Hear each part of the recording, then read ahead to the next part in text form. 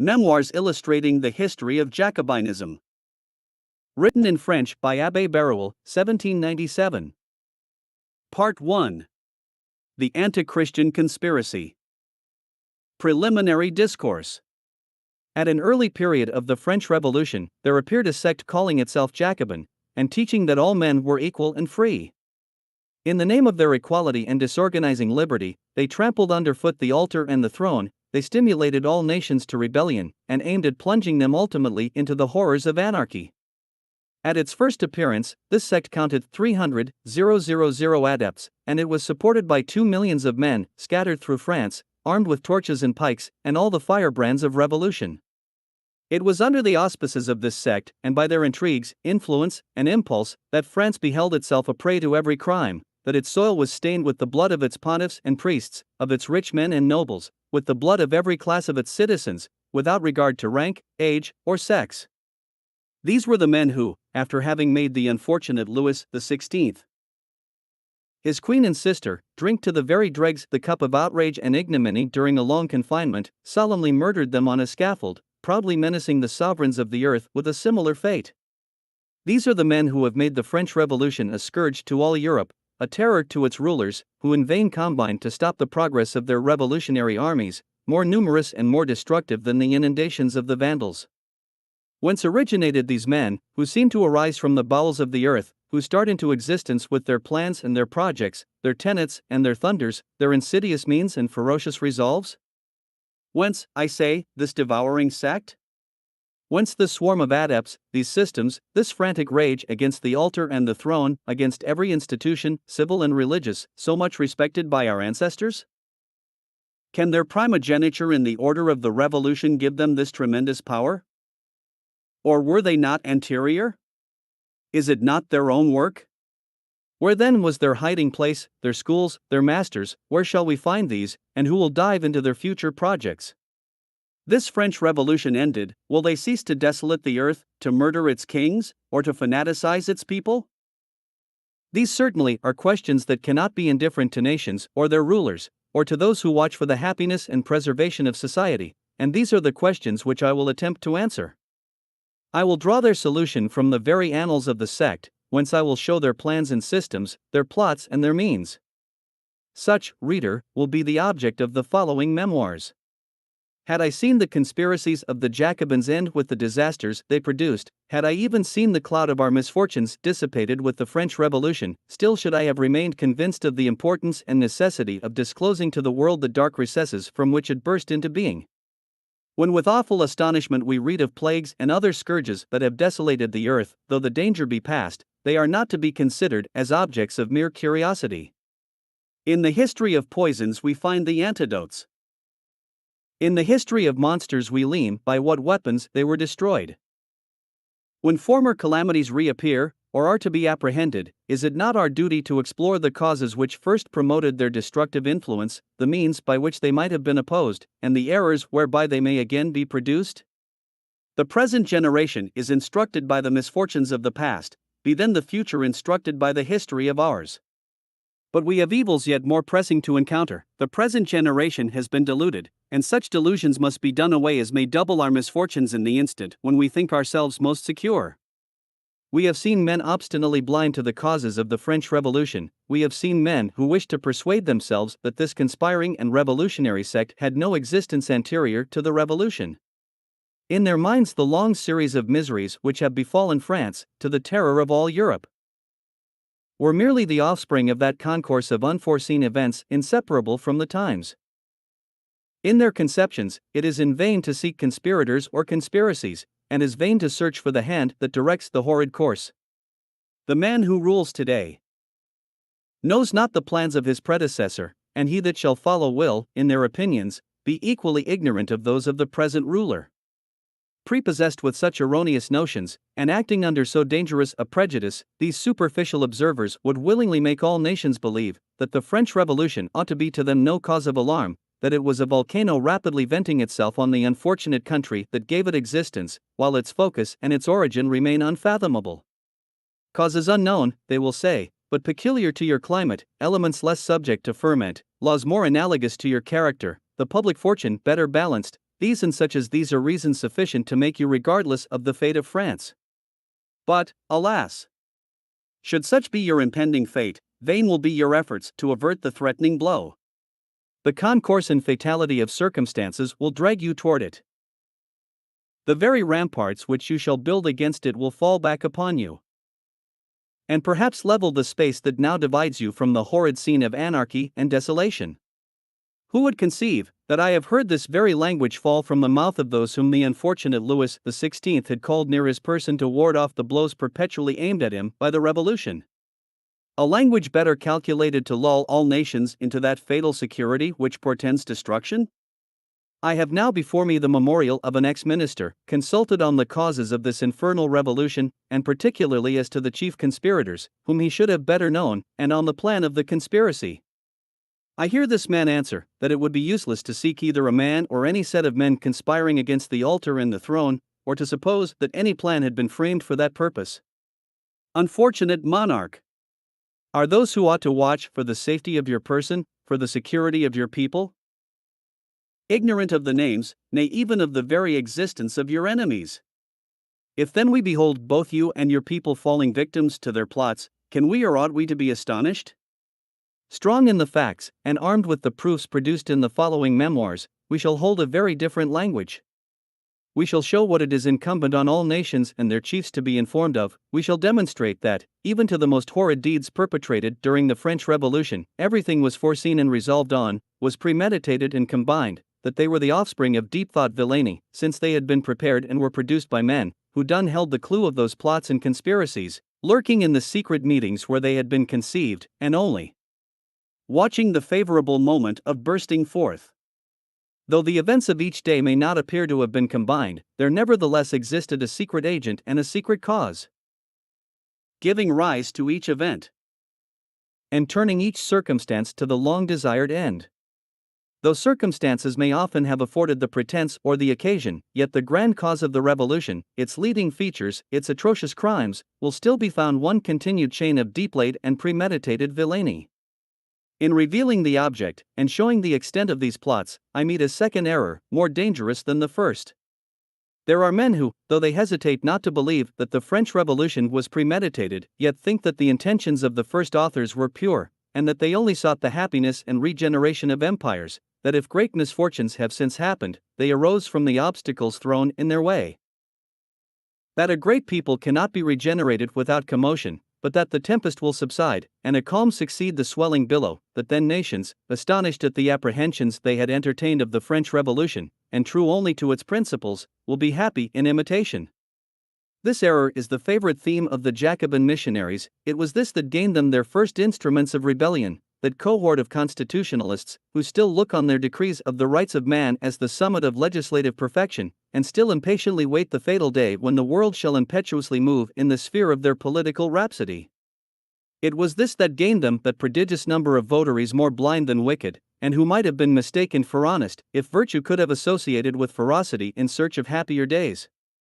It was this that gained them those men whose well-meant, though stupid credulity, misled them to believe in the necessity of the carnage of the 10th of August and of the horrid butcheries of the 2nd of September. In a word, all those men who, in the murder of 300 or 400 fellow creatures, in the extermination of millions of victims by famine, the sword, or the guillotine, seek consolation, in spite of this depopulating scourge, in the empty hope that this dreadful chain of horrors may be productive of happier days.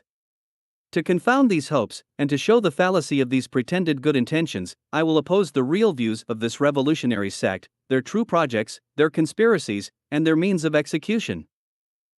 I will show them undisguised, for they must be divulged, the proofs being acquired.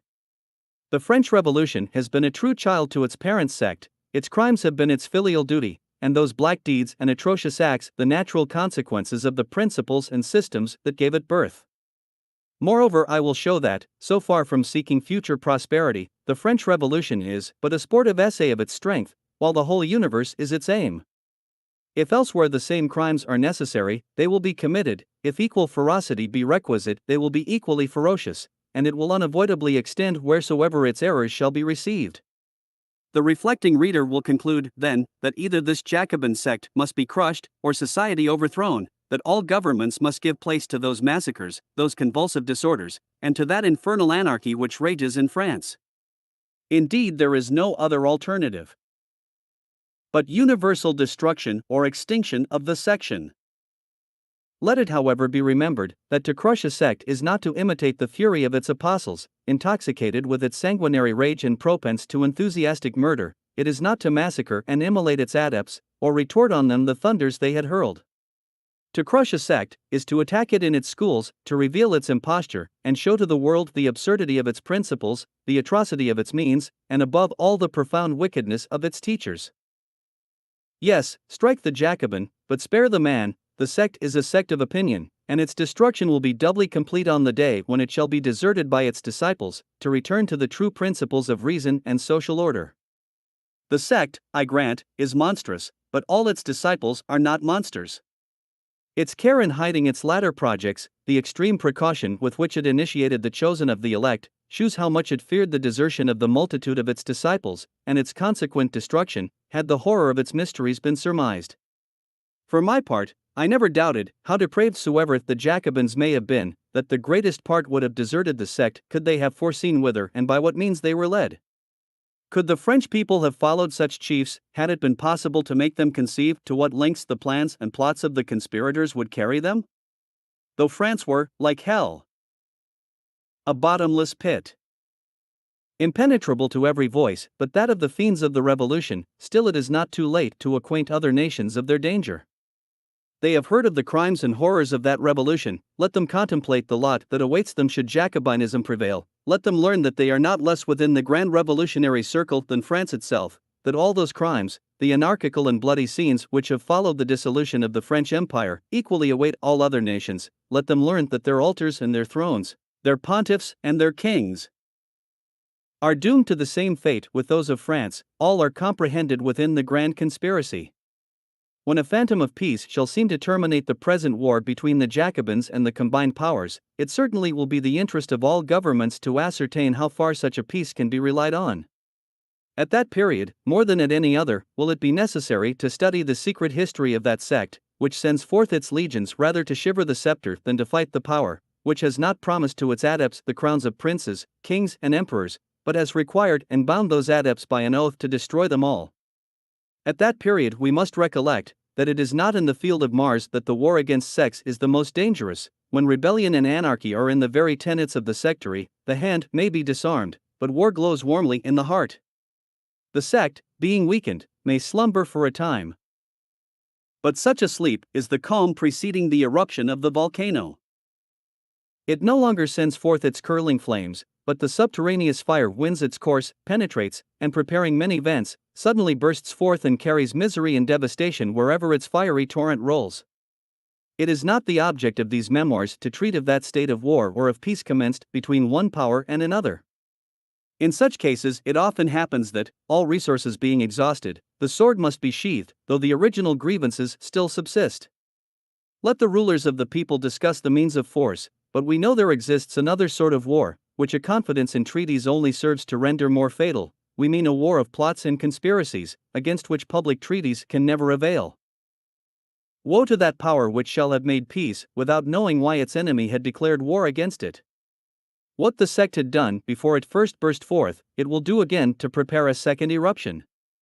In darkness it will conspire anew, and calamities still more disastrous will teach all nations that the French Revolution was only the first step towards the universal dissolution which has so long been meditating and contriving by the section.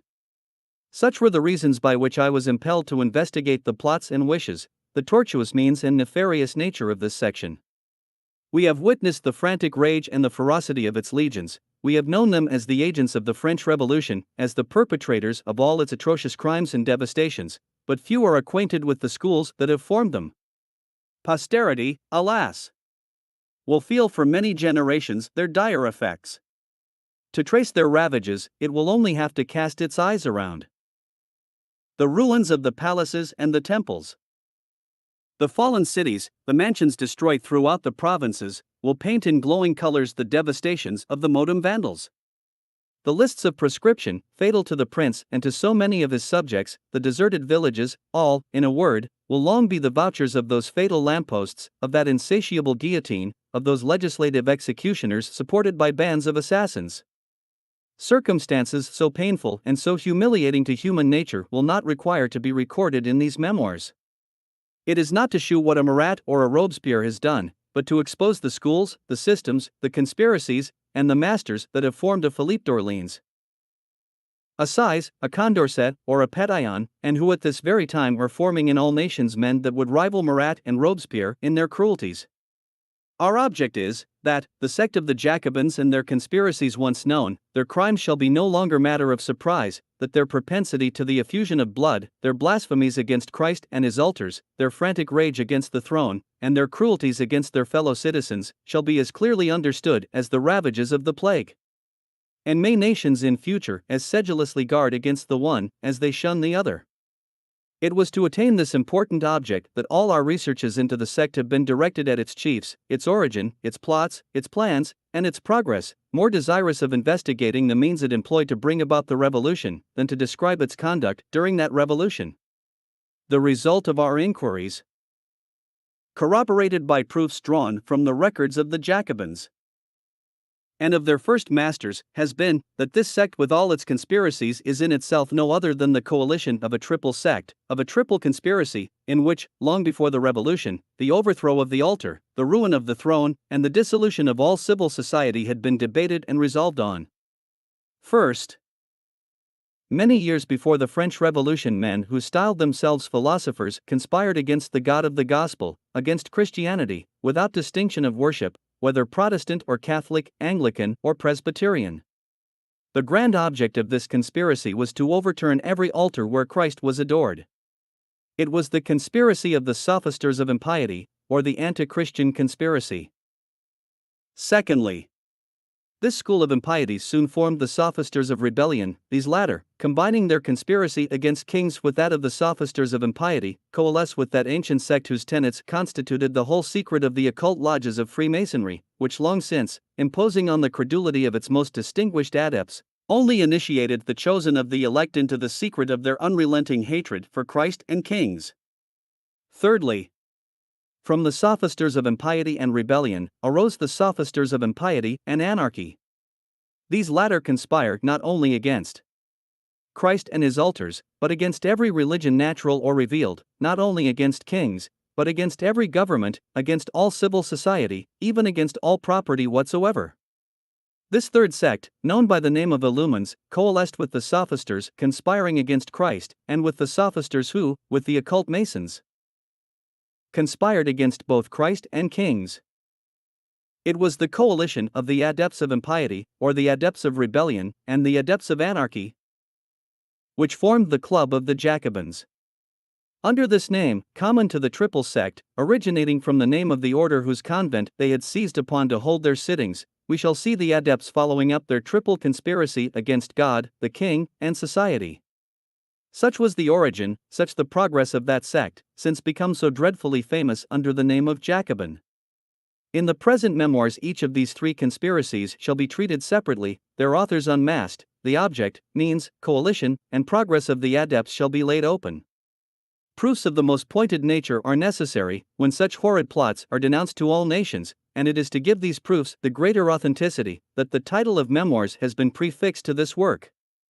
To have written the simple history of the Jacobins might have sufficed for many, but these memoirs are intended for the historian, who will find a collection of proofs, both numerous and convincing, all extracted from the records and avowals of the conspirators themselves. Strong in these proofs, we shall not fear to proclaim to all nations, that whatever their religion, whether government may be, to whatever rank they may belong in civil society, if Jacobinism triumphs, all will be overthrown, that should the plans and wishes of the Jacobins be accomplished, their religion with its pontiffs, their government with its laws, their magistrates, and their property, all would be swept away in one common mass of ruin. Their riches and their fields, their houses and their cottages, their very wives and children would be torn from them. You have looked upon the Jacobinical faction as exhausting itself in France, when it was only making a sportive essay of its strength. Their wishes and their oaths extend throughout Europe, nor are England or Germany, Italy or Spain, strangers to their intrigues. Let not the reader take this for the language of enthusiasm or fanaticism, far be such passions either from myself or my readers. Let them decide on the proofs adduced, with the same coolness and impartiality which has been necessary to collect and digest them. The order observed in the investigation of these conspiracies shall be exactly that in which they were generated. We shall therefore begin with the conspiracy against the whole religion of the gospel, and which we have styled the anti-Christian conspiracy. The Anti-Christian Conspiracy. Chapter 1. Of the principal actors in the conspiracy.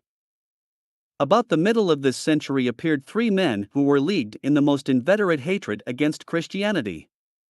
These were Voltaire, D'Alembert, and Frederick II, King of Prussia. Voltaire hated religion because he was jealous of its author, and of all those whom it had rendered illustrious, D'Alembert because his frigid heart was incapable of affection, and Frederick because he had never seen it but through the medium of its enemies. To these a fourth must be added, and this was Diderot. Hating religion because he doted on nature, and enthusiastically wedded to the chaos of his own ideas, he chose rather to build a system on chimeras and form mysteries of his own, than submit to the light of the gospel. Numerous adepts were afterwards drawn into this conspiracy, and these were generally stupid admirers or secondary agents. Voltaire was the chief, D'Alembert the most subtle agent, Frederick the protector and often the advisor, and Diderot the forlorn hope. Mary Frances Arouet was born at Paris, February 20, 1694, the son of an ancient notary of the Châtelet. Through vanity he changed his name to that of Voltaire, which he deemed more noble, more sonorous, and better suited to the celebrity at which he aimed, and never had there appeared a man with such versatile talents and such a thirst of dominion over the literary world. Gravity of manners, a contemplative mind, or a genius for discussion or deep research, unfortunately were not among the gifts which nature had lavished on him, and, more unfortunately still, in his heart were engendered all those baleful passions which render abilities dangerous. From his youth he seemed to direct them all at the overthrow of religion. While only a student of rhetoric, in the college of Louis le Grand, he drew on himself the following rebuke from his professor, the Jesuit Le Jay. Unfortunate young man, at some future day you will come to be the standard bearer of infidelity. Never was oracle more literally fulfilled. On leaving college, he neither sought nor loved any other society than that of men whose profligate morals could strengthen his infidelity. He was particularly intimate with Chaulu, the poet of voluptuousness, the Anacreon of his day, and with a few Epicureans who held their meetings at the Hôtel de Vendôme. His first essays were in satire which gave offense to government, and in tragedy, in which we should have seen the rival of Corneille, Racine, and Crebillon, had he not at the same time emulated Celsus and Porphyrius, with all the other enemies of religion. At a time when licentiousness and opinion still met with obstacles in France, he sought an asylum in England. He there found men whom the writings of Shaftesbury, commented on by Bolingbroke, had trained up to deism. He mistook them for philosophers, and was persuaded that they alone were esteemed by the English. If he was not then mistaken, opinions are since greatly changed. All those sophisters whom Voltaire extols as the glory of Great Britain, if not forgotten, are more despised than Reed. Collins and Hobbes, when remembered, are classed with Tom Paine. An Englishman's good sense does not allow him to hate religion, nor make an ostentatious display of impiety. With him nothing is less philosophical, notwithstanding his toleration and variety of creeds, than that affected hatred to Christianity which marks our sophisters, and which more particularly characterizes their plans to overthrow it. Philosophism is said to have originated in England. I deny the fact. Philosophism is the error of every man who, judging of all things by the standard of his own reason, rejects in religious matters every authority that is not derived from the light of nature. It is the error of every man who denies the possibility of any mystery beyond the limits of his reason, of every one who, discarding revelation in defense of the pretended rights of reason, equality, and liberty, seeks to subvert the whole fabric of the Christian religion. Such an error may constitute a section. The history of ancient Jacobinism demonstrates that the sect existed long since, but it was shrunk back to its dark abodes at the time when Voltaire appeared. Such an error may be that of a few individuals. Many of the same sort had been broached during the two last centuries. Numerous were the sects which had sprung from Luther and Calvin, each making its partial assault on the ancient tenets of Christianity, when at length there arose a set of men who attacked them all and would believe nothing. These were at first styled libertines, the only denomination they deserved. Voltaire might everywhere have met with some of these men, but more particularly at Paris under the regency of the Duke of Orleans, who, though himself a monster of libertinism, yet, feeling the necessity of religion to the state, would not suffer it to be impugned in their publications. It was in England, it is true, where, under their Collins and their Hobbes, the libertines first styled themselves philosophers, and assumed the character of deep thinkers, supported probably by some impious productions, which in any other part of Christendom would neither have enjoyed equal publicity nor even impunity.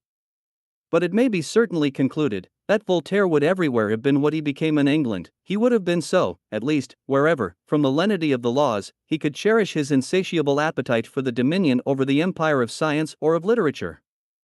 It was in vain for him to aspire at the reputation of a Bossuet or a Pascal, or to affect the blaze of genius which had shone forth in defense of religion, but, hating their cause, and envying their glory, he dared to be jealous of their God. At his empire, therefore, he levelled his blows, and would be foremost in the ranks of the philosophists.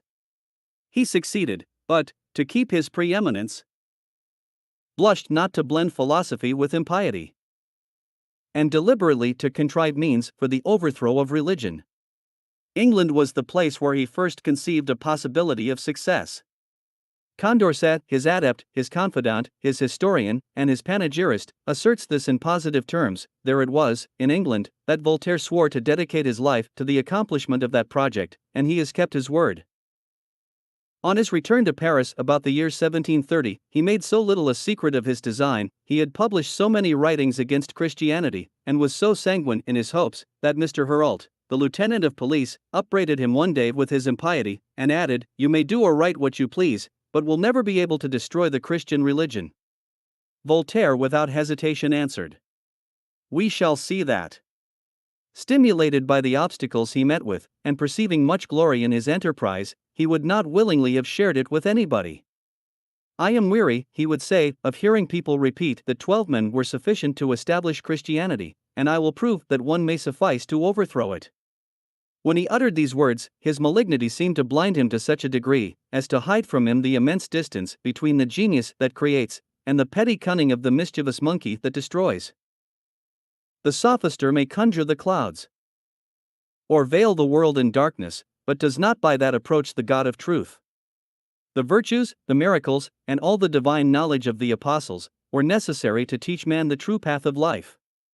Although in his outset Voltaire flattered himself that he should enjoy alone the glory of destroying the Christian religion, which was his sole object, he nevertheless soon found that associates would be necessary. He even began to fear the noise of his undertaking, and hence resolved to move in the surer, though humbler sphere of a conspirator. Already his numerous writings, either impious or obscene, had gained him many admirers and disciples, who, under the name of philosophers, prided themselves in the hatred they bore to Christianity. From these he chose D'Alembert as the most proper person to second him in his new plan of attack, and he could not have chosen better. Among the sophisters we should compare Voltaire to Agamemnon, and D'Alembert to Ulysses. If the comparison be too noble, see the latter cunning, cringing, and even yelping like the fox born of Fontenelle according to some, of Astruc the physician according to others. His birth was always a mystery to him. His mother Claudina Alexandrina Guérin de Tencin, an apostate nun from the convent of Montfleury in Dauphiny, was at the head of one of those societies of men of letters which were common in Paris, and she used to style them her beasts. Whether designed to conceal his birth or not is unknown, but certain it is that in the night between the 16th and 17th of November 1717, he was found, wrapped in swaddling clothes, in the portico of the small church of St. John, and hence obtained the name of Jean Laurent at the Foundling Hospital whither he was carried and in which he was bred. While yet a youth he enlisted under the banners of infidelity, thereby repaying with ingratitude the church that had charitably reared him. With the small sums given him for his education, he bought, like many other young men, all the profligate works written against a religion from whose proofs they impatiently flee, as wicked boys calumniate the kind master who thwarts their evil dispositions. Both his heart and mind led him to be a disciple of Voltaire, and even their diversity of character and the immense difference of talents were soon confounded in their mutual bias to infidelity, and confirmed hatred to Christianity. Voltaire was fiery, passionate, and impetuous, D'Alembert cold, reserved, prudent, and crafty. Voltaire was fond of show, D'Alembert almost feared to be seen. The one, like the chief who was obliged to mask his battery, reluctantly used dissimulation while he wished to wage open war with Christianity, and die on a heap of Christians, whom he terms bigots, immolated at his feet. The other, by instinct a dissembler, waged war like the partisan who, from behind a bush, smiles to see his enemy fall into the snares he has laid. Voltaire, transcendent in polite literature, was but superficial in mathematics. In the latter D'Alembert was profound, indeed he owed all his reputation to them, for in everything else he was a dry, finical, and confused writer, sometimes as mean and vulgar as Voltaire is noble, easy, and elegant. He would plot to turn a bad epigram, while the latter would have wittily filled whole volumes. Voltaire, impudently daring, whether for or against, would quote the scriptures, history, or the Holy Fathers, affirming, inventing, or traducing the passage as he wanted, for to wound was his only aim. D'Alembert carefully guards against the reply that may expose him, his steps mysterious and indirect conceal his design, shrinking from refutation, if attacked he flies, suppressing the fight lest he should proclaim his defeat. Voltaire on the contrary, seeks his enemies, and loudly calls to them, though 100 times defeated, he returns to the charge, though his error be refuted, he will incessantly repeat it. It is not in defeat but in flight alone that he sees disgrace, and thus after a war of 60 years we still see him ranging on the field of battle. D'Alembert seeks the smile of every little assembly, and the applause of 40 men in an academical circle constitutes his greatest triumph. While all the world, from London to St. Petersburg, from Sweden to America, to please Voltaire, must sound his fame, D'Alembert enlists from around him the secondary adepts. He trains and initiates them, directs their missions, and holds petty correspondences. Voltaire will conjure kings, emperors, ministers, and princes against his God, all must do homage to the Sultan of Infidelity. Among these latter personages history must distinguish that Frederick, which as yet it has only known by titles glorious to monarchs, whether conquerors or rulers. In this Frederick too, the Solomon of the North according to the sophisters, we see two distinct men. First that king of Prussia, that hero less worthy of our admiration displaying his vast military talents in the field of victory, than as the father of his people, giving life to agriculture and energy to commerce, protecting the arts, and counterpoising in some sort, by the justice and wisdom of his administration, exploits perhaps more brilliant than just. In the second, so beneath the monarch, we see the sophister, the philosophic pedant, the conspirator of infidelity. Less cruel and enthusiastic indeed than Julian the Apostate, but much more artful and perfidious.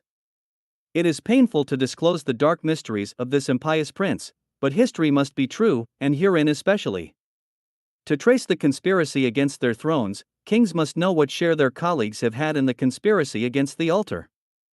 Frederick, born with a mind worthy of a Celsus or his school, had not the help of a Justin or a Tertullian to guide his steps in religion, and unfortunately was surrounded by its calumniators. While only Prince Royal he was in correspondence with Voltaire, chiefly on religion or metaphysics, and even at that early age it appears he deemed himself a philosopher, for he says, "To speak with my usual freedom, I must confess to you, that whatever regards the God-made man displeases me in the mouth of a philosopher, who should be above popular error. Leave to the great Corneille, when doting and falling back to childhood, the insipid talk of versifying the imitation of Christ, and whatever you may give us, let it be your own. We may speak of fables, but merely as fables, and a profound silence in my opinion should be kept concerning those fables of the Christians which have been sanctified by time and the credulity of the absurd and stupid." Even in his first letters we find, with the ridiculous pride of a pedantic king, all the versatility and hypocrisy of a sophister. Frederick denies, when Voltaire supports liberty. With Voltaire, man is a pure machine. Frederick then maintains that man is free. In one place we are free, precisely because we can form a clear idea of freedom. In another, man is all matter, yet one can hardly form, though it were with Frederick's own versatility, a more absurd idea than that of matter thinking, free, or arguing. He upbraids Voltaire with the praises that he had bestowed on Christ, and 3 years after is not ashamed to write, "For my part, I own that, Whatever people may enlist under the banners of fanaticism, I never shall. I may indeed compose a few psalms to raise a good opinion of my orthodoxy. Socrates incensed the household gods, so did Cicero, and he was not credulous. We must give way to the fancies of a frivolous people, in order to avoid blame and persecution, for, after all, what is most desirable in the world is to live in peace. Let us then fight foolishly with fools, that we may live quietly. The same Frederick had written that the Christian religion yielded none but poisonous weeds, and Voltaire had congratulated him as having above all princes fortitude of soul, with sufficient perspicacity to see that for the 1700 years past the Christian sect had never done anything but harm. Though we afterward find him the opponent of that work of philosophic insight, or rather of infamous profligacy, the System of Nature. One might be tempted, he says, to suspect its author of want of sense and skill when, calumniating the Christian religion, he imputes to it failings that it has not. How can he with truth assert that religion can be the cause of the misfortunes of mankind? He would have been more correct had he simply said that men from ambition and self-interest, concealed under the veil of religion, had sought to disturb the world and gratify their passions.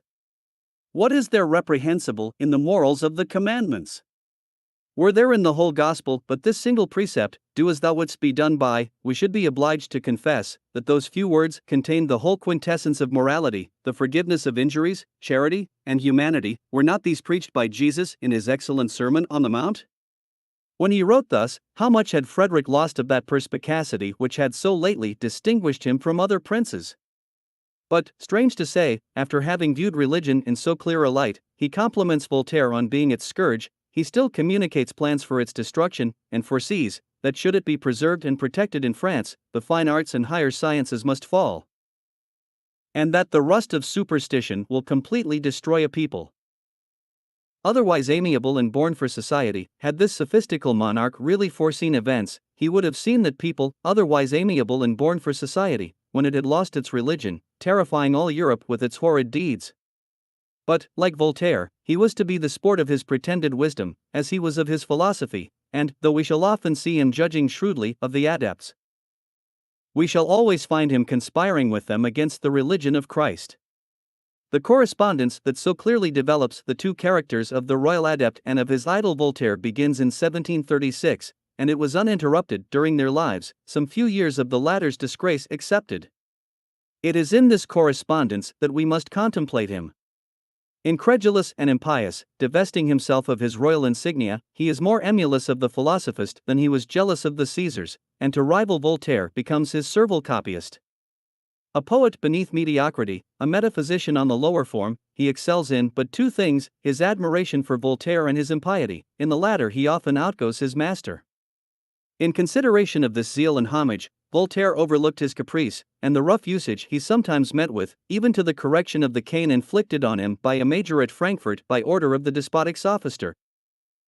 It was too essential that the sect should secure at any expense the support of a royal adept.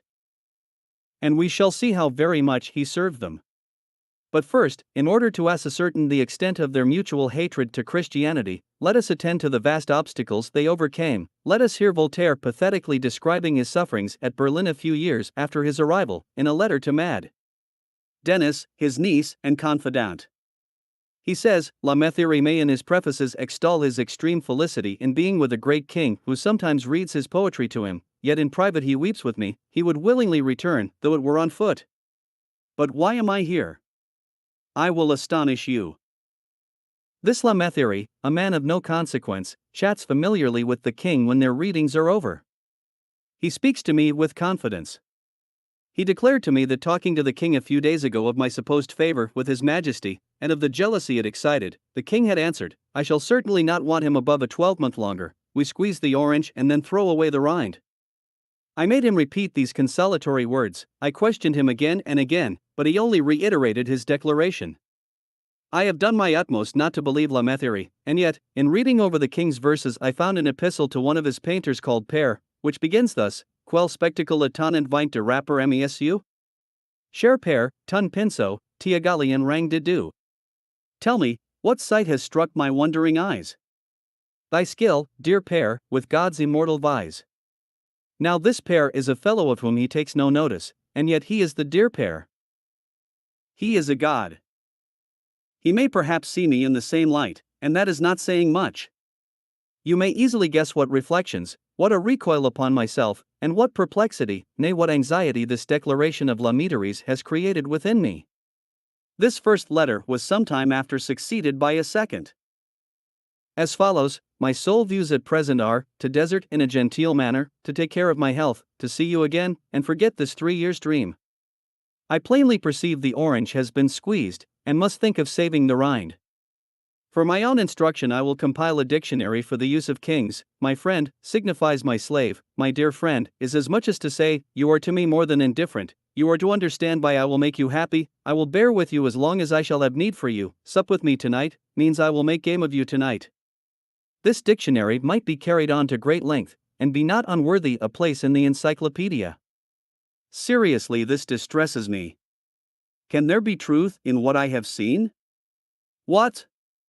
Delight in making mischief among those that five with him.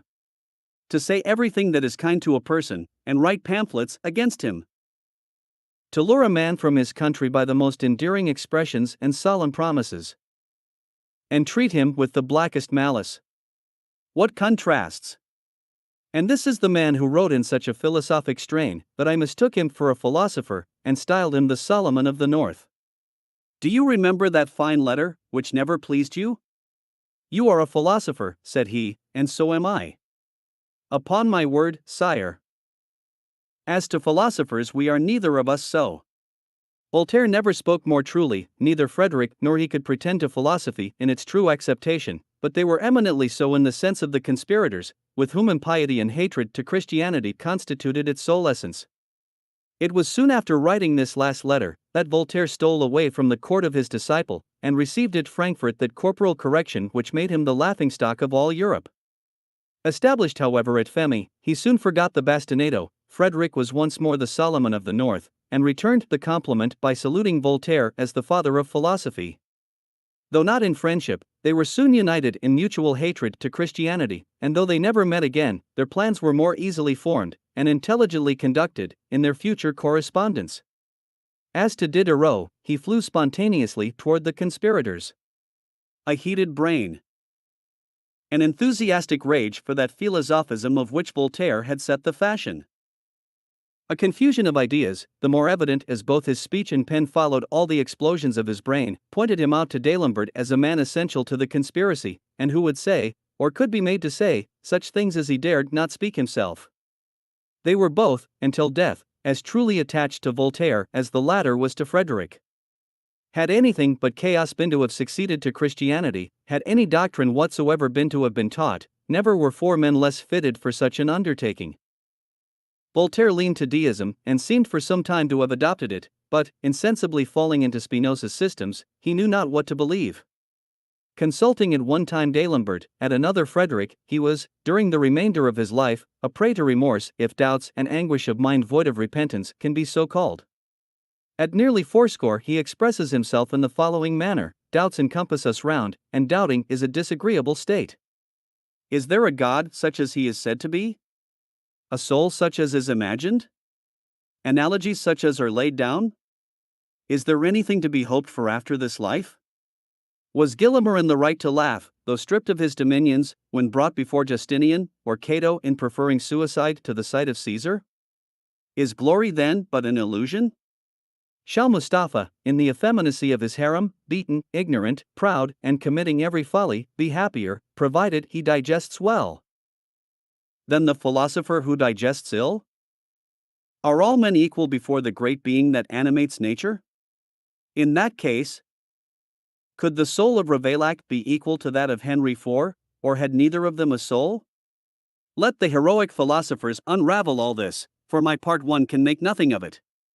D'Alembert and Frederick, being alternately pressed by these questions, answered each after his own way.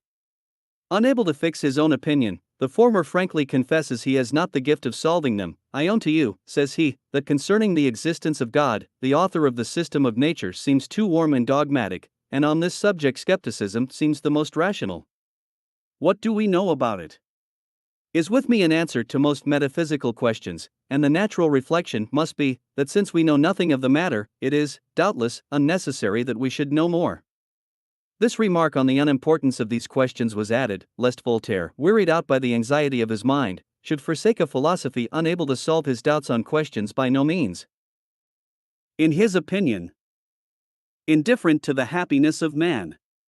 Voltaire still insists, but D'Alembert, continuing in the same style, says, no, in metaphysics, appears to me not much wiser than yes, and non liquet, it is not clear, is generally the only rational answer.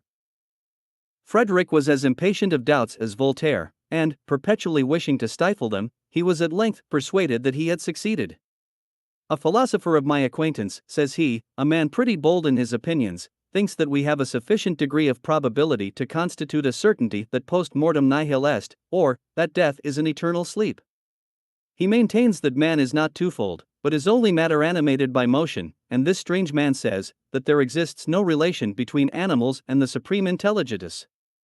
This bold philosopher, this strange man, was Frederick himself, and a few years after he makes no secret of it, for he more decidedly writes, I am well convinced that I am not twofold, hence, I consider myself as a single being.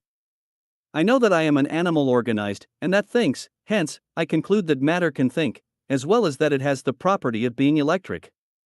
Verging toward his grave, but wishing to inspire Voltaire with confidence, he writes again, the gout has successively run over all my body. Our frail machine must needs be destroyed by time, which consumes everything, my foundations are undermined, but all this gives me very little concern. As to the fourth hero of the conspiracy, the famous Diderot, he is the very person whose decisions against God D'Alembert has found too warm and dogmatic, though oftentimes, in the same work, we find him, after deciding against the deist, arguing in the same peremptory manner for or against the skeptic and the atheist. But whether writing for or against a God, he always appears free from doubts or anxieties. He fairly wrote what he thought at the moment, whether he crushed the atheists with the weight of the universe, and asserted that the eye of a mite, the wing of a butterfly, was sufficient to defeat them, or declared that glorious display did not give him even the most distant idea of anything divine, and that this universe was but the fortuitous result of motion and matter, whether, when the existence of God was to be left in doubt, skepticism at all times and in all places could alone preserve us from the two opposite excesses, or he prays God for the skeptics, because he sees they all want light. Whether, in short, to form a skeptic, it was necessary to have a head as well organized as that of Montaigne the philosopher. Never was a man more peremptory when affirming or denying any point, more perfectly void of constraint or care, or more impervious to remorse, for he was a perfect stranger to them even when asserting positively that between him and his dog he knows of no other difference but their dress. With these extravagancies in their religious opinions, we find Voltaire impious and tormented by his doubts and ignorance, D'Alembert impious, but calm in his, while Frederick, impious and triumphant, or thinking he had triumphed over his ignorance, left God in heaven, provided there were no souls on earth, and Diderot, by turns atheist, materialist, deist, and skeptic, but ever impious, ever frantic, was the better fitted for the various parts he was doomed to act. Such were the men whose characters and whose errors were necessary to be known, in order to ascertain the conspiracy of which they were the chiefs, of the existence of which we shall give undeniable proof, define its precise object, and unfold its means and progress. Chapter 2. Of the existence, object, and extent of the anti-Christian conspiracy. To say that there existed against the Christian religion a conspiracy, of which Voltaire, D'Alembert, Frederick II, King of Prussia, and Diderot were the prime authors and instigators, is not merely saying that each of them individually was an enemy, and that their writings tended to the destruction of the religion of Christ, for, both before and after them, we have seen enemies of this same religion seeking to diffuse, by their writings, the venom of infidelity. France has had her Bell and her Montesquieu, the first a true sophister, undecided in his principles, and supporting the pro and con with equal facility, but destitute of that hatred which constitutes the conspirator, and leads him to seek accomplices. The latter was but a youth when he wrote his Persian letters, and had no fixed principle against that faith, to which he was one day to do homage, by declaring that he always respected religion, and that he looked on the gospel as the fairest gift that God had bestowed on man. England has seen her Hobbes, her Wollastons, and her Collins, with many other disciples of infidelity, but each of these sophisters was impious in his own way. They sought not to league together. though Voltaire and Condorcet strongly assert the contrary. Each made his partial attack on Christianity from his own heated brain, and that is not sufficient to constitute a conspiracy. In order to prove a real conspiracy against Christianity, we must not only point out the wish to destroy, but also the secret union in correspondence and the means employed to attack, debase, or annihilate it. When, therefore, I name Voltaire and Frederick Diderot and D'Alembert as the chiefs of this anti-Christian conspiracy, I not only mean to shew that each individual had impiously written against Christianity, but that they had formed the wish, and had secretly concurred in that wish, to destroy the religion of Christ, that they had acted in concert, sparing no political nor impious art to effectuate that destruction, that they were the instigators and conductors of those secondary agents whom they had misled, and followed up their plans and projects with all that ardor and constancy which denotes the most accomplished conspirators.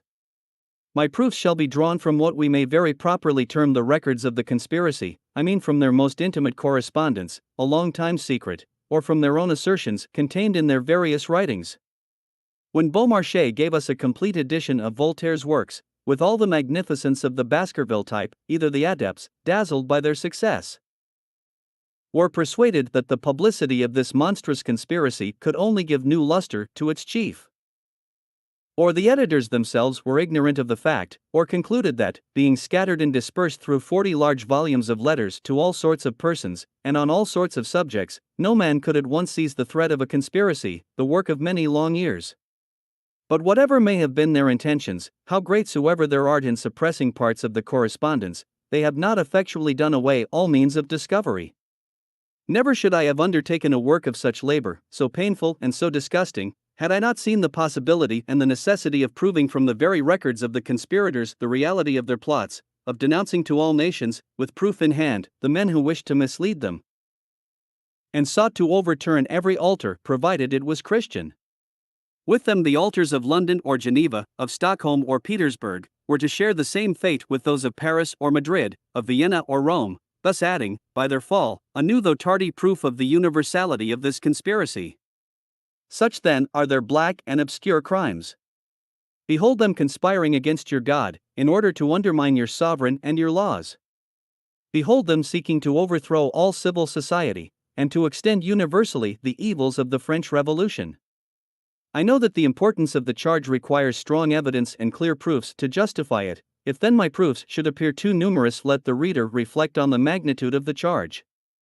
In all conspiracies we find a secret language, or a watchword, which, though unintelligible to the vulgar, perpetually recalls the object to the mind of the conspirator. The words chosen by Voltaire must have been dictated by some fiend of hatred or of frantic rage, and what words? Crush the wretch.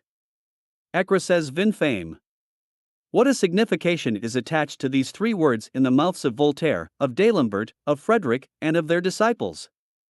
They mean crush Christ, crush the religion of Christ, crush every religion that adores Christ. O readers! Restrain your indignation till you have seen the proof. When Voltaire complains that the adepts are not sufficiently united in the war which they wage against the wretch, and wishes to revive their zeal, he recalls to their minds the hopes and projects he had conceived so early as 1730, when the lieutenant of the police of Paris warned him that he would not succeed in overturning the Christian religion, and when he daringly answered, "We shall see that." When exulting in the success of the war and progress of the conspiracy against the wretch, he triumphs in the idea that in Geneva, Calvin's own town, there are but a few beggarly fellows who believe in the consubstantial. When he wishes, during this war against the wretch, to give his reasons for tolerating the Socinians, it is, he says, because Julian would have favored them, and he hates what Julian hated, and despises what he, Julian, despised. What, let us ask, is this hatred, common to the Socinians and to Julian the apostate, if not their hatred to the divinity of Christ? What is meant by the consubstantial fallen into disrepute, if not Christ? Or, how can the word wretch be otherwise interpreted in the mouth of him that is said? I am weary of hearing people repeat that 12 men have been sufficient to establish Christianity, and I will prove that one may suffice to overthrow it, in the mouth of a man who, in his intrigues against the wretch, exclaims, could not 5 or 6 men of talents, and who rightly understood each other, succeed after the example of 12 scoundrels who have already succeeded?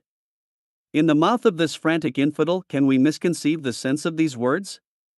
The 12 apostles are called 12 scoundrels, and their divine master a wretch. I may dwell too long on the proofs, but the charges are too heinous to pass them over lightly.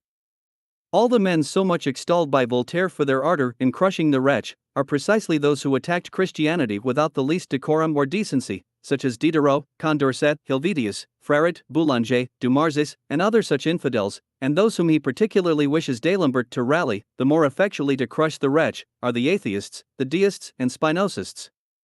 Against whom then will the atheist, the deist, and the Spinocist coalesce, but against the God of the Gospel?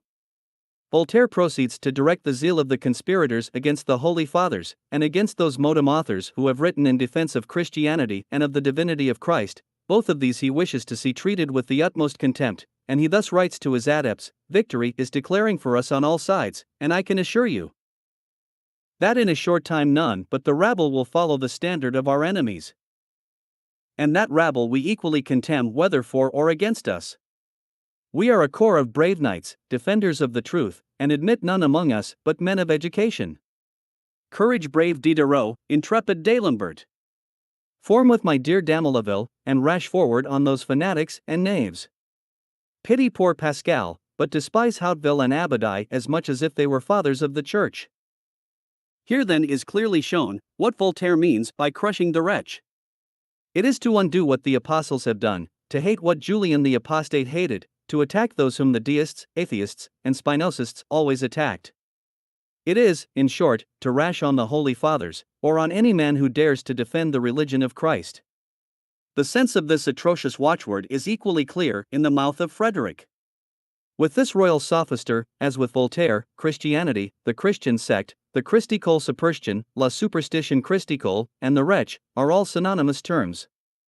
With him, as with Voltaire, the wretch yielded none but poisonous weeds. The best writings against the wretch are precisely the most impious, and if any in particular deserve his highest esteem, it is that since Celsus, nothing so striking had been published against Christianity. The fact is that Boulanger, unfortunately more known by his impiety than by his conversion, is still superior to Celsus himself. As to D'Alembert, we may see that though he seldom uses this shocking word, he was well acquainted with its meaning. This is evident by his answers to Voltaire, by the means he suggests, and by the writings he approves and seeks to circulate as fittest to crush the wretch, which writings are precisely those that most directly tend to eradicate religion from the minds of the people. We may see, when, wishing to shew his zeal for the progress of the conspiracy against the wretch, he professes his eagerness to support Voltaire, and his sorrow that from local circumstances he cannot speak with the same freedom against Christianity. His expressions and the numberless letters hereafter quoted will leave no more doubt of him than of Voltaire or Frederick. Such was the general acceptation of the watchword among all the conspirators. Condorcet, indeed, laying aside the word wretch, positively asserts that Voltaire had sworn to crush Christianity, and in Mercier says, to crush Christ. That the views of the conspirators were to crush Christ is not too strong an expression. In the extent of their projects no shadow of his worship was to remain. It is true that among the Christians they honored the Church of Rome with their chief hatred. But Luther and Calvin, the churches of England and of Geneva, though separated from Rome, had retained their belief of Christ, and were therefore to share the fate of the former. The whole gospel of Calvin is ridiculed by Voltaire as the fooleries of Jean Chauvin, and it is of these fooleries that he speaks when, writing to D'Alembert, he says, in Calvin's own town, Geneva, there were but a few beggarly fellows who believed in the consubstantial, that is to say, who believed in Christ. He particularly exults in the approaching fall of the Church of England when he extols the English truths, that is, the impieties of Hume, and when he thought himself authorized to write, that in London Christ was spumed. Those disciples who paid him the homage of their philosophic science, adopting his style, write thus, I don't like Calvin, he was intolerant and poor. Servetus fell a victim to him, and it is a fact that he is no more spoken of at Geneva than if he had never existed. As to Luther, though he had not much wit, as is easily perceived in his writings, he did not persecute, he only loved wine and women. It is observable that for a considerable time the conspiring sophisters found particular satisfaction in their successes against the Protestant churches. With what excessive joy would Voltaire write? That England and Switzerland were overrun with men who hated and despised Christianity as Julian the Apostate hated and despised it. And that from Geneva to be not a Christian was to be found. Frederick, on his side, writes with equal joy, "In our Protestant countries we go on much brisker." Such was the extent of this conspiracy, it was to overturn every altar where Christ was adored. A superficial historian might have been misled by seeing the adepts solicit, more than once, the recall of the Protestants into France, but at the very time that Voltaire is expressing how much he laments to see the petition made by the minister Choiseul rejected, he hastens to add, fearing that his disciples might imagine he wished to spare the Huguenot more than the Catholic, that the Huguenots and the Calvinists are not less mad than the Sorbonnists or the Catholics. That they were even raving mad, nay, sometimes he saw nothing more atrabilious and ferocious than the Huguenots.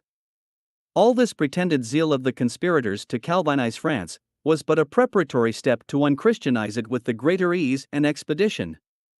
We may trace the ground of their intended progress in the following words of D'Alembert to Voltaire: "For my part, one see everything in the brightest colors. Already I behold toleration established, the Protestants recalled, the priests married, confession abolished, and fanaticism crushed, without its being perceived."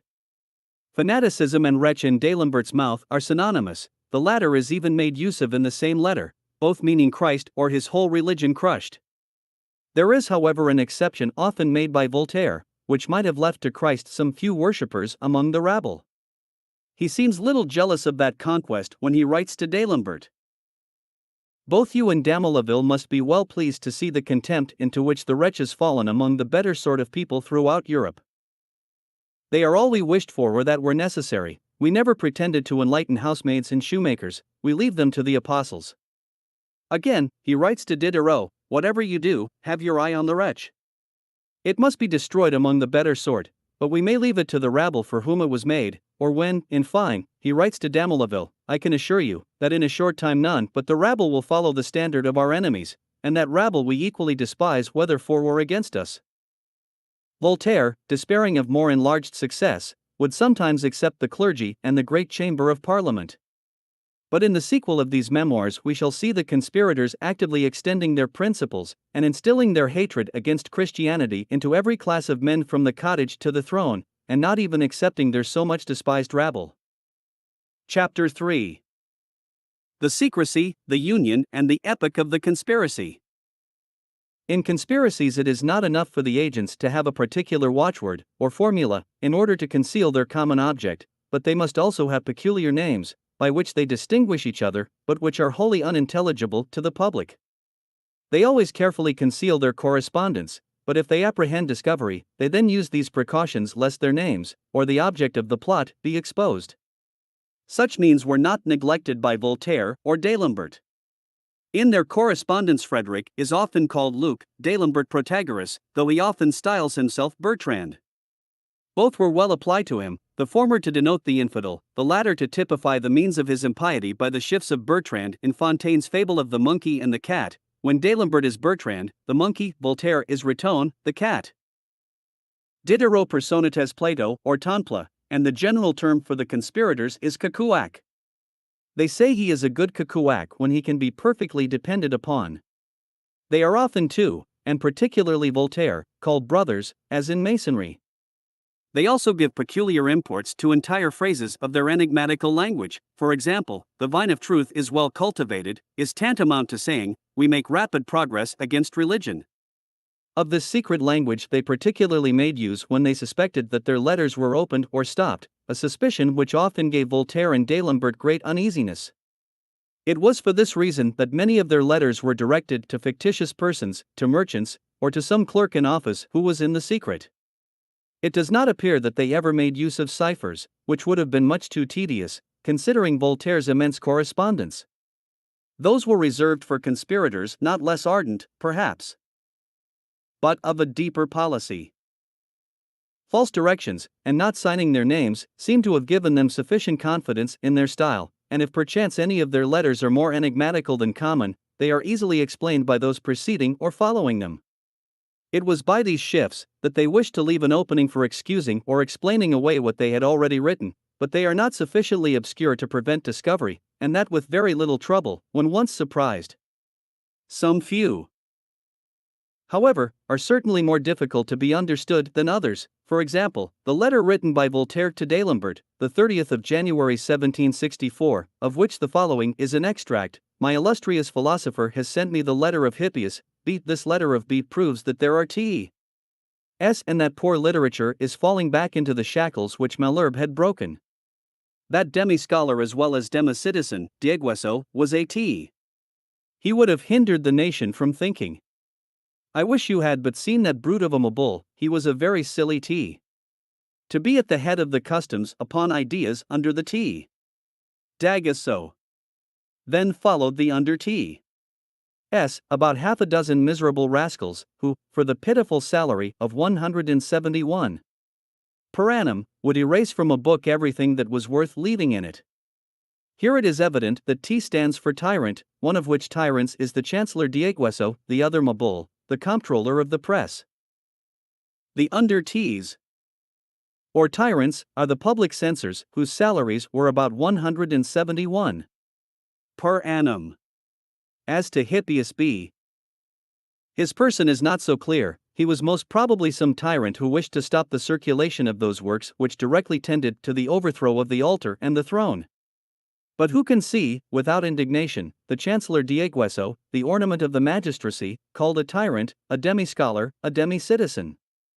It is, however, for Berenson Voltaire not to abuse him more grossly. We must expect to see him and D'Alembert, throughout this correspondence, lavishing the lowest terms of blackguardism on every man who differs from them in opinion, whatever be his merits in other respects, but especially on those who labored for or wrote in defense of religion.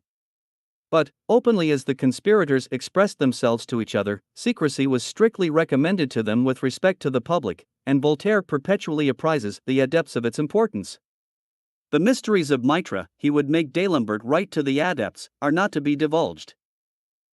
The monster, religion, must fall. Pierced by 100 invisible hands, yes, let it fall beneath 1,000 repeated blows. This secrecy, however, was not to be so much with respect to the object of the conspiracy, as the names of the conspirators, and the means they employed, for it was impossible for the rancorous hatred of Voltaire to disguise the wish of annihilating Christianity. But he had to fear on one side the severity of the laws, and on the other the contempt and infamy which would certainly attach to himself and his disciples, for the impudence of their falsehoods and the effrontery of their calumnies, had it ever been possible to trace their authors and abettors. It is not the fault of history if it be obliged to represent the chief of the conspiracy as at once the most daring and most unrelenting in his hatred to Christ, yet the most desirous of concealing his attacks. Voltaire, secretly conspiring and masking his means, is the same man as when bold and blaspheming. He is the same sophister, whether openly attacking the altars of his God, veiling the hand that strikes, and seeking in the dark to undermine the temple. It is hatred that fires his rage, and the same hatred that leads him through the tortuous ways of the conspirator. To unmask this dissimulating man shall be a leading object in the following memoirs. In his character of chief, the mysteries of Mitra, as well as the intrigues of the conspirators, could be of no small concern to him, and the following were his secret instructions: confound the wretch to the utmost of your power, speak your mind boldly, but when you strike conceal your hand. You may be known. I am willing to believe there are people sufficiently keen-scented, but they will not be able to convict you. The Nile is said to spread around its fertilizing waters, though it conceals its head. Do you the same, and you will secretly enjoy your triumph. I recommend the wretch to you. We embrace the worthy knight, and exhort him to conceal his march from the enemy.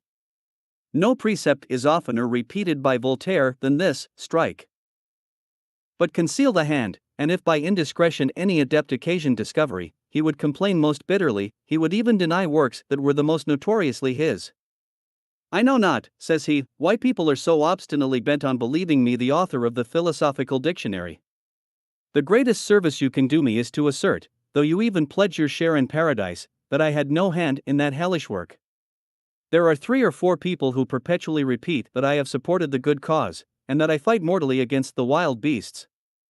It is betraying one's brethren to praise them on such an occasion. Those good souls bless me, but they also ruin me. It is certainly his, they say, it is his style and manner. Ah, my brethren, what fatal words! You should on the contrary cry out in the public streets, it is not he. Jor the monster must fall pierced by 100 invisible hands, yes, let it fall beneath 1,000 repeated blows. It was in this art of secrecy and the skill of concealing his steps that D'Alembert so much excelled. Him it was that Voltaire recommended to the brethren for imitation, as the hope of the flock. He is daring, would he say to them, but not rash. He will make hypocrites, that is, religious men, tremble, without giving any hold against himself.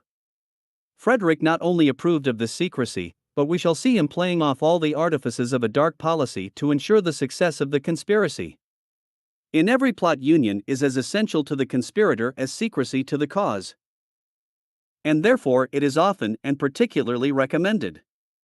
Among others, we find the following instructions: "Oh, my philosophers, we should march closed, as did the Macedonian phalanx, which was only vanquished when it opened.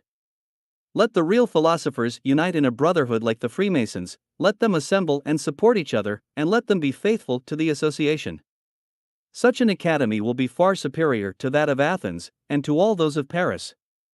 If any dissension, by chance, happened among the conspirators, the chief immediately wrote to appease them. "Ah, my poor brethren," he would say, "the primitive Christians behave themselves much better than we do.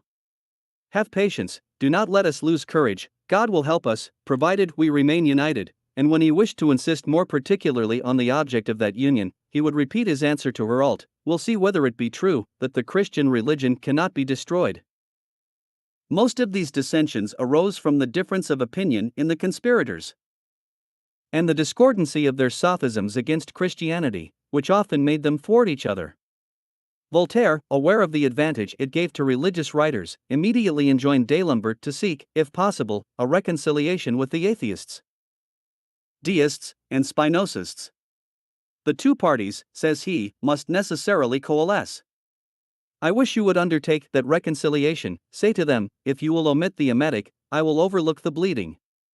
This premier chief, always fearful lest their ardor should subside, and wishing to animate their zeal, would write to the other chiefs: "I fear you are not sufficiently zealous, you bury your talents, you seem only to contemn while you should abhor and destroy the monster. Could not you crush him in a few pages, while you modestly hide from him that he falls by your pen? It was given to Meleager to kill the boar. Hurl the javelin, but hide your hand. Comfort me in my old age." He would write to a young adept, who might be dejected through ill success: "Courage. Do not suffer yourself to be dejected." Again, to bind them by the strongest ties of interest, he would tell them, through the medium of D'Alembert, such as our state, that we shall be the execration of mankind if we have not the better sort of people on our side. We must therefore gain them, cost what it will, labor then in the vineyard, and crush the wretch. Oh, crush the wretch. Thus clearly is every distinctive mark of the conspirator, as enigmatical language, a common and secret wish, union, ardor and perseverance, to be seen in these first authors of the war against Christianity. Hence the historian is authorized to represent this coalition of sophisters as a real conspiracy against the altar. At length Voltaire not only avows it, but wishes every adept to understand that the war of which he was the chief was a true plot, and that each individual was to act the part of a conspirator.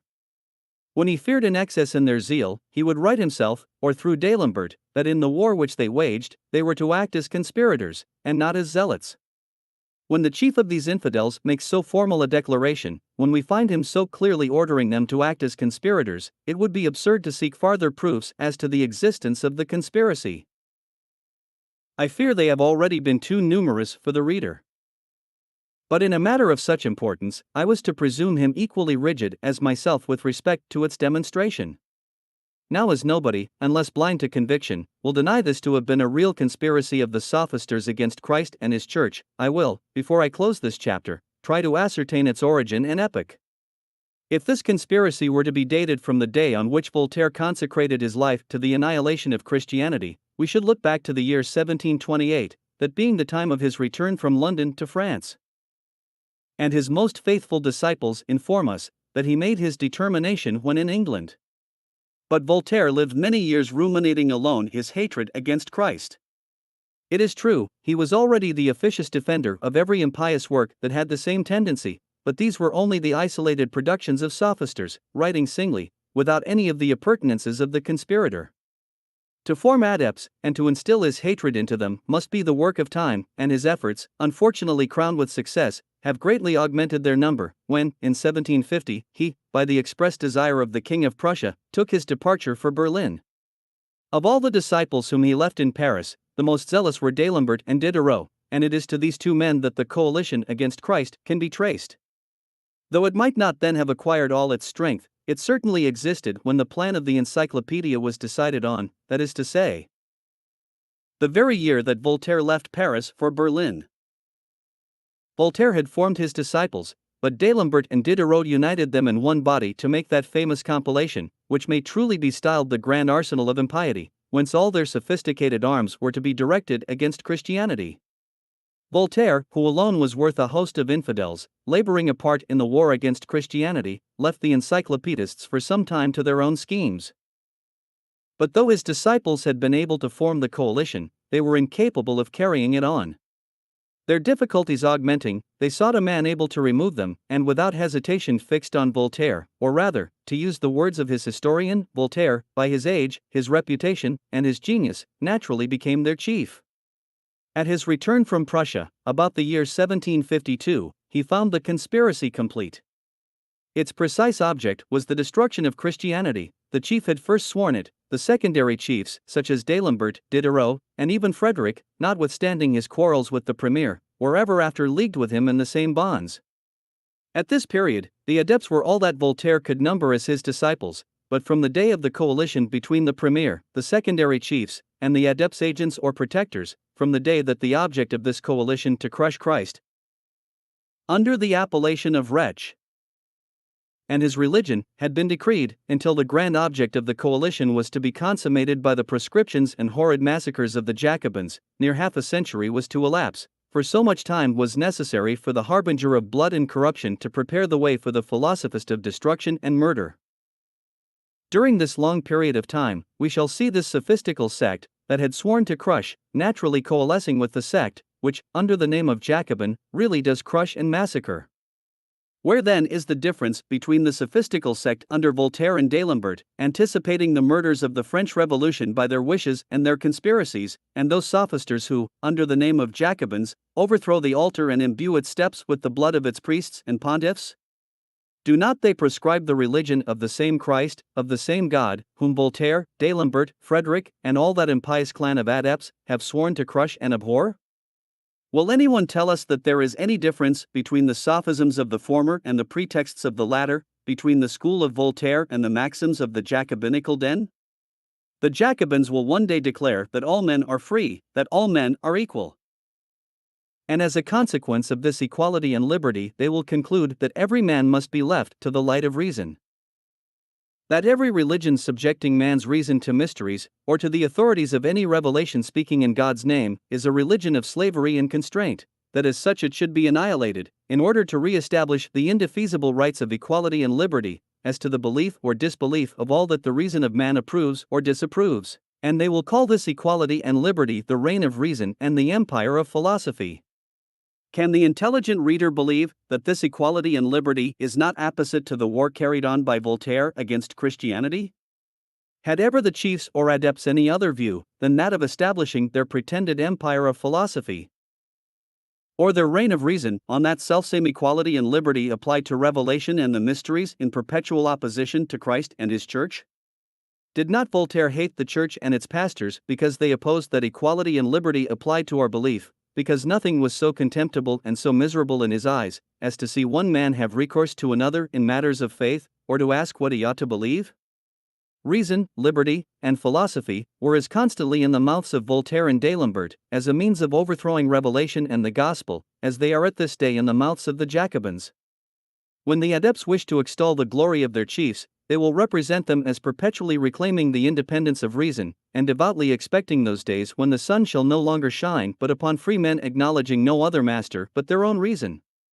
When therefore, on the ruins of the temple, the Jacobins shall have erected the idol of their reason, their liberty, or their philosophy, will they have fulfilled any other wish, confirmed any other oath, than that sworn by Voltaire and his adepts?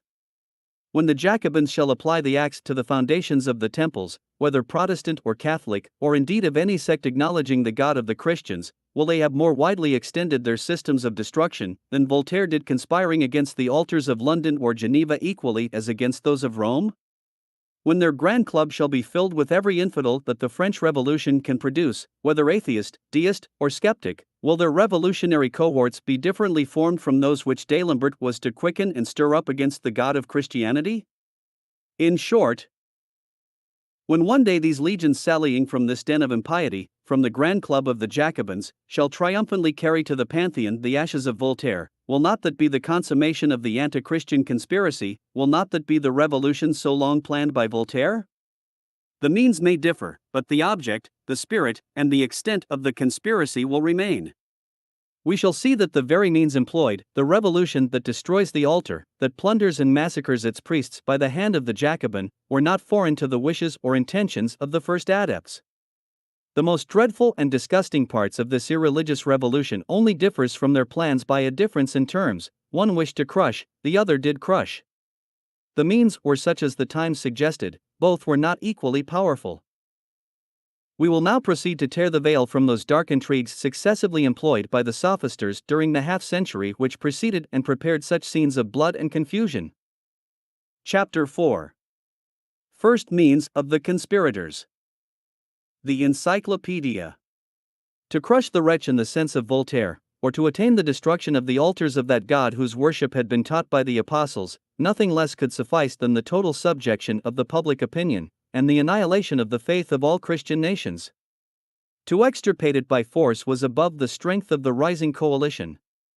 Force was only to be resorted to when, by a revolution in all religious ideas, things had been brought to that state in which our Jacobin legislators found them, or when, by infidelity, the courts, the senates, the armies, in short, men of all descriptions, had been gained over to a blind confidence in and submission to their sophistry. Indeed, the necessary growth of impiety and corruption supposed too long a period for Frederick or Voltaire ever to flatter themselves with the hope of seeing it. It was then too early for them to grasp the falchion of the butchering Jacobin, nor must we expect, in the following pages, to read of guillotines, or forced requisitions in battle array against the altars of Christianity. In the beginning their intrigues are hidden and silent, slow and tortuous, but more insidious from their secrecy, more certain from their slowness. The public opinion was to perish, as it were, by inanition, before they dared lay the axe to the altar. This mode of proceeding, we find, is perfectly understood by Frederick when he writes to Voltaire that to undermine the edifice in silence is to oblige it to fall of itself. And still better understood by D'Alembert, when, upbraiding Voltaire with being too hasty, he says, "If mankind grow enlightened, it is because we have used the caution to enlighten them by degrees." Convinced of the necessity of this gradation, D'Alembert bethought himself of the Encyclopedia as the grand means of philosophizing mankind and of crushing the wretch. His project is no sooner conceived than it is enthusiastically adopted by Diderot, and Voltaire more than once animated their drooping courage by his constant attention to the undertaking. To judge of what prodigious importance the success of this famous dictionary was to conspiring chiefs, we must be acquainted with its plan, the method of its execution, and how it was to become the infallible agent of infidelity, and its most powerful weapon in perverting the public opinion, and overturning all the principles of Christianity. The Encyclopedia is at first ushered into the world as the aggregate, the complete treasure of all human arts and sciences, of religion, divinity, physics, history, geography, astronomy, and commerce, in a word, of whatever can constitute a science, of poetry, oratory, grammar, painting, architecture, manufactures, and whatever can be the object of useful or pleasing arts. This great work was to comprehend the very minutiae of different trades. From the manufacturer to the laborer, it was to be of itself an immense library, and to supply the place of one. It was to be the work of scientific men, the most profound in every branch that France could produce.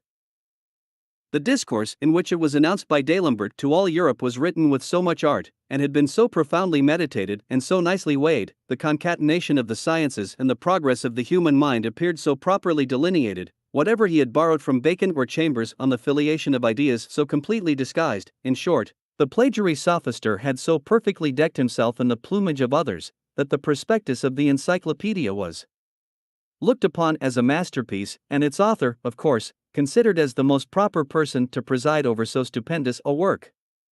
Such were their mighty promises, but these were never intended to be fulfilled, while, on the other side, they had their secret object, which they were determined to accomplish. This was, to convert the encyclopedia into a vast emporium of all the sophisms, errors, or calumnies, which had ever been invented against religion. From the first schools of impiety to the day of their enterprise, and these were to be so artfully concealed, that the reader should insensibly imbibe the poison without the least suspicion. To prevent discovery, the error was never to be found where it might be supposed. Religion was not only to be respected, but even advocated in all direct discussions, though sometimes the discussion is so handled that the objection they seem to refute is more forcibly impressed on the mind of the reader. The more to impose on the unthinking, D'Alembert and Diderot artfully engaged several men of unblemished character to partake in this vast and laborious undertaking. Such was Mr. de Jaucourt, a man of great learning and probity, who has furnished a number of articles to the encyclopedia. His name alone might have been thought a sufficient guarantee against all the art and perfidy of its principles, and it was further declared that all points of religion were to be discussed by divines well known for their learning and orthodoxy. All this might have been true, and yet the work only proved the more perfidious, for D'Alembert and Diderot had reserved to themselves a threefold resource for forwarding their anti-Christian conspiracy. Their first resource was that of insinuating error and infidelity into those articles that might be deemed the least susceptible of them, such, for example, as history or natural philosophy, and even into chemistry and geography, where such danger could not have been surmised. The second was that of references, a precious art, by which, after having placed some religious truth under the reader's eye, he is tempted to seek further information in articles of a quite different cast. Sometimes the mere reference was an epigram or a sarcasm. They would, for instance, after having treated a religious subject with all possible respect, simply add, "See the art." Prejudice, or superstition, or fanaticism. Lastly, when our referring sophisters feared this shift could not avail them, they would not hesitate at altering and falsifying the discussion of a virtuous cooperator or at adding an article of their own, whose apparent object was to defend, while its real intention was to refute what had already been written on the subject. In fine, impiety was to be sufficiently veiled to make it attractive, but at the same time to leave place for excuse and subterfuge. This was the peculiar art of our barking sophister D'Alembert. Diderot, more daring, was at first countenanced in the mad flights of his impiety, but in cooler moments his articles were to be revised. He was then to add some apparent restriction in favor of religion, some of those high-sounding and reverential words, but which left the whole of the impiety to subsist. If he was above that care, D'Alembert as supervisor general took it upon himself. Peculiar care was to be taken in the compiling of the first volumes, lest the clergy, those men of prejudice, as they were called, should take the alarm. As they proceeded in the work, they were to grow more bold, and if circumstances did not favor them, nor allow them to say all they wished to say, they were to resort to supplements, and to foreign editions, which would at the same time render this dangerous work more common and less costly to the generality of readers. The encyclopedia, perpetually recommended and cried up by the adepts, was to be a standing book in all libraries, and insensibly the learned was to be converted into the anti-Christian world. If this project was well conceived, it was impossible to see one more faithfully executed. It is now our duty to lay before the reader the proofs, first as to the fact, secondly as to the intention.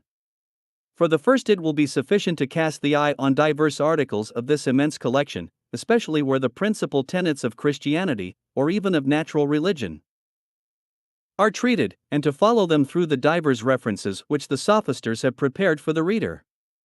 We shall find the existence of God, free agency, and the spirituality of the soul, treated in the style of a Christian philosopher, but a vide demonstration, or a vide corruption, will be added to pervert all that had been said, and the article to which D'Alembert and Diderot more particularly refer the reader, are exactly those where the doctrine of the skeptic or the Spinozist, of the fatalist or the materialist, is chiefly inculcated.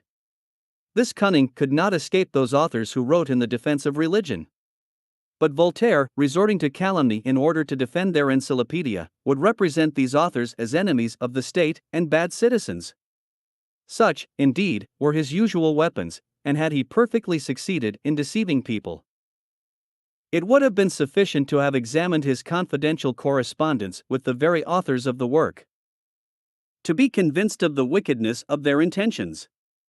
At 100 leagues from Paris, and not thwarted by the obstacles which D'Alembert had to combat, he often complains that the attacks are not sufficiently direct. He is often ruffled by certain restrictions usual to D'Alembert, and at length he breaks out on those which are visible in the article Bell.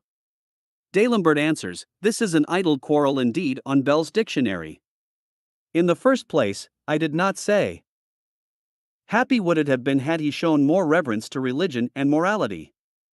My phrase is much more modest, and beside, in a cursed country like this where we are writing, who does not know that such sentences are but a mere matter of form, and only a cloak to the truths additionally conveyed? Everyone is aware of that." During the time that Voltaire was busied with the articles he so frequently sent to D'Alembert for the Encyclopedia, he often complained of his shackles, and was unable to dissemble how much he desired to attack our elegy on openly. He writes, "All that I am told about the articles of divinity and metaphysics grieves me to the heart. Oh, how cruel it is to print the very reverse of what one thinks." But D'Alembert, more adroit, sensible of the necessity of these palliatives, lest he should be looked upon as a madman by those whom he wished to convert, foresaw the day when he could triumphantly answer, "If mankind is so much enlightened today, it is only because we have used the precaution, or had the good fortune, to enlighten them by degrees."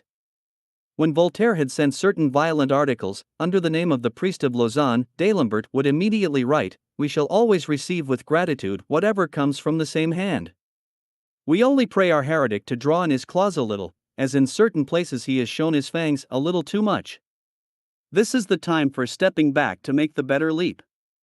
And to show that he never lost sight of this maxim, he answers Voltaire's animadversions on the article Hell, "Without doubt we have several wretched articles in our divinity and metaphysics, but with divines for censors, and a privilege, I defy you to make them better. There are articles less exposed, where all is set to rights again." Can there be a doubt left of the precise and determined intention of the encyclopedists, when Voltaire exhorts D'Alembert to snatch the moment, whilst the attention of government is drawn off by other concerns? During this war with the Parliament and the bishops, the philosophers will have fine play. You have a fair opportunity of filling the encyclopedia with those truths that we should not have dared utter 20 years ago. You or when he writes to Damolaville, "I can be interested by a good dramatic performance, but could be far more pleased with a good philosophical work that should forever crush the wretch.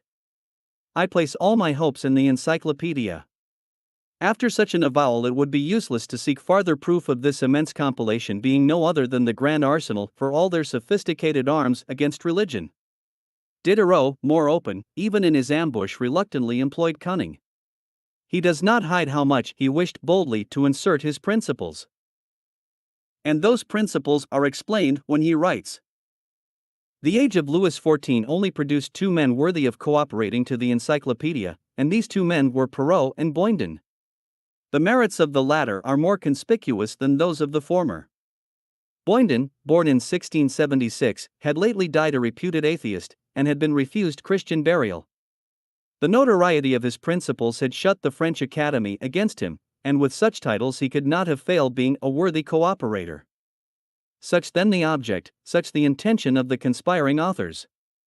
We see by their own confession that they did not wish to compile for science, but to compile for science, but for infidelity, that it was not the advancement of arts they sought, but to seize the moment, when the attention of the ruling authorities was drawn off, to propagate their impious calumnies against religion.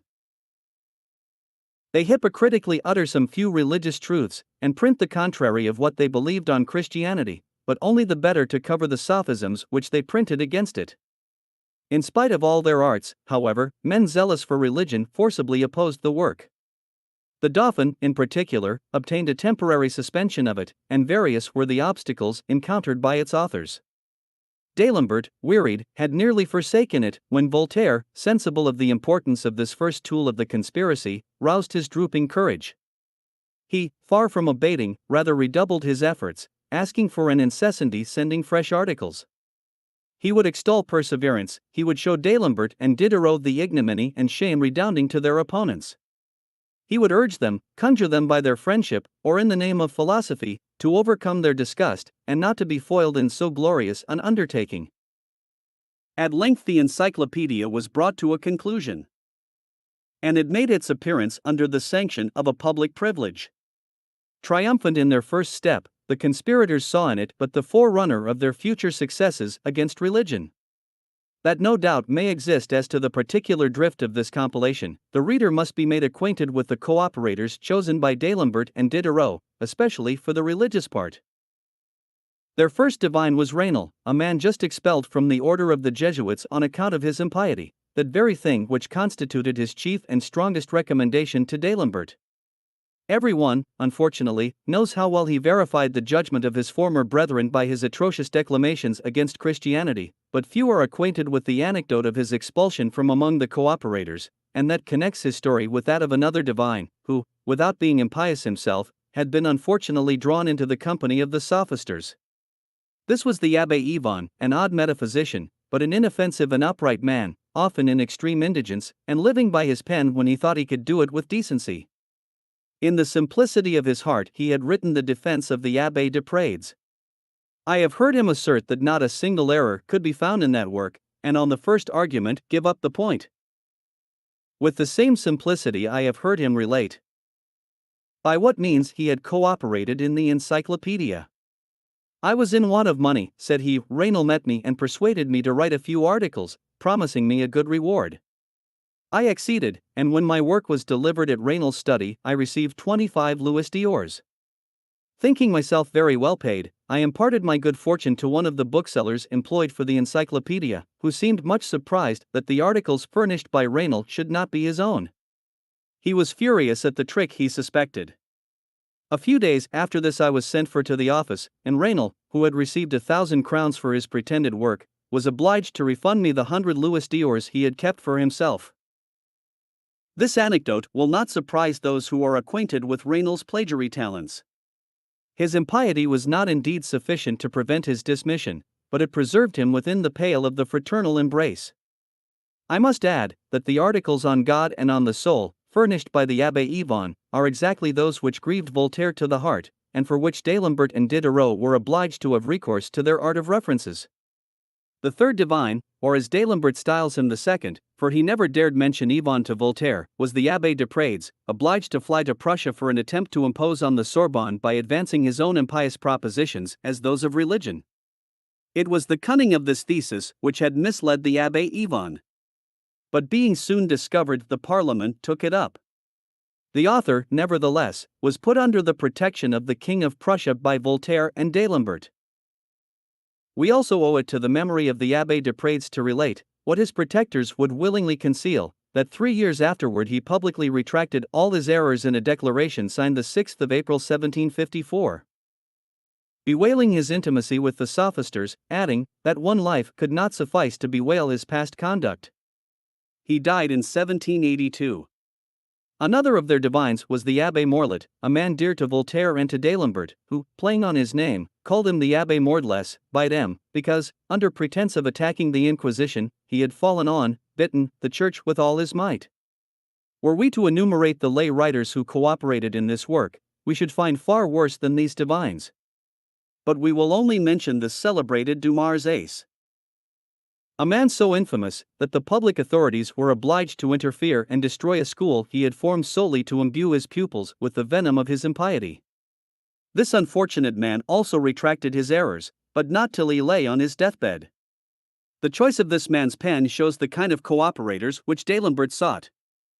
Far be it from me to confound in this class such men as M.M. de Formy or Jaucourt, particularly the latter, to whom, as we have already said, they were indebted for many articles. The only reproach that can attach to him is, that he should have continued his labors after he either saw or should have seen the drift of that vast compilation, wherein, intermixed with his toils, lay all the sophisms and calumnies impiety could invent. Excepting these two men, we may comprehend nearly all the rest of the encyclopedian writers in the following picture, drawn by Diderot himself. All that detestable crew, who, though perfectly ignorant, valued themselves on knowing everything, who, seeking to distinguish themselves by that vexatious universality to which they pretended, fell upon everything, jumbled and spoiled all, and converted this pretended digest of science into a gulf, or rather a sort of rag basket, where they promiscuously threw everything half-examined, ill-digested, good, bad, and indifferent, but always incoherent. What a precious avowal as to the intrinsic merit of their work! Especially after what he says as to their views, in describing the pains they had taken, the vexations it had caused them, and the art it had required to insinuate what they dared not openly write against prejudices, religion, in order to overthrow them without being perceived. But all these follies of the rag dealers contributed to the bulk and accelerated the appearance of the volumes, the chiefs carefully inserting in each volume what could promote the grand object. Being at length terminated, all the trumpets sounded, and the journals of the party teemed with the praises of this literary achievement. The learned themselves were duped. Everyone would have an encyclopedia. Numerous were the editions, of all sizes and prices, but in every successive one, under the pretense of correction, greater boldness was assumed. About the time when the anti-Christian revolution was nearly accomplished, appeared l'Encyclopédique par ordre de matières. When it was first undertaken, some deference was still paid to religion. A man of eminent merit, Mr. Bergier, a canon of Paris, thought it incumbent on him to yield to the pressing solicitations of his friends, lest the part treating of religion should fall into the hands of its greatest enemies. What was easy to foresee came to pass. The name of a man who had combated the impious work of a Voltaire or a Rousseau naturally served as a cloak to this new digest, styled the Encyclopedia Methodized. This was on the eve of the French Revolution, so that the petty infidels charged with the work observed no farther bounds with regard to religion. This new work is more completely impious than the former, notwithstanding some excellent tracts of Mr. Bergier and of some others, and thus the sophisters of the day perfected the first tool of the anti-Christian conspirators. Note to Chapter 4 of the Devices of the Encyclopedia. Look for the article God, Geneva edition, and you will find very sound notions, together with the direct, physical, and metaphysical demonstration of his existence, and indeed under such an article it would have been too bold to have broached anything even bordering on atheism, Spinozism, or Epicurism, but the reader is referred to the article demonstration, and there all the physical and metaphysical cogent arguments for the existence of a God disappear.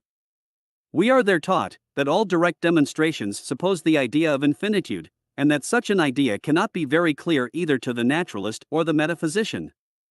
This, in a word, destroys all confidence the reader had placed in the proofs adduced of the existence of God. There again, they are pleased to tell you that a single insect, in the eyes of the philosopher, more forcibly proves the existence of a God than all the metaphysical arguments whatever, Ibid.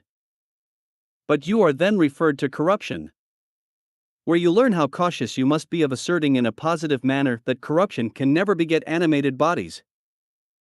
That such a production of animated bodies by corruption seems to be countenanced by daily experiments, and it is precisely from these experiments that the atheists conclude the existence of God to be unnecessary, either for the creation of man or animals.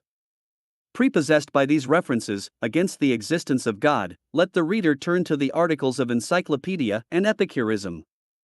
In the former he will be told that there is no being in nature that can be called the first or last, and that a machine infinite in every way must necessarily be the deity. In the latter the atom is to be the deity. It will be the primary cause of all things, by whom and of whom everything is active, essentially of itself, alone unalterable, alone eternal, alone immutable, and thus the reader will be insensibly led from the God of the Gospel to the heathenish fictions of an Epicurus or a Spinoza. The same cunning is to be found in the article of the soul. When the sophisters treat directly of its essence, they give the ordinary proofs of its spirituality and of its immortality. They will even add in the article brute that the soul cannot be supposed material, nor can the brute be reduced to the quality of a mere machine, without running the hazard of making man an automaton. And under natural law we read that if the determinations of man, or even his oscillations, arise from anything material and extraneous to his soul, there will be neither good nor evil, neither just nor unjust, neither obligation nor right. Then referred to the article Locke, in order to do away all this consequence, we are told that it is of no importance whether matter thinks or not. For what is that to justice or injustice, to the immortality of the soul and to all the truths of the system, whether political or religious? The reader, enjoying the equality and liberty of his reason, is left in doubt with regard to the spirituality, and no longer knows whether he should not think himself all matter. But he will decide when, under the article animal, he finds that life and animation are only physical properties of matter, and lest he should think himself debased by his resembling a plant or an animal, to console him in his fall, they will tell him, article encyclopedia and animal, that the only difference between surtrain vegetables and animals such as us is that they sleep and that we wake, that we are animals that feel, and that they are animals that feel not, and still. Further in the article animal, that the sole difference between a stock and a man is, that the one ever falls, while the latter never falls, after the same manner. After perusing these articles bona fide, the reader must be insensibly drawn into the vortex of materialism. In treating of liberty or free agency, we find the same artifice. When they treat of it directly, they will say, take away liberty, all human nature is overthrown, and there will be no trace of order in society. Recompense will be ridiculous, and chastisement unjust. The ruin of liberty carries with it that of all order and of police, and legitimates the most monstrous crimes. So monstrous a doctrine is not to be debated in the schools, but punished by the magistrates, etc. O liberty! They exclaim. O liberty, gift of heaven! O liberty of action! O liberty of thought! Thou alone art capable of great things. SEC Articles Authority and the Preliminary Discourse. But at the article chance, fortuit, all this liberty of action and of thought is only a power that cannot be exercised, that cannot be known by actual exercise, and Diderot in the article evidence, pretending to support liberty, will very properly say, this concatenation of causes and effects supposed by the philosophers, in order to form ideas representing the mechanism of the universe, is as fabulous as the Tritons and the Naiads, but both he and D'Alembert will descant again on that concatenation, and, returning to chance, fortuit, will tell us that though it is imperceptible, it is not the less real, that it connects all things in nature, and that all events depend on it, just as the wheels of the watch, as to their motion, depend on each other, that from the first moment of our existence, we are by no means masters of our motions, that were there 1,000 worlds similar to this, simultaneously existing, and governed by the same laws, everything in them would be done in the same way, and that man, in virtue of these same laws, would perform at the same instance of time the same actions in each one of these worlds. This will naturally convince the uninformed reader of the chimera of such a liberty or free agency, which cannot be exercised. Not content with this, Diderot in the article Fatality, after a long dissertation on this concatenation of causes, ends by saying that it cannot be contested either in the physical world or in the moral and intellectual world. Then what becomes of that liberty without which there no longer exists just or unjust, obligation or right? These examples will suffice to convince the reader of the truth of what we have asserted, as to the artful policy with which the encyclopedia had been digested.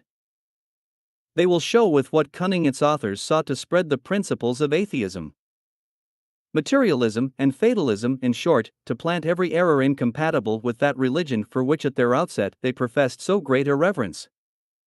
Chapter 5. Second means of the conspirators. The extinction of the Jesuits. The hypocrisy of Voltaire and D'Alembert had triumphed over every obstacle. They had so perfectly succeeded in their abuse of all who dared oppose the encyclopedia, whom they represented as barbarians and enemies to literature. They had found such powerful support during the successive ministries of D'Argenson, Choiseul, and Malherbe, that all the opposition of the Grand Dauphin, of the clergy, and of the religious writers, could not avail, and this impious digest was in future to be looked upon as a necessary work. It was to be found in every library, whether at home or abroad. It was always to be referred to. Thence the simple mind in quest of science was to imbibe the poison of infidelity, and the sophister was to be furnished with arms against Christianity. The conspirators, though proud of their first invention, could not dissemble that there existed a set of men whose zeal, whose learning, whose weight and authority, might one day counteract their undertaking. The Church was defended by her bishops and all the lower clergy. There were, moreover, numerous orders of religious always ready to join the seculars for her defense in the cause of Christianity. But before we treat of the means employed for the destruction of these defenders of the faith, we must show the plan formed by Frederick, whence they resolved on the destruction of the Jesuits, as the first step toward dismantling the Church, and effecting the destruction of her bishops and of her different orders of priesthood. In the year 1743, Voltaire had been sent on secret service to the court of Prussia, and among his dispatches from Berlin we find the following written to the minister Amelot. In the last interview I had with His Prussian Majesty, I spoke to him of a pamphlet that appeared in Holland about 6 weeks back, in which the secularization of ecclesiastical principalities in favor of the Emperor and Queen of Hungary was proposed as the means of pacification for the empire. I told him that I could wish, with all my heart, to see it take place, that what was Caesar's was to be given to Caesar, that the whole business of the Church was to supplicate God and the princes, that by his institution, the Benedictine could have no claim to sovereignty, and that this decided opinion of mine had gained me many enemies among the clergy. He owned that the pamphlet had been printed by his orders. He hinted that he should not dislike to be one of those kings to whom the clergy would conscientiously make restitution, and that he should not be sorry to embellish Berlin with the goods of the Church. This is most certainly his grand object, and he means to make peace only when he sees the possibility of accomplishing it.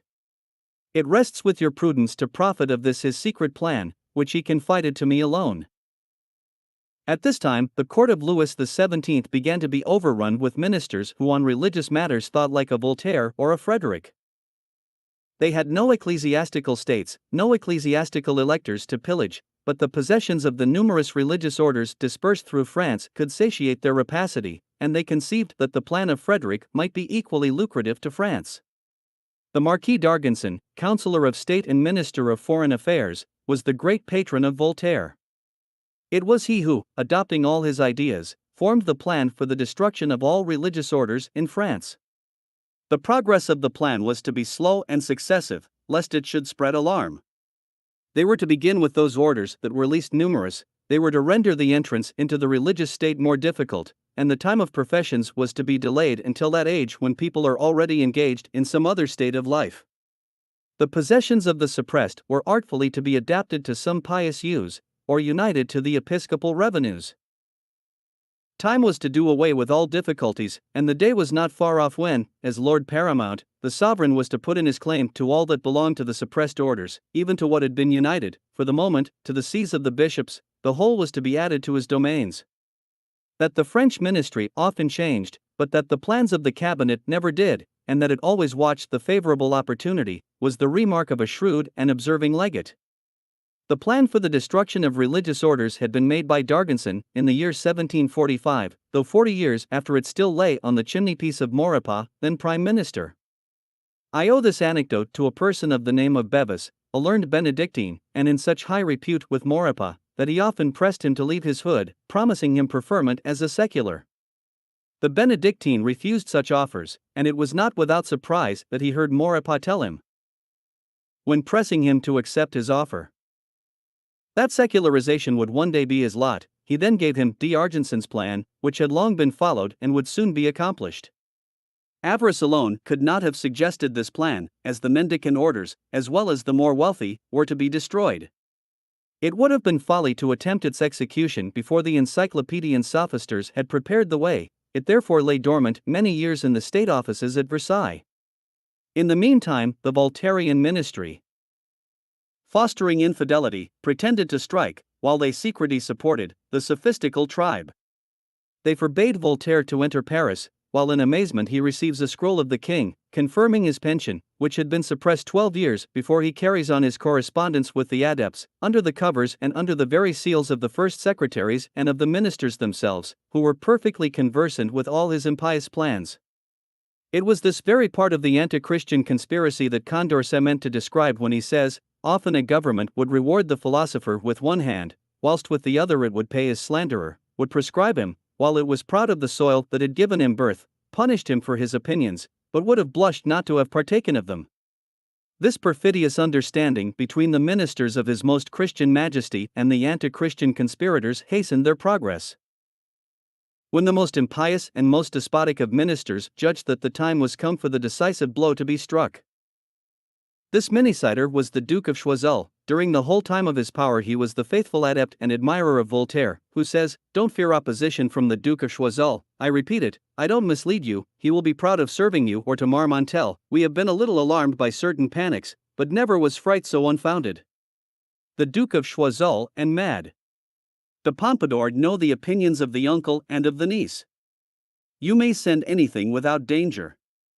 In fine, he was so secure in the Duke's protection against the Sorbonne and the Church, that he would exclaim, "The ministry of France forever! Long live the Duc de Choiseul!" This confidence of the premier chief was well placed in Choiseul, who had adopted and acted upon all the plans of D'Argenson. The ministry prognosticated a great source of riches to the state in the destruction of the religious, though many of them did not seek in that the destruction of religion, they even thought some of them necessary, and the Jesuits were accepted.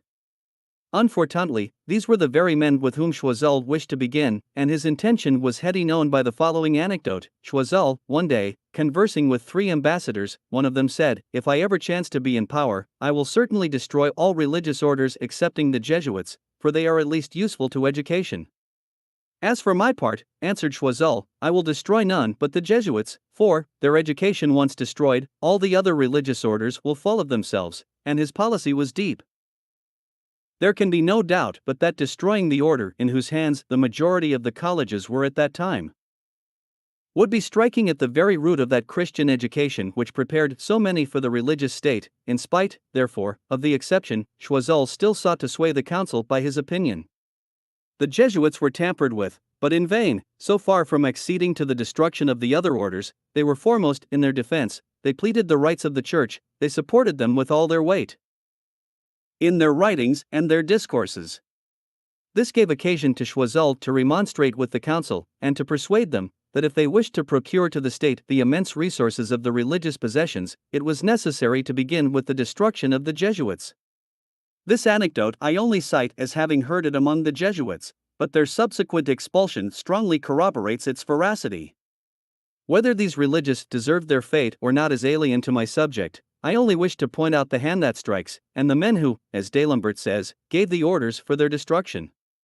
Treating of the anti-Christian conspiracy, I have only to ascertain whether the destruction of the Jesuits was not conceived, urged, and premeditated by the sophistical conspirators, as a means powerfully tending to the destruction of Christianity.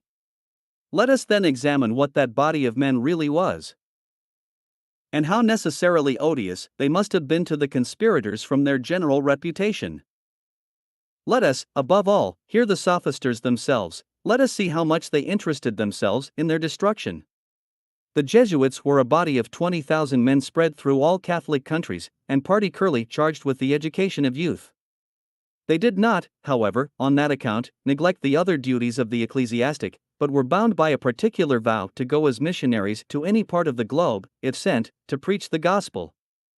From their youth, brought up to the study of literature, they had produced numberless authors, but more particularly divines, who immediately combated any error that might spring up in the Church.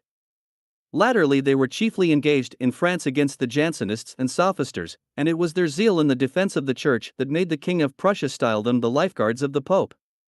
When 50 French prelates, cardinals, archbishops or bishops, assembled, were consulted by Louis XVII on the propriety of destroying the order, they expressly answered, "The Jesuits are of infinite service to us in our diocese, whether for preaching or the direction of the faithful, to revive, preserve, and propagate faith and piety, by their missions, congregations, and spiritual retreats, which they make with our approbation, and under our authority. For these reasons we think, sire, that to prohibit them from instructing would essentially injure our diocese, and that it would be difficult to replace them with equal advantage in the instruction of youth, and more particularly so in those provincial towns where there are no universities. Such in general was the idea entertained of them in all Catholic countries. It is necessary for the reader to be acquainted with it, that he may understand of how much importance their destruction was to the sophisters. At the time, the Jansenists had the honor of it, and indeed they were very ardent in its promotion. But the Duke of Choiseul and the famous courtesan La Marquise de Pompadour, who then held the destiny of France, under the shadow and in the name of Louis XV, were not more partial to the Jansenists than to the Jesuits. Both confidants of Voltaire, they were consequently initiated in all the mysteries of the sophisters, and Voltaire, as he says himself, would willingly have seen all the Jesuits at the bottom of the sea, each with a Jansenist hung to his neck. The Jansenists were nothing more than the hounds employed in the general hunt by Choiseul, the Marquise de Pompadour, and the sophisters, the minister spurred on by his impiety, the Marquise wishing to revenge an insult, as she called it, received from Père Sacy, a Jesuit. This father had refused her the sacraments, unless by quitting the court she would in some sort atone for the public scandal she had given by her cohabitation with Louis XV. But, if we judge by Voltaire's letters, they neither of them needed much stimulation, as they both had always been great protectors of the sophisters. And the minister had always favored their intrigues as far as he could consistently with circumstances and politics. The following pages will show these intrigues, and we shall begin with D'Alembert, who writes in the most sanguine manner on their future victory over the Jesuits, and on the immense advantages to be derived to the conspiracy by their downfall. You are perpetually repeating, "Crush the wretch, for God's sake, let it fall headlong of itself." Do you know what Estruc says? It is not the Jansenists that are killing the Jesuits, but the Encyclopedia, yes, the Encyclopedia, and that is not unlikely. This scoundrel Estruc is a second Pasquin, and sometimes says very good things. I for my part see everything in the brightest colors. I foresee the Jansenists naturally dying off the next year, after having strangled the Jesuits. I foresee toleration established, the Protestants recalled, the priests married, confession abolished, and fanaticism, religion, crushed, and all this without its being perceived. The express words of the conspirators show what part they had in the destruction of the Jesuits. They were indeed the true cause. We see what advantage they hoped to reap from it. They had kindled the hatred, and procured the death warrant. The Jansenists were to serve the conspirators, but were themselves to fall when no more wanted. The Calvinists were to be recalled, but only to perish in their turn. To strike at the whole Christian religion was their aim, and impiety, with its sophisters, was to range uncontrolled throughout an infidel world. D'Alembert smiles at the purblind parliaments seconding with all their might the plans of the conspirators. It is in this idea that he writes thus to Voltaire: "The laugh is no longer on the side of the Jesuits, since they have fallen out with the philosophers. They are now at open war with the Parliament, who find that the Society of Jesus is contrary to human society.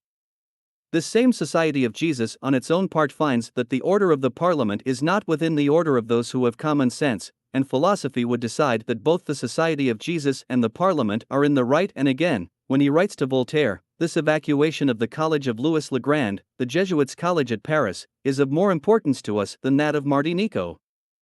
Upon my word, this affair is becoming serious, and the people of the Parliament don't mince the matter. They think they are serving religion, while they are in reality forwarding reason without the least suspicion. They are the public executioners, and take their orders from philosophy without knowing it." Wrapped in this idea, when he sees the encyclopedian commands nearly executed, he openly avows the cause of his revenge, and even implores heaven that his prey may not escape him. "Philosophy," says he, "is on the eve of being revenged of the Jesuits, but who will avenge it of the other fanatics? Pray God, dear brother, that reason may triumph even in our days." And this day of triumph comes. He proclaims the long concerted exploit. At length, he cries, "On the 6th of next month, we shall be delivered from all that Jesuitical rabble, but will reason by that have gained, or the wretch have lost ground?" Thus we see that under this shocking formula the destruction of Christianity is linked with that of the Jesuits. D'Alembert was so thoroughly convinced of the importance of their triumph over that order, that, hearing one day of Voltaire's pretended gratitude to his former masters, he immediately wrote to him, "Do you know what I was told yesterday? Nothing less than that you began to pity the Jesuits, and that you were almost tempted to write in their favor, as if it were possible to interest anyone in favor of people on whom you have cast so much ridicule. Be advised by me, let us have no human weakness. Let the Jansenitical rabble rid of us the Jesuitical. And do not prevent one spider from devouring another." Nothing could be more ill-grounded than this alarm. Voltaire was not the writer of the conclusions drawn by the Attorney Generals of the Parliament, as D'Alembert had been informed, who himself had been the author of Mr. de la Qualité's, the most artful and virulent piece that appeared against the Jesuits. Voltaire, however, was not less active in composing and circulating memorials against them. If he suspected any great personage of protecting the Jesuits, he would write and use his utmost endeavors to dissuade them. It was for that purpose he wrote to the Marescal de Richelieu, "I have been told, my lord, that you have favored the Jesuits at Bordeaux. Try to destroy whatever influence they may have." Again, he did not blush to upbraid Frederick himself with having offered an asylum to these unfortunate victims of their plots. Full as rancorous as D'Alembert, he would express his joy at their misfortunes in the same gross abuse. And his letters show with what adepts he shared it. I rejoice with my brave Chevalier, writing to the Mark de Villaville, on the expulsion of the Jesuits. Japan led the way in driving out those knaves of Loyola, China followed the example of Japan, and France and Spain have imitated the Chinese. Would to God that all the monks were swept from the face of the earth, they are no better than those knaves of Loyola. If the Sorbonne were suffered to act, it would be worse than the Jesuits. One is surrounded with monsters. I embrace my worthy Chevalier, and exhort him to conceal his march from the enemy. What examples does the philosophist of Femi adduce? The cruelties of Atikasima, who, while expelling and crucifying the missionary Jesuits, also murders thousands and tens of thousands of his subjects, in order to eradicate Christianity. And the Chinese, less violent indeed, but with whom every persecution against the missionaries has always been preceded or followed by a prohibition to preach the gospel. Can a man build upon such authorities without forming the same wish? It is to be remarked that Voltaire dares not cite the example of Portugal or of its tyrant Carvalho. The truth is that, with the rest of Europe, he is obliged to confess that the conduct of this minister in Portugal, with regard to the Father Malagrida and the pretended conspiracy of the Jesuits, was the height of folly and the excess of horror. It is always worthy of remark that the conspiring sophisters spared no pains to throw the odium of the assassination of Louis XVII on the Jesuits, and more particularly Damolaville, whom Voltaire answers in the following manner: "My brethren may easily perceive that I have not spared the Jesuits. But posterity would revolt against me in their favor. Were I to accuse them of a crime of which all Europe and Damien himself has cleared them, I should debase myself into the vile echo of the Jansenists, were I to speak otherwise." Notwithstanding the incoherency in their accusations against the Jesuits, D'Alembert, convinced of Voltaire's zeal in this warfare, sends him his pretended history of these religious, a work, of the fallacy of which his own pen is the best guarantee. When he speaks of it as a means for the grand object, "I recommend this work to your protection," he writes to Voltaire, "I really believe it will be of service to the common cause, and that superstition, notwithstanding the many beaux I pretend to make before it, will not fare the better for it. If I were, like you, far from Paris, I would certainly give it a sound threshing with all my heart, with all my soul, and with all my strength, in short, as they tell us we are to love God. But, situated as I am, I must content myself with giving it a few fillips, apologizing for the great liberty I take, and I do think that I have hit it off pretty well." Could the reader for a moment suppress his indignation at the profligacy of the style, would not the hypocrisy, the profound dissimulation, of which these sophisters speak so lightly, rouse it anew? If the annals of history should ever be searched, it would be in vain to seek a conspiracy the insidiousness of whose intrigues was of a deeper cast, and that from their own confession. As to Frederick, his conduct during the whole of this warfare is so singular, that his own words alone can give a proper idea of it. He would call the Jesuits the lifeguards of the court of Rome, the grenadiers of religion, and, as such, he hated them and triumphed with the rest of the conspirators in their defeat. But Ty also beheld in them a body of men highly useful and even necessary to his state. As such, he supported them several years after their destruction, and was deaf to the repeated solicitations of Voltaire and his motley crew. One might be almost led to think that he liked them. For he openly writes to Voltaire, "I have no reason to complain of Ganganelli, he has left me my dear Jesuits, who are the objects of universal persecution. I will preserve a seed of so precious and so rare a plant, to furnish those who may wish to cultivate it hereafter."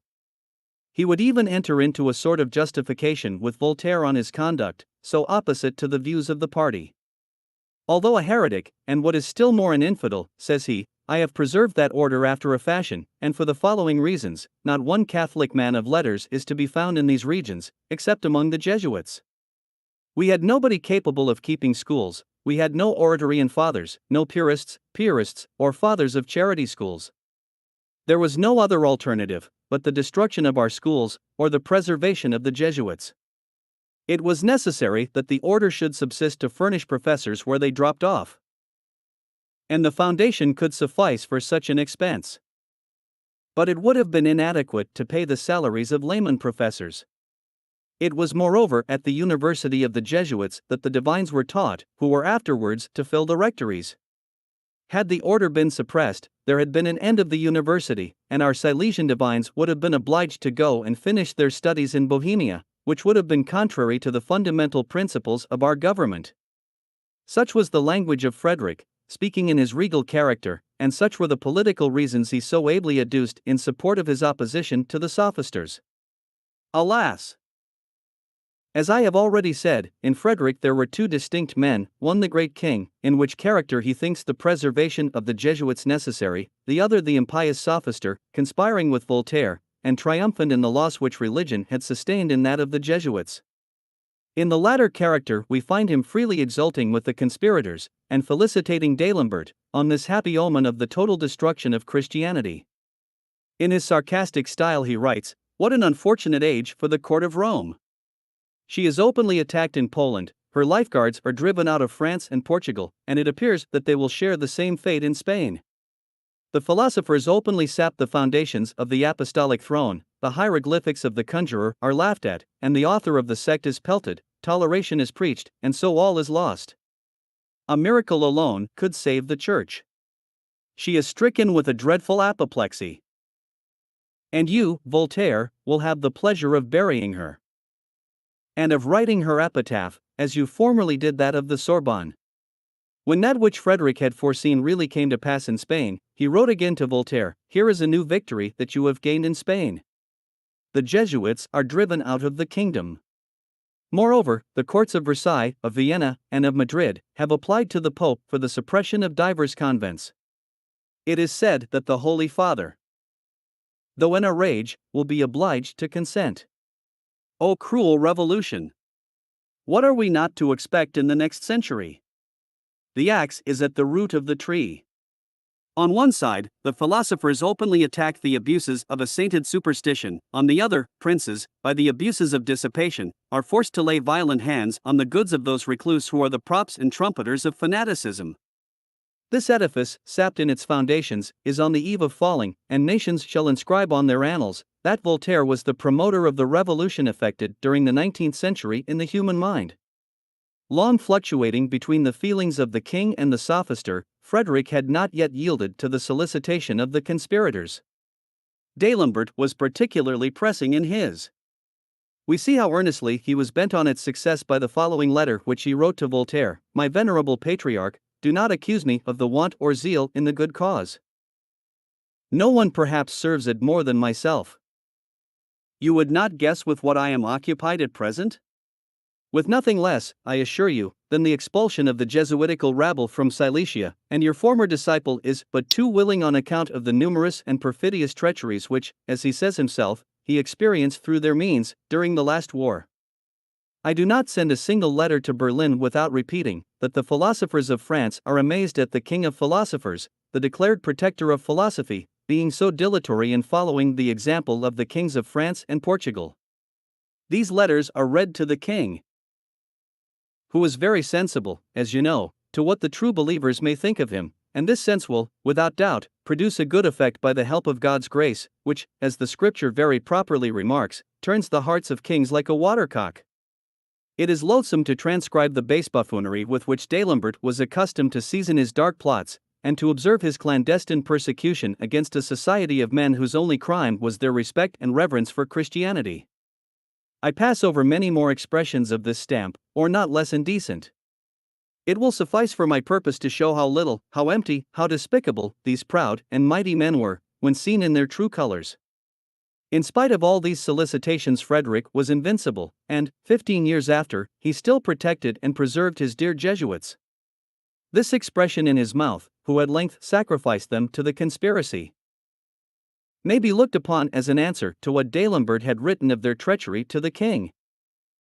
It might prove with what unconcerned calumny, or supposed evidence of others, were adduced as proofs by him, for in another place he says, "Frederick is not a man to confine within his royal breast the subjects of complaint he may have had against them, as had been the case with the King of Spain, whose conduct in that respect had been so much blamed by the sophisters." These sophistical conspirators were not to be satisfied by the general expulsion of the Jesuits from the different states of the kings of the earth by their reiterated war whoop.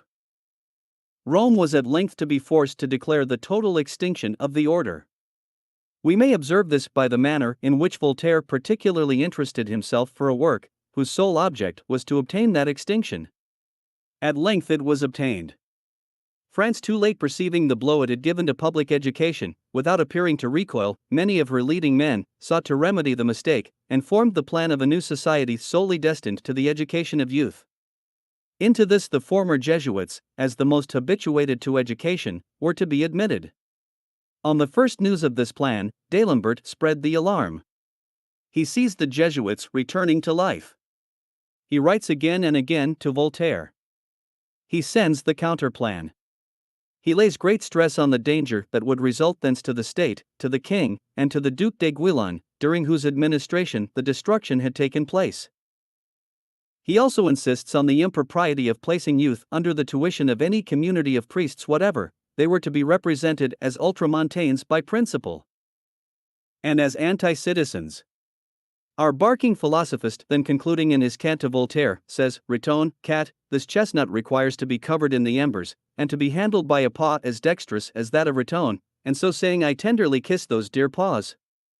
Seized with the same panic, Voltaire sets to work, and asks for fresh instructions. He considers what turn can be given to this affair, much too serious to be treated with ridicule alone. D'Alembert insists, Voltaire at Femi writes against the recall, and the conspirators fill Paris and Versailles with their intrigues. The ministers are prevailed upon, the plan is laid aside, youth left without instruction, and it is on this occasion that Voltaire writes, "My dear friend, I know not what is to become of me, in the meantime let us enjoy the pleasure of having seen the Jesuits expelled." This pleasure was but short, for D'Alembert, seized with a new panic, writes again to Voltaire, "I am told, for certain, that the Jesuitical rabble is about to be reinstated in Portugal in all but the dress. This new queen appears to be a very superstitious majesty. Should the King of Spain chance to die, I would not answer for that kingdom's not imitating Portugal. Reason is undone should the enemy's army gain this battle. When I first undertook to show that the destruction of the Jesuits was a favorite object of the conspirators, and that it was essentially comprised in their plan of overthrowing the Christian religion, I promised to confine myself to the records and confessions of the sophisters themselves. I have omitted, for brevity's sake, several of great weight, even that written by Voltaire 15 years after their expulsion, wherein he flatters himself that by means of the court of Petersburg he could succeed in getting them expelled from China, because those Jesuits, whom the Emperor of China had chosen to preserve at Pekin, were rather converters than mathematicians. Had the sophisters been less sanguine or less active in the extinction of this order, I should not have insisted so much on that object. But the very warfare they waged was a libel on Christianity. What? They had persuaded themselves that the religion of the Christians was the work of man, and that the destruction of a few poor mortals was to shake it to its very foundations? Had they forgotten that Christianity had flourished during 14 centuries before a Jesuit was heard of? Hell might, indeed, open its gates wider after their destruction, but it was written that they should not prevail. The power and intrigues of the ministers of France, of a Choiseul or a Pompadour, plotting with a Voltaire, of a D'Aranda in Spain, the public friend of D'Alembert, and the protector of infidelity, of a Carvalho in Portugal, the ferocious persecutor of the good, and the arts of many other ministers, dupes or agents of the sophistical conspiracy rather than politicians, may have extorted the bull of extinction from Ganganelli, by threats of schism, but did that pontiff, or any other Christian, believe that the power of the gospel rested on the Jesuits? No, the God of the gospel reigns above. And he will one day judge the pontiff and the minister, the Jesuit and the sophister. It is not to be doubted that a body of 20,000 religious dispersed throughout Christendom, and forming a succession of men attending to the education of youth, and applying to the study of science both religious and profane, must have been of the greatest utility both to church and state. The conspirators were not long before they perceived their error, and though they had done the Jesuits the honor to look upon them as the base on which the church rested, they found that Christianity had other succors left, that new plots were yet necessary. And we shall see them with equal ardor attacking all other religious orders, as the third means of the anti-Christian conspiracy. Chapter 6. Third means of the conspirators. Extinction of all religious orders. The favorite measure of those who were inimical to religious orders has been to endeavor to show their inutility both to church and state. But by what right shall Europe complain of a set of men, by whose labors she has been enabled to emerge from that savage state of the ancient Gauls or Germani, by whom 2/3 of her lands have been cultivated, her villages built, her towns beautified and enlarged? Shall the state complain of those men who, sedulously attending to the cultivation of lands which their predecessors had first tilled, furnish sustenance to the inhabitants? Shall the inhabitant complain when the village, the town, the country, from whence he comes would not have existed, or would have remained uncultivated, but for their care?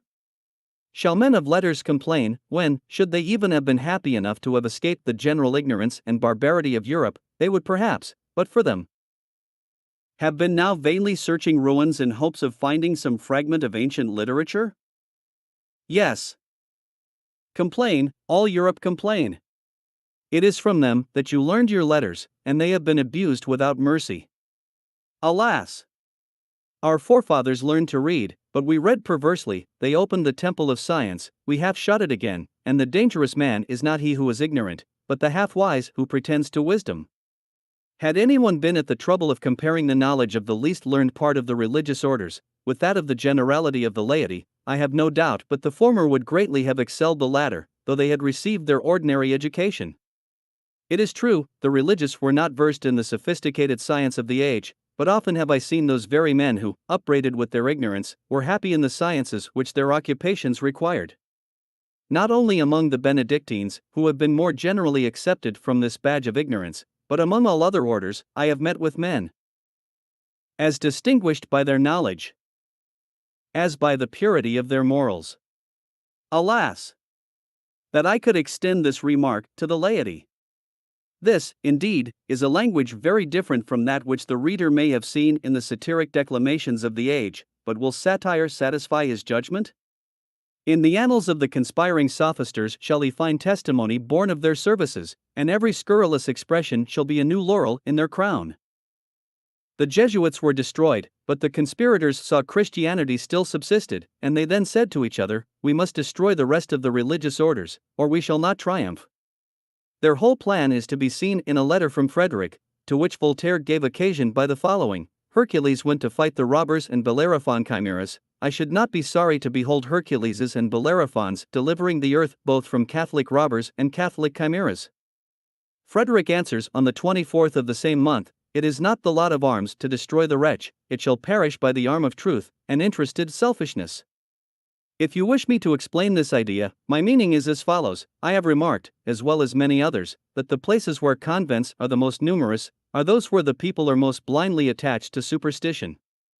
No doubt, if these asylums of fanaticism were destroyed, the people would grow lukewarm and see with indifference the present objects of their veneration. The point would be to destroy the cloisters, at least to begin by lessening their number. The time has come, the French and Austrian governments are involved in debts, they have exhausted the resources of industry to discharge them, and they have not succeeded. The lure of rich abbeys and well-endowed convents is tempting.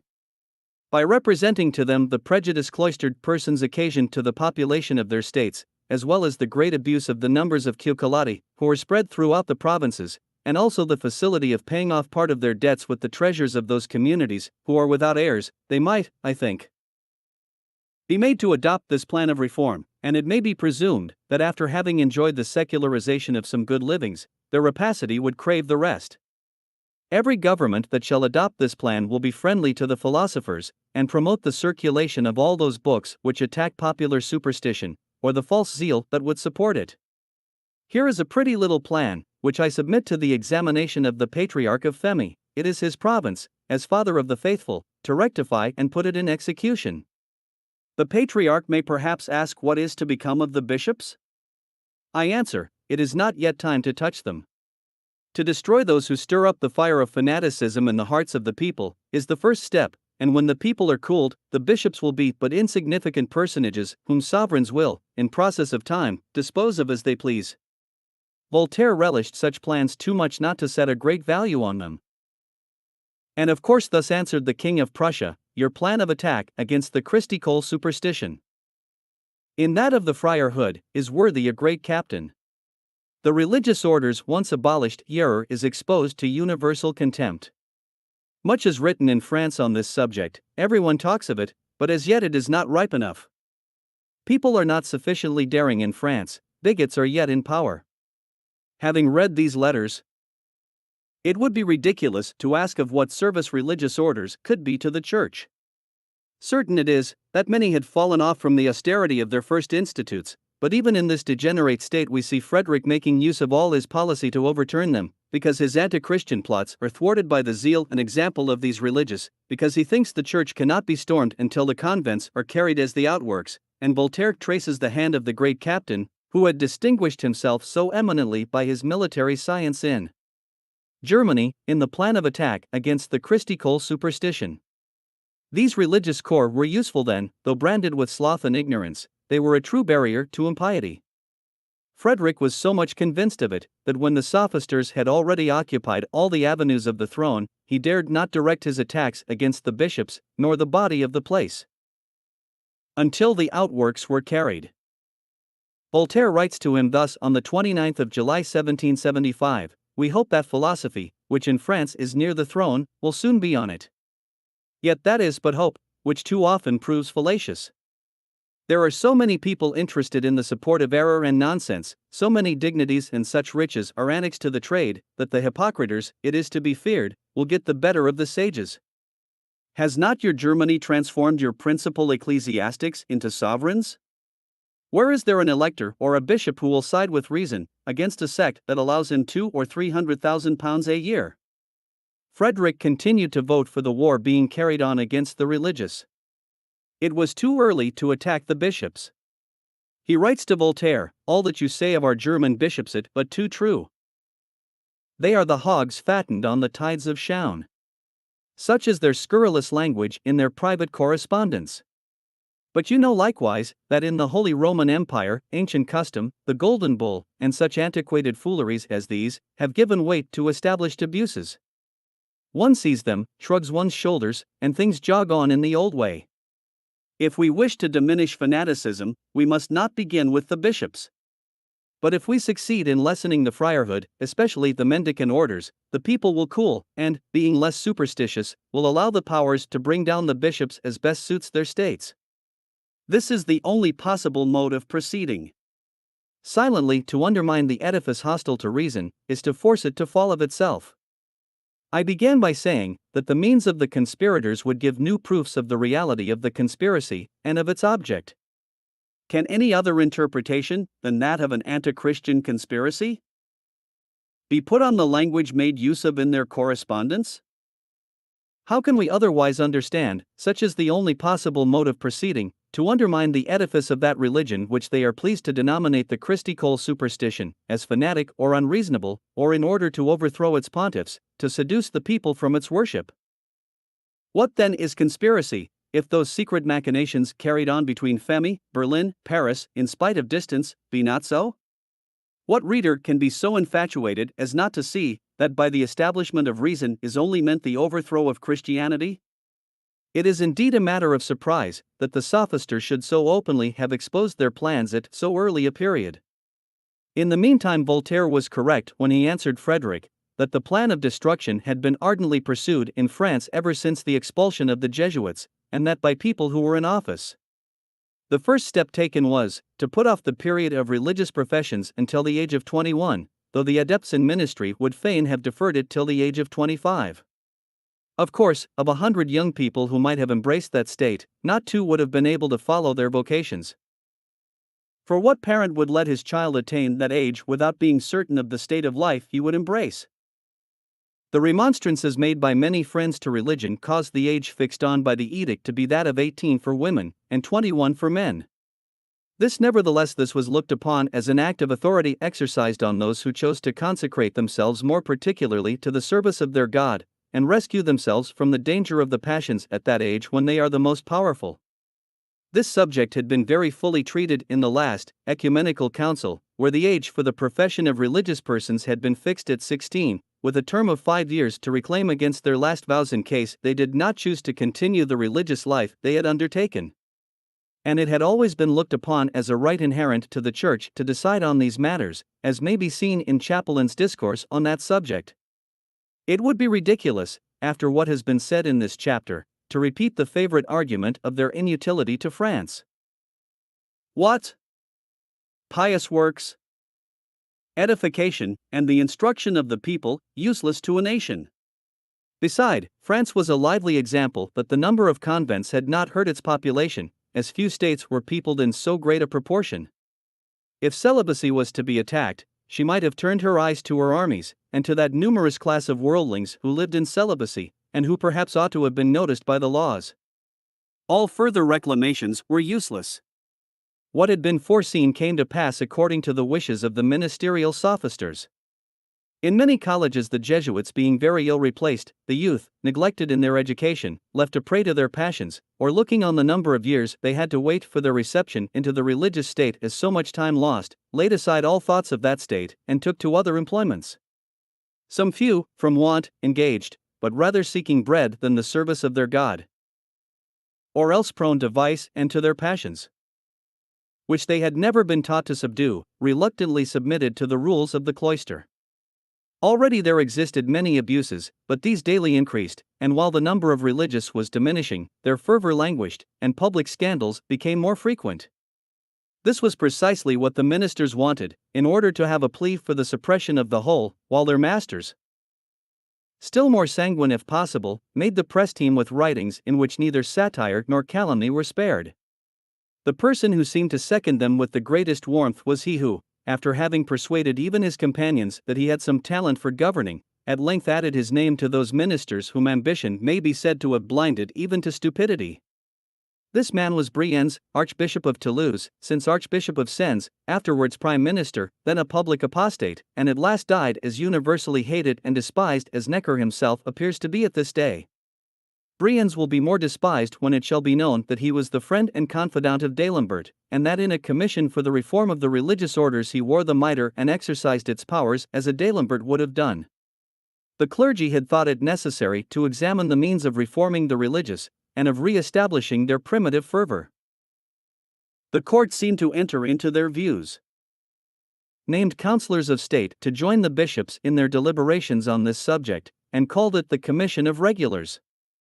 A mixture of prelates who are only to be influenced by the spirit of the church, and of statesmen solely acting from worldly views, could never agree. Some few articles were supposed to have been settled, but all was in vain, and many, through disgust, abandoned the commission.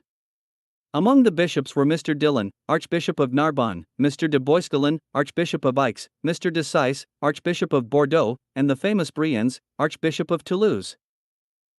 The first, majestic in his person and lofty in his eloquence, seems to have had but little to do in this affair, and soon withdrew.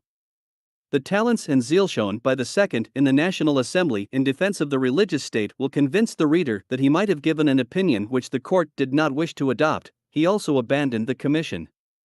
In the third we see, that though by accepting of the seals of the Revolution, and by affixing them to the constitutional decrees, he could err, by his repentance and retraction sufficiently prove he never would have engaged in, had he known the plans of the conspirators.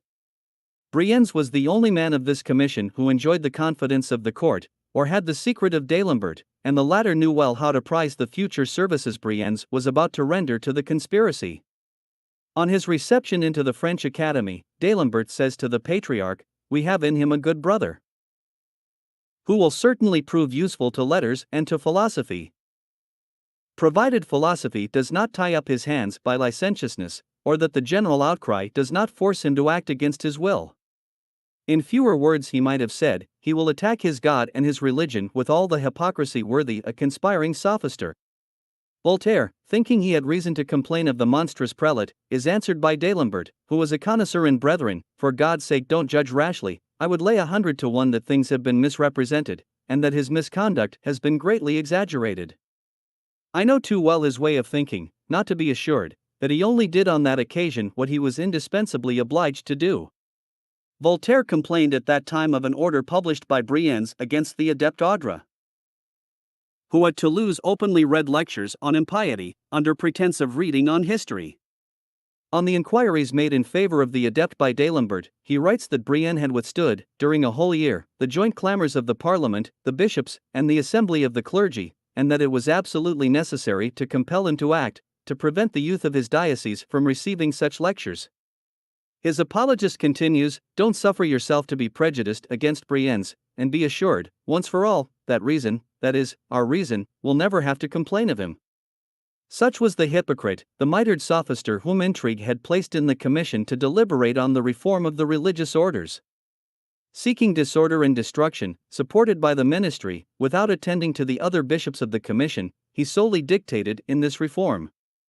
To the edict on the age for professions he added another, suppressing all convents in towns that consisted of less than 20 religious, and elsewhere when their number was under 10, on the specious pretense that the conventual rules were better observed where the number was greater.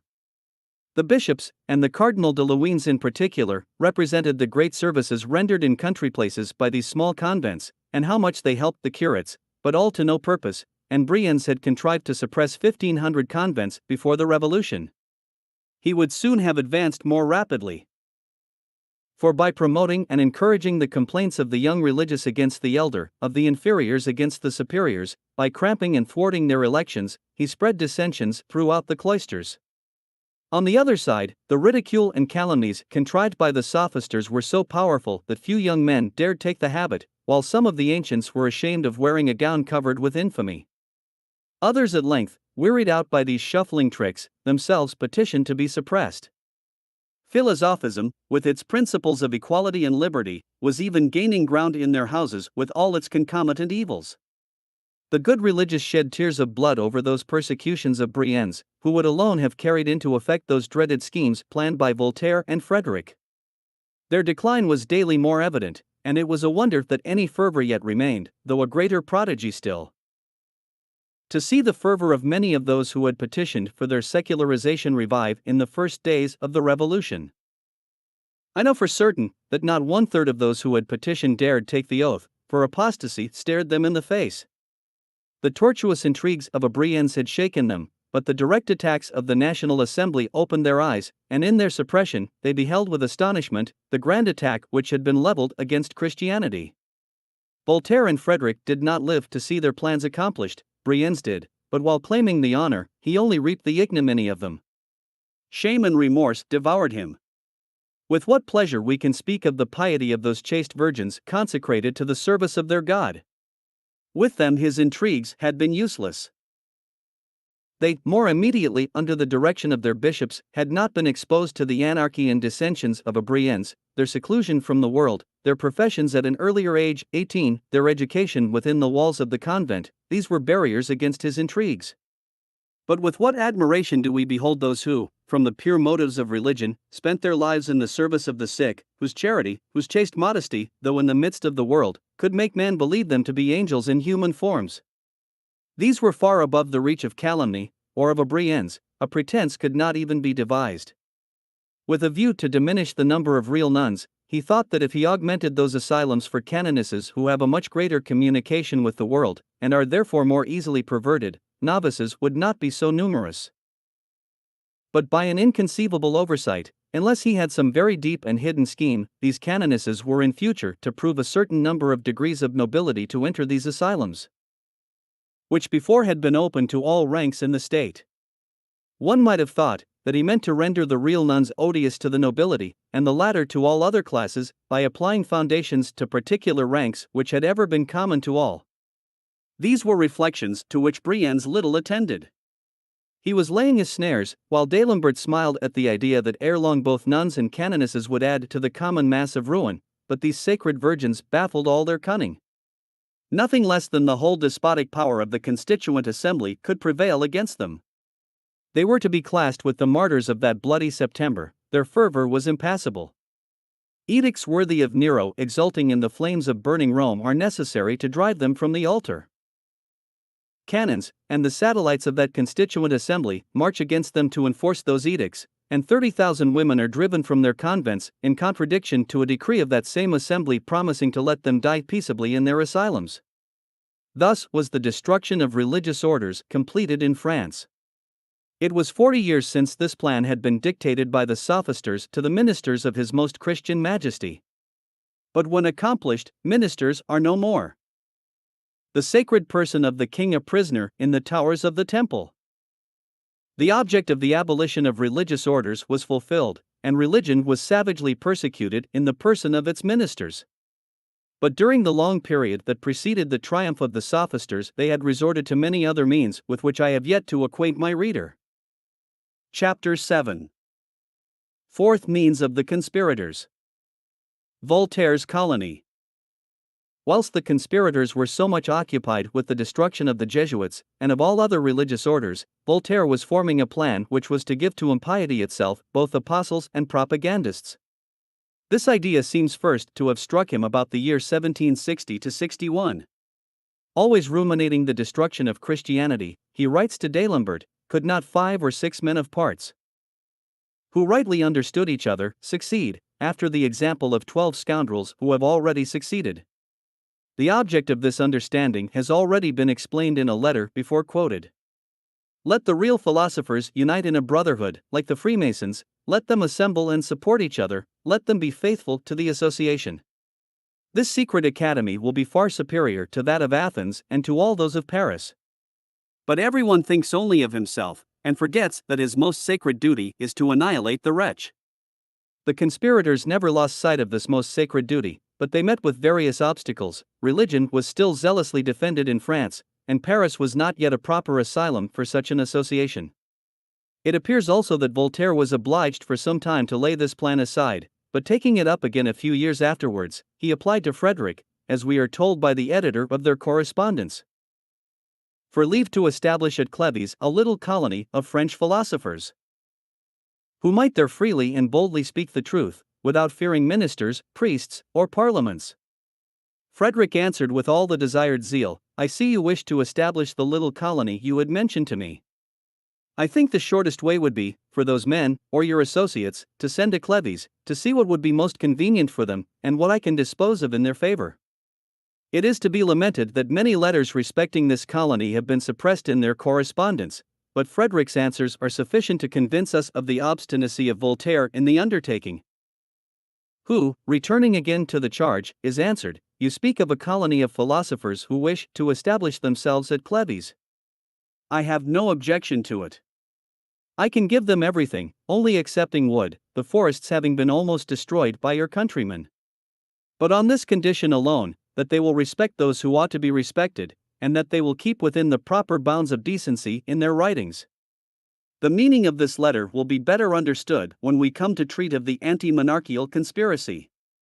Decency in their writings, one should think, would be of the first necessity even for their own views, as otherwise this new colony must have spread a general alarm, and governments would have been obliged to repress their barefaced impudence. While on one side Voltaire was imploring the succor and protection of the King of Prussia for these apostles of impiety, on the other he was seeking sophisters worthy of the apostleship. He writes to Damolaville that he is ready to make a sacrifice of all the sweets of Femi, and go and place himself at their head. Your friend, says he, persists in his idea. It is true, as you have observed, that he must tear himself from many objects that are at present his delight, and will then be of his regret. But is it not better to quit them through philosophy than by death? What surprises him most is, that many people have not taken this resolution together. Why should not a certain philosophic baron labor at the establishment of this colony? Why should not so many others improve so fair an opportunity? In the continuation of this letter we find that Frederick was not the only prince who countenanced the plan. 2 sovereign princes, who think entirely as you do, have lately visited your friend. One of them offered a town, provided that which relates to the grand work should not suit. It was precisely at the time when this letter was written that the Landgrave of Hesse-Kassel went to pay homage to the idol of Femi. The date of his journey, and the similarity of his sentiments, can leave little doubt that he was the prince who offered a town to the colony should Cleves prove inconvenient. Meanwhile, the apostles of this mock Messiah, however zealous as they were for the grand work, were not equally ready to sacrifice their ease. D'Alembert, idolized by the sophisters at Paris, saw that he could be but a secondary divinity in the presence of Voltaire. That Damolaville, who was celebrated by the impious patriarch as personally hating God, was necessary for carrying on the secret correspondence in Paris. Diderot, the certain philosophic baron, and the remaining multitude of adepts, reluctantly cast their eyes on a German town where they could not with equal ease sacrifice in luxury and debauchery to their pagan divinities. Such remissness disconcerted Voltaire. He endeavored to stimulate their ardor by asking, if 600,000 or 700,000 Huguenots left their country for the fooleries of Jean Chauvin, shall not 12 sages be found who will make some little sacrifice to reason, which is trampled on? When he wishes to persuade them that their consent is all that is necessary to accomplish the grand object, he writes again, all that I can tell you now by a sure hand is, that everything is ready for the establishment of the manufacture. More than one prince envies the honor of it, and from the borders of the Rhine unto the Obi. Tomplat, that is Plato Diderot, will be honored, encouraged, and live in security. He would then repeat the grand object of the conspiracy, in hopes of persuading the conspirators. He would try to inflame their hearts with that hatred for Christ which was consuming his own. He would repeatedly cry out, crush the wretch. Oh, crush the wretch. Then crush the wretch. His prayers, his repeated solicitations, could not avail against the attractions of Paris. That same reason which made Voltaire willing to sacrifice all the pleasing scenes of Femi, to bury himself in the heart of Germany, there to consecrate his days and writings to the extinction of Christianity, that reason, I say, taught the younger adepts that the sweets of Paris were not to be neglected. They were not the apostles of the gospel preaching temperance and mortification both by word and example, and in the end Voltaire, obliged to give up all hopes of expatriating his sophistical apostles. He indignantly expresses his vexation to Frederick a few years afterwards, I own to you that I was so much vexed and so much ashamed of the little success I had in the transmigration to Cleves, that I have never since dared to disclose any of my ideas to your majesty. When I reflect that a fool and an idiot like St. Ignatius should have found 12 followers, and that I could not find 3 philosophers who would follow me, I am almost tempted to think that reason is useless. I shall never be reconciled to the non-execution of this plan. It was there that I should have ended my old age. Violent, however, as Voltaire was in his reproaches against the other conspirators, the sequel of these memoirs will show that he was unjustly so.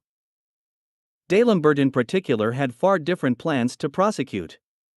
He grasped at the empire of the academic honors, and, without exposing his dictatorship, or expatriating the adepts, by distributing these honors solely to the sophisters, he abundantly replaced Voltaire's so much regretted plan. This object, and the method by which it was promoted, shall be the subject of the ensuing chapter. Chapter 7. Fifth means of the conspirators. The academic honors. The protection which the sovereigns had given to men of letters had brought them into that repute which they so well deserved, until, abusing their talents, they turned them against religion and governments. In the French Academy glory seemed to be enthroned, and a seat within its walls was the grand pursuit of the orator and the poet, in short, of all writers, whether eminent in the historic or any other branch of literature. Corneille, Bossuet, Racine, Massillon, La Bruyere, La Fontaine, and all those authors who had adorned the reign of Louis XIV were proud of their admission within this sanctuary of learning. Morals and the laws seemed to guard its entrance, lest it should be profaned by the impious. Any public sign of infidelity was a bar against admission even during the reign of Louis XV.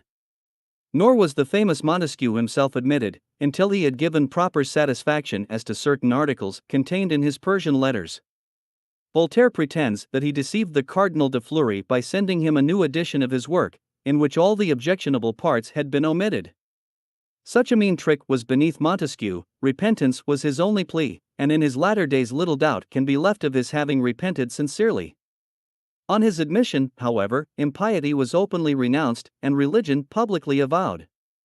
Boindon, whose infidelity was notorious, had been rejected, though a member of several other academies. Voltaire, for a long time unable to gain admission, at length succeeded merely through the influence of high protectors, and by the practice of that hypocrisy which we shall see him recommending to his disciples. D'Alembert, with great prudence, concealed his propensity to infidelity until he had gained his seat, and though the road to these literary honors had been much widened by the adepts who surrounded the court, he nevertheless thought that it would not be impossible, by dint of intrigue, to turn the scale, that if impiety had formerly been a ground of exclusion, it might in future be a title to admission, and that none should be seated near him but those whose writings had rendered them worthy abettors of the conspiracy and supporters of its sophisticated arts. His forte was petty intrigue, and so successfully did he practice it, that in latter times the titles of academician and sophister were nearly synonymous. It is true that he sometimes met with obstacles, but the plot formed between him and Voltaire for the admission of Diderot will be sufficient to evince what great advantages they expected would accrue to their conspiracy by this new means of promoting irreligion. D'Alembert first proposes it.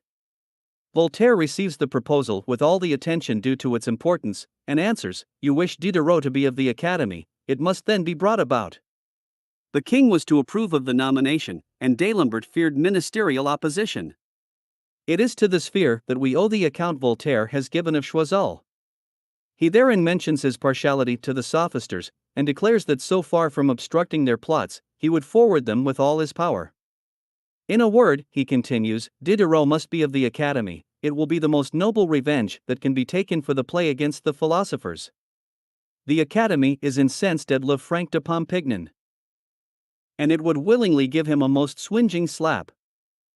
I will make a bonfire on Diderot's admission. Ah! What a happiness it would be, if Helvetius and Diderot could be received together. D'Alembert would have been equally happy in such a triumph, but he was on the spot and saw the opposition made by the Dauphin, the Queen, and the clergy. He answers, I should be more desirous than yourself to see Diderot of the Academy. I am perfectly sensible how much the common cause would be benefited by it, but the impossibility of doing it is beyond what you can conceive. Voltaire, knowing that Choiseul and La Pompadour had often prevailed against the Dauphin, ordered D'Alembert not to despond. He takes the direction of the intrigue on himself, and places his chief hopes on the courtesan. Still further, says he, she may look upon it as an honor, and make a merit of supporting Diderot. Let her undeceive the king, and delight in quashing a cabal which she despises. What D'Alembert could not personally undertake, Voltaire recommends to the courtiers, and particularly to the Count d'Argental, my divine angel.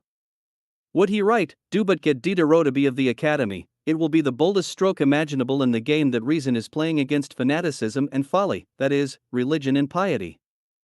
Impose for penance on the Duc de Choiseul, to introduce Diderot into the Academy. The secretary of the Academy, Duclos, is also called in as an auxiliary by Voltaire, who gives him instructions to ensure the success of the recipientary adept. Could not you represent, or cause to be represented? How very essential such a man is to you for the completion of some necessary work. Could not you, after having slyly played off that battery, assemble 7 or 8 of the elect, and form a deputation to the king, to ask for Diderot as the most capable of forwarding your enterprise? Would not the Duke of Nivemois help you in that project? Would not he be the speaker on the occasion? The bigots will say that Diderot has written a metaphysical work which they do not understand. Let him say that he did not write it, and that he is a good Catholic. It is so easy to be a Catholic. It may be an object of surprise to the reader and to the historian to see Voltaire straining every nerve, calling on dukes and courtiers, not blushing at the vilest hypocrisy, advising base dissimulation, and that merely to gain the admission of one of his fellow conspirators into the Academy. But this surprise will cease when they see D'Alembert's own words. I am perfectly sensible how much the common cause would be benefited by it, or in other words, the war we are waging against Christianity. These words will explain all his anxiety. And to get admitted within the sanctuary of letters the man the most notorious for infidelity, would it not be confirming the error which the government had committed, in letting itself be led away by the hypocritical demonstrations of a Voltaire or a D'Alembert? Would it not have been crowning the most scandalous impiety with the laurels of literature, and declaring that atheism, so far from being a stain, would be a new title to its honors? The most prejudiced must own it would have been an open contempt for religion, and Choiseul and La Pompadour were conscious that it was not yet time to allow the conspirators such a triumph. D'Alembert even shrunk back when he beheld the clamors it would excite, and for the present desisted. But the critical moment was now come, when the ministers secretly abetted what they publicly professed a desire to crush. D'Alembert persisted in his hopes that with some contrivance he might soon be able to exclude from literary honors all writers who had not offered some sacrifice at least to the anti-Christian sophistry, and he at length succeeded. Having shown how highly D'Alembert had conceived of the importance that the French Academy, converted into a club of irreligious sophisters, would be to the conspiracy, let us examine the merits of some of those who were admitted among its members. And, first, we find Marmontel, perfectly coinciding in opinion with Voltaire, D'Alembert, and Diderot. Then, in succession, La Harpe, the favorite adept of Voltaire, Chamfort, the adept and hebdomadary coadjutor of Marmontel, and La Harpe, one Lumiere, distinguished by Voltaire as a staunch enemy to the wretch, or Christ, and Abbé Milot, whose sole merit with D'Alembert was his total oblivion of his priesthood, and with the public his having transformed the history of France into an anti-papal one, a Brienz, long since known to D'Alembert as an enemy to the Church, though living in its bosom, a Sour, a Gaillard, and lastly a Condorcet, whose reception enthroned the fiend of atheism within the walls of the Academy. It does not appear why Mr. de Turgot did not succeed in his election, though aided by all the intrigues of D'Alembert and Voltaire. The reader who casts an eye on their correspondence will be surprised to see of what concern it was to them to fill this philosophical Sanhedrim with their favorite adepts. There are above 30 letters on the admission of them, and on the exclusion of those persons who were friendly to religion.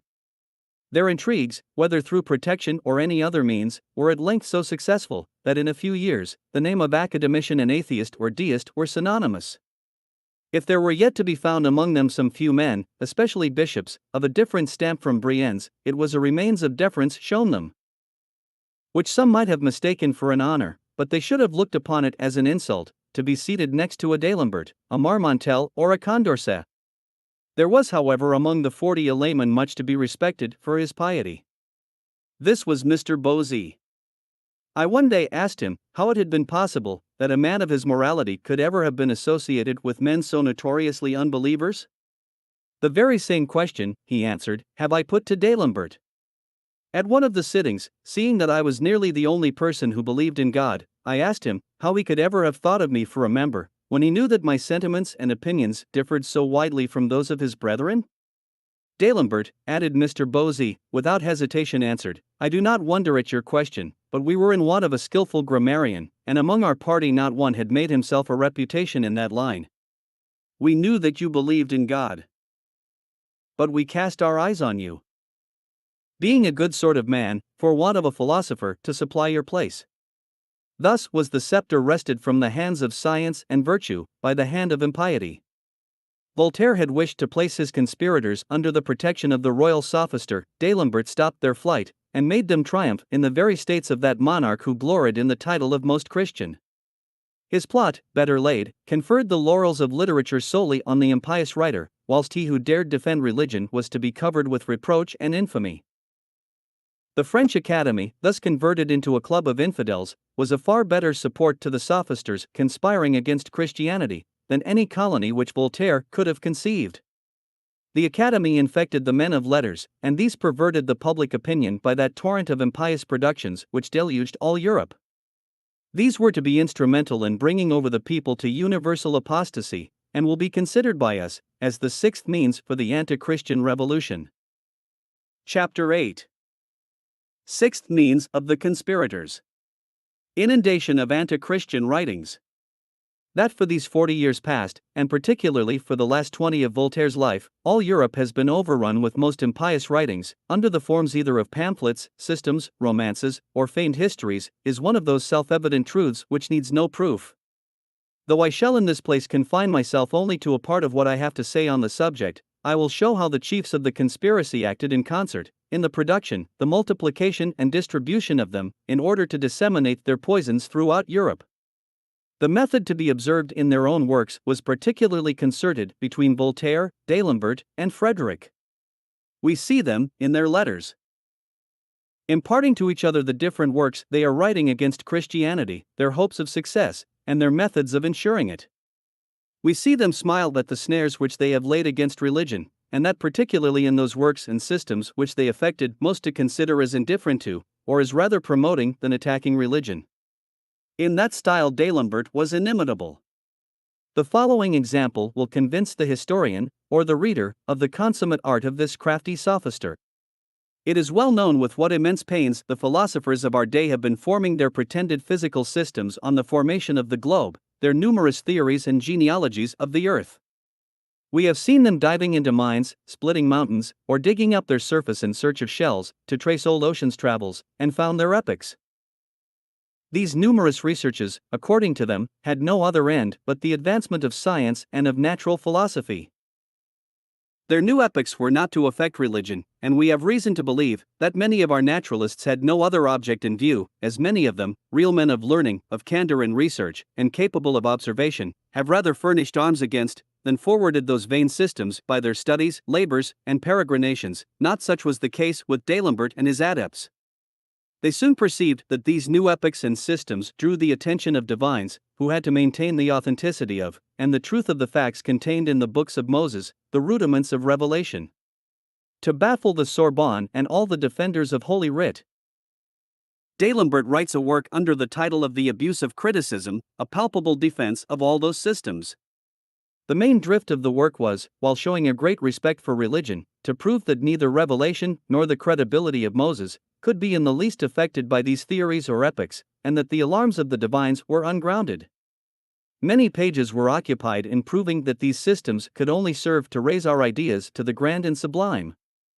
That, so far from counteracting the power of God, or his divine wisdom, they only displayed it more clearly, that considering the object of their researches, it less became the divine than the natural philosopher to judge them.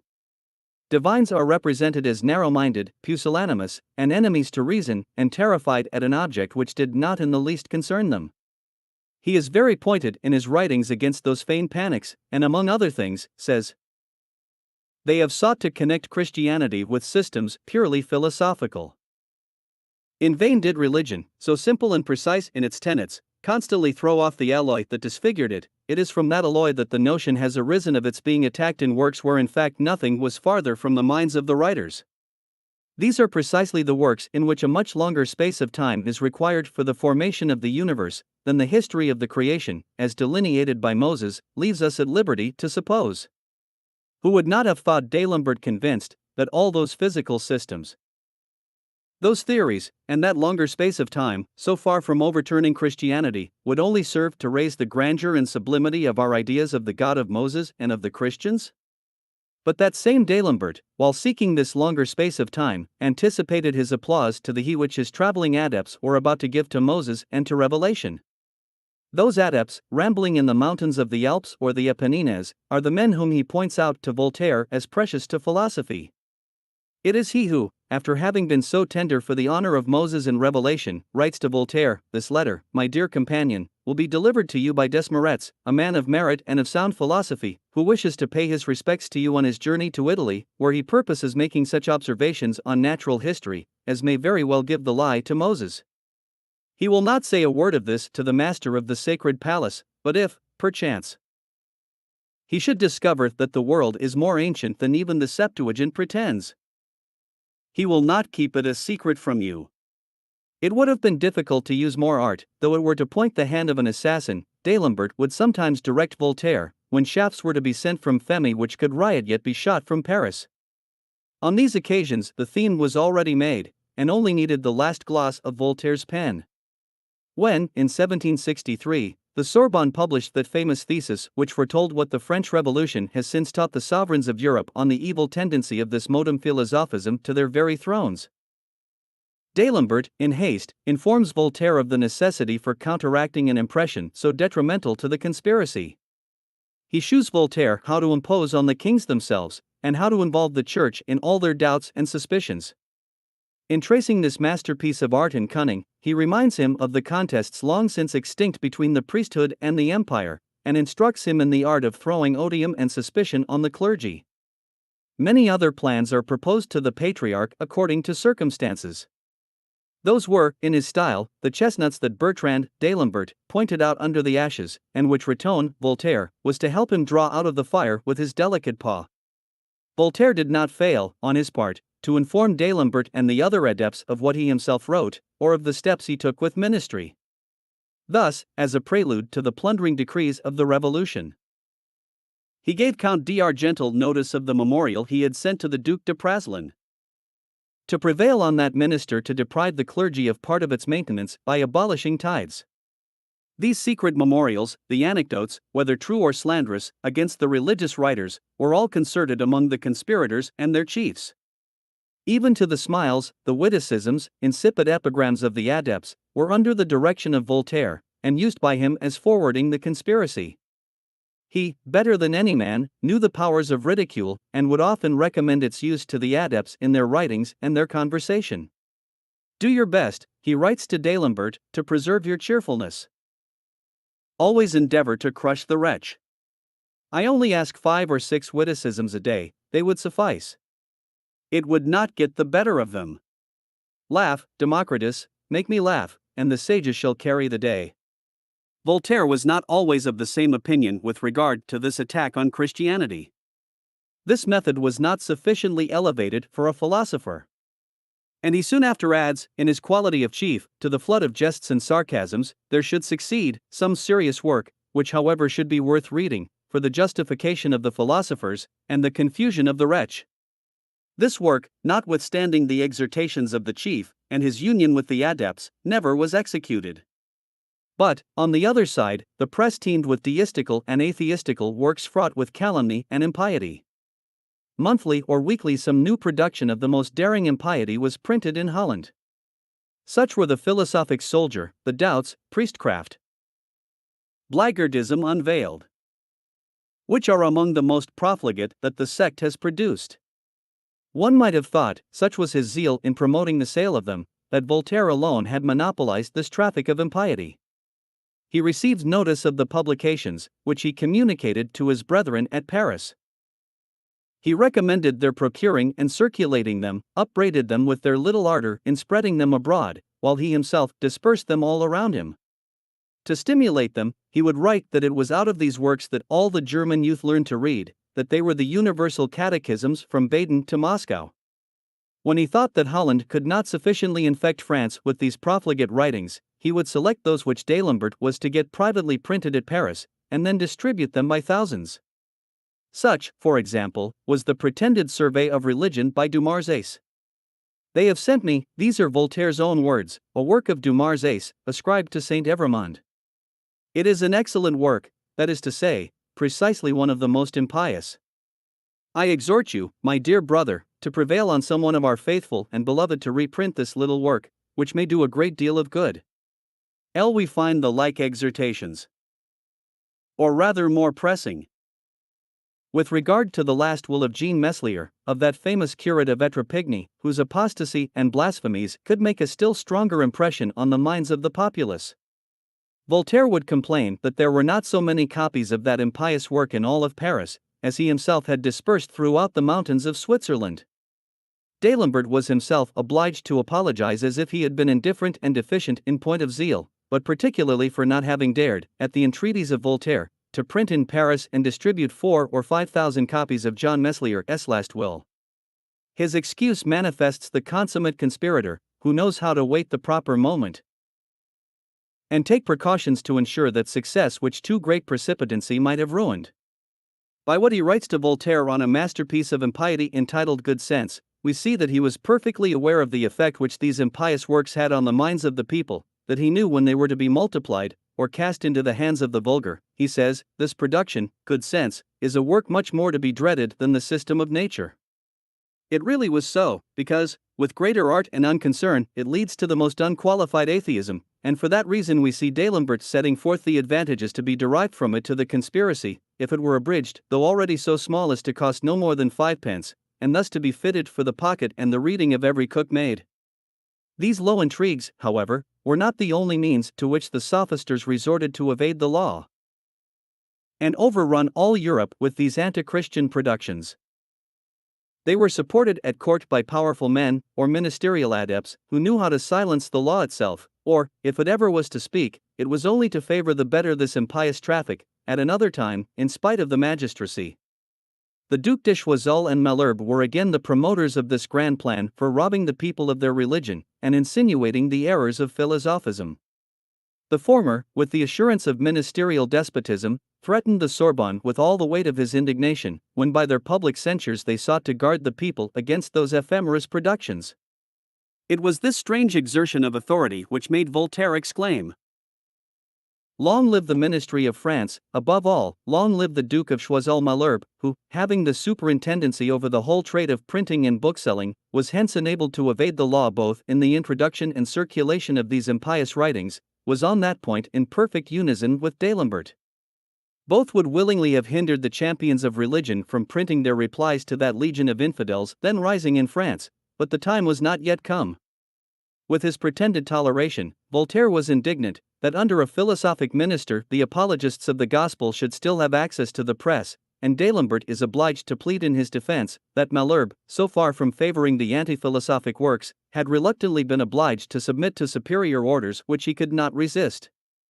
Not content with a simple connivance, such excuses were unsatisfactory to Voltaire. Nothing less than the authority of kings could satisfy his zeal. And he has again recourse to Frederick. This inundation of impious books was to have been the prime object of his colony. As yet unconsoled for the failure of that plan, he writes to the king of the sophisters, "Were I younger and had I health, I would willingly quit the house I have built and the trees I have planted, to go and dedicate with 2 or 3 philosophers the remainder of my life, under your protection, to the printing of a few useful books. But, sire, cannot you, without exposing yourself, have some of the Berlin booksellers encouraged to reprint them, and to distribute them throughout Europe at a price low enough to ensure their sale?" This proposal, which transformed the King of Prussia into the hawker general of anti-Christian pamphlets, did not displease his protecting majesty. "You may," answers Frederick, "make use of our printers as you please, they enjoy perfect liberty, and as they are connected with those of Holland, France, and Germany, I have no doubt but that they have means of conveying books whithersoever they may think proper." Even at Petersburg Voltaire had found hawkers of these impious productions. Under the protection and by the influence of Count Chauvelot, Russia was to petition Diderot or leave to be honored with the impression of the encyclopedia, and Voltaire is commissioned to announce the triumph to Diderot. The most impious and most seditious work that Helvetius had written was then reprinting at The Hague, and the Prince Galitzin dared to dedicate it to the Empress of all the Russias. Here Voltaire's zeal was outrun by his success. He could not help remarking, with what amazement the world would see such a work inscribed to the most despotic sovereign on earth.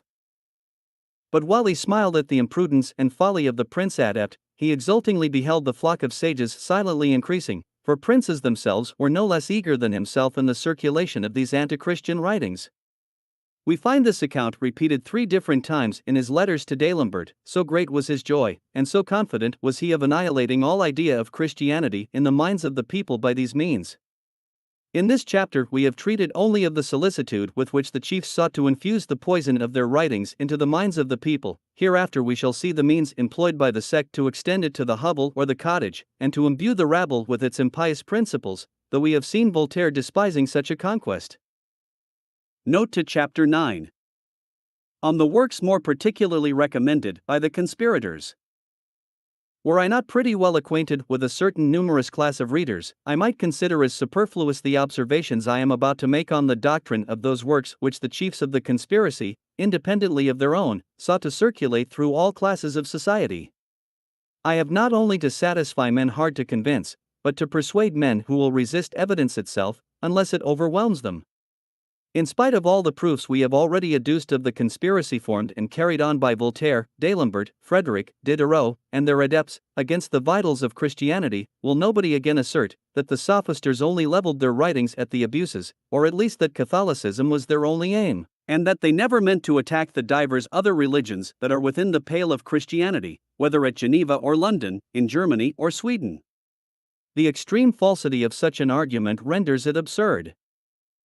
If we do but reflect for a moment on the nature of those works which the sophisters circulated with so much zeal, can we suppose that they wished to disseminate other principles than those preached up in these works? Let us appeal to them, and see if the destruction of abuses, or even of Catholicism alone, could have been their sole object. We have seen that the works so highly recommended by Voltaire and D'Alembert are particularly those of Fréret, Boulanger, Helvetius, John Meslier, Dumarzes, and Maillet, or at least they bear the names of those sophisters. They are, as we have before said, the philosophic soldier, the doubts or the sage's skepticism, and good sense, whose authors remain unknown. I will lay before the reader the diverse opinions broached by the writers so much commended by the sophisters, concerning those points which cannot be invalidated without overthrowing the very foundation of Christianity, and then let anyone conclude that the conspiracy only impugned abuses, or some particular branch of Christianity. The belief of the existence of a God belongs to every religion that is Christian. Let us then examine their doctrine as to a God. Freret tells us expressly the universal cause, that gu of the philosophers, of the Jews, and of the Christians, is but a chimera and a phantom. The same author continues, imagination daily creates fresh chimeras, which raise in them that impulse of fear, and such is the phantom of the deity. The author of Good Sense, that work which D'Alembert wishes to see abridged, in order to sell it for 5 pence to the poor and ignorant, is not so emphatical, but what is his doctrine? That the phenomena of nature only prove the existence of God to a few prepossessed men, that is to say, full of false prejudices, that the wonders of nature, so far from bespeaking a God, are but the necessary effects of matter prodigiously diversified. The philosophic soldier does not deny the existence of God, but he starts, in his first chapter, with a monstrous comparison between Jupiter and the God of the Christians, and the pagan God carries all the advantage of the discussion. According to Christianity Unveiled, which appeared under the name of Boulanger, it is more reasonable to admit with Manes of a twofold God than of the God of Christianity. The author of the Doubts, or of Skepticism, informs the world that they cannot know whether a God really exists, or whether there is the smallest difference between good and evil, or vice and virtue. Such is the drift of the whole of that work. We find the same opposition to Christianity in their doctrines on the spirituality of the soul. With Freret, everything that is called spirit, or soul, has no more reality than the phantoms, the chimeras, or the sphinxes. The sophister of the pretended good sense heaps up arguments anew to prove that it is the body that feels, thinks, and judges, and that the soul is but a chimera. Helvetius pronounces that we are in an error when we make of the soul a spiritual being, that nothing can be more absurd, and that the soul is not a distinct being from the body. Boulanger tells us decidedly that the immortality of the soul, so far from stimulating man to the practice of virtue, is nothing but a barbarous, desperate, fatal tenet, and contrary to all legislation. If from these fundamental tenets, essential to every religion as well as to Catholicism, we pass on to morality, we shall find Freret teaching the people that all ideas of justice and injustice, of virtue and vice, of glory and infamy, are purely arbitrary and dependent on custom. Helvetius will at one time tell us that the only rule by which virtuous actions are distinguished from vicious ones is the law of princes and pubic utility. Elsewhere he will say that virtue, or honesty, with regard to individuals, is no more than the habit of actions personally advantageous, and that self-interest is the sole scale by which the actions of man can be measured. In fine, that if the virtuous man is not happy in this world, we are justified in exclaiming, "O virtue, thou art but an idle dream." The same sophister also says that sublime virtue and enlightened wisdom are only the fruits of those passions called folly, or that stupidity is the necessary consequence of the cessation of passion, that to moderate the passions is to ruin the state, that conscience and remorse are nothing but the foresight of those physical penalties to which crimes expose us, that the man who is above the law can commit, without remorse, the dishonest act that may serve his purpose, that it little imports whether men are vicious, if they be but enlightened. The fair sex too will be taught by this author that modesty is only an invention of refined voluptuousness, that morality has nothing to apprehend from love, for it is the passion that creates genius and renders man virtuous. He will inform children that the commandment of loving their father and mother is more the work of education than of nature. He will tell the married couple that the law which condemns them to live together becomes barbarous and cruel on the day they cease to love each other. In vain should we seek among the other works that the chiefs of the conspirators wished to circulate a more Christian morality. Dumarsais, as well as Helvetius, knows no other virtue but what is useful, nor vice but that which is hurtful to man upon earth. The philosophic soldier thinks that so far from being able to offend God, men are obliged to execute his laws. The author of Good Sense, so much praised by the leaders, tells them that to think we can offend God is to think ourselves stronger than God. He would even teach them to answer us, "If your God leaves to men the liberty of damning themselves, why should you meddle with it? Are you wiser than that God whose rights you wish to avenge?" Boulanger, in the work so much admired by Frederick and Voltaire, asserts that the fear of God, so far from being the beginning of wisdom, would rather be the beginning of folly. It would be useless to the reader, and irksome to ourselves, were we to carry these quotations any farther. Those who wish to see these texts, and numberless others of the same kind, may peruse the Helvian letters. But certainly here is enough to demonstrate that conspirators who wished to circulate such works were not leveling solely at the Catholic religion, much less at a few abuses. No, it is evident that every altar where Christ was adored was to be overthrown, whether Anglican, Calvinist, or Protestant. The base project of throwing into circulation 4 or 5,000 copies of John Messlier's Last Will would fully prove the design of annihilating every vestige of Christianity, since this last will or testament is nothing but a gross declamation against the doctrines of the Gospel. Chapter 10. Of the spoliations and violences projected by the conspirators, and concealed under the name of toleration. Of all the arts put in practice by the conspirators, none, perhaps, has succeeded better with them than the perpetual appeal in all their writings to toleration, reason, and humanity, which Condorcet tells us they had made their war-whoop. In fact, it was natural enough that men who appeared so deeply impressed with these sentiments should gain the attention of the public, but were they real? Did the conspiring sophisters mean to content themselves with a true toleration? As they acquired strength, did they mean to grant to others what they asked for themselves? These questions are easily solved, and it would be useless for the reader to seek the definition of each of these high-sounding words imposed upon the public, when their private and real sentiments are to be seen in their continued cry of "Crush religion." To cast an eye on their correspondence is sufficient to identify the plans of these conspiring sophisters with those of the Jacobins, their successors. Do not the Pétions, the Condorcets, and the Robespierres adopt their wishes and execute their plans under the same mask of toleration?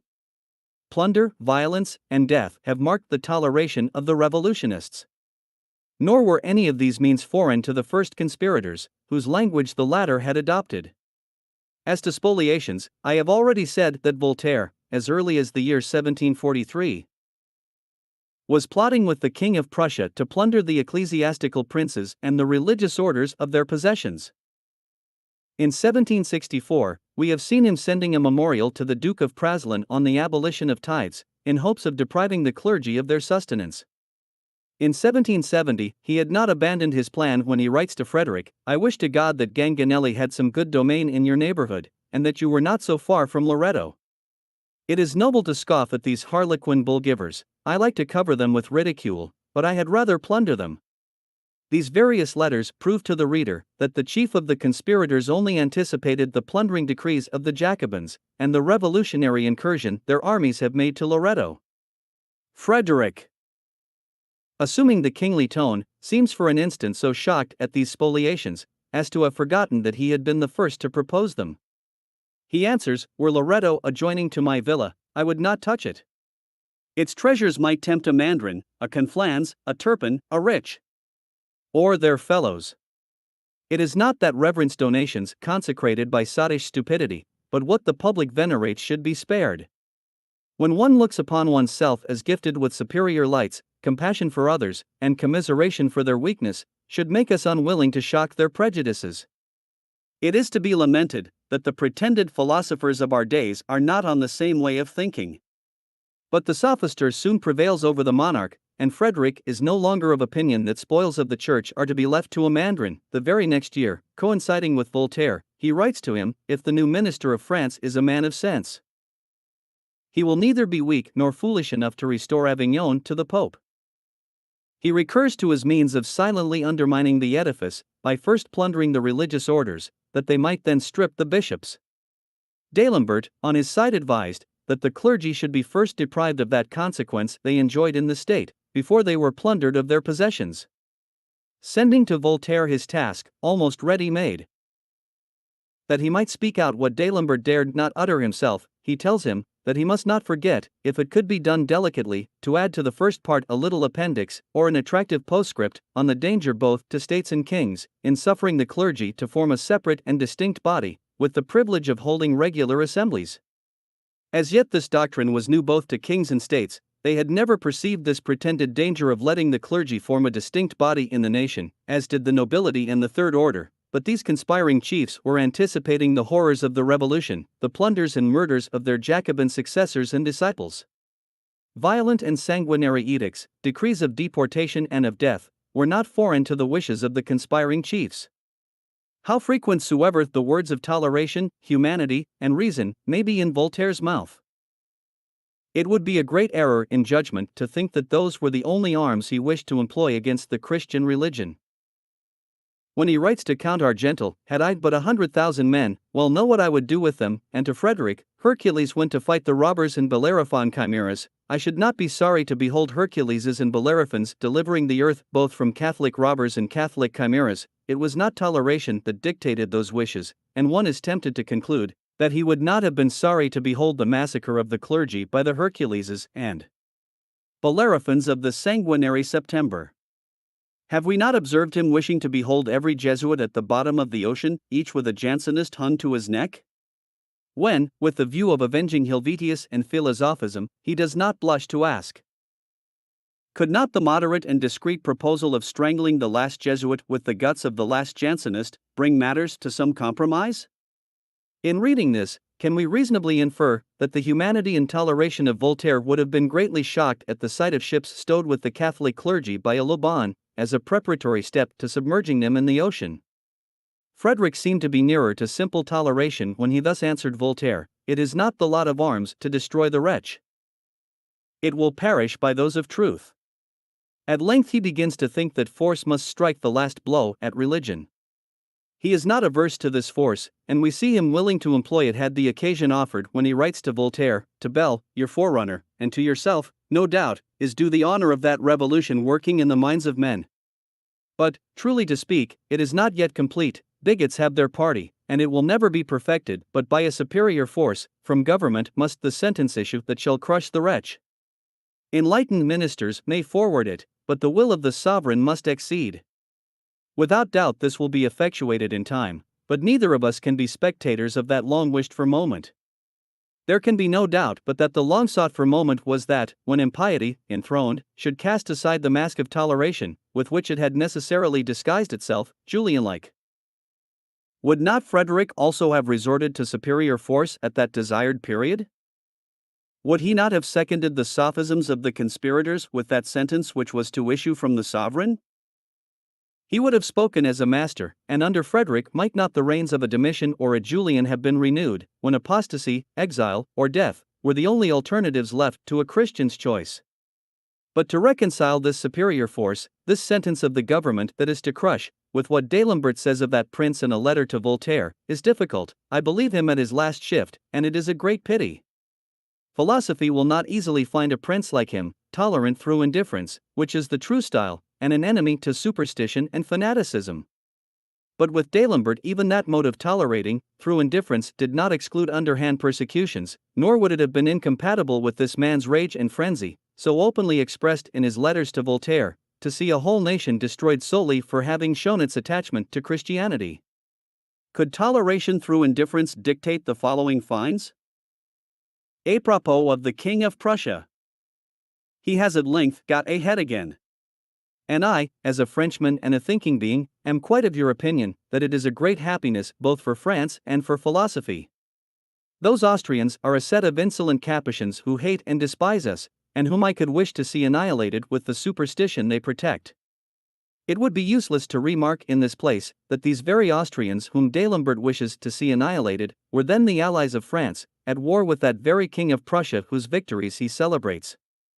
These circumstances might serve to show how much more philosophism swayed the heart of the sophister than the love of his country, and that toleration would not have hindered the conspirators from betraying their king or country, could they by that event have made a new attack on Christianity. We plainly see that all these inhuman wishes were rather expressed by inadvertency than the avowed object of their correspondence.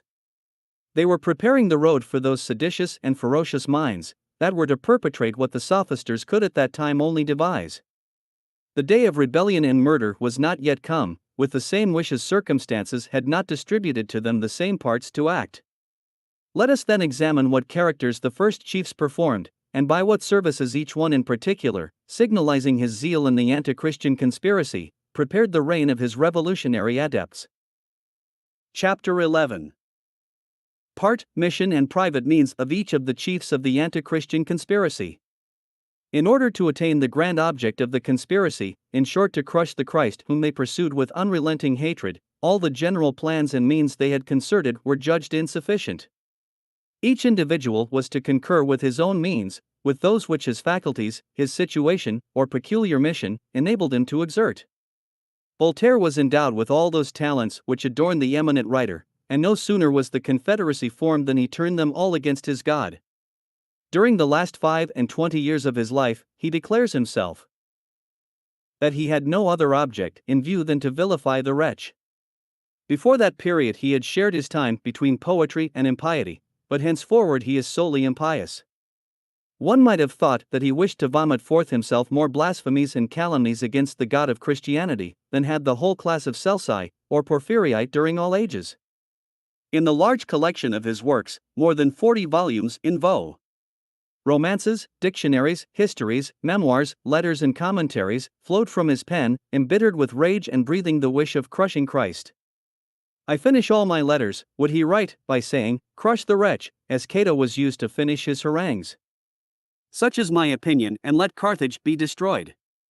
In this immense collection it would be in vain to seek any particular system of deism, of materialism, or skepticism. They all form one common mass. We have seen him conjuring D'Alembert to unite all these diverging sects in the common attack against Christ. And his own heart may be said to have been their focus. He cared not whence the storm arose, or whose the hand that struck, the subversion of the altar was his only aim. The religious authors, and we ourselves, have shown him fickle in his systems, and daily adopting new opinions, and that from his own works. We behold 20 different men in him alone, but each of them equally hateful. Rage accounts for his contradictions, even his hypocrisy flows from the same source. This latter phenomenon is not sufficiently known, it must have its page in history, but let Voltaire himself speak as to the extent and original cause of so base a conduct. During that inundation of anti-Christian books in France, government would sometimes, though remissly, take cognizance of their authors. Voltaire himself had been prosecuted on account of his first impious writings. When declared premier chief, he thought that more caution became his preeminence, lest any legal proof should be acquired of his impiety. The better to attack, and the more securely to crush Christ, he conceals himself under his very banners, he frequents his temples, is present at his mysteries, receives into his mouth the God he blasphemed, and if annually at Easter he received, it was but more audaciously to blaspheme his God. To so monstrous an accusation incontestable proofs shall be brought. On the 14th of January, 1761, Voltaire sends a performance, I know not what, but which the editor of his works supposes to be an epistle to Mademoiselle Clairon, a famous actress in those days, to one of his female adepts, the Countess of Argental, whom he styles his angel. Beyond a doubt, it was a most scandalous production, since only the chosen of the elect are favored with it, or rather since to them alone Voltaire dared send it. In short, whatever was the subject, it was accompanied with the following letter. Will you amuse yourself with the perusal of this scrap? Will you read it to Mademoiselle Clairon?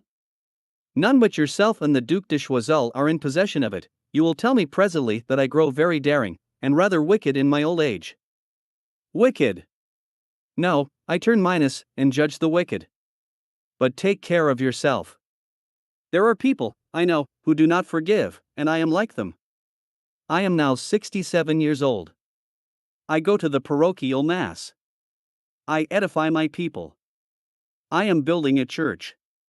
I receive communion there, and, zounds, I will be buried there, in spite of all the hypocrites. I believe in Jesus Christ consubstantial with God, and in the Virgin Mary Mother of God. Ye base persecutors, what have you to say to me? Why? You have written La Pucelle. No, I never did. You are the author of it, it was you that gave ears to Jones Palfrey.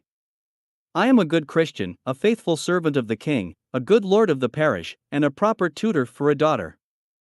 I make curates and Jesuits tremble.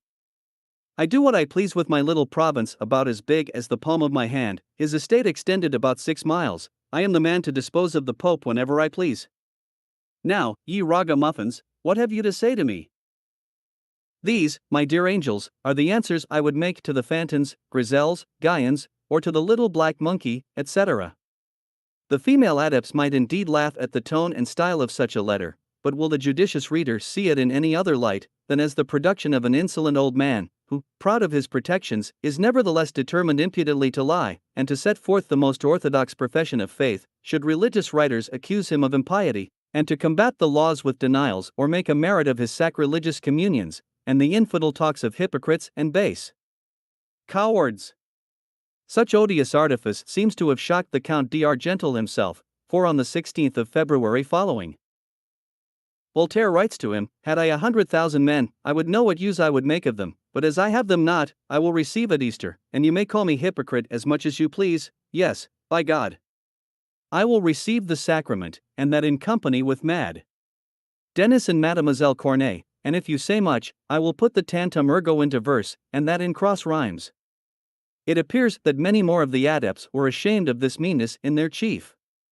He himself at length thinks it necessary to write to D'Alembert on the subject, to whom he says, "I know there are people who speak ill of my Easter devotions. It is a penance I must resign myself to, in expiation of my sins. Yes, I have received my Easter communion, and what is more, I presented in person the hallowed bread. After this, I could boldly defy both Molinists and Jansenists." If these last words do not sufficiently declare the motives of his hypocrisy, the following letter, also to D'Alembert, will do away all doubt. It is only 3 days posterior to the last. What, in your opinion, should the sages do when surrounded by senseless barbarians? There are times when one must imitate their distortions and speak their language. Mutimus Clipios, let us change our bucklers. In fact, what I have done this year, I have already done several times before, and please God I will do it again. This is the same letter too in which he particularly recommends that the mysteries of Murtra should not be divulged, and which he concludes with this terrible sentence against Christianity: "The monster must fall pierced by 100 invincible hands, yes, let it fall beneath 1,000 repeated blows." With this profound dissimulation, Voltaire combined all that dark dealing activity, which the oath of crushing the God of Christianity could suggest to the premier chief of the anti-Christian sophisters. Not content with his partial attacks, he had recourse to whole legions of adepts from the east to the west. He encouraged, pressed, and stimulated them in this warfare. Present everywhere by his correspondence, he would write to one, prevail on all the brethren to pursue the wretch in their discourses and in their writings, without allowing him one moment's respite. To another he would say, make the most earnest, though the most prudent efforts to crush the wretch.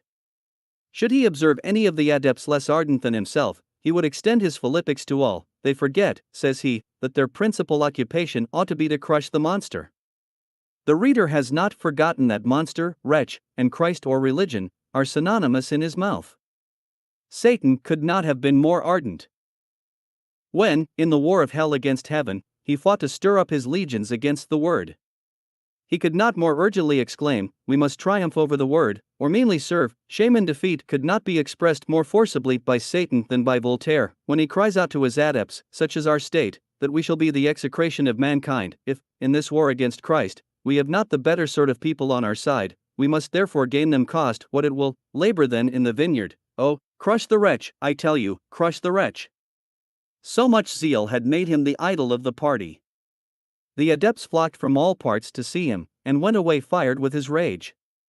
Those who could not approach, consulted him by letter, and laid their doubts before him. They would crave to know whether there really was a God, if they really had a soul, etc. Voltaire, who knew nothing of the matter, smiled at his own power, but always answered that the God of the Christians was to be crushed. Such were the letters he received every week. He himself wrote a prodigious number in the same blasphemous style. The reader must have seen the collection in order to believe that the heart or hatred of one single man could dictate, or that one hand could pen them, and that without considering his many other blasphemous works. In his De Nat Femi, he would be informed of, and see all. He would personally direct everything that related to the conspiracy.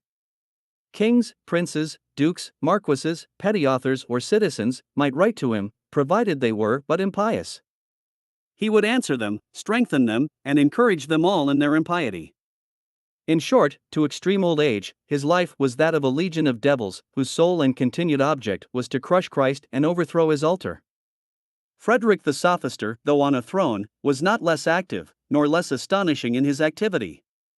This man, who alone did for his kingdom all that a king could do, and even more than both king and ministers in most other countries do, outstripped the sophisters also in their anti-Christian deeds. As a chief of the conspiracy, his part, or rather his folly, was to protect the inferior adepts. If any of them chanced to fall under prosecution by what was called fanaticism. When the Abbé Desprades was obliged to fly the censures of the Sorbonne and the decrees of Parliament, the sophistical monarch presented him with a canonicate at Breslau. Edelon de Morival, a hair-brained youth, flies the vengeance of the laws. After having broken the public monuments of religion, he is received, and the colors of a regiment are entrusted to his hands. If his armies require money, his treasures are exhausted, but not so to the adepts. In the very height of war, their pensions, and particularly Dalembert's, are regularly paid. He was sometimes, it is true, seen to lay aside the sophister, and think it beneath a monarch to be connected with a set of blackguards, coxcombs, and visionary fools. But those were little sallies which the sophisters easily overlooked. His philosophism would return, he was one of theirs again, and his hatred to Christianity would once more engage his whole attention. He would then spur on Voltaire himself, he would urge and solicit him impatiently for new writings, and the more impious the work, the more he approved of it. Then with Voltaire and D'Alembert he would demean himself even to their artifices. He would, above all, admire the hand that struck unseen, or, as he expresses himself, that method of filliping the wretch, while loading him with civilities. Then, assuming the tone of disgusting flattery, he would style Voltaire the god of philosophy. He would fancy him ascending Olympus, loaded and satiated with glory, the conqueror of the wretch, supported by the genii of Lucretius and Sophocles, of Virgil and Locke, seated on a car beaming with light, and placed between Newton and Epicurus. He paid homage to him for the anti-Christian revolution which he saw preparing. Unable to triumph by so many titles himself, he would acquire that of being laborious, and even those impious works, whether in rhyme or in prose, published under his name, are not the only productions of the royal sophister. Many he privately ushered into circulation, and which never could have been thought to be those of a man who had the duties of a throne to fulfill. Such, for example, was his extract of Bell. More impious than Bell himself, he only rejects the useless articles, in order to condense the poison of the rest. His Acacia too, and that discourse on the history of the Church so much extolled, as well as its preface, by the abettors of impiety. In short, his productions were numberless, in which Voltaire finds no other fault but the eternal repetitions, like his own, of the same arguments against religion. Hence we see that it was not enough for Frederick to forward the conspiracy by his counsels, and to give refuge to its agents, but he would also, by his constancy and application to infect Europe with his impieties, aspire to the rank of chief. If he was inferior to Voltaire, it was in his talents, and not in his hatred, but had Voltaire been destitute of the support of a Frederick, he could not have risen to the height he aimed at. Possessed of the secret, he would willingly have initiated all kings to the mysteries of the conspiracy, and of all, he was the king who gave it the chief support. His example was still more powerful than his writings, and it may be justly said that his reign was that of a sceptred infidel. Placed in an humbler sphere, Diderot and D'Alembert began their several missions with a game that well characterized their apostleship. Both were actuated by its spirit. But neither had yet acquired that reputation which they afterwards gained more by their impiety than by their abilities. The coffee houses at Paris were their first stage. There unknown, first in one then in another, they would begin an argument on religious matters, Diderot the assailant and D'Alembert the defendant. The objection was forcible and pointed, the energy and tone of Diderot was invincible. The reply was weak, but made with all the apparent candor of a Christian, who wished to maintain the honor and truth of his religion. The idle Parisians, who generally resorted to these places, would hearken and admire, and sometimes take a part in the dispute. Diderot then insisted, resumed, and pressed the argument. D'Alembert, in return, owned that the difficulty appeared unanswerable, and then withdrew as if ashamed, and regretting that neither his divinity, nor his love for religion, could furnish him with arguments for its defense. Our two disputant friends would soon meet to felicitate each other on the good success of their sham conflict, and on the impression they had made upon the crowd of ignorant hearers, who had been completely duped. They then make a fresh appointment, the dispute was taken up again, the hypocritical advocate for religion makes a new display of his zeal, but submits to the superior arguments of atheism. At length the police, informed of their game, attempted to put a stop to it, but it was too late. These sophisms had spread through the different societés, never to be eradicated. Hence arose, in great part, that fury which soon became fashionable with all the youth of Paris, of disputing on matters of faith, and that still greater folly, of looking on objections as insuperable which immediately disappear when, in search of truth, we seek to know it, and follow it, in spite of those passions which militate against it. It was on occasion of the coffee-house disputations that the lieutenant of the police upbraiding Diderot with propagating atheism, that madman proudly answered, "It is true, I am art atheist, and I glory in it." "Why, sir," replied the minister, "you would know, were you in my place, that even had no God existed, it would be necessary to have invented one." However much the brain of this atheist might have been heated, the fear of the Bastille put a period to his apostleship. The minister would have been more correct in his office had he threatened him with bedlam. We refer the reader to the Helvian Letters, where are recorded his numberless titles to a place there. He was in fact the boasting madman of the conspiracy. They wanted a man of this cast, who would utter all the absurd and contradictory impieties which his brain could invent. Such are the ideas with which he filled his different writings, his pretended philosophic thoughts, his letter on the blind, his code, and his system of nature. This last work gave great offense to Frederick, who even refuted it, for reasons we shall explain in the anti-monarchical conspiracy. And indeed D'Alembert always kept the author's name a profound secret. He would not even own it to Voltaire, though he was as well acquainted with it as myself. But Diderot was not the sole author of this famous system. To build this chaos of nature, which, destitute of intelligence, had made man intelligent, he had associated with two other sophisters, whose names I will not mention for fear of error, not having paid sufficient attention to them to be certain, but as to Diderot I am certain, being previously acquainted with him. It was he who sold the manuscript, to be printed out of France, for the sum of 1,000 livres.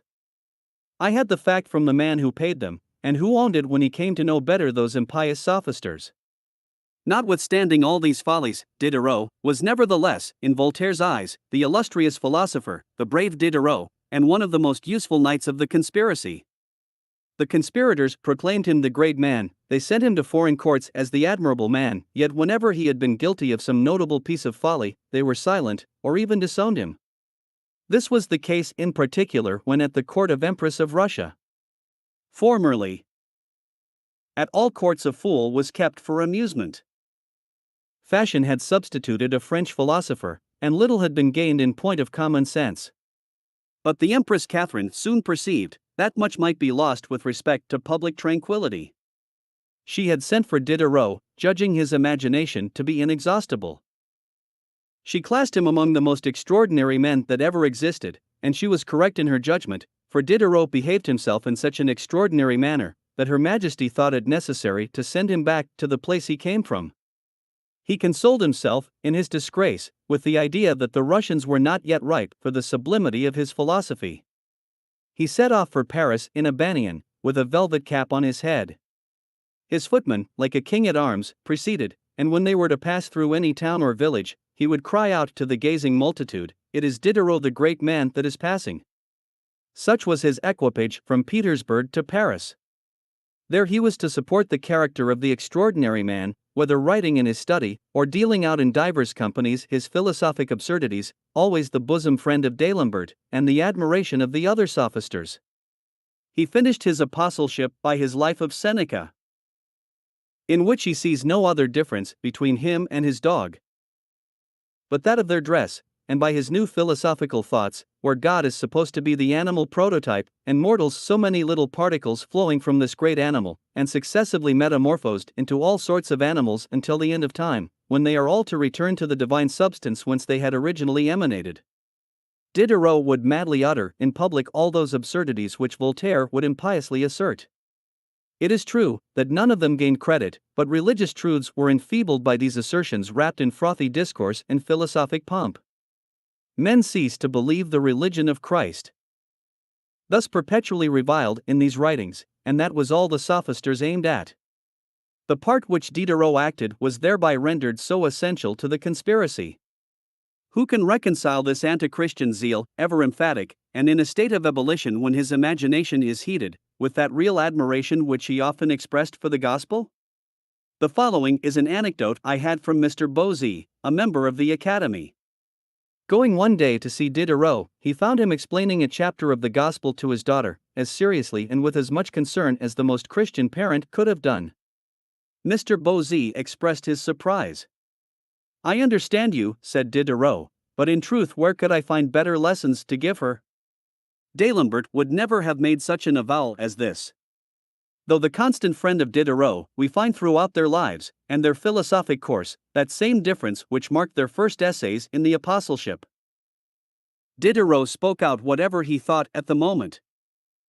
D'Alembert never said a word but what he wished to say.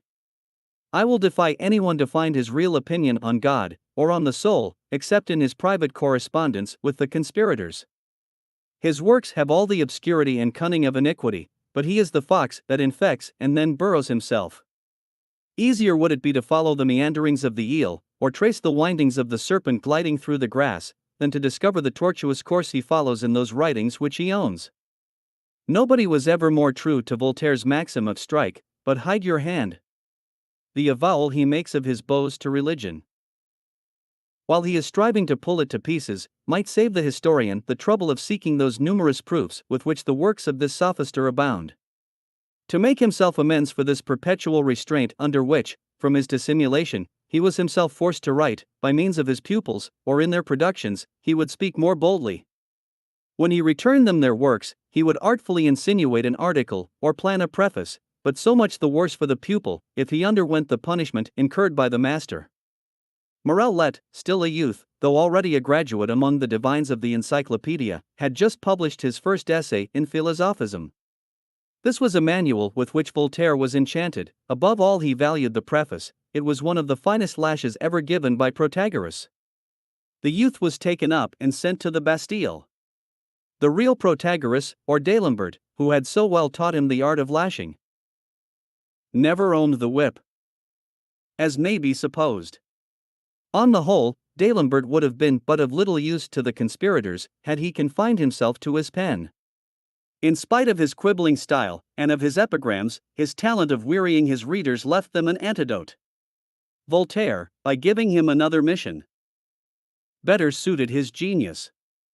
He had reserved to himself the ministers, dukes, princes, and kings, and all those sufficiently initiated to forward the conspiracy, but charged D'Alembert with the care of training the young adepts. Endeavor, he writes expressly, endeavor on your part to enlighten youth as much as you are able. Never was mission more actively, more zealously, nor more ably fulfilled. It is to be remarked, that however secret D'Alembert may have been in all the other parts he acted in the conspiracy, he was not unwilling that his zeal in this particular should be observed. He was the general protector of all young men who came to Paris possessed of any talents. Had they any fortune of their own, he dazzled them with crowns, premiums, and even with the academic seats, of which he absolutely disposed, either as perpetual secretary, or as being irresistible in all those petty intrigues wherein he so much excelled. The reader has already seen what a masterstroke it was for the conspirators to have filled with their adepts this tribunal of European mandarines presiding over the empire of letters. But his power in this point extended far beyond Paris. He writes to Voltaire, I have just got Helvetius and the Chevalier de Jaucourt admitted into the Academy at Berlin.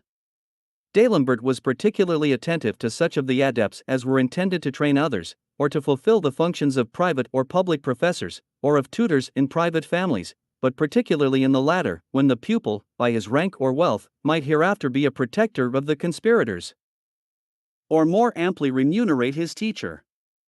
This was the true method of imbuing youth with the real principles of the conspiracy.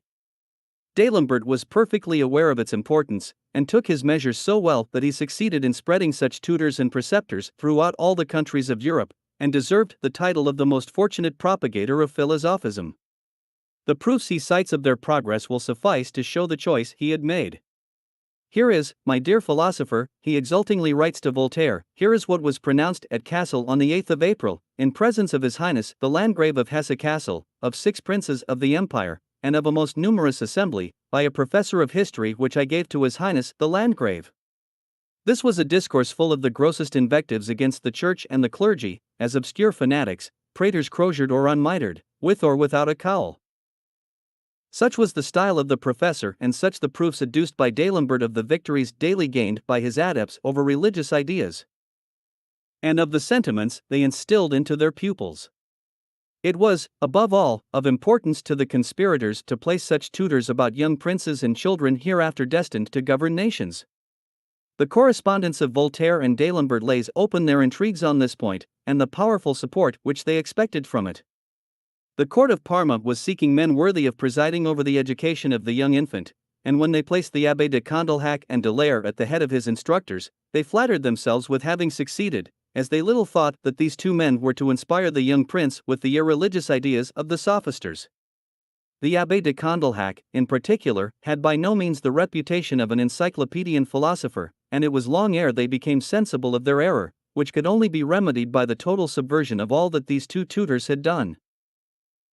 The whole would have been foreseen, had they known that Condillac was the particular friend of D'Alembert, who always looked up to him as a man precious to the self-created philosophers, or had they known that the choice of these two men was only the effect of an intrigue in which Voltaire glories. When he writes to D'Alembert, "It appears to me that the Parmesan child will be well surrounded, he will have a Condillac and a de Laer." If, with all that, he is a bigot, grace must be powerful indeed. These wishes and artifices of the sect were so well propagated that in spite of Louis XVI's attachment to religion, they sought to place new Condillacs about the heir to the crown, and as they succeeded in discarding the bishops from the education of the young dauphin, they would willingly have excluded all ecclesiastics, but, despairing of so complete a success, they sought to make the choice fall on some clergyman, who, like Condillac, would inspire the illustrious pupil with the principles of the sophisters. I am acquainted with one of those men with whom they dared to tamper. They offered him the place of tutor to the dauphin, being, as they said, sure of getting it for him, and of thereby making his fortune, but on condition that when he taught the young prince his catechism, he would take care to insinuate that all religious doctrine, as well as all the mysteries of Christianity, were only prejudices and popular errors, of which a prince should indeed be informed, but which he should never believe, and that in his private lessons he would instill, as true doctrine, all the errors of philosophism. Fortunately, this priest answered that he knew not how to sacrifice his duty to his fortune. More fortunately still, Louis XVI was not a man to encourage such intrigues.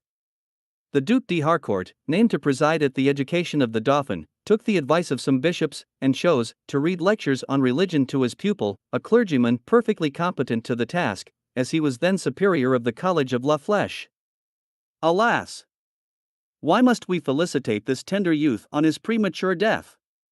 While yet the sophisters of infidelity could not flatter themselves with the subversion of the throne of his ancestors, were they not infusing their poisons to transform him at least into an impious king? And when the throne was overturned, would he, more than his young brother, have escaped the hands of the sophisters of rebellion? Many other adepts, with the same zeal to enthrone philosophism and to prepare the way for the anti-Christian revolution in diverse other courts, showed the same activity. At Petersburg they had beset the empress, they had persuaded her that some sophister, and that of the first class, ought to be entrusted with the education of her son. D'Alembert was named, and the Count Chauvelot was ordered by his sovereign to make the proposal in her name. D'Alembert simply received the offer as proof that Voltaire had no reason to be displeased with his mission, and that philosophy was sensibly reaching the throne. Whatever advantages he might have expected to reap from such a commission, he prudently declined. He preferred the petty empire he swayed in Paris as chief of the adepts, to the precarious favor of courts, and of that in particular whose distance from the center of the conspiracy could not have permitted him to act the same part in it. King of the young adepts, he did not confine his protection to those of Paris alone, but to the remotest parts of Russia would he extend his paternal care. He would follow their progress, share their destiny, or protect them in adversity. When he found his power insufficient, he would have recourse to Voltaire's credit. He would write, for instance, "The poor Bertrand is not lucky. He has petitioned fair Kate, the Empress of Russia, to restore to liberty 5 or 6 giddy-headed Welches. He had conjured her, in the name of philosophy, he had drawn up, under that sacred name, the most eloquent pleading that from memory of monkey was ever made. And Kate pretends not to understand it." This was as much as to say to Voltaire, "Try in your turn whether you can succeed better, and do for them what you have so often done for other adepts whose misfortunes I have made known to you. This understanding equally subsisted in all that regarded the conspiracy, little satisfied with pointing out works that were to be refuted, or with giving the sketch of some new and pious brochure, he would also be the spy over every religious author. It has often been an object of surprise to see Voltaire, so familiar with the anecdotes of the private lives of those whose works he pretended to refute, though generally they are slanderous, sometimes ridiculous, but always foreign to the question. He was indebted to D'Alembert for them.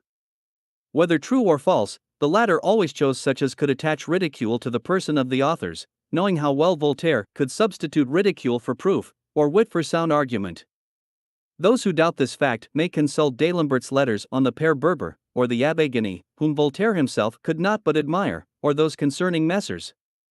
Lefranc, Cavirac or Sabatier, and on many others whom Voltaire hardly ever combats, but with the weapons that D'Alembert had furnished. Voltaire on his part spared nothing that could raise the importance of D'Alembert.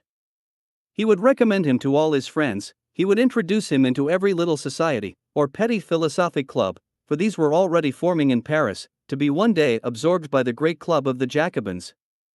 Some indeed would have been styled aristocratical, as they were the weekly meetings of counts, marquises or chevaliers, personages already too consequential to bend their knee before the altar of their god.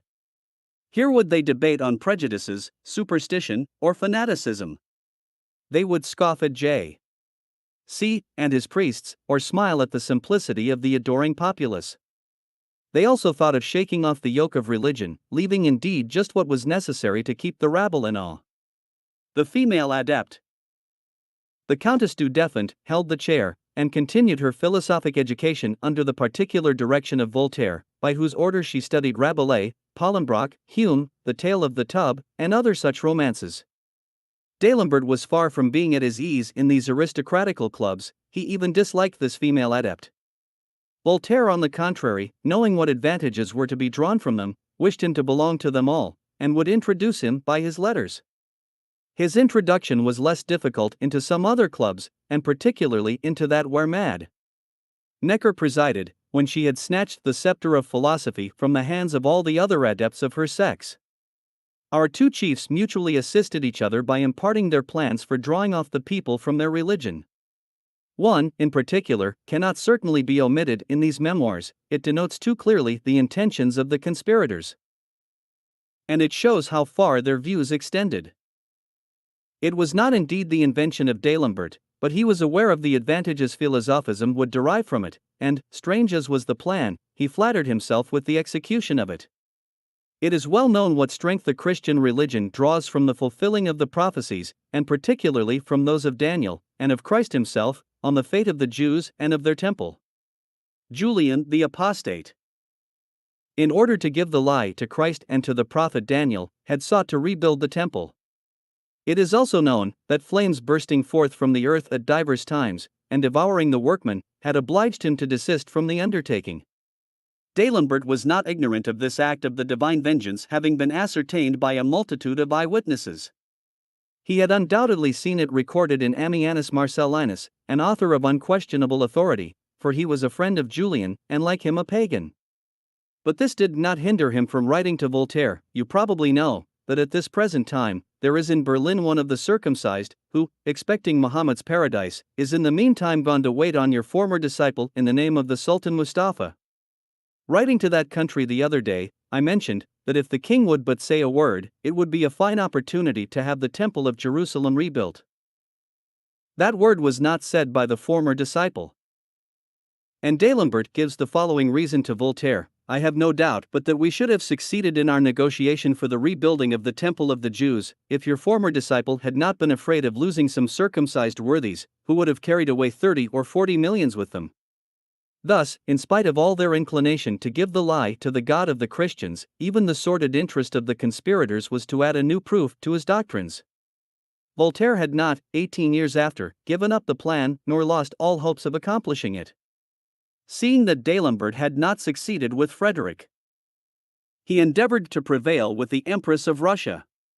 He writes to her, "If your Majesty is in a regular correspondence with Ali Bey, I implore your protection with him. I have a little favor to ask of him. It is to rebuild the Temple of Jerusalem, and to recall the Jews, who will pay him a large tribute, and thereby make a mighty lord of him." Voltaire, when nearly 80, still persisted in this plan, by which he was to prove to the people that Christ and his prophets were impostors. Frederick and D'Alembert were also far advanced in their career, and the time was not far distant when they were to appear before that very God whom they had daringly styled a wretch, and against whom they had never ceased to direct their malice. I have now laid before my readers the means and the industry with which they sought to overturn the altars, to annihilate the dominion of the faith, to destroy the priests of God, and to substitute the hatred and ignominy of him whom the Christians adore to his religion. I had promised not so much the history as the real demonstration of the conspiracy, and in exposing its object, its extent, or its means, I have not resorted to hearsay or vague report for proof. My proofs are their own words. The comparison of their letters and of their mutual communications carries conviction. My readers may henceforth reconcile this conspiracy and its means with that revolution operated by the Jacobins. They may already perceive that the latter, in destroying the altars of Christ, only execute the plots of the sophisters, their forerunners and masters. Was there a temple to be overthrown, a depredatory decree against the church to be passed by the Jacobins, of which we have not already seen the plan? Are not the Marats and the Robespierres figured by Voltaire in his Hercules and Bellerophon? And if whole nations are to be crushed in hatred to Christianity, have we not seen that wish formally expressed by D'Alembert? Everything teaches us the hatred of the Father gaining strength in the breast of the Son, and the plots propagating that when force shall coalesce with impiety, they can only generate a race brutal and ferocious. But this force to be acquired by the conspirators supposes a successive progress. Before it could throw off the mask, it was requisite that the number of adepts should be augmented, and that the arms of the multitude should be secured to them. I am about to show their successes under the reign of corruption in the divers orders of society during the lives of the chiefs. Hence history will hereafter more easily conceive and explain what they were during the reign of terror and devastation. Chapter 12. Progress of the conspiracy. First class of protectors. Crowned adepts. Voltaire's grand object, as we have seen, was to hurry away that whole class of men, styled by the conspirators the better sort, and infuse into them his hatred for Christ and his religion, to have left his gospel to none but the rabble, and to them only in case they could not efface it from their minds. Under this denomination of the better sort, they comprehended all who were distinguished either by power, rank, or riches, and, after them, all people of education or instruction, and honest citizens ranking above what Voltaire calls rabble, footmen, cooks, etc. It is an observation worthy the historian that the anti-Christian conspiracy first makes its progress in the most illustrious part of this class, among these, kings, emperors, ministers and courts, among those, in short, who may be styled the great. If a writer dares not utter these truths, let him throw aside his pen. He is too base and unworthy of treating such important subjects of history. He who has not the courage to tell kings that they were the first to league in the conspiracy against Christ and his religion, and that it is the same God who has permitted the conspirators first to threaten, shake, and silently undermine their thrones, then openly to scoff at their authority, the man, I say, who dares not hold such language is only abandoning the powers of the earth to their fatal blindness. They would continue to hearken to the impious, to protect impiety, and support its dominion, to let it circulate and spread from the palace to the city, from the towns to the country, from the master to the servant, from the lords to the people. And would not such crimes call down vengeance from heaven? Will not heaven have crimes too numerous to avenge upon nations, not to curse them with luxury and discord, with ambition and conspiracies, or with all those scourges which portend the downfall of nations? Had the monarch alone throughout his empire raised his head against his God, who has told us that the crimes of the chief shall not be avenged upon his people? Once more, I say, let the historian be silent if he dares not utter the truth. Should he seek the causes of a revolution in its agents, he would meet a Necker, a Brienne, a Philippe d'Orleans, Mirabeau's, and Robespierre's. A contusion in the finances, factions among the great, insubordination in the armies, the people agitated and disquieted, and at last seduced. Will he, by that, know whence these Neckers, Mirabeaus, or Robespierres have arisen, whence this confusion in finance, this spirit of faction, this insubordination of the armies, or the seduction of the divers classes of the state? He will have seized but the last thread of the conspiracy. He will have seen empires in their agony, but he will have overlooked that slow fever which consumed them, while the violence of the fit is reserved to that last crisis which precedes dissolution. He will describe the calamities which everyone has seen, but will he be the nearer to the remedy? Let the historian reveal the secrets of the masters of the earth, to ward from them the conspiracy which shall fall back upon them. And what secrets do we reveal? Secrets publicly printed for these 10 years past in their own correspondence with the chief of the conspiracy. It is too late to attack us on that point. Those letters were printed, to the great scandal of the public, to discover the favor of the impious man with the sovereigns of the earth. And when we show this protection avenged upon the sovereigns, it is not their shame we are seeking to divulge, it is their misfortunes and those of their people that we make known. The remedy then spontaneously manifesting itself, may avert or prevent much greater evils. Such a motive is more than an equivalent to all that could induce us to be silent. In the correspondence of the conspirators there is more than one letter which deposes against the Emperor Joseph II with all the possible evidence of such testimony, that he was initiated and had been admitted into all the mysteries of the anti-Christian conspiracy by Frederick. In the first of these letters Voltaire announces his victory in these terms: "You have afforded me great pleasure by reducing the infinite to its real value." But here is a thing far more interesting: Grimm assures us that the emperor is one of ours. That is lucky, for the Duchess of Parma, his sister, is against us. In another letter, Voltaire, exulting in so important a conquest, writes to Frederick: "A Bohemian of great wit and philosophy, called Grimm, has informed me that you have initiated the emperor into our holy mysteries." In a third, Voltaire, after enumerating the princes and princesses whom he reckoned among the adepts, adds these words: "You have also flattered me with the emperor's being in the way of perdition, that would he a good recruit for philosophy." This alludes to a letter written by Frederick to Voltaire a few months before, in which he says, "I am setting off for Silesia, and shall meet the emperor, who has invited me to his camp in Moravia, not to fight, as formerly, but to live as good neighbors. He is an amiable prince, and full of merit. He likes your works and reads them as often as he can. He is the very reverse of superstitious. In fine, he is an emperor such as Germany has not for a long time seen. We neither of us like the ignorant and barbarous. But that is not a reason for exterminating them. Now that we are acquainted with Frederick's idea of a prince, the very reverse of superstitious, and who reads Voltaire's works as often as he can, his encomiums are easily understood. They truly point out an emperor such as Germany had not for a long time seen, that is, an emperor as irreligious as Frederick himself. Both the date and the last words, "but that is not a reason for exterminating them," recalls to our mind a time when Frederick, thinking the sophisters too daring and hasty, sought himself to repress their imprudence, lest it might overthrow the whole political system of governments. It was not yet time to employ superior force, or to pass the last sentence. The war against Christ then resolved on between Frederick and Joseph was not to be a war of Neros and Diocletians, it was silently to undermine. Such was that which Joseph waged, as soon as the death of Maria Theresa left him at liberty to act. He carried it on with hypocrisy, for Joseph, as unbelieving as Frederick, wished to be looked upon as a very religious prince, and would often protest that the slightest attack on Christianity was the most distant from his ideas. During his travels through Europe he continued to take the sacraments and perform his Easter devotions at Vienna and Naples. With that exterior piety, which could not seem to coincide with the hypocrisy of those of Voltaire at Ferney. He carried his dissimulation so far, that in passing through France he refused to call at Ferney, though very near and fully expected there by Voltaire. It is even said, that in turning away he affectedly observed, that he could not bear to see a man, who, by calumniating religion, had given the severest blow to humanity.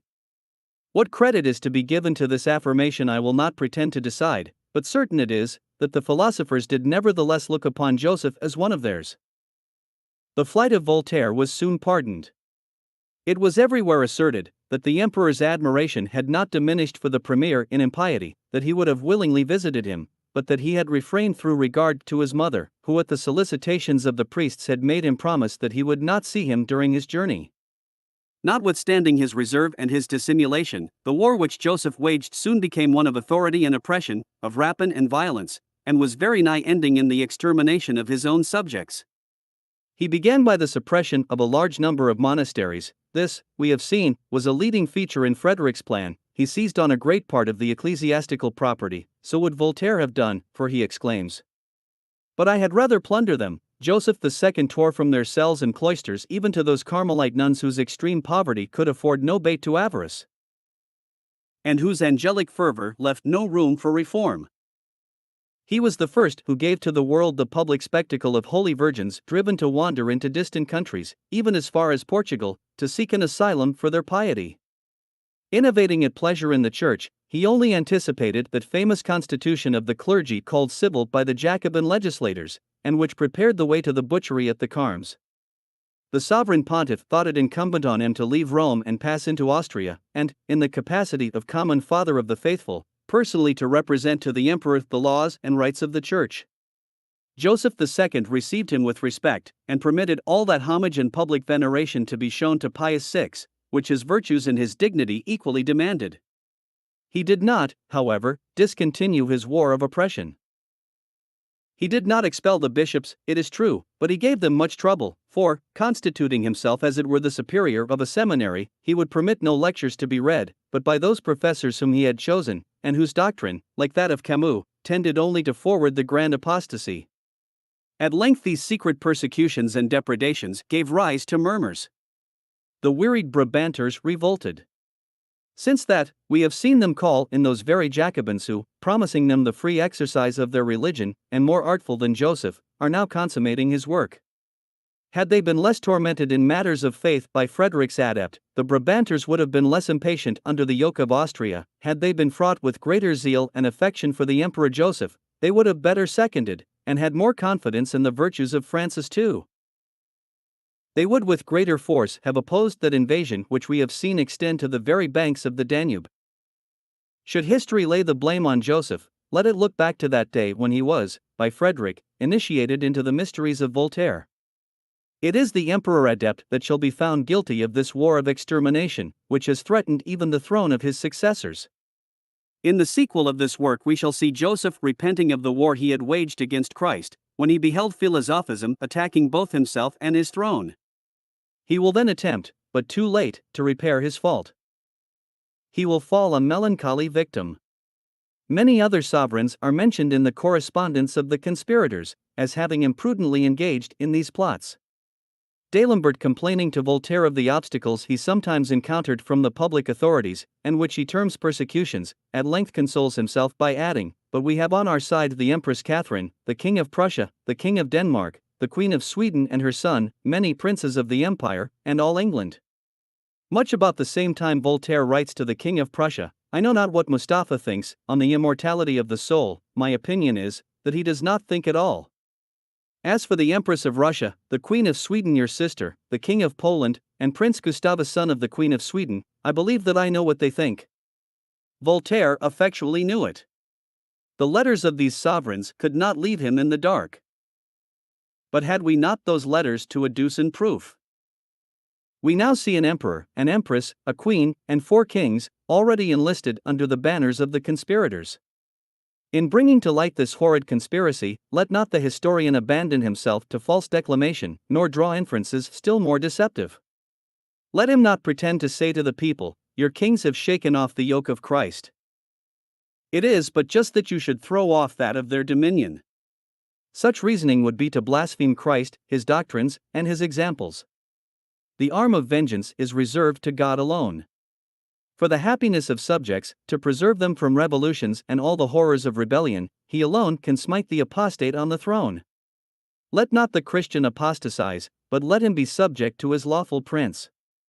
To join revolt to impiety is not averting the scourge of heaven, it is only adding anarchy, the most terrible of all political scourges. It would not be a bar against the sophister of impiety, but the consummation of the conspiracy of the sophisters of sedition against the throne and all the laws of civil society. Such was the fate of the unfortunate Brabanters when in rebellion against the Emperor Joseph. They pretended to the right of rejecting their lawful sovereign, and they are become the prey of Jacobins. They called insurrection to the aid of religion. and that religion prescribes insurrection against all lawful authority. At the time that I am now writing, the fulminating reports made to the convention forebode those dreadful decrees which, leveling the religious worship, the privileges, and the churches of the Brabanters to the standard of the French Revolution, shall punish them for their error. When therefore the historian shall report the names of those sovereigns who unfortunately were initiated, and conspired against their God, let his intention be to recall them to their religion, let him not be led away by false inferences so adverse to the peace of nations. No, let him insist on the duties which religion imposes on the people, let him teach them what they owe to Caesar and to every public authority. Of the royal protectors, all are not to be classed with Voltaire, Frederick, or Joseph. All had tasted of the impious cup of infidelity, but all did not equally wish to imbue their people with its poison. Immense was the distance between Frederick and this empress, in whom the conspirators placed so much confidence. Seduced by the talents and homage of their premier chief, Catherine may have owed to him her first taste for literature. She almost devoured those works which she had mistaken for masterpieces, whether in history or philosophy, totally ignorant of their being disguised solely to forward the ends of impiety. On the fallacious encomiums of the sophisters she boldly pronounced that all the miracles in the world could never wipe out the alleged disgrace of having hindered the printing of the encyclopedia, but we never see her, like Frederick, to obtain the fulsome flattery of the sophisters, pay to impiety a degrading court. Catherine would read their works, Frederick would circulate them, compose himself, and wish to see them devoured by the people. Frederick would propose plans for the destruction of the Christian religion. Catherine rejected all those proposed to her by Voltaire. She was tolerant by nature, Frederick only from necessity. He would have been no longer so, had his policy permitted him, in following the dictates of his hatred, to call in a superior force to effect the overthrow of Christianity.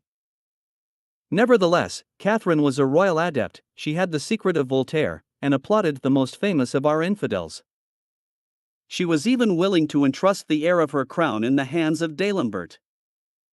Her name constantly appears among the protecting adepts in the writings of the sophisters, nor can the historian suppress the fact. The claims of Christian VII, King of Denmark, to the title of adept are also founded on his correspondence with Voltaire. Among the numerous services rendered by D'Alembert, I should not have omitted the pains he had taken to prevail on different powers and great personages to subscribe to the erection of a statue in honor of Voltaire. I could have shown the sophister of Ferney modestly pressing D'Alembert to collect these subscriptions, and in particular that from the King of Prussia, who hardly waited their solicitations. This triumph of their chief was too desirable for the conspirators, and Christian VII eagerly contributed. A first letter, with a few compliments, might not be thought sufficient to constitute an adept, but we have Voltaire's own authority for naming the King of Denmark, and beside. Among those compliments, we find one exactly in the style of Frederick.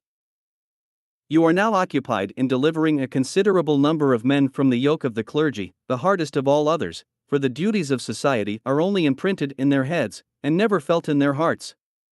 It is well worth while to be revenged of the barbarians. Unfortunate monarchs! Such was the language held to Marie Antoinette, in the days of her prosperity, by those corruptors. But in her misfortunes, when she witnessed the loyalty and the sensibility of those barbarians at the Tuileries, she exclaimed, "Alas! How we have been deceived!" We now plainly see how much the clergy distinguished themselves among the faithful subjects of the king. May the king that is led away by philosophism never be reduced to the same experiment. May he learn at least from one revolution that there is a yoke more hard and terrible than that of the clergy, which Voltaire his master had taught him to calumniate. It is our duty to add, that with regard to this prince, as well as to many others who were seduced by the sophisters, the conspirators had taken advantage of their youth. At that period of life, the writings of Voltaire could easily make impression on men who were not, because they were kings, better versed than other people in what they had not learned, nor were they able to discriminate truth from error, in objects where the want of knowledge is more to be dreaded than inclination or the passions.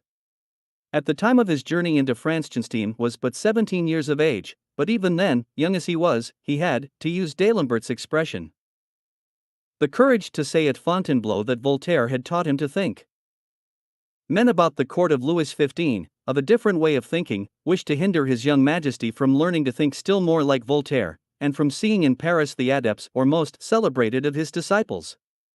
These, however, obtained admission, and to judge how well they understood improving their opportunity, we need only observe D'Alembert writing to Voltaire, "I had seen that prince at his own apartments, together with several of your friends. He spoke much about you, of the services that your works had rendered, of the prejudices you had rooted out, and of the enemies that your liberty in thinking had made you." You easily guess what my answers were. D'Alembert has a second interview, and again writes, "The King of Denmark scarce spoke to me but of you. I can assure you, he had rather have seen you at Paris, than all the entertainments with which they have surfeited him." This conversation had been but of short duration, but D'Alembert made amends in a discourse on philosophy which he pronounced at the Academy, in presence of the young monarch. Numerous were the adepts who were present, and they loudly applauded. The youthful monarch joined in the applause. Such, in short, is the opinion he carries away with him of that pretended philosophy, thanks to D'Alembert's new lectures. That no sooner is he informed of a statue to be erected to the premier chief of the conspirators, than he sends a very handsome subscription, for which Voltaire acknowledges himself to be indebted to the lessons of the academical adept. How much these lessons have since been forgotten by Christian VII, I cannot pretend to say. Events have taken place since His Danish Majesty had learned to think from Voltaire, sufficient to have given him a very different opinion of the services that the works of his master have rendered to empires. Similar artifices were made use of with regard to Gustavus, King of Sweden. That prince also came to Paris, to receive the homage and lessons of the self-created philosophy. He was as yet but Prince Royal, when, already extolling him as one whose protection was ensured to the sect, D'Alembert writes to Voltaire, "You love reason and liberty, my dear brother. And one can hardly love one without the other. Well then, I here present to you a worthy republican philosopher, who will talk philosophy and liberty with you. It is Mr. Jennings, Chamberlain to the King of Sweden. He has compliments to pay you from the Queen of Sweden and the Prince Royal, who in the north protect that philosophy so ill received by the princes in the south. Mr. Jennings will inform you of the progress that reason is making in Sweden under those happy auspices." At the time that D'Alembert was writing this letter, Gustavus, who was soon to restore royalty to the rights it had lost long since in Sweden, was no doubt ignorant that those great men, which he so much protected, were philosophers superlatively republican. He was equally blind to the ultimate, and to him fatal, fruit of this conspiring philosophy, when on his accession to the throne he wrote to their premier chief, "I daily pray the being of beings, that he may prolong your days. So precious to humanity, and so necessary to the progress of reason and true philosophy." The prayer of Gustavus was heard, the days of Voltaire were prolonged, but he who was suddenly to shorten the days of Gustavus was born. He, grasping the dagger, was soon to sally forth from the occult school of Voltaire. For the instruction of kings, let the historian compare the gradual steps of this unfortunate prince, and those of the adept and assassin. Ulrica of Brandenburg had been initiated into the mysteries of the sophisters by Voltaire himself. So far from rejecting his principles, she did not even feel herself offended at the declaration of a passion which he was daring enough to express. When Queen of Sweden, she more than once pressed the sophister to come and end his days near her person. She knew no means of giving a stronger proof of her staunchness in the principles she had received than, during Voltaire's first residence at Berlin, to make the infant king imbibe them with his milk. She initiated Gustavus, and wished to be the mother of the sophister as well as of the king, and indeed we constantly see both the mother and the son ranking together among the adepts of whom the sophisters thought themselves the most secure. Such then was the gradation of the unfortunate Gustavus. Voltaire initiated Ulrica, and Ulrica initiated her son. On the other hand, Voltaire initiated Condorcet, and Condorcet, seated in the club of the Jacobins, initiated Ancestron. A pupil of Voltaire, Ulrica, teaches her son to ridicule the mysteries and scoff at the altars of Christ. Condorcet also, a disciple of Voltaire, teaches Ancestron to scoff at the throne and sport with the lives of kings. When public report announced that Gustavus III was to command-in-chief the Confederate armies against the French Revolution, Condorcet and Ancestron were members of the Great Club, and the Great Club resounded with the cry of "Deliver the earth from kings."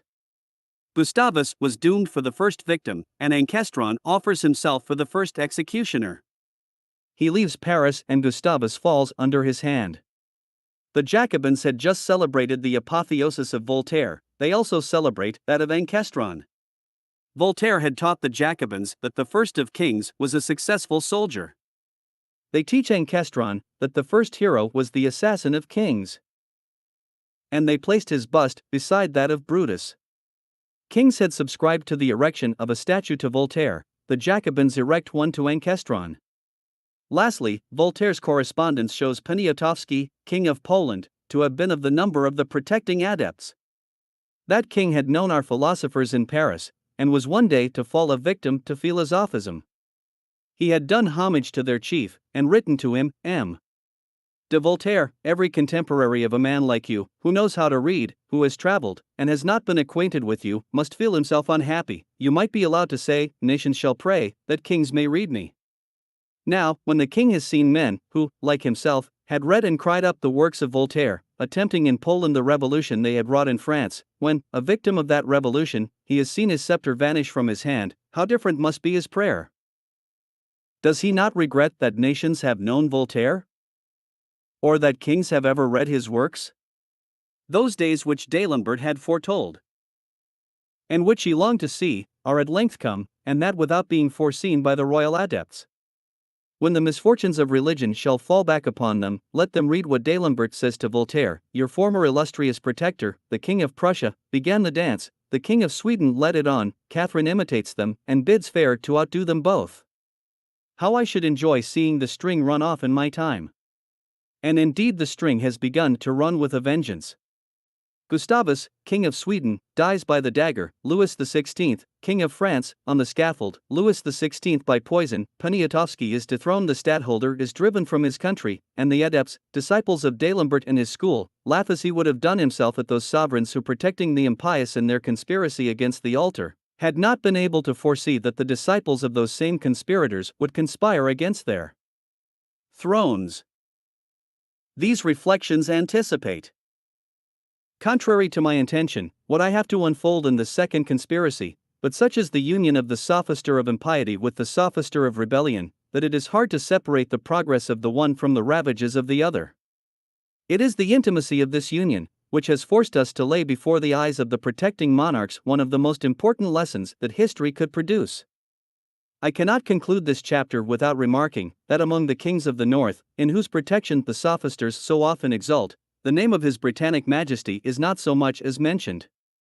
This silence of the conspirators is above all the encomiums they could have bestowed.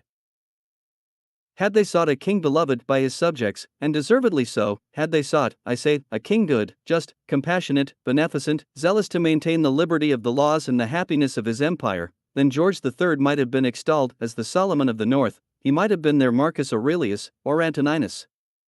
They found him too wise to coalesce with vile conspirators who knew no merit but impiety, and hence the true cause of their silence. It is an honor for a prince to be omitted in their records, who in this terrible revolution has been so conspicuous by his activity in stopping its progress, and by his noble generosity in relieving its victims. It is also a justice which the historian owes to the kings of the South, to say that the conspirators, so far from ranking them among their adepts, complained that they had not yet attained to the height of their sophisticated philosophy. Chapter 13. Second Class of Protectors. Princes and Princesses. In the second class of protecting adepts, I shall comprehend those persons who, without being on the throne, enjoy a power over the people nearly equal to that of kings, and whose authority and example, adding to the means of the conspirators, gave them reason to hope that they had not sworn in vain the destruction of the Christian religion. In this class of protectors Voltaire particularly mentions the Landgrave of Hesse-Kassel. The care with which D'Alembert had chosen the professor of history whom we have already mentioned, shows how much the sophister abused his confidence. He was much imposed upon when he confided in the philosophy of Voltaire. He permitted him in some sort to direct his studies, and he could hardly have fallen into the hands of a more perfidious tutor. A letter, dated the August 25, 1766, will suffice to show in what sources the august pupil was directed to seek lessons of wisdom.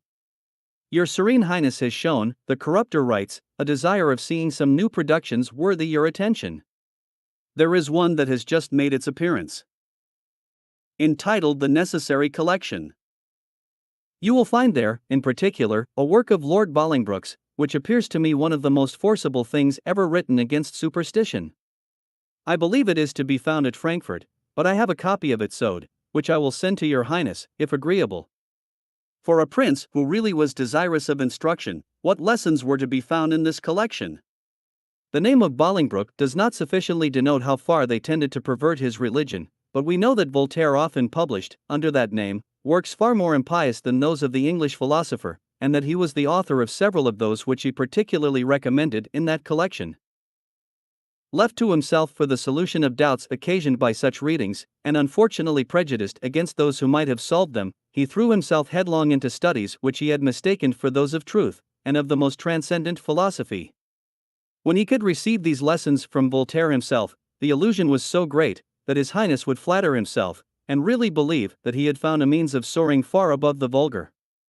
He would lament the absence which deprived him of the lessons of his master, and, thinking himself under real obligations, would say to him, "I left Femi with the greatest regret. I am delighted to find that you approve of my way of thinking. I try as much as possible to divest myself of all prejudices, and if in that I differ in opinion from the vulgar, it is to my conversation with you, and to the perusal of your works, that I am solely indebted for it." That he might give some proof of his proficiency in the school of philosophism. The illustrious adept was wont to impart to his master the new discoveries he had made, and which he looked upon as unanswerable objections against the sacred writ. "I have been making," he would write to his hero, "for some time past reflections on Moses, and on some of the historians of the New Testament, to me apparently just. Might not Moses be a natural child of Pharaoh's daughter, whom that princess caused to be brought up?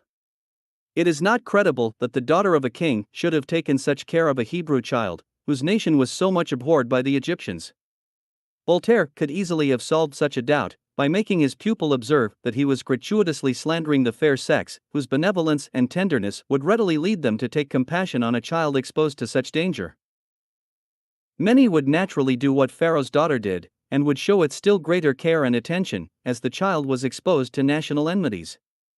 Had Voltaire wished to give his illustrious pupil the rules of sound criticism, he would have hinted that to destroy a fact both simple and natural, His Highness supposed one truly incredible: a princess who wishes to give her child a brilliant education, and begins by exposing it to be drowned, for the pleasure of going to seek it on the banks of the Nile at a given time, an Egyptian princess, who, loving her child, and knowing how much the Egyptians hated the Israelites, causes this child to be suckled by an Israelite, leaves it to believe that it was born of that nation, which its mother detests, and afterwards, to render this child odious to the Egyptians, persuades them of the same. A mystery still more singular is that the birth of an infant who became the man the most tremendous to the Egyptians has always remained a secret. That the whole court of Pharaoh obstinately believe him to be an Israelite, and that at a time when, to have declared Moses an Egyptian, would have sufficed to destroy his power with the Israelites and to have saved Egypt. Such arguments might have been used by Voltaire to make His Highness sensible of the impropriety, in sound criticism, of combating a fact both simple and natural by suppositions the most distant from probability.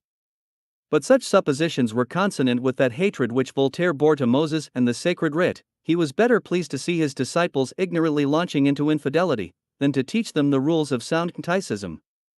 Voltaire again applauds his adept when His Highness pretends that the brazen serpent, isolated on the mountain, did not a little resemble the god Aesculapius in the temple of Epidaurus. Holding a stick in one hand and a serpent in the other, with a dog at his feet, that the cherubim, displaying their wings over the ark, were not unlike the Sphinx with the woman's head, the tour claws, body, and tail of a lion, that the 12 oxen standing under the brazen sea, and bearing that enormous vessel, 12 cubits in breadth and 5 in height, filled with water for the ablutions of the Israelites, bore a strong resemblance to the god Apis, or to the ox elevated on the altar and beholding all Egypt at its feet.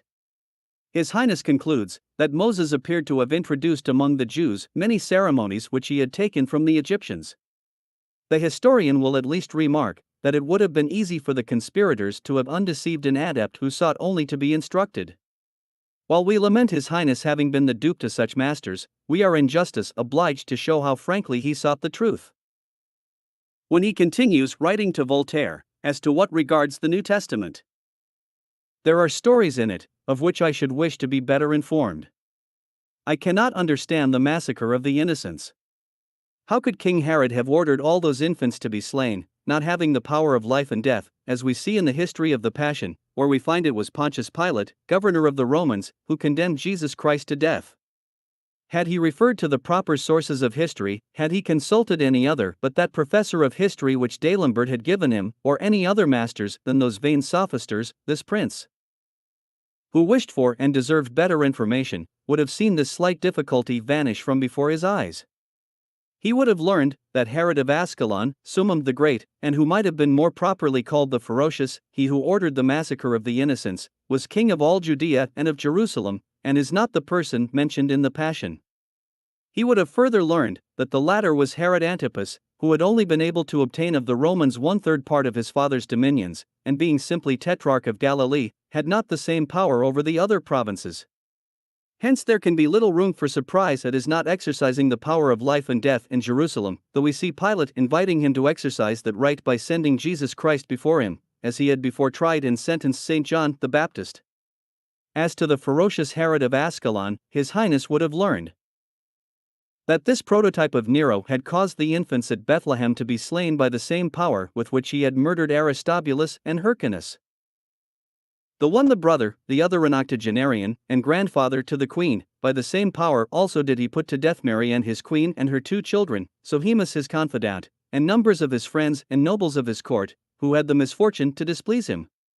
Reading of these numerous murders, of such unheard of tyranny, and particularly that this Herod of Ascalon, on the point of death, and fearing lest the day of his decease should prove a day of public rejoicing, had caused all the chiefs of the Jews to be shut up in the circus, commanding they should be massacred at the moment he himself expired. Such lectures, I say, could have left little doubt in the mind of the illustrious adept whether this Herod exercised the right of life and death. He would not then have suspected the evangelists of forging a fact like that of the massacre of the innocents, a fact so recent that many Jews then living had been witnesses to it. He would have reflected that impostors would not expose themselves to be so easily discovered, or in so public a manner shamed, and all his objections against this massacre of the innocents would not have availed against his faith in the gospel. But he was nurtured in the same objections with his master, he studied the sacred writ through the same medium, and Voltaire, who had fallen into thousands of the grossest errors on those sacred writings, carefully avoided referring his disciples to those answers which he had received from the religious writers. Though we blend these slight discussions with our memoirs, we will not add to the bitterness with which so many princes, who have been seduced by these impious chiefs of the sophisters, now reproach themselves. We will not say to them, with what strange blindness were you smitten? It was your duty to study the sacred writings, to learn how to become better, and to render your subjects more happy, and you have debased yourselves by entering the lists with the conspirators, that like them you may dispute against Christ and his prophets. If doubts arise on religion, why appeal to those who have sworn its ruin? The day will come when the God of the Christians shall raise doubts on your rights, and will refer your subjects to the Jacobins for their solution. They are in your dominions, seated in your palaces ready to applaud, as Voltaire did, your objections against Christ and his prophets. Answer to their sword the objections they make to your laws. Let us forbear these reflections, let us simply remark, as history must, how very unfortunate these princes must have been, who, seeking instruction, had applied to men whose sole object was to make them efficient to the destruction of the altar, as the first step towards the overthrow of their thrones. In the number of the protecting adepts, history will find itself necessitated to insert the names of many princes whose states at this present moment feel the sweets of this new philosophy. In the account given by D'Alembert to Voltaire of those foreign princes who would not travel through France without doing homage to the conspiring sophisters, we see him extol the Prince of Brunswick as deserving the kindest welcome, and particularly so, when put in competition with the Prince of Dupont, who only protects Freron and such like rabble. That is to say, religious authors. The Jacobin army at this day proves which of those two princes was most mistaken in his protection. It will be still better seen when in these memoirs we come to treat of the last and deepest conspiracy of the Jacobins. To this prince we must add Louis Eugene Duke of Württemberg, and Louis Prince of Württemberg, who both equally gloried in the lessons they received from Voltaire. The former writes to him, when at Femi, I think myself a greater philosopher than Socrates himself.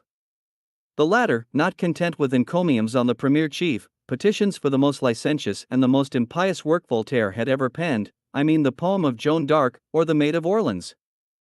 Charles Theodore, Elector Palatine, would at one time solicit the impious sophister for the same masterpiece of obscenity, or for philosophic lectures, at another.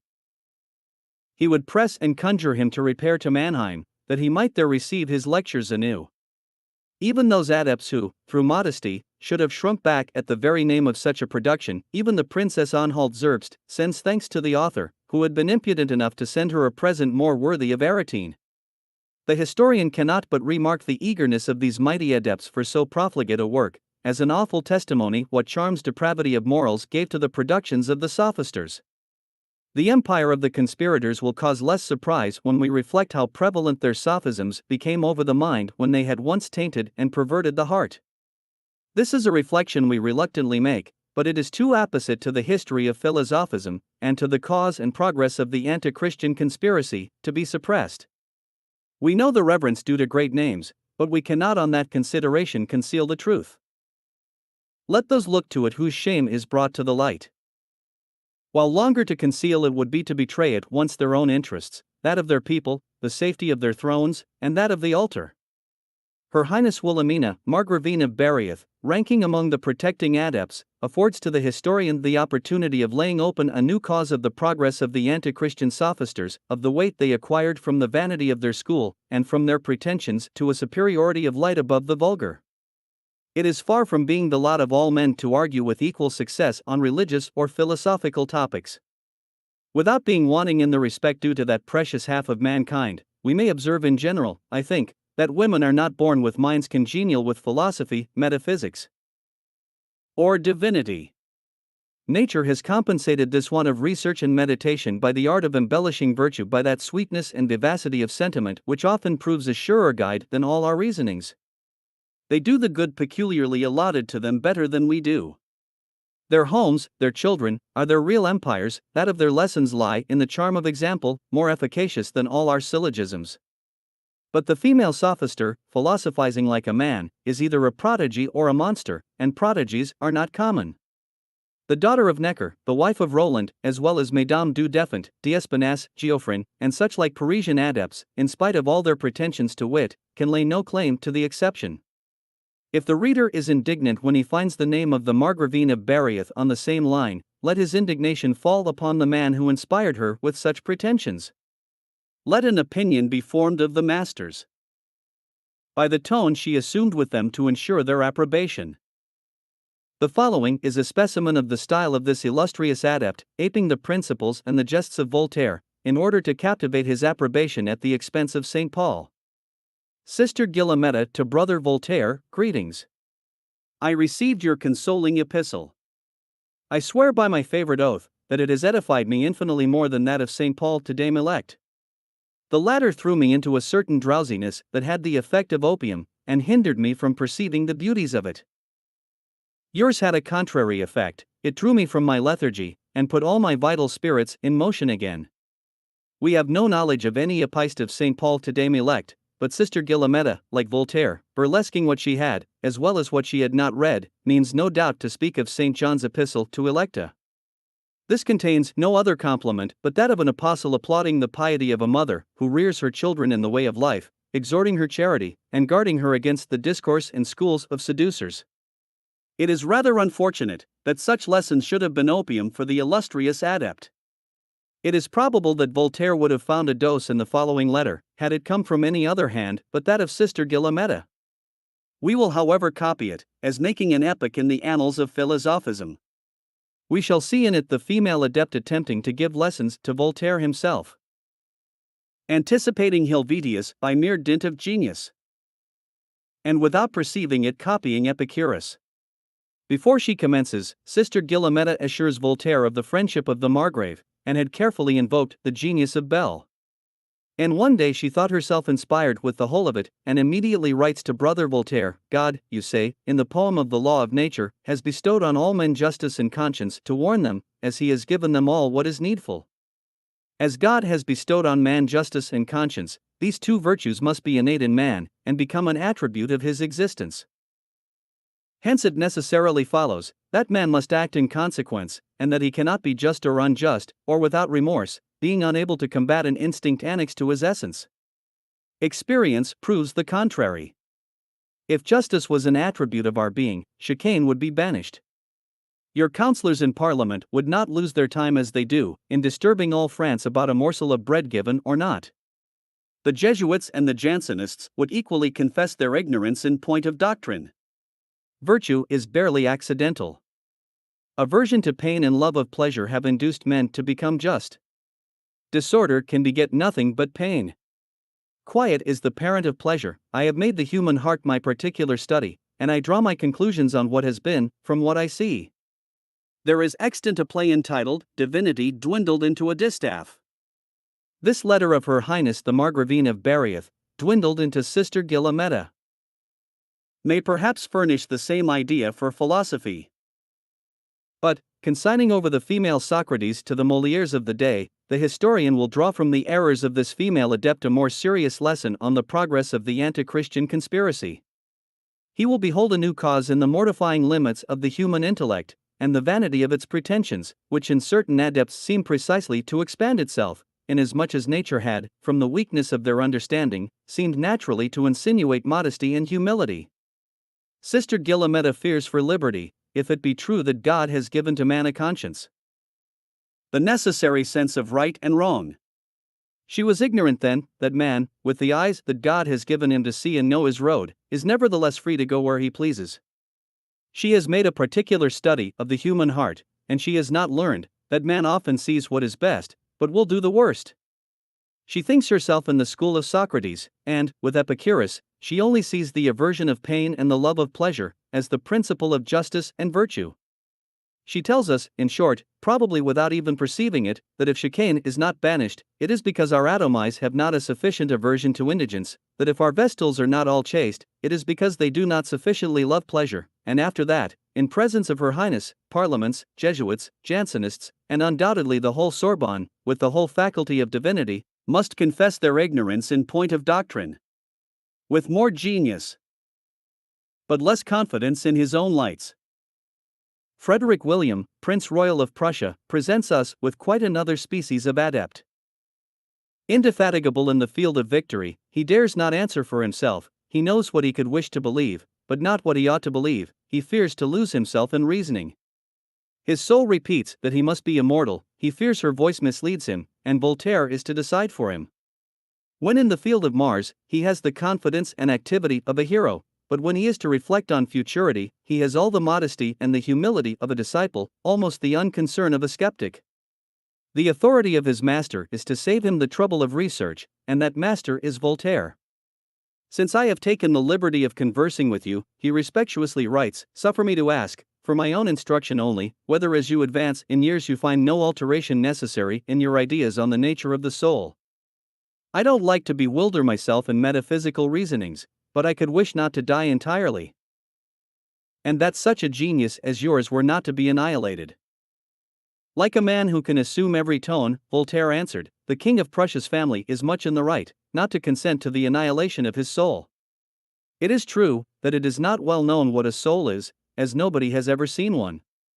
All that we know is that the eternal master of nature has endowed us with the faculty of feeling and knowing virtue. That this faculty survives us after our death is not demonstrated, but then the contrary is not better proved. There are none but quacks who pretend to be certain. We know nothing of the first principles. Doubt is not an agreeable state, but certainty is a ridiculous one. I know not what effect this letter had on the serene and respectful disciple, but we see the premier chief varying his means of power over his princely adepts, as much as he did over the citizens of Haarlem. When the king, Frederick, wrote to him in so resolute a tone, man once dead, there is nothing left, he takes care not to reply, that certainty is a ridiculous state, that quacks only are certain. No, Frederick, King of Prussia, is always the first of philosophic kings. And a week after, Frederick, Prince Royal, only wishes to be confirmed on the immortality of his soul, then it is, that, notwithstanding all the troubles and disquietudes of skepticism, the dubitation of the skeptic is the only rational state for the time philosopher. Such a state will suffice, as he then beholds his adepts no longer belonging to the religion of Christ. And that is sufficient for his plans. He will leave the king materialist and resolute in his opinions, notwithstanding his own irresolution and uncertainty, by encomiums and admiration. He leaves Eugene of Württemberg in astonishment at the master he coincides with in opinion. Wilhelmina of Bayreuth, more daring than her master, is permitted to argue. He cuts short, and threatens with ridicule and quackery, a humble adept who seeks to reclaim and allay the ire of his master. To one he dictates his principles, to another he peremptorily declares that man is condemned to the total ignorance of the first principles, and he is not the less the idol of the astonished princes. He does not the less transform them into the protectors of his school and of the conspirators, and such is the success with which he flatters himself, that, writing to his dear Count d'Argental, he says, "At present there is not a German prince who is not a philosopher, that is to say, the philosophist of impiety." There certainly are exceptions to be made from such an assertion. But it will prove at least how much these abettors of impiety flattered themselves with the progress they were making among sovereigns and princes. And to whom impiety was one day to prove so fatal. Chapter 14. Third class of protectors: ministers, noblemen, and magistrates. It was in France that philosophism had taken all the forms of a true conspiracy, and it was in France also that it had made its greatest ravages among the rich and powerful. It had not gained the throne of Bourbon as it had many of the northern thrones, but it would be in vain for history to dissimulate that Louis XV, without being of the conspiracy, powerfully helped the anti-Christian conspirators.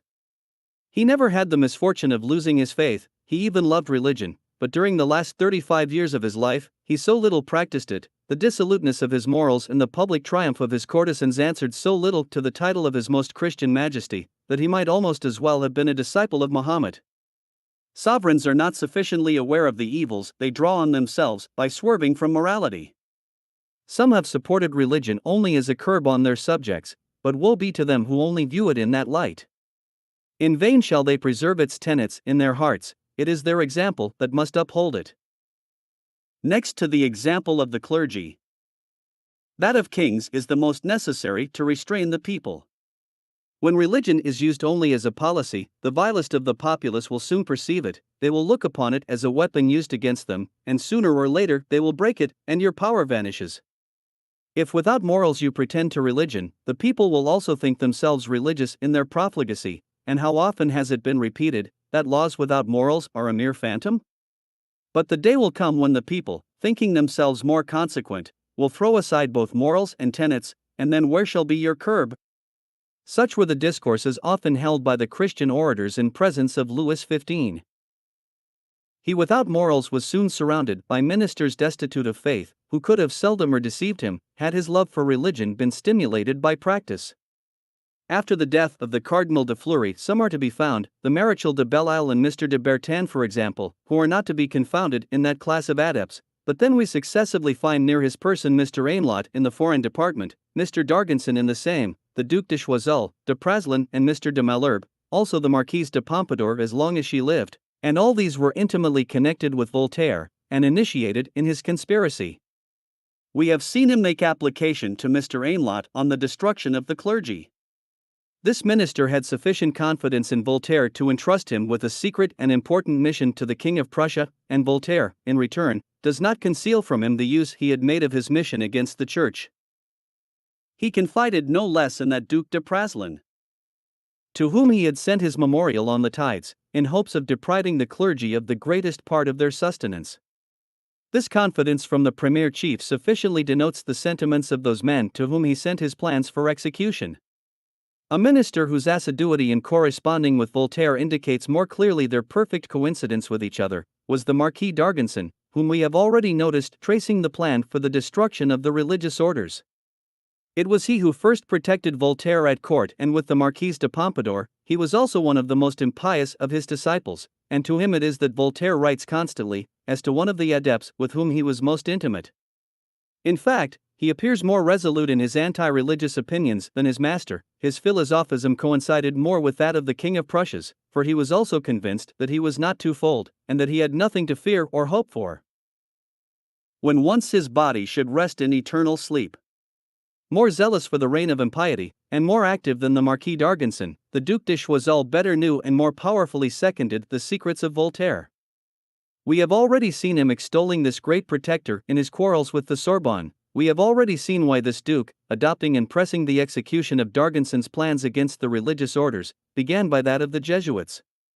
It would be useless to dwell long on this minister, his impiety is too well authenticated. Thus did this series of anti-Christian ministers partially anticipate the Jacobins in the overthrow of the altar. It was to the man who was one day to see that very revolution in all its horrors, and at length fall a victim to it, that these impious chiefs pay their greatest homage. It was to him they were chiefly indebted, and this protector of the conspiracy against his God was Malherbe. This name, I am aware, will recall to mind many moral virtues. It will recall his benevolence when alleviating the rigor of the prisons, when remedying the abuse of the lettre de cachet, but France shall, nevertheless, demand of him her temples that have been destroyed, for it was he who above all other ministers abused his authority to establish the reign of impiety in France. D'Alembert, who knew him well, always vouches for his reluctantly executing the superior orders issued in favor of religion, and for his favoring philosophism whenever circumstances would permit, and unfortunately he knew but too well how to avail himself of circumstances. By his office he particularly presided over the laws relative to the press, but with a single word he effaced all distinctions in books, whether impious, religious, or seditious. He declared them all to be a mere object of commerce. Let politicians of other nations argue on the liberty of the press in consequence of what experience has taught them in their own countries, but it is an incontrovertible fact that France owes the misfortunes of the Revolution to the great abuse of the press, and to an actual inundation of bad books, at first only impious, but latterly both impious and seditious. There were also many causes peculiar to France which rendered the abuse of the press more fatal than elsewhere. Without pretending to raise the merit of the French writers, it may be observed, and I have often heard foreigners repeat it, that there is a certain clearness, process, and method peculiar to them, which by putting our French books more within the reach of the generality of readers, makes them in some sort more popular and thence more dangerous when bad. Our frivolousness may be a failing, but that failing made a book more sought for in France than would the profoundest meditations of an Englishman. Neither truth nor error could please a Frenchman when latent. He likes to see clearly. Epigram, sarcasm, and all what may be called wit, is what he delights in. Even blasphemy, elegantly spoken, will not displease a nation unhappily gifted with the talent of laughing on the most serious subjects, and who will pardon every failing in him who can divert them. It was to this unfortunate taste that the impious writings of Voltaire owed their chief success.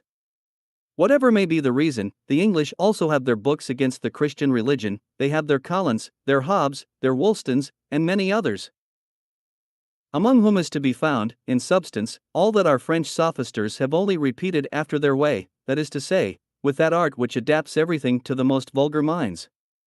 In England Hobbes and Collins are almost forgotten or unknown.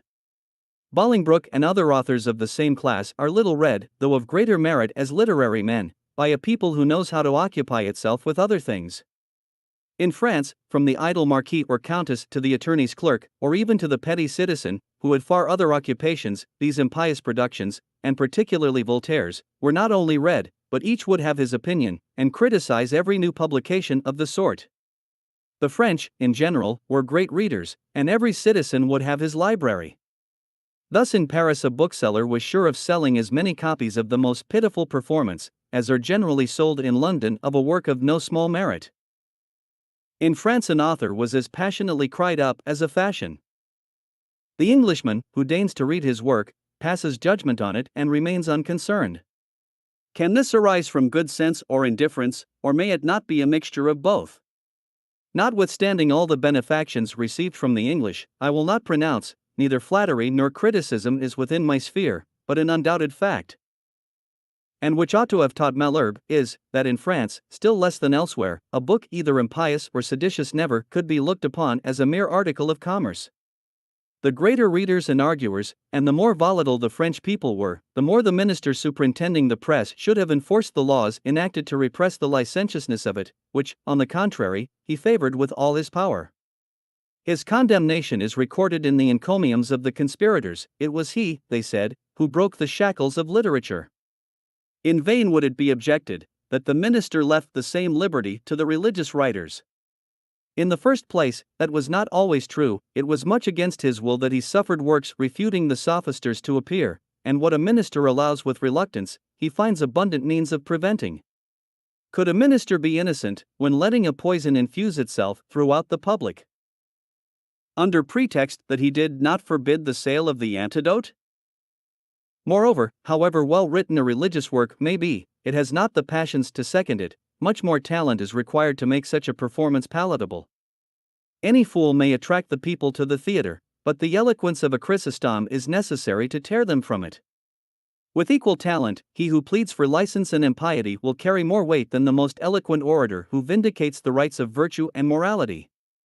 The religious apologist requires a serious and an attentive reading, with a steadfast desire of finding the truth, and such a study fatigues, whereas depravity requires none. In a word, it is far more easy to irritate and throw the people into revolt than to appease them when once put in motion. At length Malherbe, seeing the revolution consummated in the death of Louis XVI, gave signs of a tardy repentance. His zeal in that moment did not hinder men who had deeply felt his fault from exclaiming, "Officious defender, cease to plead for that king you yourself betrayed, it is too late. Cease to accuse that legion of regicides who demand his head. Robespierre is not his first executioner, it was you that long since prepared his scaffold, when you suffered those impious works that called the people to the destruction of the altar and of the throne to be openly displayed and sold in the porticos of his palace. That unfortunate prince confided in you. He had imparted his authority to you to repress the impious and seditious writers. And you permitted the people to inhale blasphemy and hatred of kings from a Raynal, and Helvidius, or a Diderot, and you pretended only a wish to encourage commerce. If then, at the present day, this people, in the frantic crisis of those poisons which you have circulated in their veins, call aloud for the head of Louis XVI, it is too late to make a parade of his defense, or to criminate the Jacobins. Men of meditation and reflection had long since foreseen the reproach that history would one day make to Malherbe. They never passed the galleries of the Louvre without exclaiming in the bitterness of their souls, "Unfortunate Louis XVI! It is thus that you are sold at the gates of your own palace." Malherbe, at length leaving the ministry, overpowered by the reclamations of the friends of religion, his successors undertook or pretended to undertake to enforce the former laws. But soon, under the title of fables, the sophisters sought to spread their poison anew, and, charmed with their success, D'Alembert writes to Voltaire, "The luck of it is, that these fables, far superior to Aesop's, are sold here, at Paris, pretty freely. I begin to think the trade, ot bookselling, will have lost nothing by the retreat of Mr. de Malherbe. It in truth lost so little, that the writers in defense of the altar and the throne were the only ones thwarted in their publication." Meanwhile the conspirators carefully calculated their successes with ministry. At the period when Louis XVI ascended the throne, they were so great that Voltaire, writing to Frederick, expresses his hopes in the following terms: "I know not whether our young king will walk in your footsteps. But I know that he has taken philosophers for his ministers, all except one, who is unfortunately a bigot. There is Mr. Turgot, who is worthy of your Majesty's conversation. The priests are in despair. This is the commencement of a great revolution." Voltaire, in this, is correct to the full extent of the term. I remember, in those days, to have seen venerable ecclesiastics bewailing the death of Louis XVII, while all France, and myself among others, were in expectation of better days. They would say, "The king we have lost had indeed many failings, but he that succeeds is very young, and has many dangers to encounter." They foresaw that same revolution which Voltaire foretells to Frederick, and in the anguish of their hearts they shed tears over it. But let not the historian blame the young prince for the unhappy choice in which Voltaire so much exults.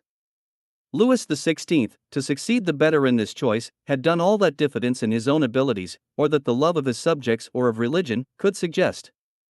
This we see by the deference he paid to the last advice he received from his father, from that dauphin whose virtues had long been the admiration of France, and whose death plunged it into universal mourning. This is again to be seen in the eagerness with which Louis XVI called to the ministry that man who, in Voltaire's language, was unfortunately a bigot. This was the Marescal de Meuilly. When the historian shall discover the throne surrounded by so many perfidious agents of its authority, let him remember to avenge piety and Christian fervor, courage, and fidelity, in short, all the virtues of a true citizen, when he shall treat of the memory of this Marescal. Mr. de Meuilly had been the companion and bosom friend of the Dauphin, father of Louis XVI. And such a friendship is more than an equivalent for the scurrilous abuse of Voltaire. The Marescal de Saxe was soliciting, for one whom he protected, the place of companion, Menin, to the young prince. On being told that it was intended for Mr. de Muy, he replied, "I will not do Mr. le Dauphin the injury of depriving him of the company of so virtuous a man as the Chevalier de Muy, who may, hereafter, be of great service to France." Let posterity appreciate such a commendation, and oath that the sophister could but hear and blush. Mr. de Muy was the man who bore the greatest resemblance to the Dauphin who loved him. In him were to be found the same regularity and amenity of manners, the same beneficence, the same disinterested zeal for religion and the public welfare. It was through his means that the prince, unable to visit the provinces in person, was acquainted with the misfortunes and grievances of the people. He sent him to examine their situations. And they were occupied together in seeking those remedies which the prince's premature death, alas, hindered from being carried into execution. When, during the war, Mr. de Muy was called upon to give proofs of his fidelity in the victorious fields of Crevelt and Warburg, the Dauphin would daily offer the following prayer for his safety: "My God, may thy sword defend, may thy shield protect the Count Felix de Muy, to the end, that if ever thou makest me bear the heavy burthen of a crown, he may support me by his virtue, his counsels, and his example." When the god of vengeance inflicted on France with its first scourge, when the hand of death had struck the Dauphin, Mr. de Muy by his bedside, bathed in the tears of friendship, here's the prince, in a voice that might rend the heart asunder, pronounce these last words: "Do not abandon yourself to sorrow. Preserve yourself, to serve my children. Why our knowledge, your virtues will be necessary to them. Be for them what you would have been to me. Bestow on my memory that mark of kindness, but above all, let not their youth, during which God grant them his protection, keep you at a distance from them." Louis XVI, ascending the throne, recalled these words to Mr. de Muy, conjuring him to accept of the ministry. Though he had refused it in the preceding reign, he could not withstand the entreaties of the son of his departed friend. To a court universally assaulted by impiety, he taught that the Christian hero would, in no situation, be ashamed of his God. When he commanded in Flanders, he had the honor of receiving the Duke of Gloucester, brother to the King of England, at a time when the Catholic Church commands abstinence from meat. True to his duty, he conducted the Duke to his table, saying, "My religion is strictly observed in my house. Had I ever the misfortune to infringe that law, I should more carefully observe it on a day when I have so illustrious a prince, for a witness and censor of my conduct. The English punctually follow their religion. Out of respect for your Royal Highness, I will not exhibit the scandal of a loose Catholic, who in your presence could dare to violate his. If so much religion, in the eyes of philosophism, is only unfortunately being a bigot, let it look to the thousands of unhappy creatures that religion relieved by the hands of Mr. de Muy. Let it behold the soldiery, rather led by his example than by the laws of courage and discipline. Let it learn that the province in which he commanded still gratefully remembers and blesses their former governor, in spite of the revolution, which seems to have tinged the human mind with the black hue of ingratitude." One of the great misfortunes of Louis XVI was to lose this virtuous minister at an early period. Maurepas was by no means the proper person to replace him in the confidence of the young king. His father even, who mentioned him in his will, had been misled by the aversion this former minister had shown to the Marquis de Pompadour, and his long exile had not wrought the change in him which the Dauphin had supposed. The attention, however, which the young prince paid to the counsels of his father shows how ardently he wished to surround himself with ministers who would promote his views for the good of the people. He might have made a better choice, had he known what had misled the Dauphin. Maurepas was now old and decrepit, but had all the vices of youth. Voltaire transforms him into a philosopher, and he coalesced with the sect through levity and indolence. He believed in nothing. He was without hatred against the altar, as without affection for the sophisters. He would with equal indifference wittily lash a bishop or D'Alembert. He found D'Argenson's plan for the destruction of the religious orders, and he followed it. He would have soon set aside the impious minister, had he known him that would conspire against the religion of the state. An enemy to all convulsions, and without any fixed principles of Christianity, he thought it at least impolitic to attempt its destruction. He certainly was not a man capable of stopping a revolution, but he did not forward it. He rather let others do the harm than did it himself, but unfortunately that harm which he let others do was great. Under his administration philosophism made a terrible progress. Nothing proves it more clearly than the choice of that Turgot, whose nomination is celebrated by Voltaire as the beginning of a great revolution.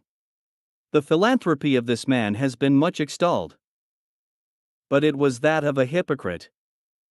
As the reader will be convinced by the following letter from D'Alembert to Voltaire, you will soon receive another visit, which I announce to you.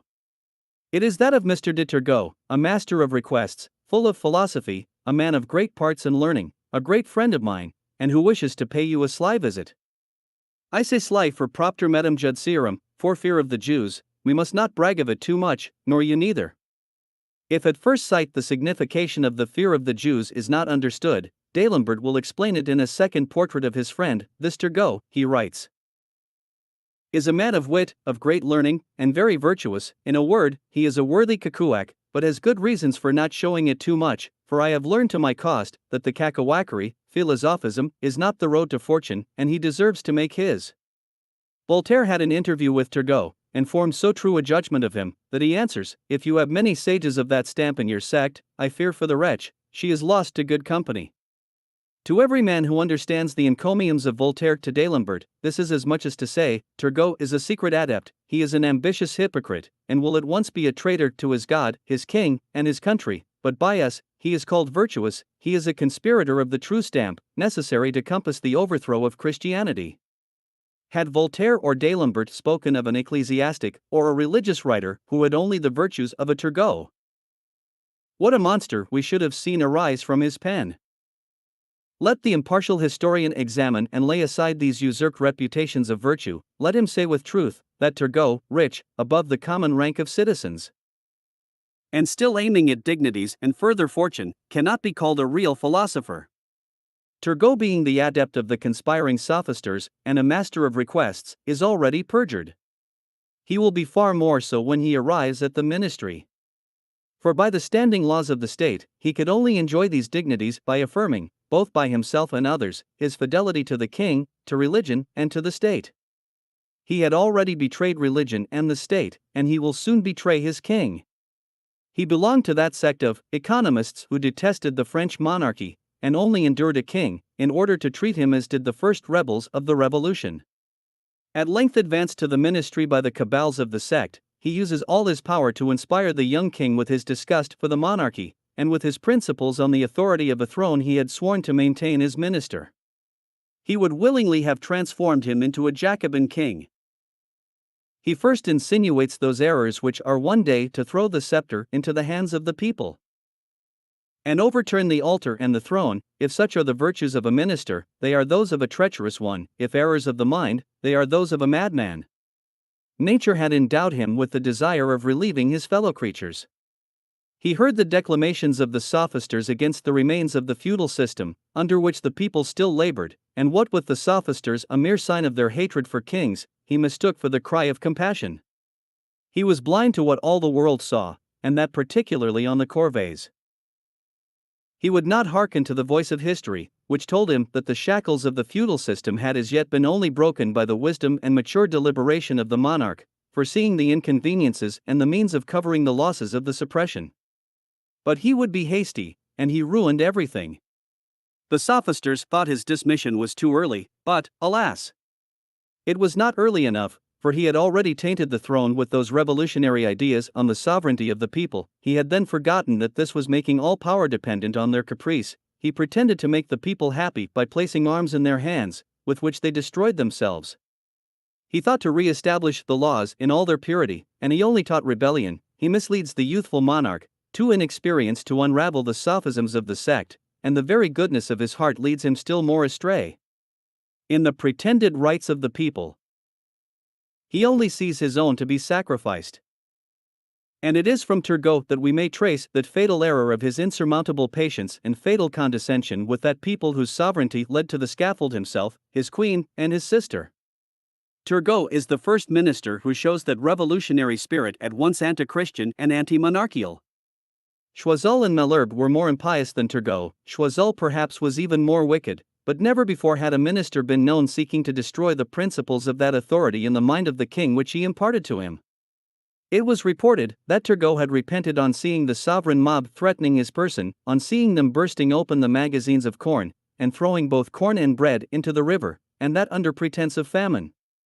It was then, as reported, that, seeing his errors, he had laid open to Louis XVI all the plans of the sophisters, and that these latter ever after sought to destroy the idol they had set up. This anecdote, unfortunately for the honor of Turgot, is unfounded. Before his elevation to the ministry, he was an idol of the conspirators, and such he remained until his death. Condorcet has also been his panegyrist and historian, and he would not have been tolerant on the repentance of an adept. Scourges have successively fallen on France since the Revolution, but prior to it they had succeeded each other in the persons of Louis XV's ministers. Necker appeared after Turgot, and Necker reappears after Brienz, and his virtues were extolled by the sophisters nearly as much as he extols them himself. This is another of those reputations which the historian must judge by facts, not for the mere pleasure of detecting the conspiring hypocrite, but because these unmerited reputations were a means employed for the consummation of the conspiracy. Necker, when only banker's clerk, was employed by some speculators both as the confidant and agent in a business which was suddenly and greatly to augment their fortunes. They had the secret of an approaching peace, which was considerably to enhance the value of the Canada bills, one of the conditions of the future peace being the payment of those bills which had remained in England. They let Necker into the secret, on condition that, for their common emolument, he would write to London to have a number of these bills bought up at the low price to which the war had reduced them. Necker engaged in the association, and, through the credit of his master, the bills were monopolized. His associates returning to know the state of the bargain, he told them that the speculation had appeared so hazardous and bad, that he had desisted from and countermanded the purchase. Peace comes, and Necker is in possession of these bills on his own account alone, and these make near 3 million tomois.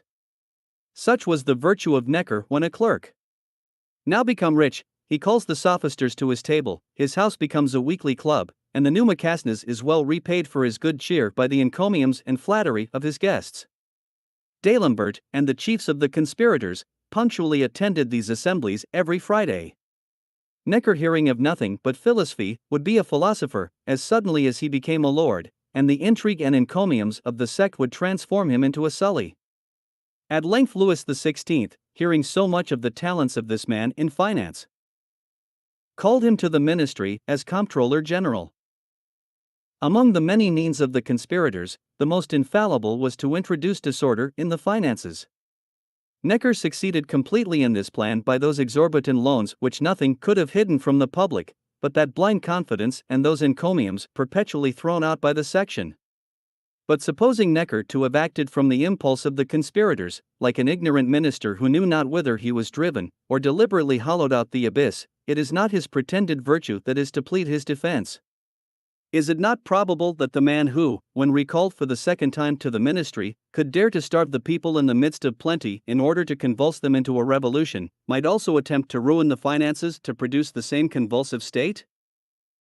Such a virtue as his may be classed with nearly the blackest guilt. At the time when Necker was recalled to replace Brienz in the ministry, at the time when his great generosity to the people was cried up, and that all France was stunned with his great feats, at that very time was he, in concert with Philippe d'Orléans, starving the people into revolt against their king, the nobles, and the clergy. This virtuous man had bought up all the calm, had ordered it to be shut up in storehouses, or sent it in barges from one place to another, forbidding the intendants to allow of the sale of any calm, until they had received his orders. The magazines remained shut. The boats wandered from port to port.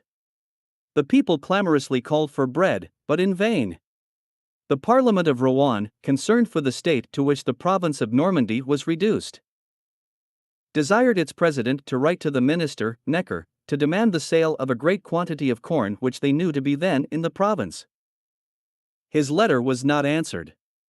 The first president received a second summons from his body, to remonstrate in the most pressing manner on the wants of the people. At length Necker answers, that he has sent his orders to the intendant.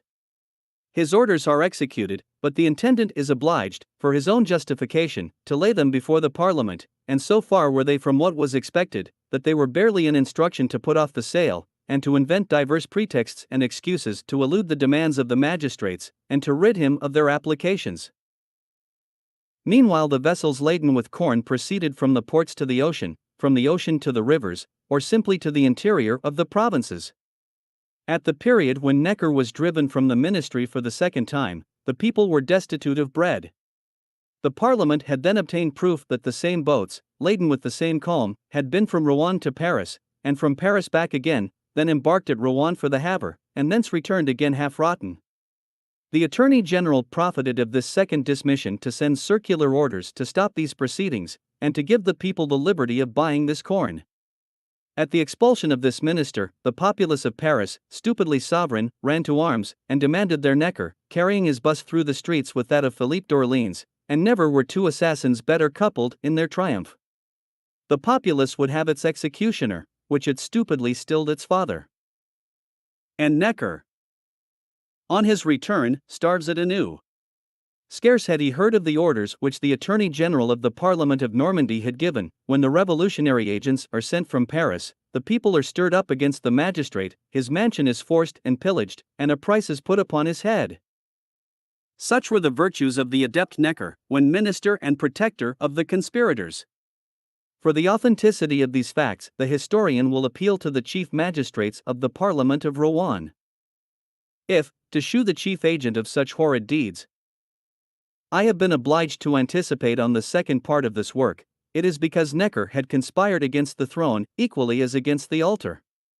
It was through him that the sophisters were to draw the Calvinists into their party, but though pretending to the faith of Geneva, he was really a deist. Had not the Calvinists been blind to conviction, they could have seen it in his writings or in his universal connections with the impious, for this empty and vain man aimed at everything. From a clerk he became Comptroller General, next a protecting sophister, and thence imagined himself a divine. He published his ideas on religious opinions, and this work was nothing less than deism, nor in saying this do I judge severely a work which does not look upon the existence of God as proved, for what can the religion of that man be who doubts of the existence of a God? This work obtained for its author an academic crown, as being the best production of the day. That is to say, that which could insinuate the most impiety in the most perfect disguise. After what has been said of the minister Brienz, the intimate friend of D'Alembert, after the wickedness of this man has been made so public, I should not mention him, had I not to discover a plot, a parallel to which history would blush to show, and none but the annals of the modem sophisters could produce. Under the name of economists, the conspirators held secret meetings, which we shall hereafter lay open to the public, and impatiently waited the death of Mr. de Beaumont, Archbishop of Paris, to give him a successor, who, entering into their views, and under the pretext of humanity, kindness, and toleration, was as patiently to endure with philosophism, Jansenism, and all other sects, as Mr. de Beaumont had strenuously opposed them. He was to be particularly indulgent as to the discipline of the parish clergy, even so much so as to let it decay in a few years. On tenets he was to be equally relaxed. He was to repress the zeal of those who appeared too active, to interdict and even to displace them as men too ardent or even turbulent. He was carefully to receive all accusations of this sort, and replace the overzealous by men whom the sophisters had prepared and would recommend, particularly for dignitaries. By this plan the parish churches, hitherto administered by a most edifying clergy, were soon to be overrun by the most scandalous. Sermons and catechistical lectures becoming daily less frequent, all instructions running in the philosophic strain, and bad books daily multiplying. The people seeing in their parishes none but a clergy scandalous in their morals, and little zealous in their doctrine, were naturally inclined to abandon the churches and their religion. The apostasy of the capital was to carry with it that of the most essential diocese, and hence the evil was to spread far around. Thus, without violence, without being perceived, but solely by the connivance of its chief pastor, religion was to be crashed in the capital, not but that Brienz might have given some exterior signs of zeal, had the circumstances required. Nothing but the ambition of a Brienz, and the wickedness of his heart, could have made him accept the archbishopric on such conditions. The agreement made, the sophisters put all their agents in motion. The court is beset. An artful man, of the name of Vermin, who had been made reader to the Queen by Choiseul on the recommendation of Brienz, seized on this opportunity to make some return to his protector.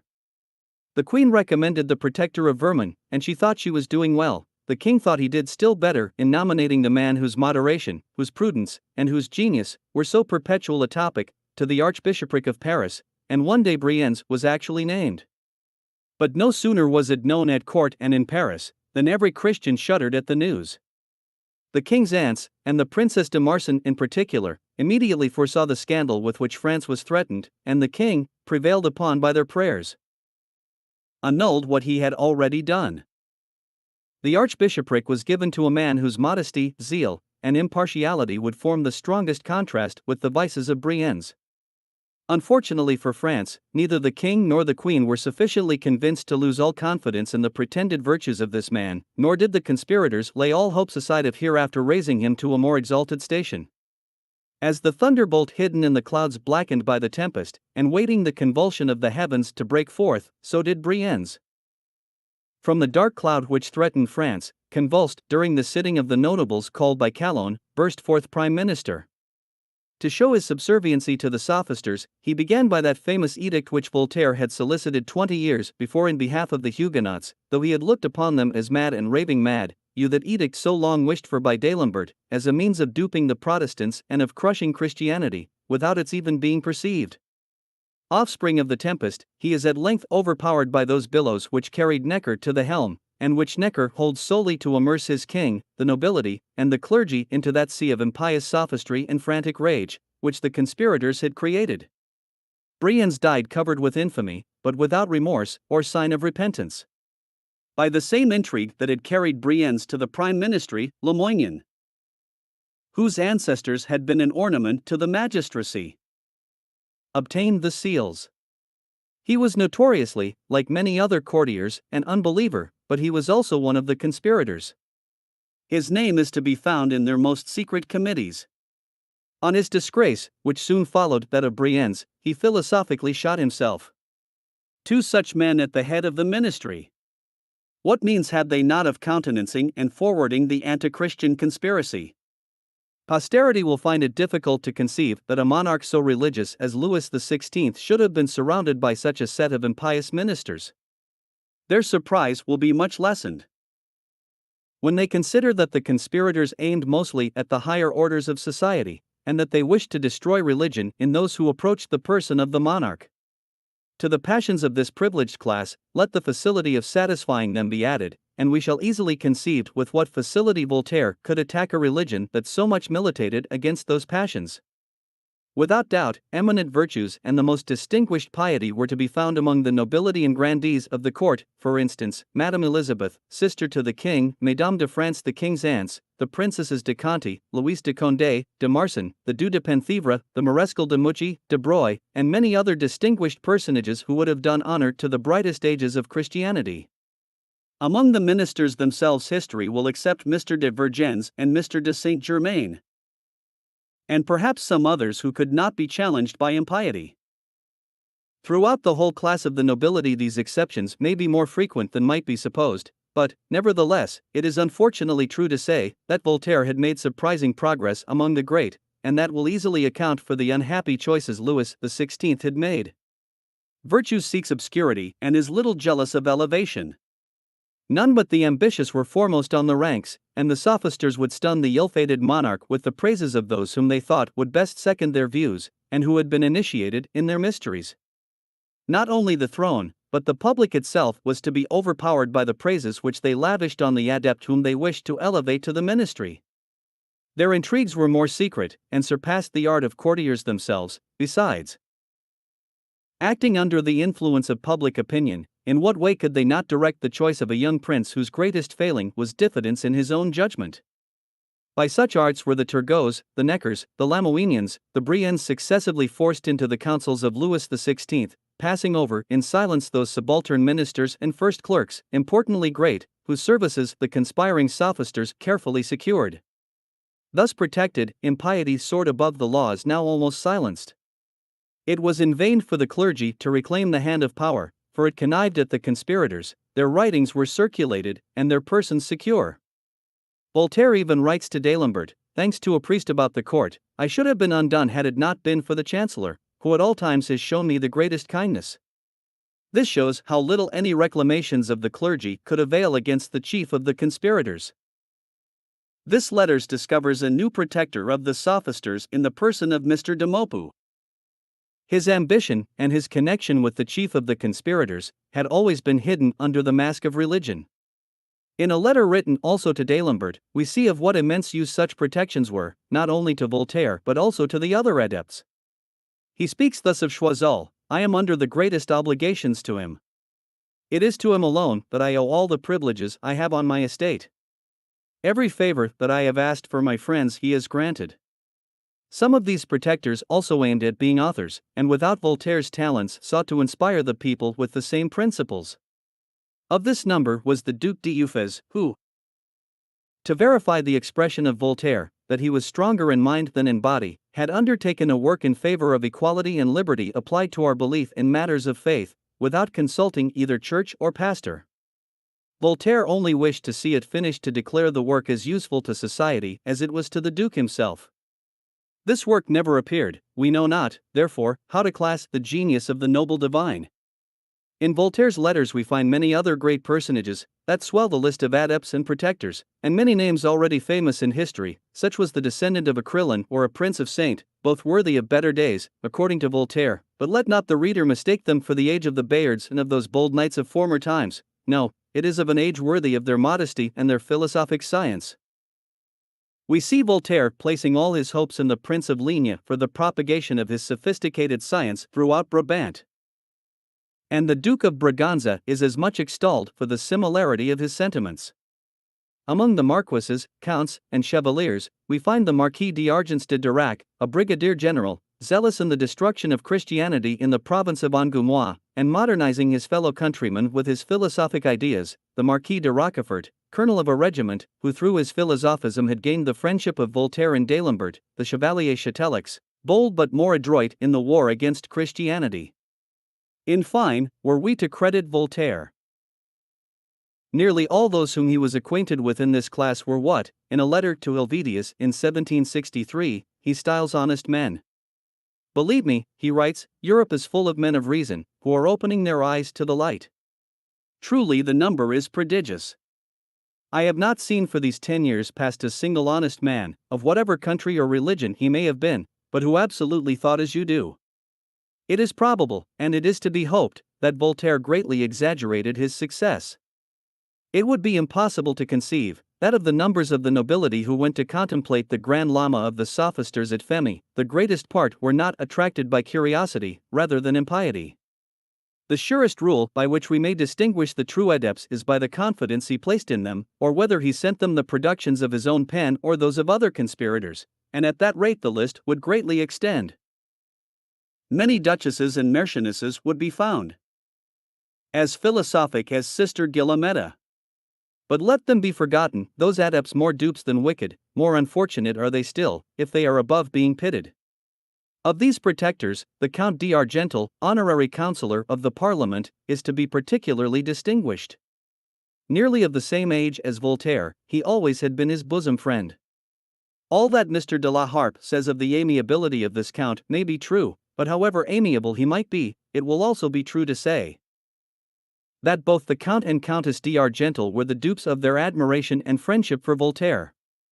He corresponds as regularly with these two adepts as he did with D'Alembert, and as confidently exhorts them to crush the wretch.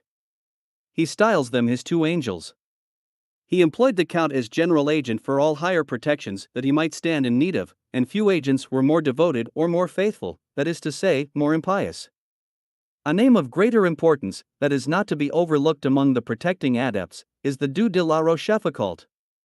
To him who knows how much the Duke must have been mistaken in his own wit, it will be matter of little surprise to see him so seldom mentioned in Voltaire's correspondence, but facts supply the place of written proofs. The Duke had been weak enough to be persuaded that impiety and philosophism could alone give him a reputation. He protected the sophisters, and even pensioned Condorcet. It would have been happy for him had he not waited for the murderers sent by Condorcet himself, to learn what were the real principles of this philosophism. In foreign courts, many great personages thought to soar above the vulgar by this same sophistry. Voltaire could not sufficiently admire the zeal of Prince Galitzin in dedicating the most impious of Helvidius's works to the Empress of all the Russias. He was still more delighted with Count Shawallo, the powerful protector of the sophisters at that court, and with all those by whose intrigues D'Alembert had been nominated for the education of the heir to the imperial diadem. In Sweden, whence the Chamberlain Jennings, under the auspices of the king and queen, had gone to announce to the Patriarch of Femi the great progress of philosophism in that country, an adept was to be found far more extolled by the conspirators. This was the Count de Creutz, ambassador in France, and afterwards in Spain. He had so well blended his embassy with the apostleship of impiety, that Voltaire, enraptured, was inconsolable at his departure from Paris. He writes to Madame Geoffrin, had there been an Emperor Julian on earth, the Count de Creutz should have been sent on embassy to him, and not to a country where auto de fes are made. The Senate of Sweden must be gone mad, not to have left such a man in France. He would have been of use there, and it is impossible that he should do any good in Spain. But this Spain, so much despised by Voltaire, could produce a D'Aranda, whom he styles the favorite of philosophy, and who daily went to stimulate his zeal in the company of D'Alembert, Marmontel, and Mademoiselle d'Espinasse, whose club nearly equaled the French Academy. Other dukes and grandees were to be found in Spain equally admiring the French sophistry. In particular the Marquis de Mora and the Duke of Villahermosa. In this same country, so much despised by the sophisters, we find D'Alembert distinguishing the Duke of Alba. It is of him that he writes to Voltaire, one of the first grandees of Spain, a man of great wit, and the same person who was ambassador in France, under the name of Duke of Huescar, has just sent me 20 guineas towards your statue.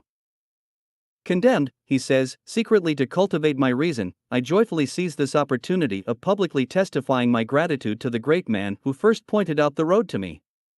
It was at the sight of so numerous a list of disciples that Voltaire exclaimed, "Victory declares for us on all sides. I do assure you that in a little time nothing but the rabble will follow the standard of our enemies."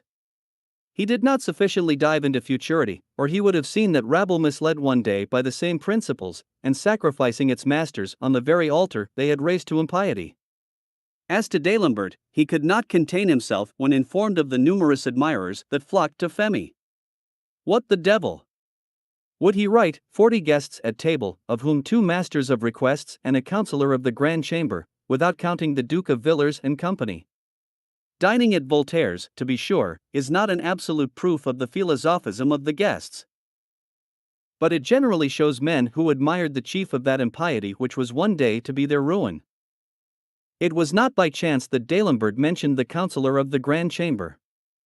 He was fully aware of what importance it was for the conspirators to have protectors, or even admirers, in the higher orders of the magistracy.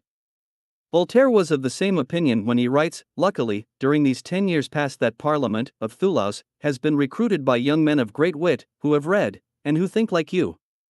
This letter alone denotes how much the tribunals were relaxed for many years preceding the Revolution. They were vested with all the authority necessary for stopping the circulation of these impious and seditious works, and of taking cognizance of their authors, but they had so much neglected it, that in the latter times a decree of the Parliament was a means of enhancing the price and extending the circulation of a work. Voltaire, notwithstanding the numerous conquests made in these temples of justice, often complains of some of those respectable corps, as still containing magistrates who loved religion. But in return he extols the philosophic zeal of those of the South.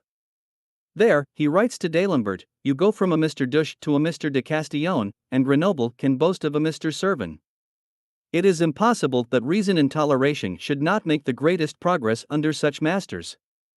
This hope was the better founded, as these 3 magistrates here named by Voltaire are precisely those who, by their functions of attorney or solicitor generals, were obliged to oppose the progress of that reason, synonymous with impiety in the mouth of Voltaire, and to uphold the power of the law against those daily productions and their authors.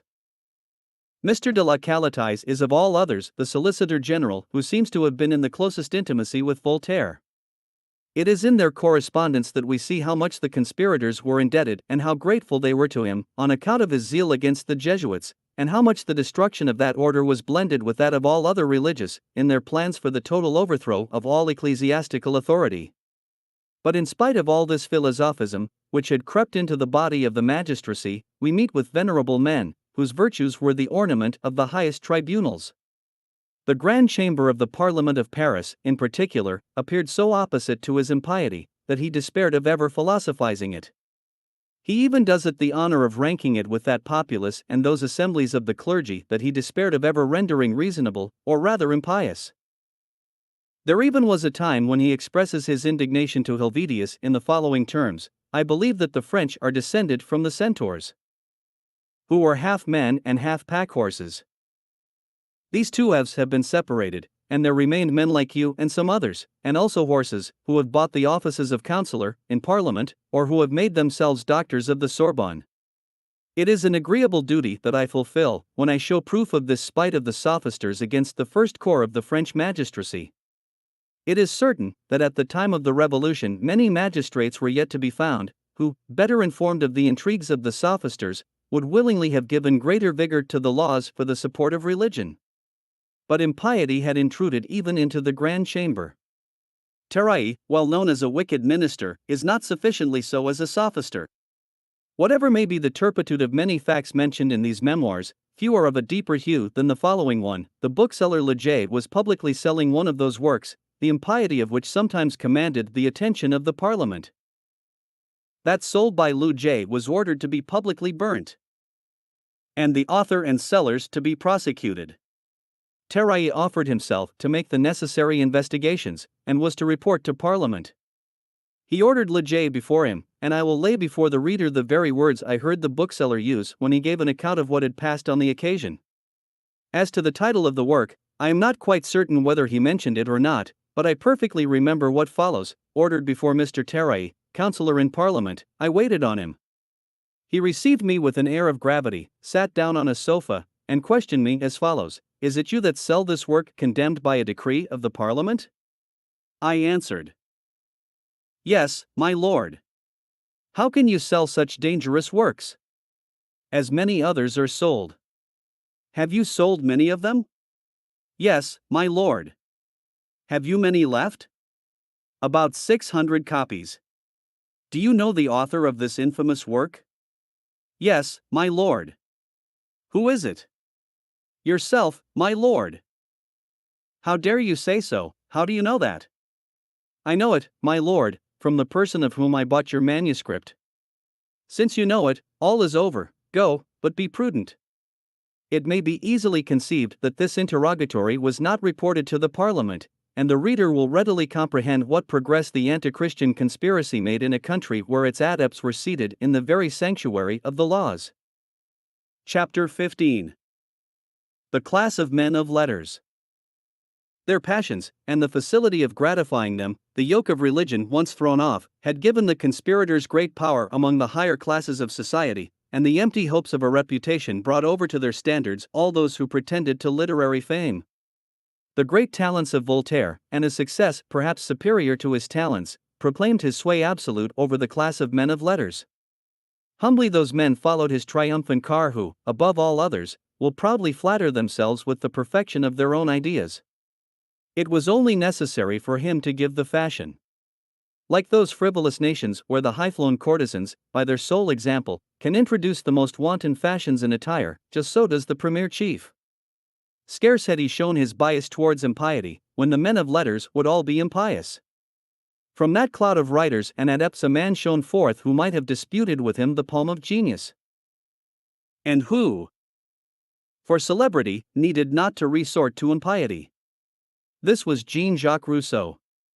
That famous citizen of Geneva, sublime when he pleases in his prose, rivaling Milton and Corneille in his poetry, could have rivaled Bossuet under the banners of Christianity.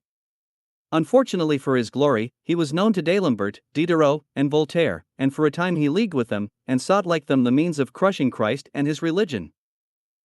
In this synagogue of impiety, as in that of the Jews, testimonies did not agree, divisions ensued, but, though separated, their attacks were all bent against Christianity. This is to be seen in a letter from Voltaire to D'Alembert, where he says, "What a pity it is that Jean-Jacques, Diderot, Helvetius, and you, cum aliae justum ferens hominibus, with other men of your stamp, should not have been unanimous in your attacks on the wretch. My greatest grief is, to see the impostors united, and the friends of truth divided." When Rousseau seceded from the sophisters, he did not at the same time forsake either his own or their errors, but separately carried on the war. The admiration of the adepts was divided.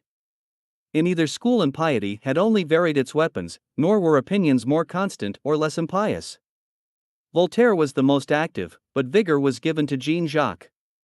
With the strength of Hercules, he also partook of his delirium. Voltaire laughed at contradiction, and his pen flew with every wind.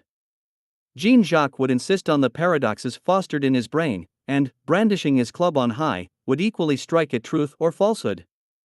The former was the vein of opinion, the latter the proteus of sophistry. Both equally distant from the schools of wisdom, both wished to lay the foundations and first principles of philosophy. The pro and con was equally adopted by them, and both found themselves condemned to the most humiliating inconstancy. Voltaire, uncertain as to the existence of a god or of a future state, applies to sophisters bewildered like himself, and remains perplexed. Jean-Jacques, while yet a mere youth, says to himself, I am going to throw this stone against that tree opposite to me. If I hit, let it be a sign of salvation, if I miss, a sign of damnation. Jean-Jacques hits, and heaven is his lot. This proof sufficed for the philosopher long after his youthful days, and he was far advanced in years when he said, after that, I never doubted of my salvation. Voltaire one day believed he could demonstrate the existence of the author of the universe. He then believed in an all-powerful God, who remunerated virtue. The day after, the whole of this demonstration is dwindled into probabilities and doubts, which it would be ridiculous to pretend to solve. The same truth is one day evident to Jean-Jacques, nor does he doubt of it after having demonstrated it himself. He beheld the deity all around him, with him, and throughout nature, on that day when he exclaimed, I am certain that God exists of himself. But the day following the demonstration is forgotten, and he writes to Voltaire, frankly I confess that neither the pro nor con, on the existence of God, appears to me demonstrated. With Jean-Jacques, as with Voltaire, theism and atheism could only found their doctrine on probabilities. And they both believed in one only principle or sole mover. But at another time they could not deny but that there were two principles or two causes. Voltaire, after having written that atheism would people the earth with robbers, villains, and monsters, would pardon atheism in Spinoza, and even allow of it in a philosopher, and he professes it himself when he writes to D'Alembert, I know of none but Spinoza who has argued well.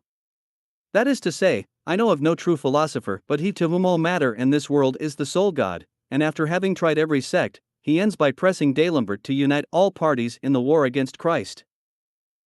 Jean-Jacques had written that the atheists deserved punishment, that they were disturbers of the public peace, and as such guilty of death.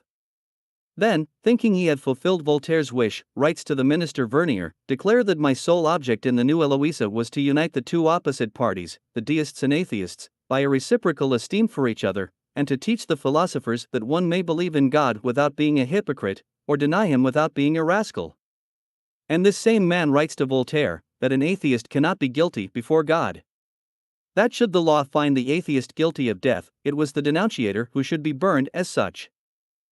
Voltaire would blaspheme the law of Christ, retract, receive the sacrament, and press the conspirators to crush the wretch. Jean-Jacques would lay aside Christianity, or resume it again, and with Calvin partake of the Last Supper. He will write the most sublime encomiums on Christ that human eloquence could devise, and then finish by blaspheming that same Christ as a fanatic. If the anti-Christian revolution was one day to carry Voltaire triumphantly to the Pantheon, Rousseau had the same rights to the inauguration of the sophisters of impiety. We shall see him gain far other claims on the sophisters of rebellion. If the former secretly solicits kings to subscribe to his statue, the latter openly writes that at Sparta one would have been erected to him. With so singular a conduct, each of these chiefs had his distinctive characteristics. Voltaire hated the God of the Christians, Jean-Jacques admired, but blasphemed him. Pride wrought in the latter all that jealousy and hatred produced in the former.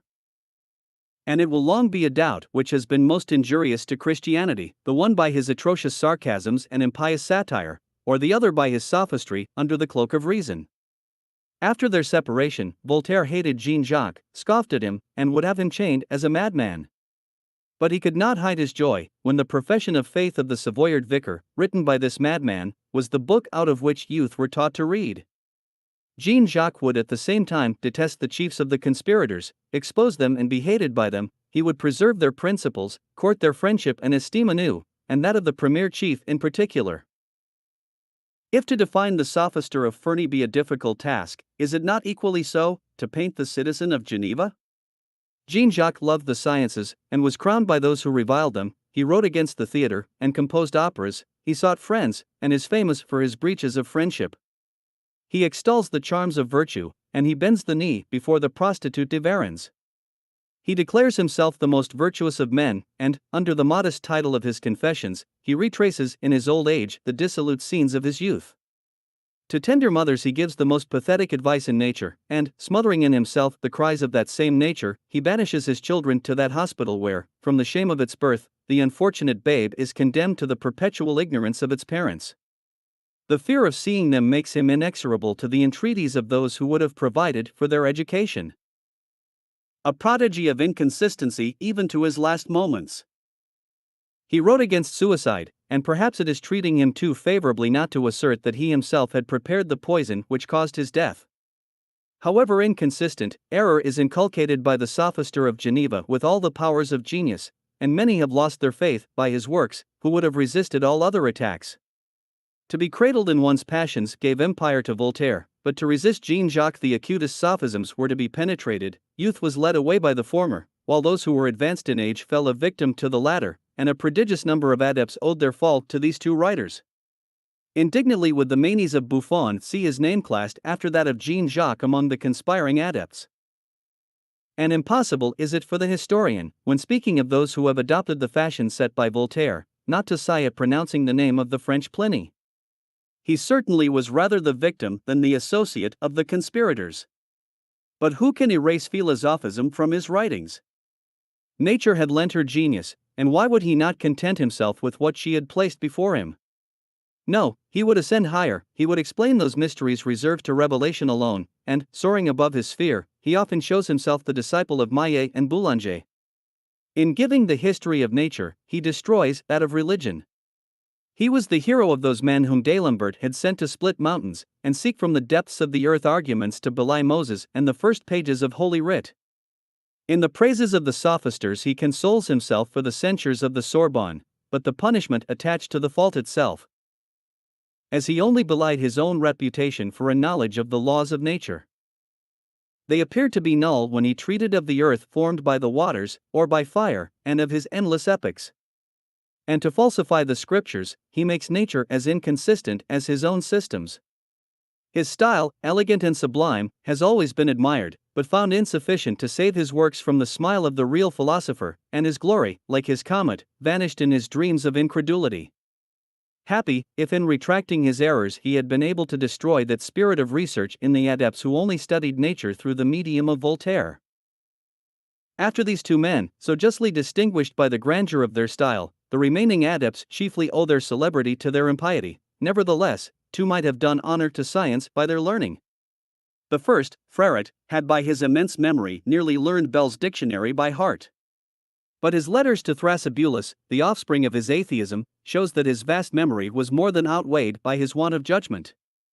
The second was Boulanger, whose brain, overburdened with Latin, Greek, Hebrew, Syriac and Arabic, had also adopted all the extravagancies of atheism, but who retracted in the latter part of his life, execrating the sect that had misled him. We shall soon see that all the posthumous works attributed to these writers were not written by them. Fain would the Marquis d'Argens de Dirac have figured among the learned sophisters, but his Chinese and Kabbalistic letters, and his philosophy of good sense, only prove that to Bell's dictionary he was indebted for his pretended reputation. He was a long while a friend of Frederick's, and his impiety entitled him to that friendship. From his brother, the President d'Aiguille, we have learned that after several discussions on religion, with persons better versed in that science than Frederick, he submitted to the light of the gospel, and ardently wished to atone for his past infidelity.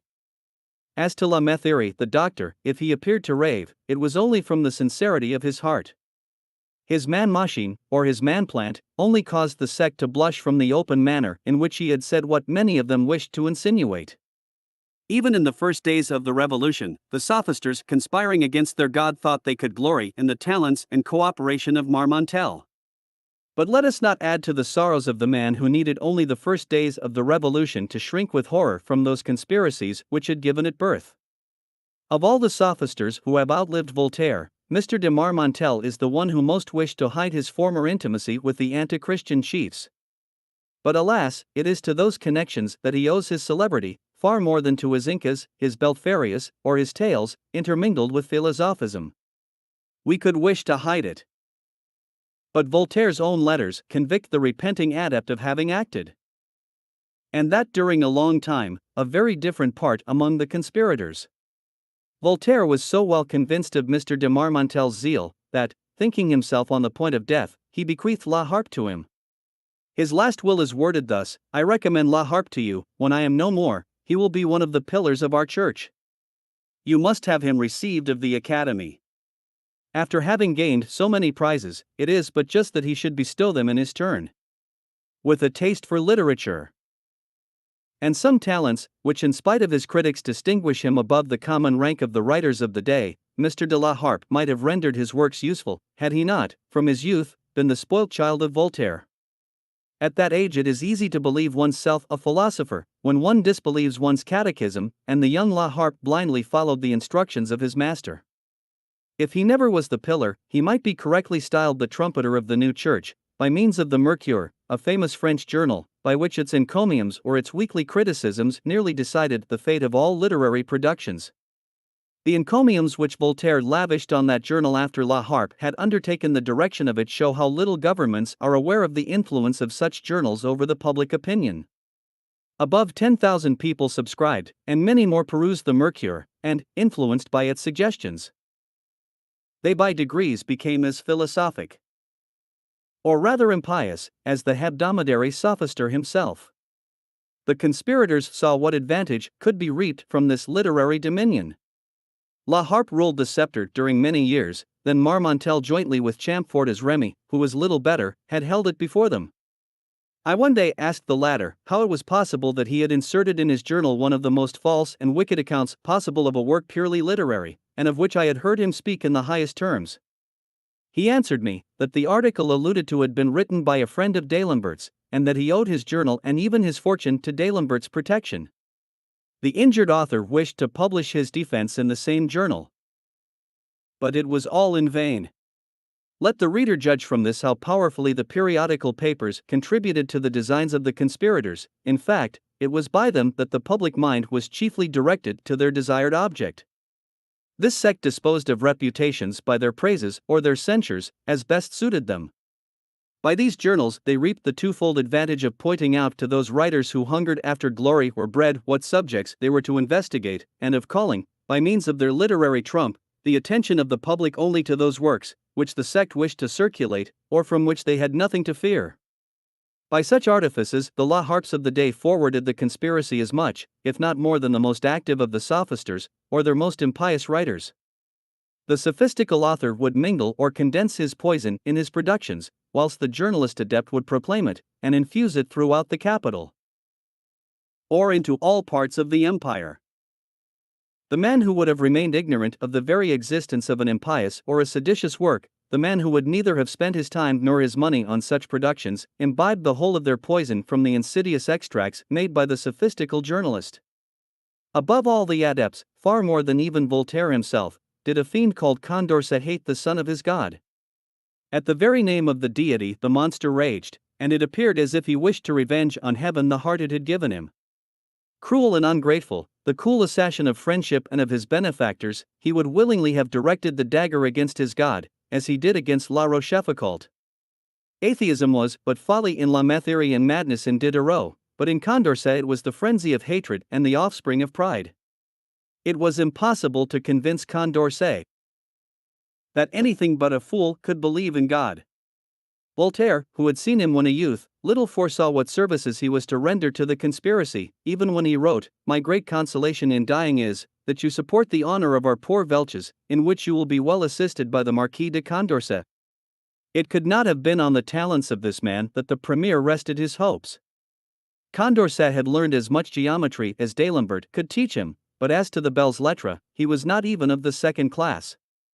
His style was that of a man who did not know his own language, and his writings, like his sophisms, required much study to be understood. But hatred did for him what nature has done for others. Perpetually plotting at his blasphemies, he at last succeeded in expressing them more clearly, for the amazing difference which is observable between his former and his latter works can only thus be accounted for.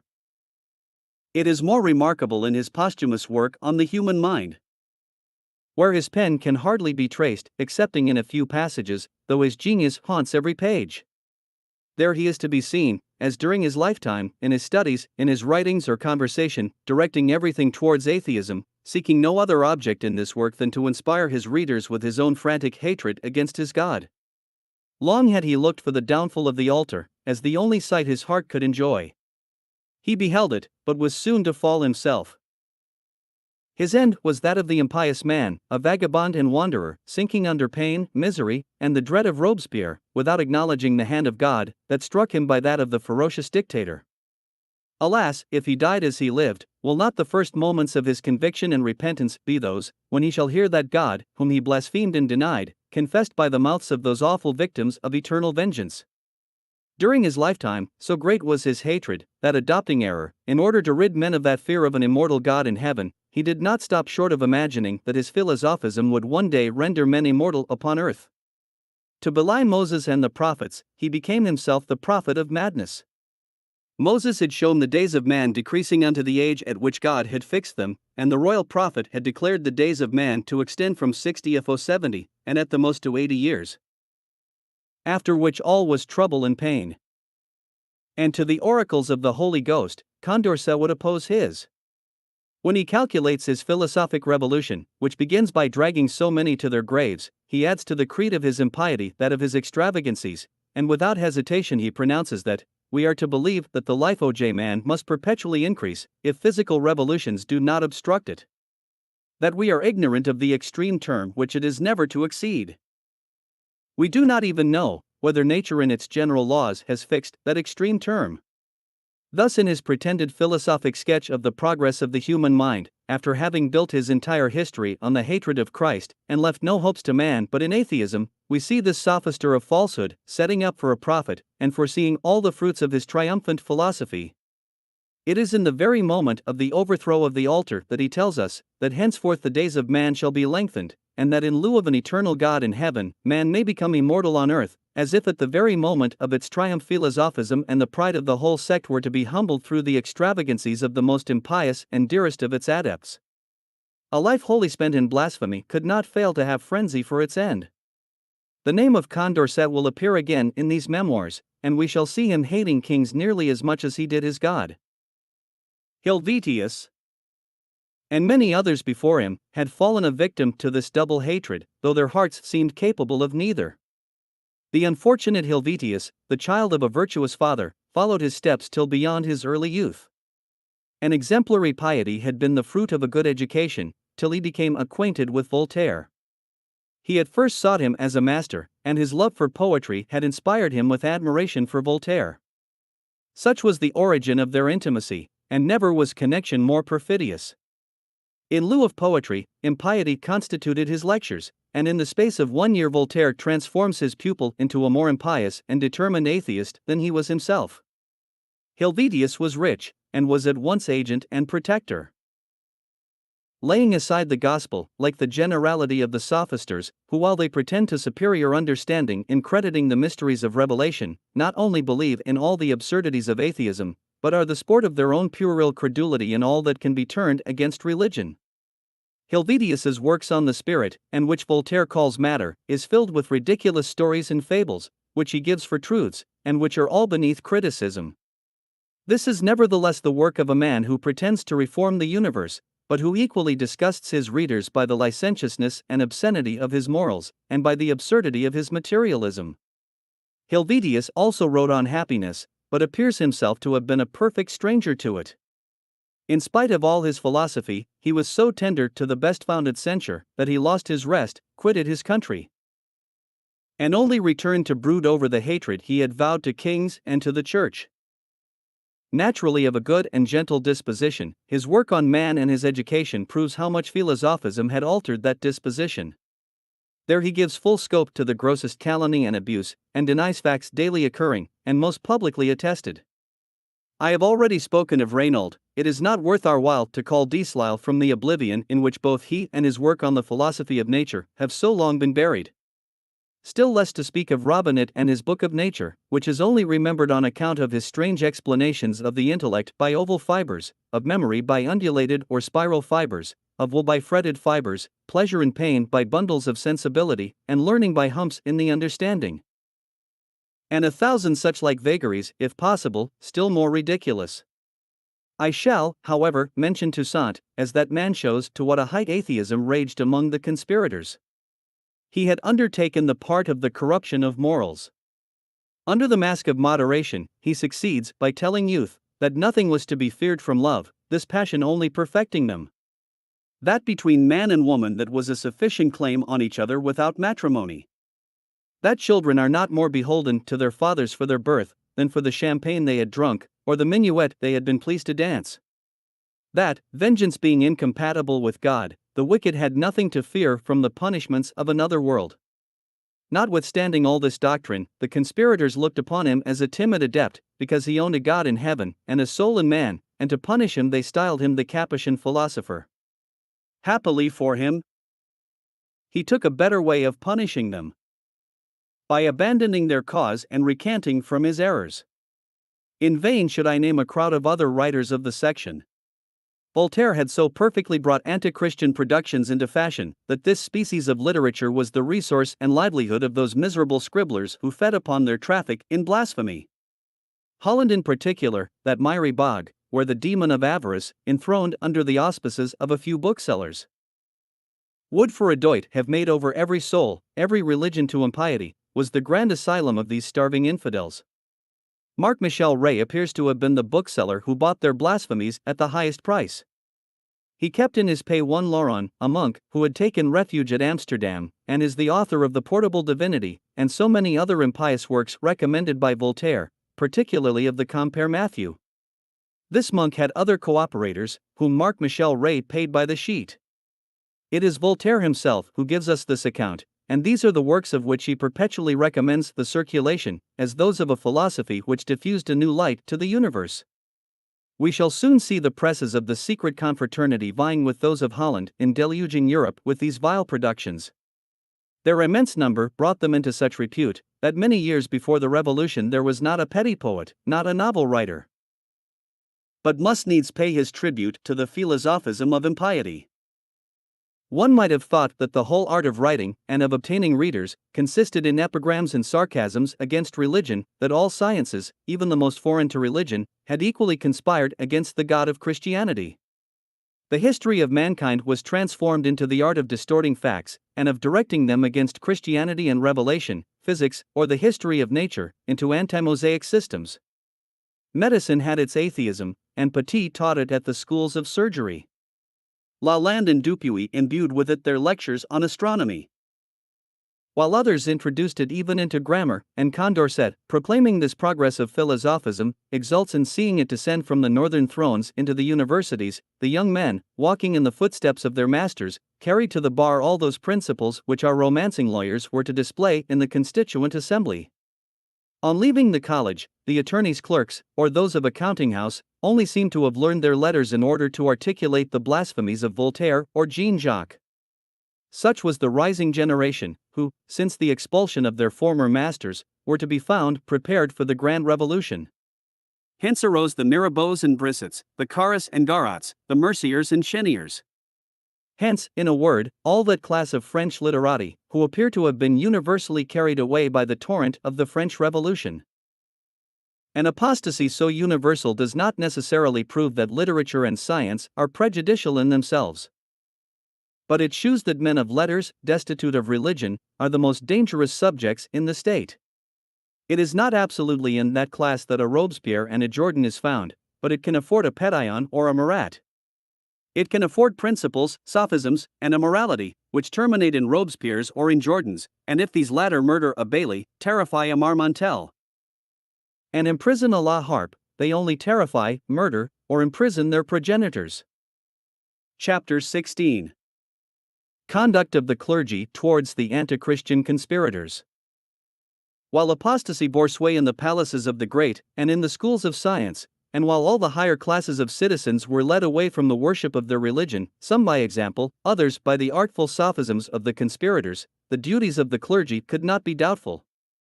It was their part to oppose a bank to the fetid torrent of impiety, and save the multitude from being swept away by its waters. Far more than its honor or its interest, its very name called on the clergy, by the most sacred ties of duty and of conscience, to guard the altar against the attacks of the conspirators. The least backwardness in the combat would have added treason to apostasy. Let the historian who dared speak the truth on kings be true on the merits of his own body, whether it redounds to the honor or disgrace of his brethren, let him speak the truth. Hence the future clergy will learn from what has been done the line of conduct they ought to follow. The conspiracy against Christ is not extinct. Though it may be hidden, but should it burst forth anew? Must not the pastor know how far his conduct may influence or retard its progress? If under the name of clergy were comprehended all those who in France wore the half-livery of the church, all that class of men who in Paris, and some of the great towns, styled themselves abbés, history might reproach the clergy with traitors and apostates from the first dawn of the conspiracy. We find the Abbé de Prades the first apostate, and happily first to repent, the Abbé Morellet, whose disgrace is recorded in the repeated praises of Voltaire and d'Alembert, the Abbé Condillac, who was to sophisticate the morals of his royal pupil, and above all, that Abbé Raynal, whose name alone is tantamount to 20 demoniacs of the section. Paris swarmed with those abbés, we still say, the Abbé Barthélemy, the Abbé Bodo, again the Abbé Noël, and the Abbé Size. But the people, on the whole, did not confound them with the clergy. They knew them to be the offspring of avarice, seeking the livings but laying aside the duties of the church, or through economy adopting the dress, while by their profligacy and irreligious writings they dishonored it. The numbers of these amphibious animals, and particularly in the metropolis, may be one of the severest reproaches against the clergy. However great the distinctions made between these and the latter may have been, the repeated scandals of the former powerfully helped the conspiracy, by laying themselves open to satire, which retorted upon the whole body, and affected the real ministers of the altar. Many of these abbés, who did not believe in God, had obtained livings through the means of the sophisters, who by soliciting dignities for their adepts sought to introduce their principles, and dishonor the clergy by their immorality. It was the plague that they spread in the enemy's camp, and not daring to face them in the field, they sought to poison their springs. If under the title of clergy we only comprehend those who really served at the altar, the conspirators never prevailed against them. I have searched their records, I have examined whether among the bishops and functionary clergy any of these adepts were to be found, who could be classed with the conspiring sophisters. Antecedent to the Perigords and Diotons, or the apostasy of the Gobets, Gregoires, and other constitutionalists, I only meet with the name of Briennes. And one Judas seated in the college of the aposties during the space of 30 years is quite sufficient. Or rather, is one too many? Meslier, rector of Etrepigny in Champagne, might be added, were it certain that his impious last will and testament was not a forgery of the sophisters attributed to him after his death. In the times when the revolution drew near, philosophism attached itself to the covenants of men, and soon produced Dom Girls and his confederates, but these belonged to a different class of conspirators, which will be a future object of our memoirs. At all times the body of the clergy preserved the purity of its faith. A distinction might have been made between the zealous edifying ecclesiastics, and the lax, not to say scandalous, ones, but that of believing and unbelieving could never stand. Never could the conspirators exult in this latter distinction. Would they not have availed themselves of their decreasing faith, as they did of the incredulity of the ministers of Geneva? On the contrary, the most scurrilous abuse is uttered against the clergy for their zeal in support of Christianity, and the satire of the sophisters redounds to their immortal honor. The purity of faith alone was not sufficient in the clergy, examples far more powerful than lessons were necessary to oppose the torrent of impiety. It is true that in the greater part of their pastors the people beheld it in an eminent degree, but the majority will not suffice. Those who are acquainted with the powers of impression know but too well that one bad ecclesiastic does more harm than 100 of the most virtuous can do good. All should have been zealous, but many were lax. There were among those who served the altars men unworthy of the sanctuary. These were ambitious men, who, while they ought to have been giving good example to their diocese, preferred the intrigues and pomp of the capital. It is true, such a conduct could not have constituted vice in the worldling, but what may be venial in the world is often monstrous in the Church. The sophisters in particular, with their morals, were not authorized to reprobate those of the delinquent clergy. Where is the wonder that some few unworthy members should have intruded on the sanctuary, when the enemies of the Church had possessed themselves of its avenues, in order to prevent the preferment of those whose virtues or learning they dreaded? How could it be otherwise, when the bishops wishing to repel an unworthy member? Choiseul answered, "Such are the men we want and will have, or when the irreligious nobleman only beheld in the riches of the Church the inheritance of a son not less vicious than his father?" The clergy might certainly have thus replied to their enemies.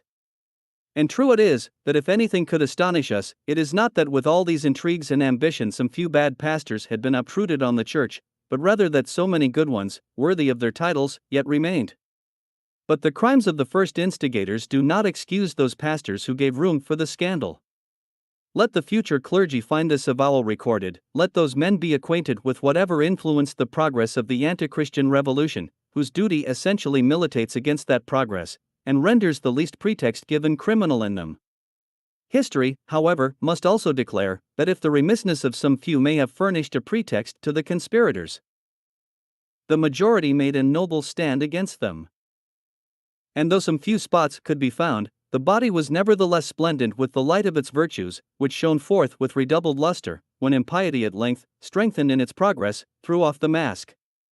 Then rising above its powers, the clergy were not to be intimidated by death, or the rigors of a long exile, and the sophister unwillingly blushed at the calumnies he had spread, when he represented those men as more attached to the riches than to the faith of the Church.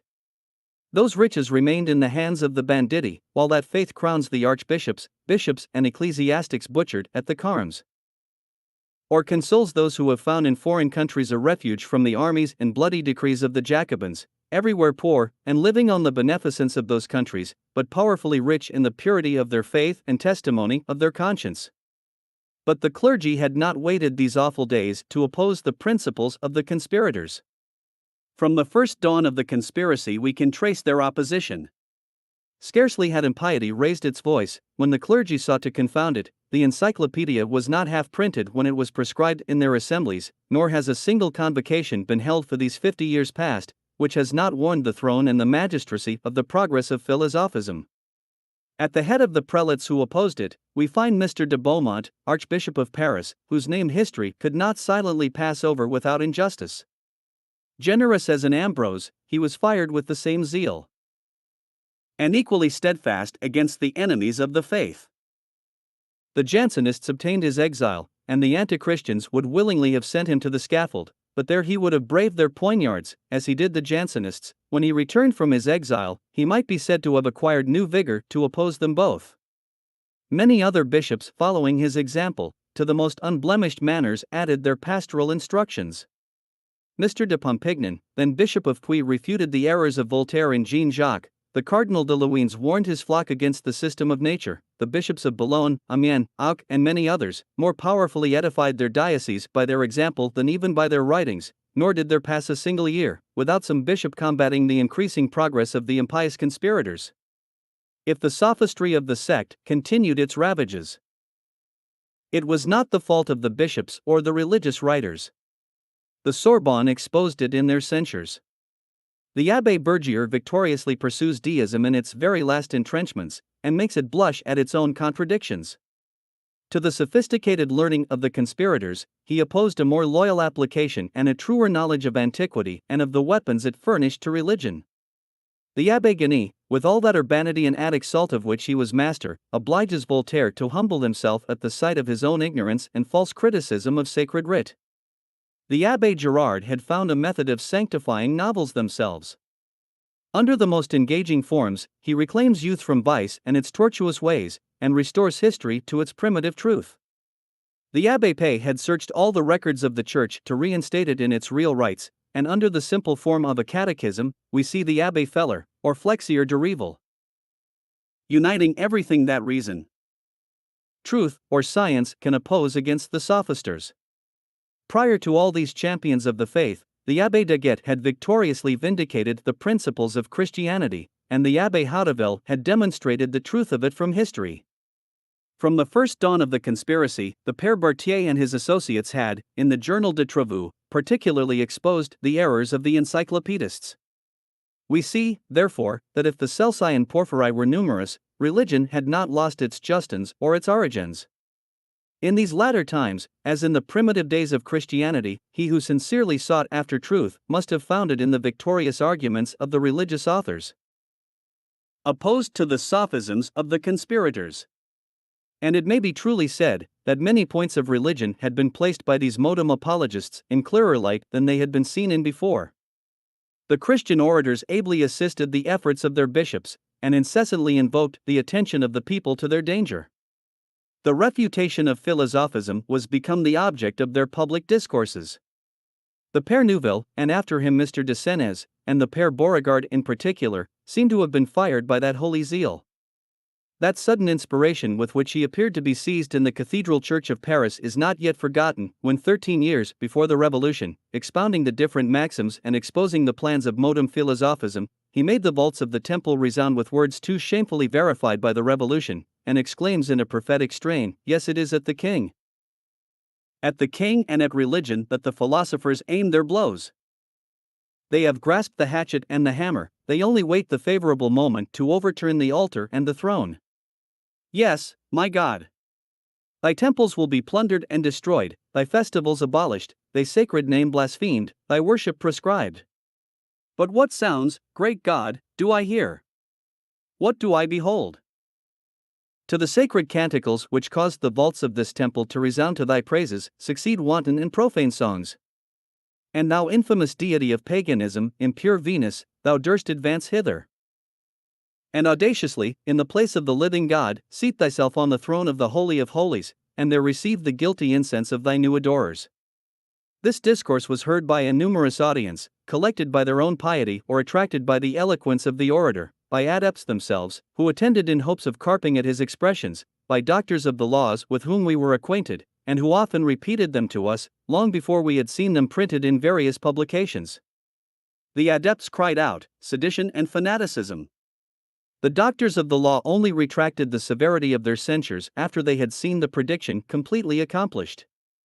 Such strong cautions from the clergy, and the means they opposed, retarded indeed the progress of the sophisters, but could not triumph over the conspiracy. It was too deep, the black arts of seduction had been too well planned in the hidden dens of the conspirators. I have still to unfold some of their dark mysteries. And when light shall have shone upon them, with surprise shall the reader ask, not how was it possible, with so much zeal on the part of the clergy, that the altar should be overthrown, but how the fall of the temple could have been so long delayed. Chapter 17. New and more subtle means of the conspirators to seduce even the lowest classes of the people. When Voltaire swore to annihilate Christianity, he did not flatter himself with the hope of drawing the generality of nations into his apostasy. His pride seems often satisfied with the progress that philosophism had made among those who governed, or were made to govern, and among men of letters. For a long time he does not appear to envy Christianity the inferior classes of society, which he does not comprehend under the appellation of the better sort. The facts we are about to lay before the reader will show to what new extent the conspirators sought to carry their impious zeal, and by what artifices Christ was to be deprived of all worship even from the lowest populace. A doctor known in France by the name of Duquesne had so well insinuated himself into the favor of Louis XVII that the king used to call him his thinker. He really appeared to have deeply meditated on the happiness of the subject, and he may have sincerely wished it. Nevertheless he was but a system maker, and the founder of that sect of sophisters called Seconomists. Because the economy and order to be introduced into the finances, and other means of alleviating the distresses of the people, were perpetually in their mouths. If some few of these economists sought nothing further in their speculations, it is certain that their writers took no pains to conceal their hatred for the Christian religion. Their works abound in passages which at least show their wish of substituting natural religion to the Christian religion and revelation. Their affectation of solely speaking of agriculture, administration, and economy render them less liable to suspicion than those conspirators who are perpetually intruding their impiety. Duquesne and his adepts had more especially undertaken to persuade their readers that the country people and mechanics in towns were entirely destitute of that kind of instruction necessary for their professions, that men of this class, unable to acquire knowledge by reading, pined away in an ignorance equally fatal to themselves and to the state. That it was necessary to establish free schools, and particularly throughout the country, where children might be brought up to different trades and instructed in the principles of agriculture. D'Alembert and the Voltairian adepts soon perceived what advantages they could reap from these establishments. In union with the economists, they presented various memorials to Louis XVII in which not only the temporal but even the spiritual advantages of such establishments for the people are strongly urged. The king, who really loved the people, embraced the project with warmth. He opened his mind on the subject to Mr. Bertin, whom he honored with his confidence, and had entrusted with his privy purse. It was from frequent conversations with this minister that the memorial from which we extract the following account was drawn up. It is Mr. Bertin himself who speaks. Louis XV says that minister, having entrusted me with the care of his privy purse, it was natural that he should mention to me an establishment of which His Majesty was to defray the expense. I had long since closely observed the different sects of our philosophers, and though I had much to reproach myself with as to the practice, I had at least preserved the principles of my religion. I had little doubt of the efforts of the philosophers to destroy it. I was sensible that they wished to have the direction of these schools themselves, and by that means seize on the education of the people, under pretense that the bishops and ecclesiastics, who had hitherto superintended them and their teachers, could not be competent judges in subjects so little suited to clergymen. I apprehended that their object was not so much to give lessons on agriculture to the children of husbandmen and tradespeople, as to withdraw them from their habitual instructions on their catechism or on their religion. I did not hesitate to declare to the king that the intentions of the philosophers were very different from his. I know those conspirators, I said, and beware, sire, of giving them your aid. Your kingdom is not deficient in free schools, or schools nearly free. They are to be found in every little town, and almost in every village, and perhaps they are already but too numerous. It is not books that form mechanics and ploughmen. The books and masters sent by these philosophers will rather infuse system than industry into the country people. I tremble lest they render them idle, vain, and jealous, in a short time discontented and seditious, and at length rebellious. I fear lest the whole fruit of the expense they seek to put your Majesty to should be gradually to obliterate from the hearts of the people the love of their religion and their sovereign. To these arguments I added whatever my mind could suggest to dissuade His Majesty. I advised him, in place of sending and paying those masters whom the philosophers had chosen, to employ the same sums for multiplying the catechists, and in searching for good and patient men, whom His Majesty, in concert with the bishops, should support, in order to teach the poor peasantry the principles of religion, and to teach it them by rote, as the rectors and curates do to those children who do not know how to read. Louis XVII seemed to relish my arguments, but the philosophers renewed their attacks. They had people about his person who never ceased to urge him, and the king could not persuade himself that his thinker, Duquesne, and the other philosophers, were capable of such detestable views. He was so constantly beset by those men, that during the last 20 years of his reign, in the daily conversations with which he honored me, I was perpetually employed in combating the false ideas he had imbibed respecting the economists and their associates. At length, determined to give the king positive proof that they imposed upon him, I sought to gain the confidence of those peddlers who travel throughout the country, and expose their goods to sale in the villages, and at the gates of country seats. I suspected those in particular who dealt in books to be nothing less than the agents of philosophism with the good country folks. In my excursions into the country, I above all fixed my attention on the latter. When they offered me a book to buy, I questioned them what might be the books they had. Probably catechisms or prayer books. Few others are read in the villages? At these words I have seen many smile. No, they answered, those are not our works. We make much more money of Voltaire, Diderot, or other philosophic writings. What? Said I, the country people by Voltaire and Diderot? Where do they find the money for such dear works? Their constant answer was, we have them at a much cheaper rate than prayer books, we can sell them at 10 sols, 5d. a volume, and have a pretty profit into the bargain. Questioning some of them still farther, many of them owned that those books cost them nothing, that they received whole bales of them without knowing whence they came, but being simply desired to sell them in their journeys at the lowest price. Such was the account given by Mr. Bertin, and particularly during his retreat at Aix-la-Chapelle. All that he said of those peddlers perfectly coincides with what I have heard many rectors of small towns and villages complain of. They looked upon these hawking booksellers as the pests of their parishes, and as the agents of the pretended philosophers in the circulation of their impiety. Louis XV, warned by the discovery made by his minister, at length was satisfied that the establishment of these schools so much urged by the conspirators would only be a new instrument of seduction in their hands. He abandoned the plan, but, perpetually harassed by the protecting sophisters, he did not strike at the root of the evil, and but feebly impeded its progress. The peddlers continued to promote the measures of the conspirators, but this was but one of the inferior means employed to supply the want of their free schools, as a new discovery brought to light one far more fatal. Many years prior to the French Revolution, a rector of the Diocese of Embrun had had frequent contests with the schoolmaster of the village, charging him with corrupting the morals of his pupils, and with distributing most irreligious books among them. The lord of the village, one of the protecting adepts, supported the schoolmaster. The good rector applied to his archbishop. Mr. Salibert d'Anguin, vicar general, desired to see the library of the master. It was filled with these sort of works, but the delinquent, so far from denying the use he made of them, with a pretended simplicity, said he had always heard those works spoken of in the highest terms, and, like the hawkers, declared that he was not at the trouble of buying them, as they were sent to him free of all costs. At about a league from Liege, and in the adjacent villages, masters still more perfidious carried their means of corruption to a far greater extent. These would assemble on certain days, at particular hours, a number of tradespeople and poor country fellows, who had not learned to read. In these meetings one of the pupils of the professor would read in an audible voice a chapter in some work with which he himself had already been perverted, for example, one of Voltaire's romances, then the Sermon of the 50, the pretended good sense, or other works of the sect furnished by the master. Those that abounded in calumny and abuse against the clergy were read with particular emphasis.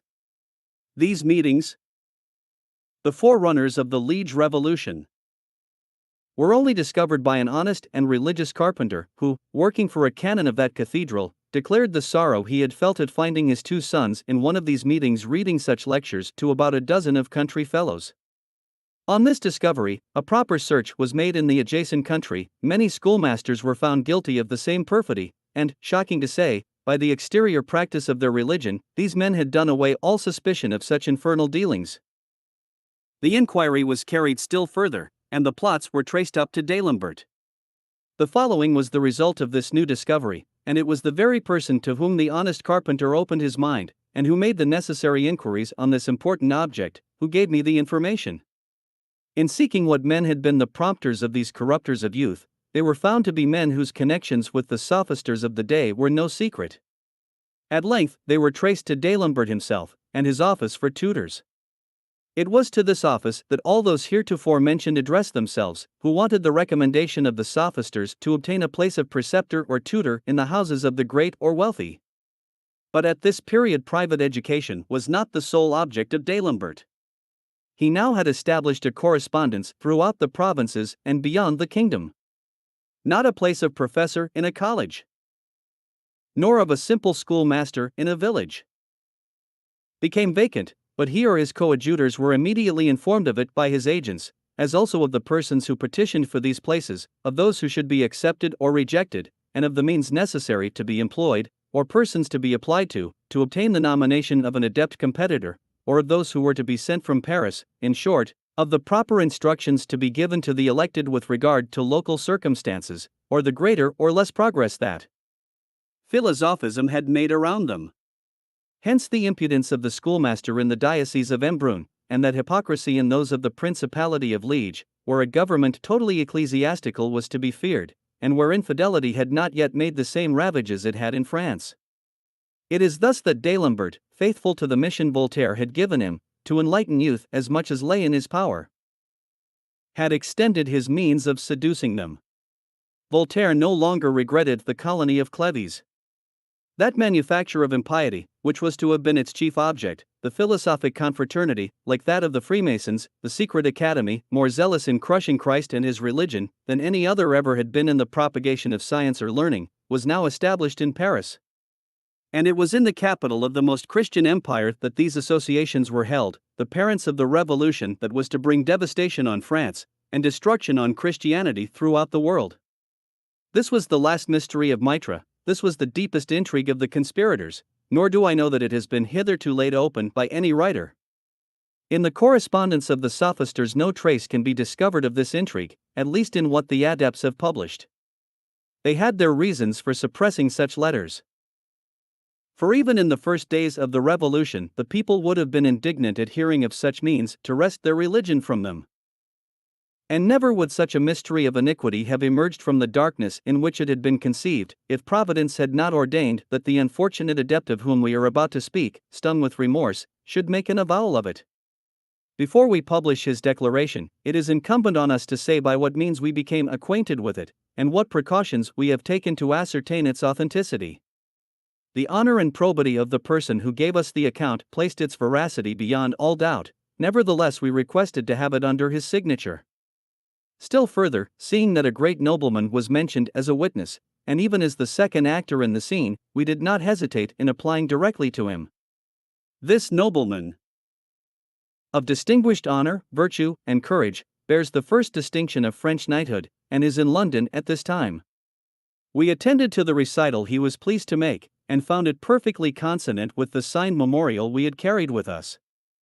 If his name is omitted, it is only because he was loath to see it appear in a fact that criminates the memory of a friend, whose error was rather owing to the seduction of the sophisters than to his own heart, and whose repentance in some sort atoned for the crime of which he had been guilty. The following is the fact, which will complete the proofs, as yet only drawn from the letters of the conspirators themselves.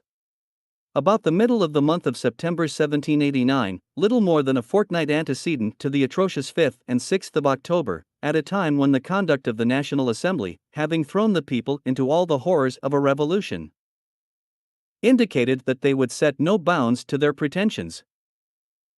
Mr. Leroy, lieutenant of the King's Hunt, and an academician, being at the house of Mr. d'Angevilliers, intendant of the buildings of His Majesty, the conversation turned on the disasters of the Revolution, and on those that were too clearly to be foreseen. Dinner over, the nobleman above mentioned, a friend of Leroy, heard it, having seen him so great an admirer of the sophisters, reproached him with it in the following expressive words: "Well, this, then, is the work of philosophy." Thunderstruck at these words, "Alas!" cried the academician, "to whom do you say so? I know it but too well, and I shall die of grief and remorse." At the word remorse, the same nobleman questioned him whether he had so greatly contributed towards the revolution as to upbraid himself with it in that violent manner. "Yes," answered he, "I have contributed to it, and far more than I was aware of. I was secretary to the committee to which you are indebted for it, but I call heaven to witness that I never thought it would go to such lengths. You have seen me in the King's service, and you know that I love his person. I little thought of bringing his subjects to this pitch, and I shall die of grief and remorse." Pressed to explain what he meant by this committee, this secret society, entirely new to the whole company, the academician resumed: "This society was a sort of club that we philosophers had formed among us, and only admitted into it persons on whom we could perfectly rely. Our sittings were regularly held at the Baron de Holbach's. Lest our object should be surmised, we called ourselves economists. We created Voltaire, though absent, our honorary and perpetual president.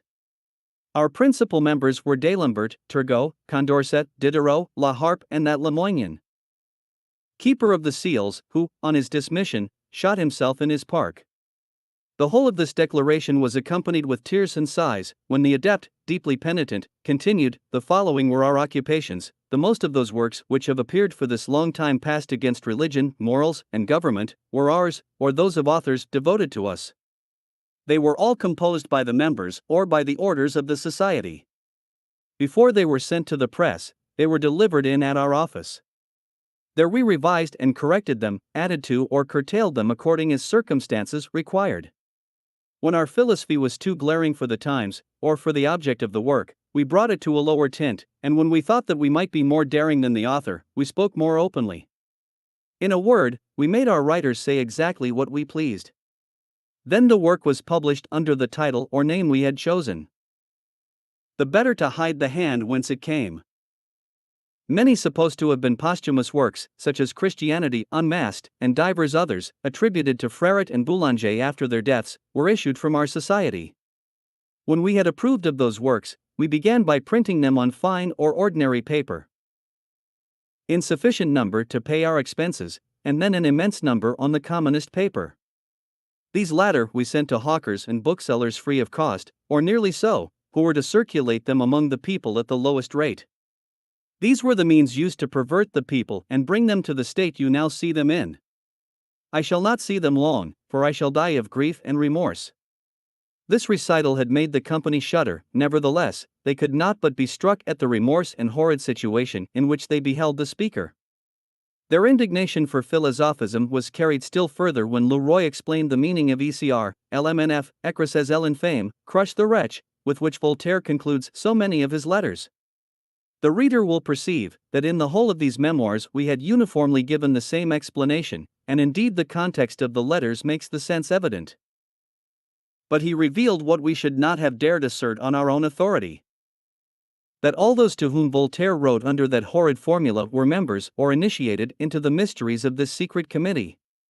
He also declared what we have already said on the plan of elevating Brienz to the Archbishopric of Paris, and many other particulars which he related would have been precious to history, but have escaped the memory of those present. None of them could give me any information as to the exact time when this secret academy was formed, but it appears from the discovery made by Mr. Bertans, that it must have existed long before the death of Louis XV. I think it necessary, on this occasion, to lay before my reader a letter of March 1763, which Voltaire writes to Helvetius. Why, says he to his zealous brother, do the worshippers of reason live in silence and fear? They are not sufficiently acquainted with their own strength. What should hinder them from having a little press of their own, and from publishing small works, short and useful, and which should only be confided to their friends? This was the method followed by those who printed the last will of the good and honest curate, Meslier. His testimony is certainly of great weight. It is further certain that you and your friends could, with the greatest facility, pen the best works possible, and throw them into circulation without exposing yourselves in the least. There also exists another letter, in which Voltaire, under the name of Jean Paturel, heretofore a Jesuit, and in his ironical style seeming to felicitate Helvetius on his pretended conversion, describes the method employed for the circulation of those works among the lower classes. In opposition to the Christian Pedagogue, and the Think Well on It, books formerly so much famed for the conversions they had wrought, pretty little philosophic works are cleverly circulated. These little books rapidly succeed each other. They are not sold. They are given to people who can be relied on, who in their turn distribute them to women and young people. At one time it is the Sermon of the 50, attributed to the King of Prussia, at another an extract from the will of the unfortunate curate Jean Meslier, who, on his deathbed, implored forgiveness of his God for having taught Christianity, or, lastly, the Catechism of the Honest Man, written by a certain Abbé Durand. That is, Voltaire himself. These two letters may throw great light on the subject. First, we see Voltaire giving the plan of a secret society, which perfectly coincides with the one described by Leroy. Secondly, we find that one of a similar nature existed at Femi. Thirdly, that it had not taken place at the period when these letters were written, as he presses the establishment of it. But on the other side, the pretended posthumous works of Freret and Boulanger, which the adept Leroy declares to have been issued from this secret academy holding its sittings at the Baron de Halbach's, were published in 1766 and 1767. It therefore appears that this secret committee was established at Paris between the years 1763 and 1766. That is to say, that for 23 years preceding the Revolution they had been incessantly endeavoring to seduce the people by those artifices and intrigues, the shame of which drew the above avowal from its repenting secretary. Such would have been the manufacture of Voltaire's colony. It was with truth that this unhappy adept repeated, "I shall die of grief and remorse," for he did not survive his avowal 3 months. When he mentioned the principal members, he added that all those to whom Voltaire wrote under the abominable formula of "crush the wretch" were either members or initiated into the mysteries of this secret academy. According to this clue, the first of these adepts will certainly be Damolaville, who exulted so much on hearing that none but the rabble were left to worship Christ, for it is to him in particular that Voltaire always ends his letters by "crush the wretch." This man was himself very little above that rabble whom he so much despised. He had made a small fortune by being one of the clerks in the office for the tax called the Vingtiemes, and had a salary of about 18 ol. per annum. His philosophy had not taught him to endure poverty, as we see Voltaire excusing himself on his not having been able to procure him a more lucrative employment. The distinctive character which Voltaire gives him in one of these letters is that of hating God. Could that have given rise to their great intimacy? It was through his means that he transmitted his most impious productions or particular secrets to the conspirators. We should have remained in the dark as to his literary talents, had it not been for a letter from Voltaire to the Marquis de Villarreal, which so perfectly describes the meanness of the sophisters, and how distant they were from the true philosopher, ready to sacrifice everything in the cause of truth. "No, my dear friend," says Voltaire to the Marquis, "the modem Socrates will not drink hemlock. The Athenian Socrates, with respect to us, was a very imprudent man, an eternal quibbler, and who foolishly set his judges at defiance. The philosophers of our days are wiser than that. They are not possessed with that foolish vanity of putting their names to their works. They are invisible hands, who, from one end of Europe to the other, pierce fanaticism with the shafts of truth. Damolaville is just dead. He was the author of Christianity Unmasked, which he had published as a posthumous work of Boulanger's, and of many other writings. It was never known, and his friends kept his secret with a fidelity worthy of philosophy. Such then is the author of that famous work which the sophisters had given us as flowing from the pen of one of their most learned adepts. Damolaville, under the name of Boulanger, from his public office, sallies forth the phoenix of modem philosophism, and with the courage of a sophister shrinks from his own works, lest they cost him dearly if ever called upon to support his principles before the tribunals. He also would have shrank from the hemlock potion, under the infamy and eternal shame with which such abominable calumnies as he had vomited forth against Christianity must have overpowered him. This adept, so worthy of Voltaire's and D'Alembert's friendship, died a bankrupt clerk in office, and had been parted from his wife for the last 12 years. Voltaire is his panegyrist when he says, "I shall always regret Damolaville. I loved the intrepidity of his soul. He was enthusiastic like Saul Paul, he was a necessary man." Decency forbids us to quote the remainder of the panegyric. Next to this sophister, whose chief merits appear to have been his enthusiastic atheism, we find the Count d'Argental. I have already spoken of his intimacy with Voltaire, and now only mention him as one of those initiated in the secret mysteries of the secret academy. Being one of those correspondents to whom Voltaire expresses himself in the most unreserved manner on his plan of crushing Christ. On the same claim, a sort of scribbler called Theriot is to be enumerated among the members of the Academy. No more elevated than Damolaville in rank or fortune, he for a longer time subsisted on the benefactions of Voltaire, who first made him his disciple and then his agent. Brother Theriot added ingratitude to his impiety, and Voltaire complained bitterly of him. But Theriot, notwithstanding his ingratitude, always remained impious, which reconciled Voltaire to him, and preserved him within the fraternal embrace of the conspirators. It is with concern that Mr. Saurin is found to have been a member of this academy. Certainly, it is not his literary works that raise this sentiment. For were it not for his tragedy of Spartacus, both his prose and verse would equally be forgotten, but we are told that it was rather his want of fortune than to his disposition that he owed his connections with the sophisters. He is even said to have been a man of great probity, but that he was drawn into that society for the consideration of a pension of 1,000 crowns which Helvidius paid him. What an excuse!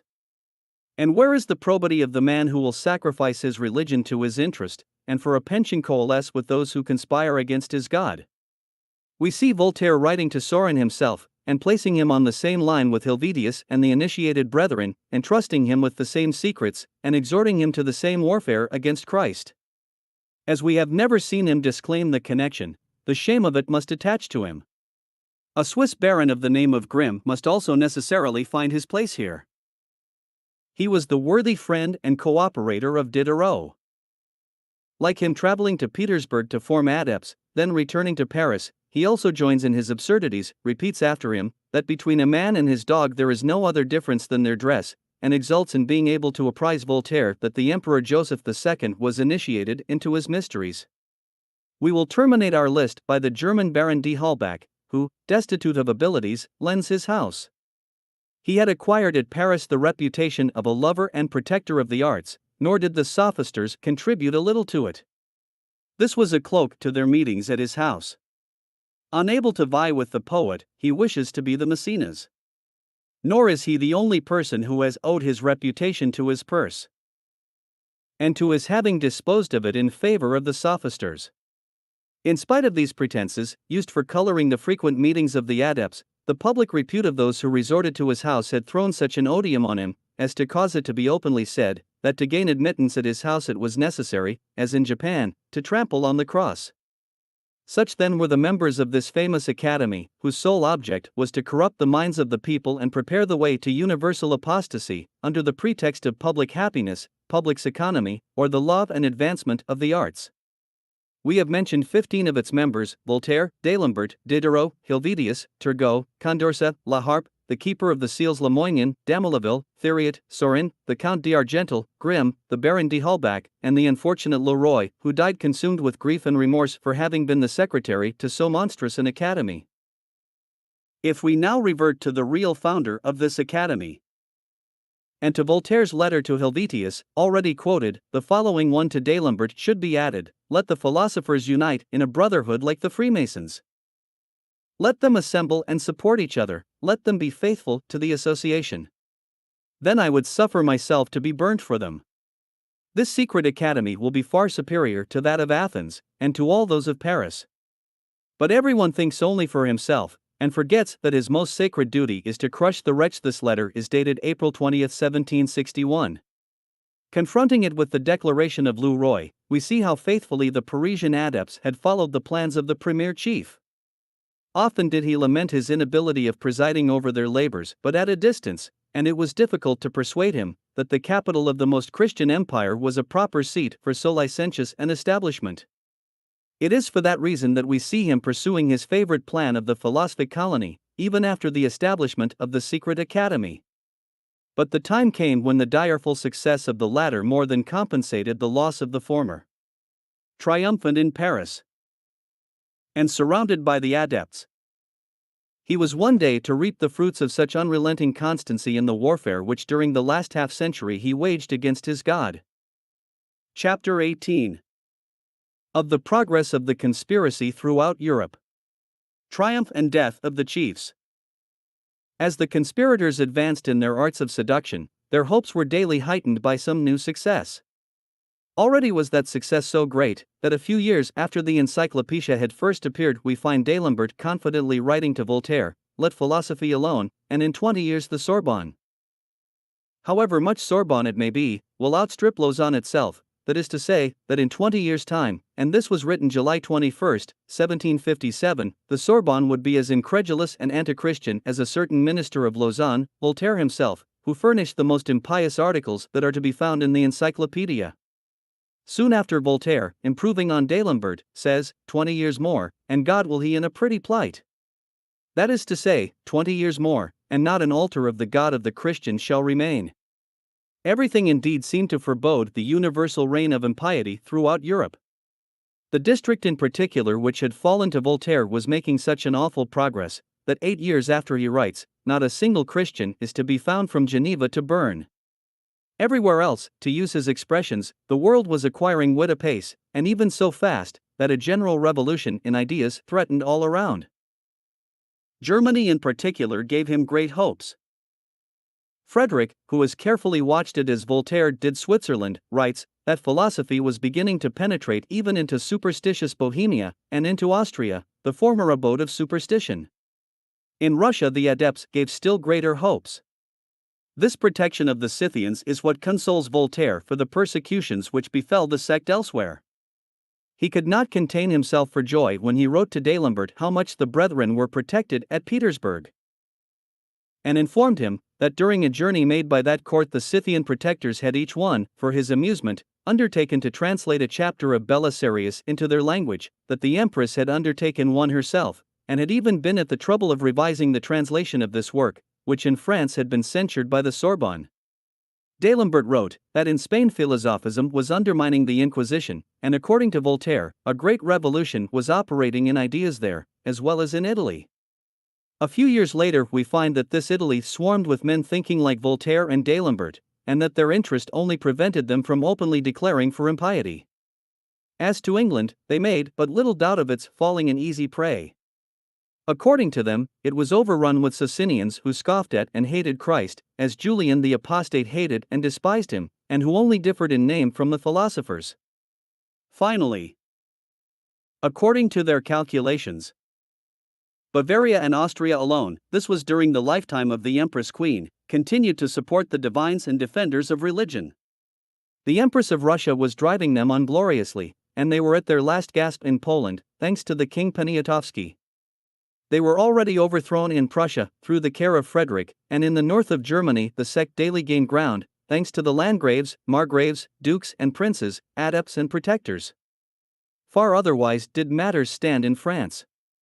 We often see the two chiefs complaining of the obstacles they had to encounter in that country. The favorite object of their conspiracy. The perpetual appeals of the clergy, the decrees of the parliaments, the very acts of authority which the ministers, though friendly to the conspirators, were obliged to exert in order to hide their predilection, were not entirely ineffectual.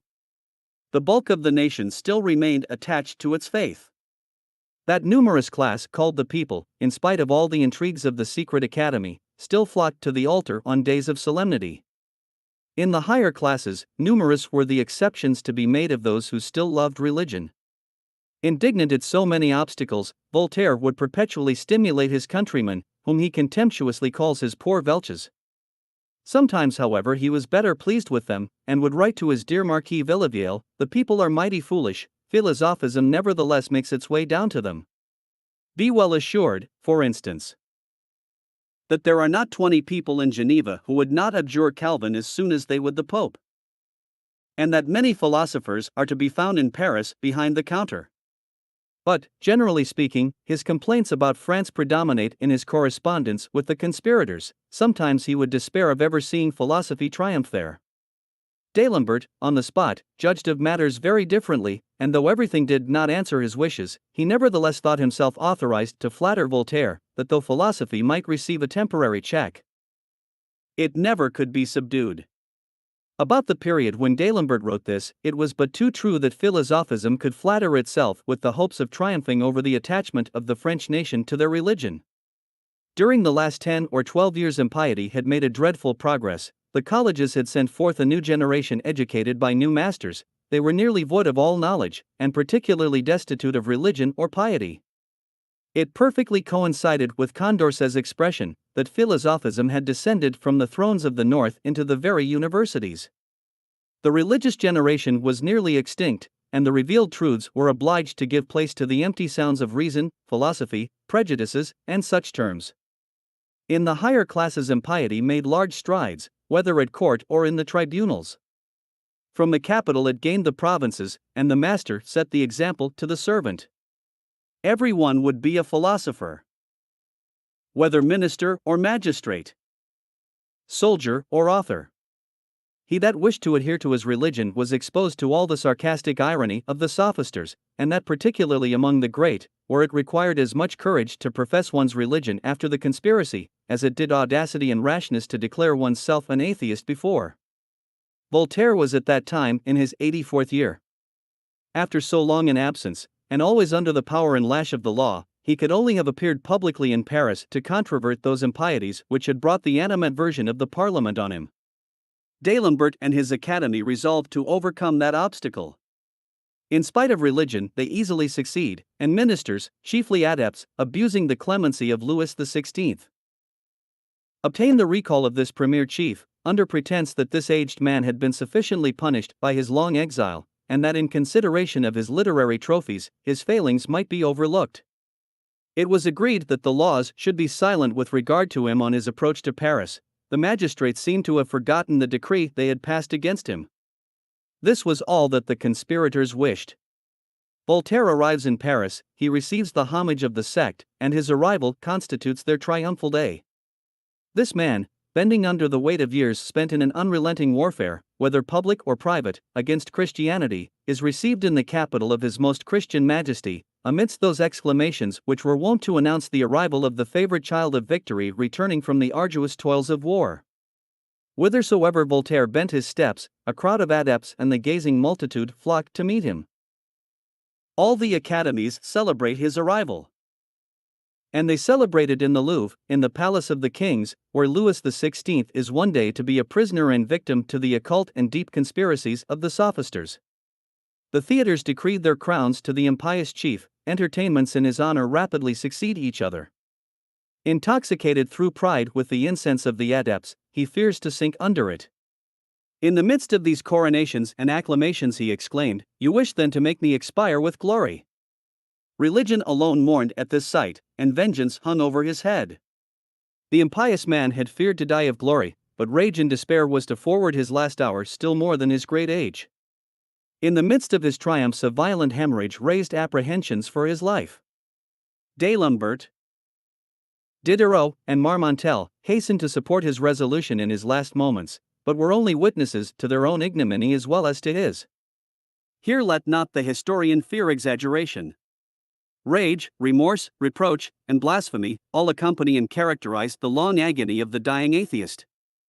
This death, the most terrible that is ever recorded to have stricken the impious man, will not be denied by his companions in impiety. Their silence, however much they may wish to deny it, is the least of those corroborative proofs which could be adduced.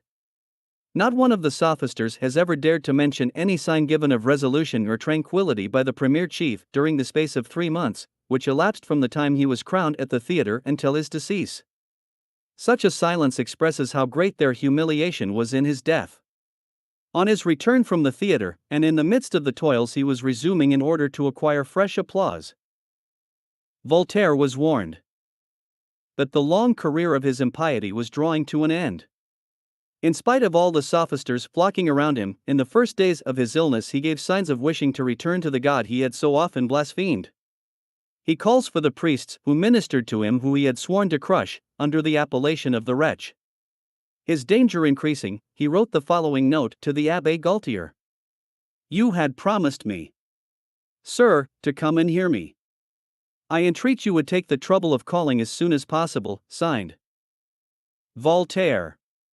Paris, the February 26, 1778, a few days after he wrote the following declaration, in presence of the same Abbé Gaultier, the Abbé Mignot, and the Marquis de Villivielle, copied from the minutes deposited with Mr. Mamet, notary at Paris. "I, the underwritten, declare, that for these 4 days, having been afflicted with a vomiting of blood at the age of 84, and not having been able to drag myself to the church, the Rev. The rector of Saint Sulpice having been pleased to add to his good works that of sending to me the Abbé Gaultier, a priest, I confess to him, and if it pleases God to dispose of me, I die in the Holy Catholic Church in which I was born, hoping that the divine mercy will deign to pardon all my faults. If ever I have scandalized the Church, I ask pardon of God and of the Church." March 2, 1778. Signed, Voltaire, in presence of the Abbé Mignot, my nephew, and the Marquis de Villivielle, my friend. After the 2 witnesses had signed this declaration, Voltaire added these words, copied from the same minutes, "The Abbé Gaultier, my confessor, having apprised me that it was said among a certain set of people that I should protest against everything I did at my death, declare I never made such a speech, and that it is an old jest attributed long since to many of the learned more enlightened than I am." Was this declaration a fresh instance of his former hypocrisy? Unfortunately, after the explanations we have seen him give of his exterior acts of religion, might there not be room for doubt? Be that as it may, this is a public homage paid to that religion in which he declared he meant to die, notwithstanding his having perpetually conspired against it during his life. This declaration is also signed by that same friend and adept the Marquis de Villivielle, to whom 11 years before Voltaire was wont to write, "Conceal your march from the enemy in your endeavors to crush the wretch." Voltaire had permitted this declaration to be carried to the rector of Saint Sulpice, and to the Archbishop of Paris, to know whether it would be sufficient. When the Abbé Gaultier returned with the answer, it was impossible for him to gain admittance to the patient. The conspirators had strained every nerve to hinder the chief from consummating his recantation, and every avenue was shut to the priest which Voltaire himself had sent for. The demons haunted every access, rage succeeds to fury, and fury again to rage during the remainder of his life. Then it was that D'Alembert, Diderot, and about 20 others of the conspirators who had beset his apartment never approached him, but to witness their own ignominy, and often he would curse them and exclaim, "Retire, it is you that have brought me to my present state, begone.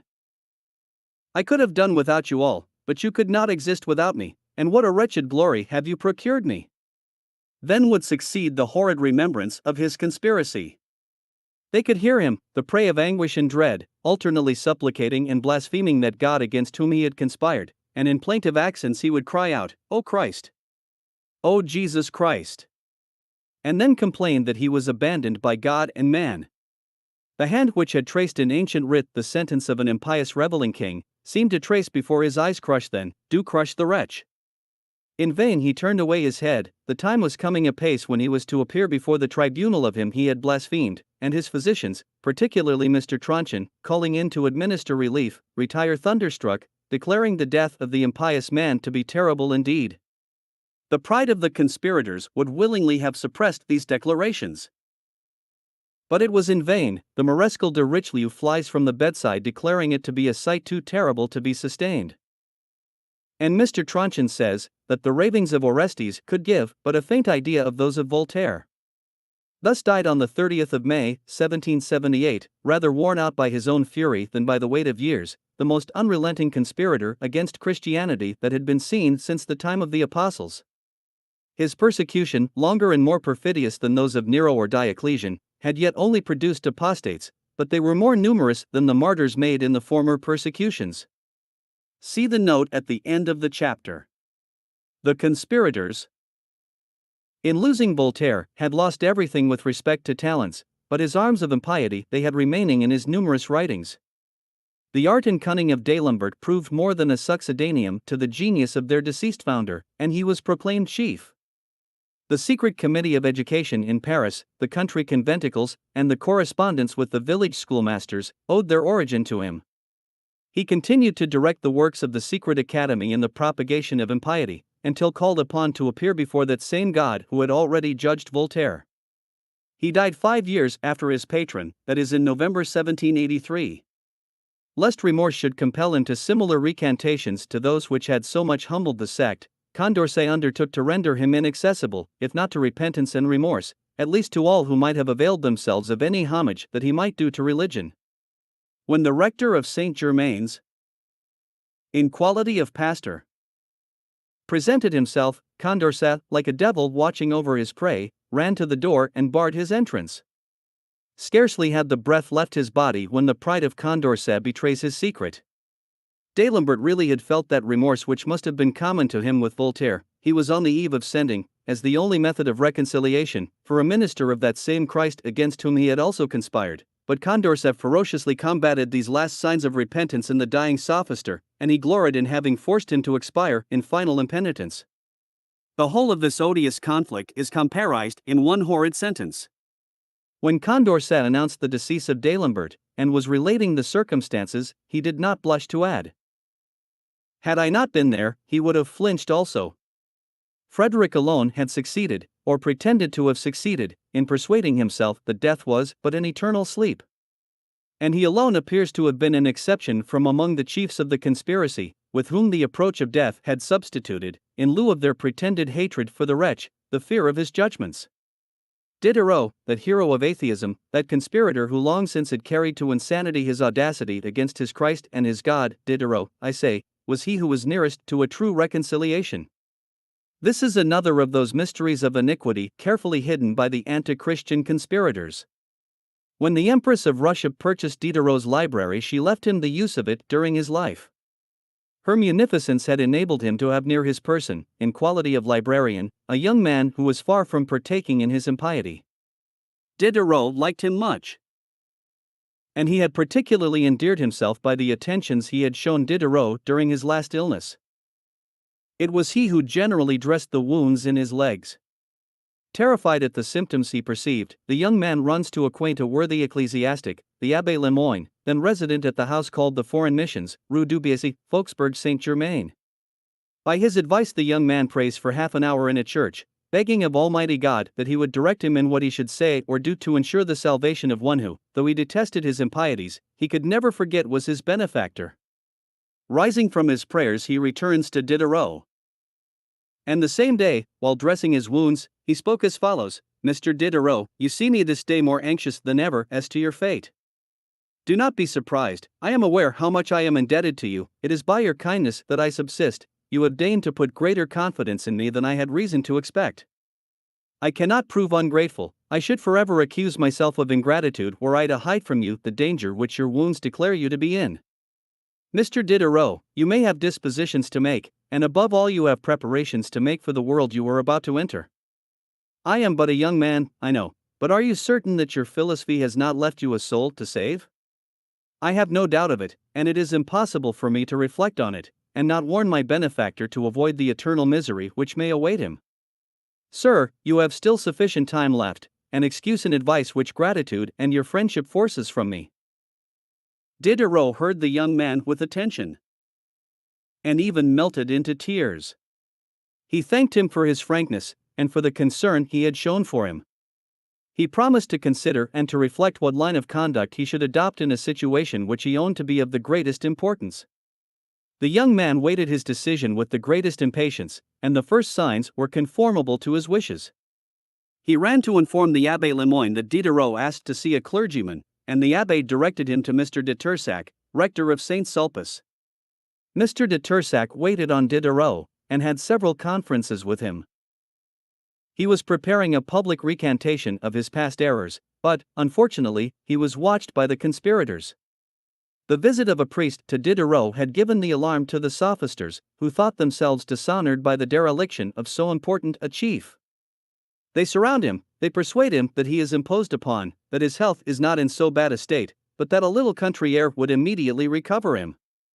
Diderot was for a long time deaf to all the arguments philosophism could invent, but at length consented at least to try the country air. His departure was kept secret, and the wretches who carried him away knew that his last hour was fast approaching. The sophisters who were in the plot pretended to think him still in Paris, and the whole town was misled by daily reports, while those jailers who had seized on his person watched him till they had seen him expire, then, continuing their horrid duplicity, they bring back the lifeless corpse to Paris, and spread the report that he had died suddenly at table. He expired the 2nd of July 1784, and was represented as having died calm in all his atheism, without giving any signs of remorse. The public are again misled, and thus many are confirmed in their impiety, who might have followed the example of this chief, had he not by the most unheard of cruelty been deprived of spiritual relief in his last moments. Thus in the whole of this conspiracy, from its origin to the death of its first promoters, we have seen but one continued chain of cunning, art, and seduction, of the blackest, falsest, and most disgusting means employed in the tremendous art of seducing the people. It was on these horrid arts that Voltaire, D'Alembert, and Diderot had built all their hopes of working universal apostasy, and in their last moments they are a prey to those very arts. In that awful moment when glory vanishes, and the empty name he has acquired by their deceit is no more, the disciple of seduction lords it over his master. When reason calls on them to make use of that liberty, so much cried up when opposed to their God, to reconcile themselves with him they had blasphemed, even their very remorse is sacrificed to the vanity of their school. When it calls on them to use that courage they had shown when blaspheming, it fails them in their repentance, and they show none but the slavish symptoms of weakness and fear. Under the subjection of their adepts they expire fettered in those chains which they themselves had forged, and consumed by that impiety which their hearts now abhor. At the time of their death, hatred to Christianity and the conspiracy against the altar was not the only object of their school. Voltaire had been the father of the sophisters of impiety, and he lived to be the premier chief of the sophisters of rebellion. He had said to his first adepts, "Let us crush the altar, let the temples be destroyed, and let not a single worshipper be left to the God of the Christians," and his school soon re-echoed with the cry of, "Let us break the scepters, let the thrones be destroyed, and let not a single subject be left to the kings of the earth." It is from their mutual success that the combined revolution is to be generated, which, grasping the hatchet, shall in France overthrow the altar and the throne, murder the pontiffs, strike off the head of the monarch, and proudly menace the kings of the earth and all Christian altars with a similar fate. We have now given the history of the plots and of the means of the anti-Christian conspiracy, or of the sophisters of impiety. Before we begin that of the anti-monarchical conspiracy, or of the sophisters of rebellion, let us reflect on the extraordinary illusion which philosophism has thrown over all nations, and which may be considered as having been one of the most powerful agents of the section. Note to Chapter 17. Some person, on perusing the first edition of this work, thought proper to send a flat denial of the above account of Voltaire's death to the authors of the British Critic, under the initials D.J.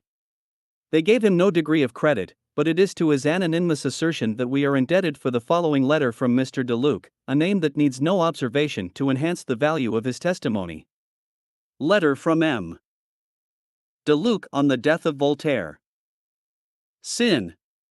Your memoirs illustrating the history of Jacobinism having been the other day the subject of conversation, it was objected that the description of Voltaire, so prominent a feature in your work, was so very dissimilar to that given by the other historians of his life, that persons at a distance from the source of information were at a loss what judgment to form.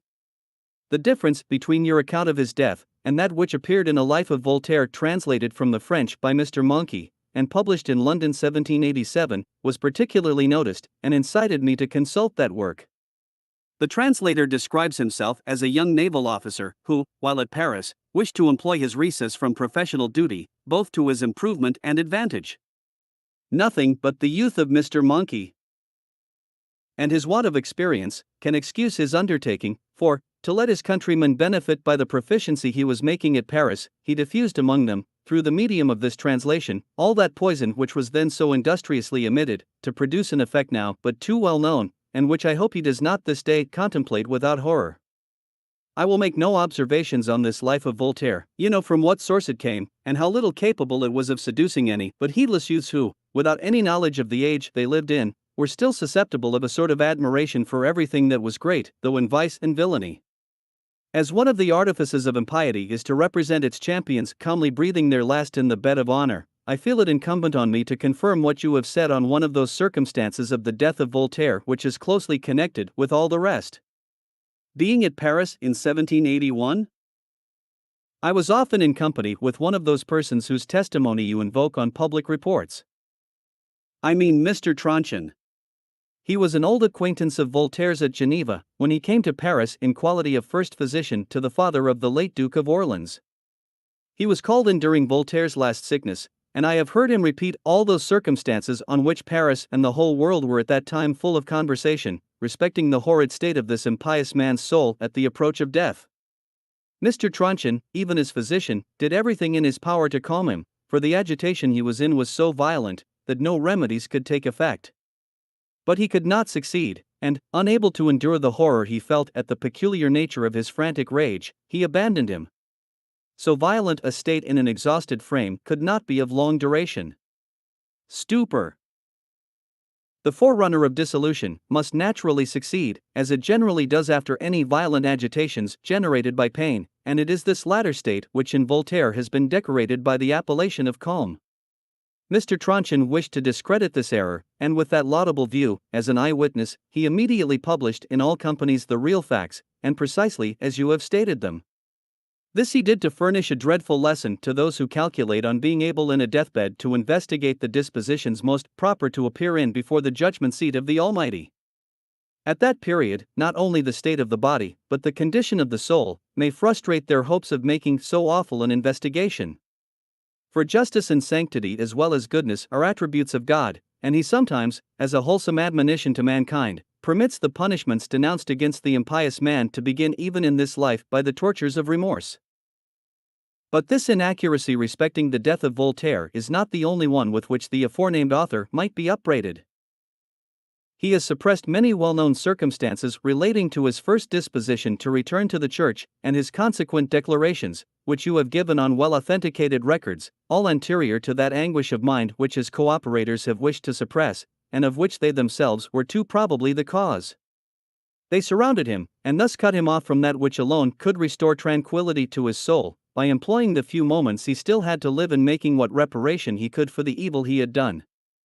But this artifice could not deceive those who were better acquainted with Voltaire's character, for, not to notice the acts of hypocrisy which earthly considerations frequently made him commit, those of which the sudden fear of a future state have made him guilty are also known.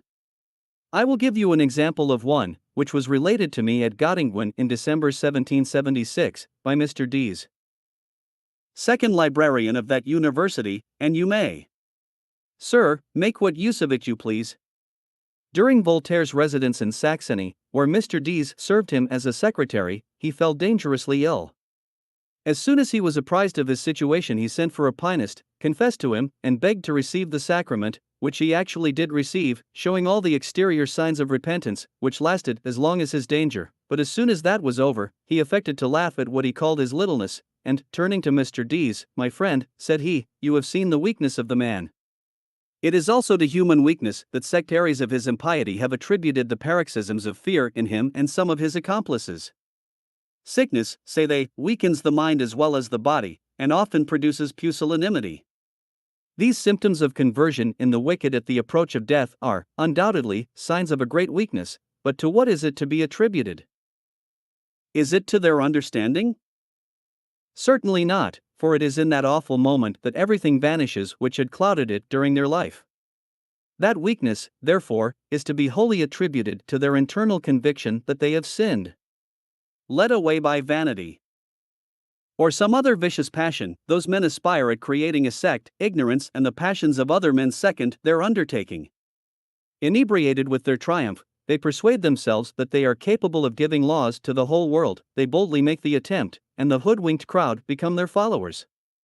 Having attained the zenith of happiness for the proud and vainglorious soul, they abandon themselves to all the wantonness of imagination and desire. The world then, in their eyes, becomes a vast field of new enjoyments, the legitimacy of which has no other standard but their own inclinations, and the flames of an incense lavished on them by those whom they have taught to scoff like themselves that every law perpetuates their delirium. But when the sickness has dispersed the flattering cohort, has blasted their pleasures, and all hopes of new triumphs, when they feel themselves advancing, abandoned and naked, toward that awful eternity on which they have taken upon themselves to decide, not only for themselves, but for all those who have been led away in the whirlwind of their fictions. If in this terrible moment, when pride has lost its support, they come to reflect on the arguments on which they grounded their attack against the universal belief of a revelation which was to serve man as a positive and universal rule in matters of faith, the weakness then of their arguments, which they dare no longer attire in the garb of sophistry, stares them in the face, and nothing but the total extinction of their feelings can quell the terrors of a conscience which tells them that they are about to appear before the tribunal of the author of that same revelation. It is to point out this real weakness of the anti-Christian chiefs that we must labor throughout their whole history, for the benefit of those who, without any further examination, and persuaded that these opinions are grounded on deep research, become their dupes and disciples. It is, I say, incumbent on us to show that those men had not, any more than their sectaries, any real conviction, and that their obstinacy in their opinions solely proceeded from the narcotic flames of the incense of their admirers. For this purpose it is my intention shortly to give to the public, in confirmation of what you have said of Voltaire, all that my former acquaintance with him has brought to my knowledge. The times in which we live makes it the duty of every man who has had a nearer view of the plots laid by the sect against revelation to unfold the circumstances of them, which are as shameful from their voluntary ignorance as from their atrocity, and it is this sentiment, sir, which makes me partake in common with all true friends to humanity, of that admiration and gratitude which are due to you for your generous exertions in this charitable career. I remain, sir, yours, C. Seconds. De Luc, Windsor, the 23rd of October, 1797. After such a testimony, let people talk of Voltaire dying with the calmness of a hero. Chapter 19. Of the great delusion which rendered the conspiracy against the altar so successful. In the first part of these memoirs on Jacobinism, our object was to demonstrate the existence, to unmask the chiefs, and deduce the means and progress of a conspiracy, planned and executed by men known by the name of philosophers. against the Christian religion, without distinction of Protestant or Catholic, without even accepting those numerous sects which had sprung up in England or Germany, or in any other part of the universal world, provided they did but adore the God of Christians. To unfold this mystery of impiety, we had promised to adduce our proofs solely from their own records, that is, from their letters, writings, or avowals, and we flatter ourselves with having given real historical demonstration of it, sufficient to convince a reader, the most difficult of conviction. Let us for a moment examine what pretensions its authors could have had to be styled philosophers, a name which gave them so much weight in their conspiracy. The generality of men attending rather to words than things, this affectation of dominion over wisdom and reason proved a very successful weapon in their hands. Had they called themselves unbelievers, or the declared enemies of Christianity, Voltaire and D'Alembert would have been the execration of all Europe. While only calling themselves philosophers, they are mistaken for such. Is not their school to this day venerated by many as that of philosophy, notwithstanding the numerous massacres and all the horrid disasters which we have seen naturally flowing from their conspiracy? And every man who will adopt their way of thinking on religion styles himself a philosopher. This is a delusion of more consequence than can be imagined, and has carried the number of adepts perhaps farther than any other of their artifices. As long as their school shall be mistaken for that of reason, numberless will be the thoughtless persons who, pretending to depth of thought, will adopt the sentiments of a Voltaire or a Diderot, of a D'Alembert or a Condorcet, and conspire like them, against the altar. And that disastrous blast will once more spread around the throne, and over all the orders of society. Their oaths, their wishes and their plots have been laid open, where then are their pretensions to wisdom? Is it not the historian's duty to tear off that mask of hypocrisy, which has misled such numbers of adepts, who, miserably seeking to soar above the vulgar, have only sunk into impiety, gazing after this pretended philosophy? The empty sounds of reason, philosophy, and wisdom have made them believe themselves inspired, when, like Voltaire, they hated or despised the religion of Christ. But it is time they should know that they have only been the dupes of designing men. Let them hearken. The numerous proofs we have adduced give us a right to be heard when we tell them that at the school of the conspirators they have mistaken the lessons of hatred and frenzy for those of reason. They have been the dupes of folly and madness, under the cloak of wisdom, of ignorance, under the pretense of science, of vice and depravity, under the mask of virtue, and their zeal for philosophy still makes them err through all the tortuous windings of wickedness and impiety. We do not pretend, in holding such language, to dispute the talents of the premier chief. That his poetic genius should enjoy itself in fictions on the banks of Parnassus, or on the heights of Pindus, is much to be admired, but is he to be allowed to substitute those fictions for truths? The greater his genius, the less we are astonished to see him entangled when he has once adopted error. If stupidity can never attain to genius, the genius that dares to soar above reason is not the less within the regions of delirium. In a raging fever, your strength will be redoubled, but is there a more humiliating sight for man? Where then is the excuse of genius or of talents in the sophister conspiring against his God? Can the adepts, who believe their master to be a philosopher even to his last moments, admire that frantic rage in which he expired? But first let them tell us what other titles he may have to the empire of reason. What philosophy can there be in that extraordinary hatred which Voltaire had sworn against the God of Christianity? That a Nero should have sworn to crush the Christians and their God may be explained, because the idea could only have been that of a cruel monster. That a Diocletian should have sworn it may be understood, because the idolatrous tyrant thought to appease the anger of his gods and avenge their glory. That a Julian, mad enough to restore the worship of idols, should have sworn it, appears only to have been a consequence of his former delirium. But that a pretended sage, who neither believes in the God of the Christians nor in the gods of the pagans, and who knows not in what God to believe, should vent all his rage and fury precisely against Christ, is one of those phenomena of modern philosophism which can be considered but as the delirium of the impious man. I do not pretend by this to exclude from the school of reason everyone who is not fortunate enough to be within the pale of Christianity. Let that man rank with an Epictetus or a Seneca, or before the Christian era with a Socrates or a Plato. Who has been unfortunate enough not to have known the proofs of Christianity? But this real philosophy of reason sought what Voltaire has conspired to destroy. The greatest of Socrates' disciples pants for the coming of that just man who shall dissipate the darkness and the doubts of the sage. I hear him exclaim, "Let him come, let that man come who will teach us our duties toward the gods, and our duty towards man. Let him come instantly, I am ready to obey whatever he may ordain, and I hope he will make me a better man." Such is the language of the philosophy of reason.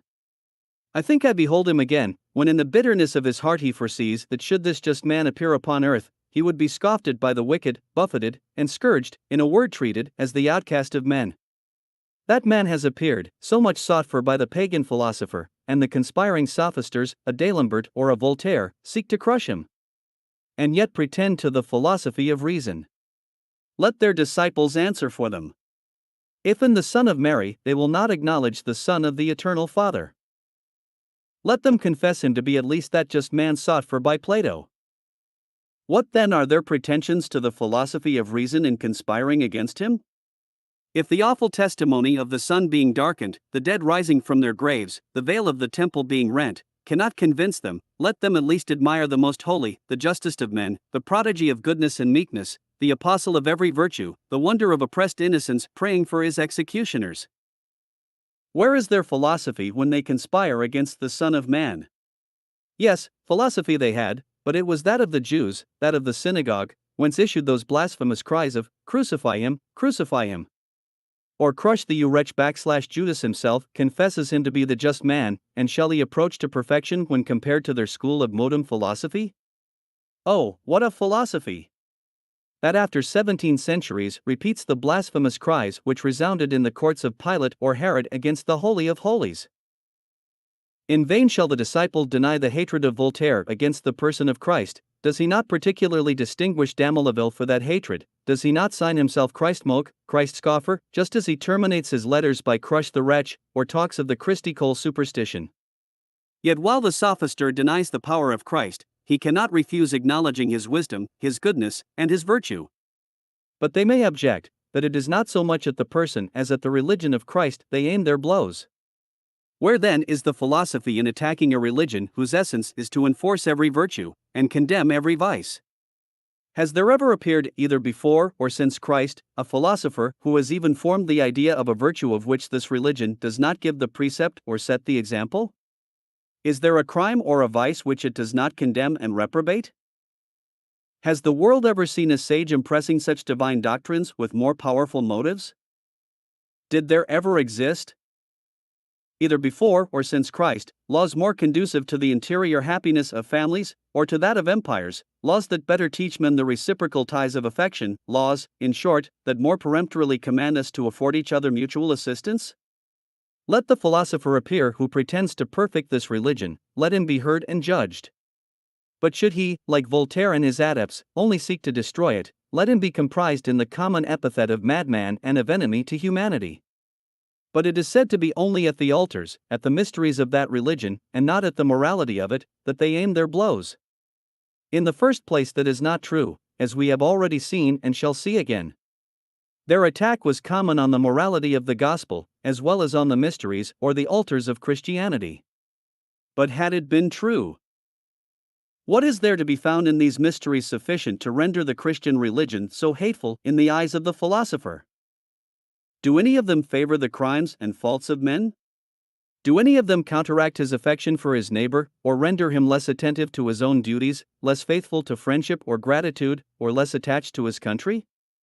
Is there a single mystery which does not elevate the Christian, stimulate his admiration for his God, or spur him on to his own happiness and to the love of his neighbors?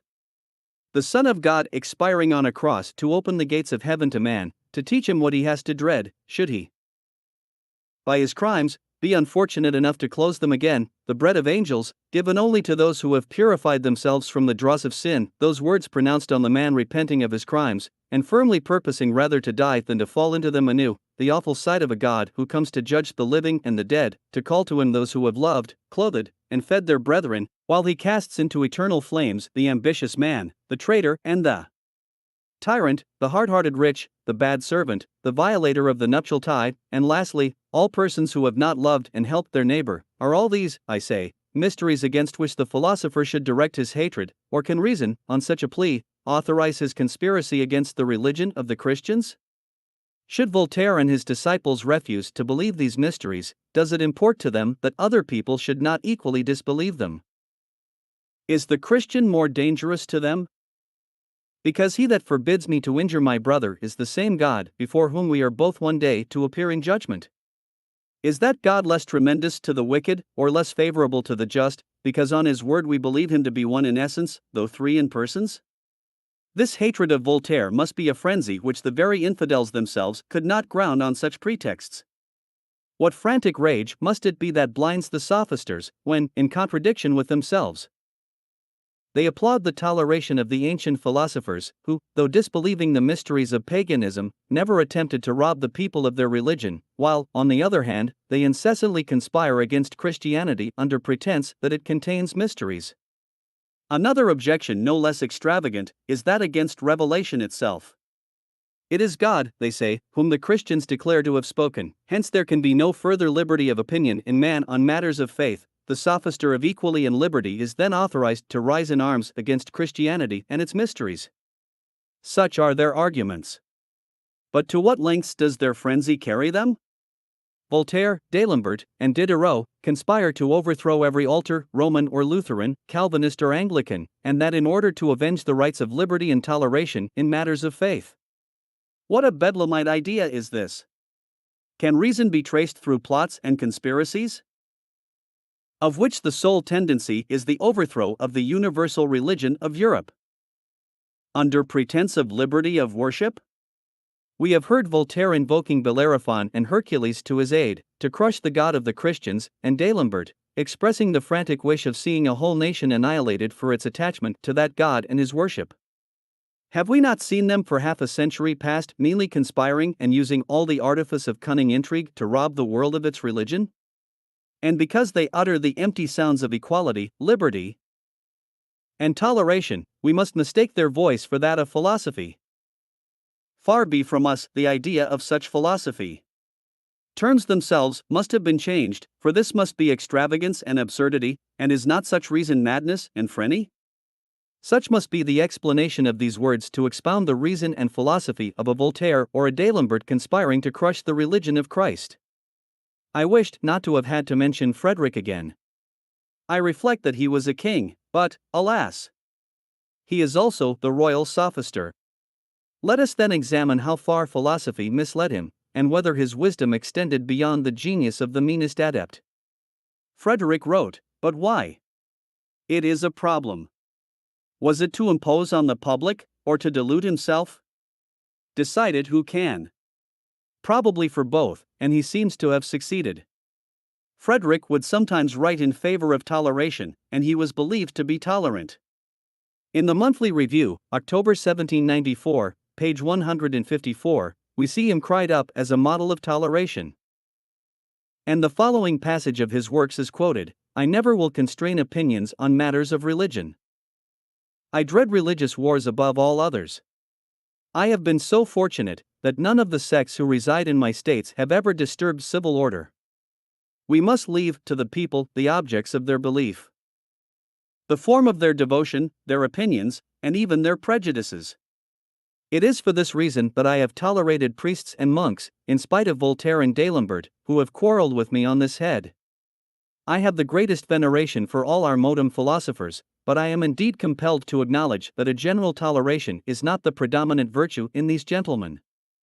From this the editors draw many excellent conclusions, by objecting the wisdom of Frederick's doctrine to the atrocious persecutions and ferocious intoleration of the French sophisters, but the reader who has seen him stimulate these same philosophers to overthrow the altar, to crush the wretch, who has seen him trace the plan so much admired by Voltaire as that of a great captain for the destruction of the priests and monks, in order to attack the bishops, and to compass the overthrow of religion, who has heard him decide that the anti-Christian revolution, which he so much longed to see, could only be accomplished by a superior force, and that the sentence which was definitively to crush religion was to issue from government, will that reader, I ask, recognize the toleration of the sophistical monarch?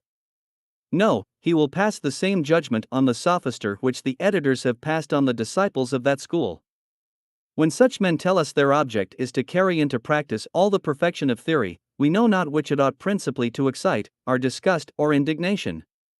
But let us revere the monarch, let us vent our indignation against that frantic philosophism which involves in darkness the royal adept on his throne, as it did his masters in their sanhedrims and secret academies, eradicating from man every symptom of reason. If anything could paint the folly of the masters in stronger colors, it would be that empty pride of the adepts at the period when they look upon the grand object of their conspiracy as accomplished.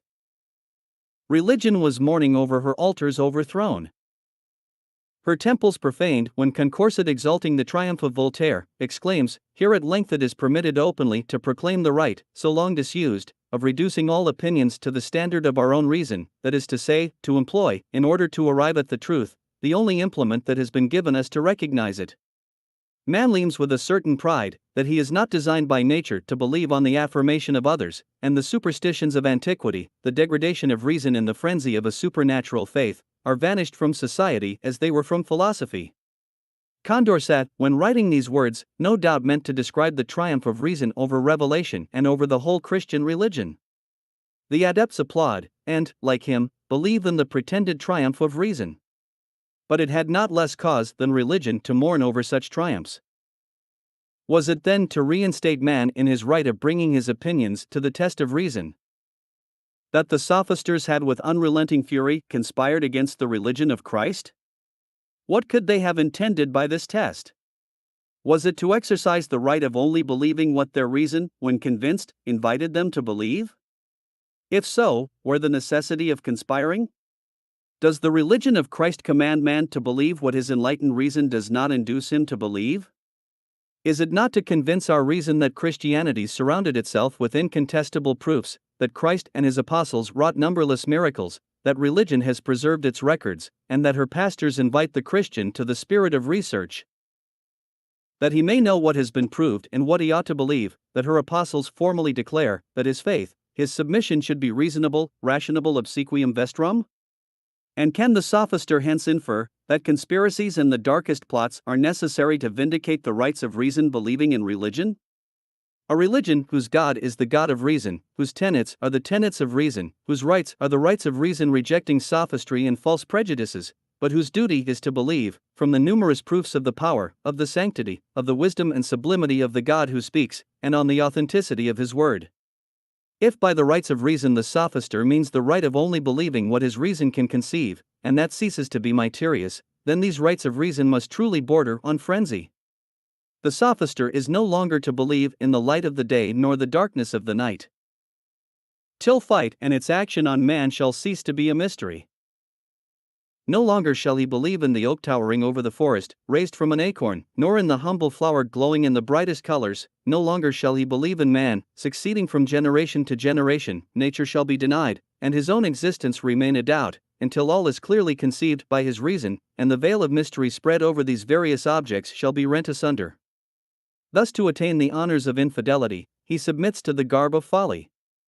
How different is the language of the real sage! His reason declares that objects once proved are to be believed, however mysterious they may be, under the penalty of absurdity. For then they are believed to exist because their existence is demonstrated, and not, as the sophister would pretend, because their nature is inconceivable. But another right, equally inconceivable and triumphantly inculcated by Condorcet, is that of being reduced in order to arrive at truth, to the only implement that has been given us to distinguish it. If then nature has left me in the dark on objects of the greatest importance, on my future state, on the means of avoiding a destiny I dread, or of obtaining the lot I desire, the man who shall dissipate the mist with which I am surrounded, will have robbed me of my rights? Why did he not say that the right of the blind man is also to keep to the only instrument nature had given him, and that it would be encroaching on his rights if he that has eyes should attempt to lead him?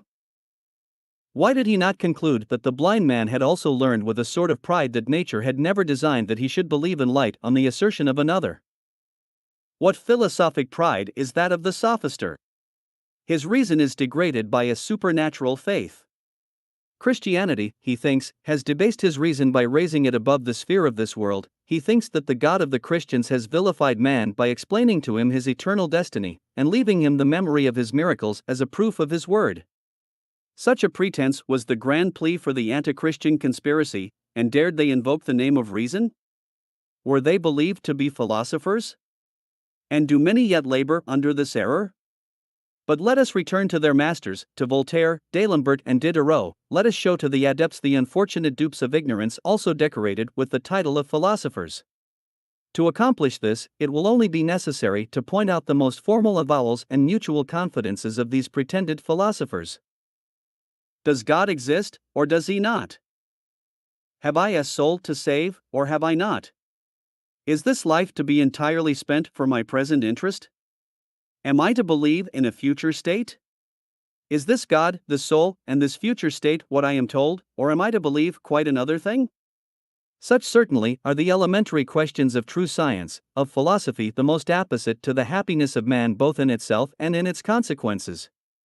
On questions of such importance, what do these assuming sages reply? What are their mutual answers to each other, at the very time they are conspiring against Christ? Has not the reader seen their letters, and their own expressions? Did not these men, who pretended to the empire of knowledge, formally and repeatedly declare that they were unable even to form an opinion on any of these questions? Voltaire, consulted by the citizen or by the prince, consults D'Alembert in his turn, whether there is a God, whether he has a soul, and Anan Lequet, I do not know. Is the answer he receives? These must be strange philosophers indeed, uncertain on the very principles of philosophy.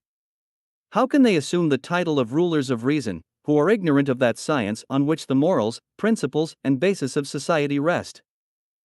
On which the duties of man, of the father of a family and of the citizen, of the prince and of the subject, on which, in short, their conduct and happiness entirely depend? What can be their science on man if they are perfectly ignorant of his nature? What can be their doctrine on his duties, on his grand concerns, if they are ignorant of his future destiny? What is that philosophy which barely tells me that I am ever to be in the dark with regard to those objects which most concern me and those with whom I am to live? We have seen D'Alembert, in order to conceal his ignorance, absurdly excusing it by answering that it could be of little concern to man not to be able to solve these questions on the soul, on God, or on a future state. We have seen Voltaire declaring that nothing was known of these first principles, yet owning that uncertainty was a disagreeable state, but pleading this uncertainty itself, he adds, that certainty is a ridiculous state and that of a quack. Thus, because the former is ignorant on these questions, it can little import man to know whether his concerns extend no further than this mortal life, or whether a happy or an unhappy eternity is to be his fate. Because the latter is equally ignorant, though more unhappy in his ignorance, man is to despise whoever shall pretend to dispel his doubts. Christ and his apostles are to be treated with ridicule, and certainty shall be the doctrine of a quack. This cannot be ignorance alone, it must be pride and folly. What? Man is to be buried in darkness, because the jealous eye of the sophister is dazzled with the light. Hatred, jealousy, and destruction contain the whole science of these pretended sages. Hate the gospel, calumniate its author, overthrow his altars, and your science will be that of the modem philosopher. Profess yourself a deist, an atheist, a skeptic, a Spinozist, in short, whatever you please, deny or affirm, set up a doctrine or a worship in opposition to the religion of Christ, or set up none, that is not what either the sect or Voltaire himself requires to constitute a modem philosopher. When asked what doctrine he wished to substitute to that of Christ, did he not think himself authorized to answer, I have delivered them from the physicians? He called the clergy physicians. What farther service do they require? Require? Have you not infected them with the plague? Have you not unbridled every passion? And what remedies have you left them? In vain were it for us to challenge Voltaire and his panegyrist Condorcet. They will not answer. No, follow their example, declare all religious truths to be erroneous, false, or popular prejudices, to be superstition and fanaticism, glory in destruction, little troubling yourself with substituting science for ignorance, or truth for error. To have destroyed will suffice, and for that you shall be entitled to the high-sounding name of a modern philosopher. At this rate, the reader's surprise at the numerous tribe of philosophers to be found in every rank, of all ages and sexes, must cease. But at such a rate can an honest man pride himself in the title of philosopher. Such a science is, alas, but too easily acquired. It is as yet a problem why Voltaire, on his outset, seemed to confine his views to the higher classes, to kings, nobles, and the rich, why he should have excluded beggars and the rabble. On seeing the guest smile at the blasphemies uttered at table, will not the footman soon equal his master in the philosophic science? Will he not also learn to scoff at the pontiff and the pastor, at the altar and the gospel? Will not the butchering Marseillaise, like Condorcet, glory in having cast off those vulgar prejudices, when in the bloody murders of September he overthrows the altar and stains its steps with the blood of its priests and pontiffs? Like Voltaire, will he not style this the age of reason and of enlightened philosophy, harangue the vilest of the populace, tell them that the priests are imposing on them, that hell is of their invention, that the time has come to throw off the yoke of fanaticism and superstition, and to assert the liberty of their reason, and in a few minutes, the ignorant plowboy will rival, in philosophic science, the most learned of the adepts. The language may vary, but the science will be the same. They will hate with the adept, and will destroy what he wished to crush. The more ignorant and ferocious they are, the more easily shall they adopt your hatred, which constitutes the whole of this sophisticated science. If adepts are sought for in another line, it is easy to increase their numbers, but without adding to the science of the section. Thus let the daughter of Necker but find some impertinent sarcasm of hers against the gospel taken for wit by D'Alembert, and she immediately becomes as philosophic as he and as void of religious prejudices as Sister Guillemetta. It had astonished many to see the numbers of young fops who were already styled philosophers. At so early an age, they scarcely had time to read anything except a few impious pamphlets. But this age of enlightened philosophy can no longer be a subject of surprise. What? Shall every fiera coquette partake of this philosophy? Shall every husband or wife who scoffs at conjugal fidelity, shall every son who throws aside all sentiments of duty, and denies the authority of a parent, shall they all be styled philosophers? The courtier destitute of morals, or the man who is a slave to, and imprudently quits all control over his passions, these also will glory in the name of philosophers. Voltaire, in spite of all their vices, rejects none of these from his school, provided they have the necessary requisites of scoffing at the mysteries, of insulting the priesthood, and hating the God of the gospel. Certainly these cannot be simply the dupes of ignorance mistaken for science. No, these must be the children of corruption substituted for the school of virtue. That folly, that frantic rage which consumes Voltaire, conspiring against his God, or setting heaven at defiance, when he writes to D'Alembert, 20 years more, and God will be in a pretty plight, or when he repeatedly writes to Damolaville, crush the wretch, that, I say, may be more worthy of pity than of blame. Yes, Voltaire in the frenzy of his rage is to be pitied. That multitude of adepts, of noblemen, ministers, and citizens, are to be excused, who, without having the least idea of philosophy, have believed themselves philosophers, misled by those impious sophisters. I will not even ask them, since when could the bare title of philosopher, assumed by Frederick and Voltaire, suffice to constitute them masters in a science of which they openly profess their ignorance and contempt? I will not tell them that if Frederick, consummate in the art of war, could form warriors, that if Voltaire, rivaling Corneille, could give lessons to the poet, they were nevertheless both equally ignorant in point of religion.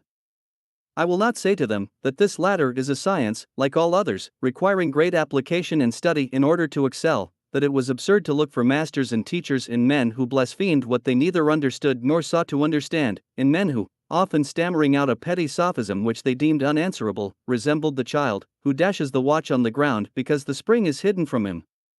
Such would be the reflections of common sense, which should have rendered the school of the sophisters at least suspected, if not absurd and ridiculous to its adepts, when Frederick combats the Sorbonne, or Voltaire St. Thomas, when D'Alembert attacks St. Augustine, or Sister Guillemetta St. Paul.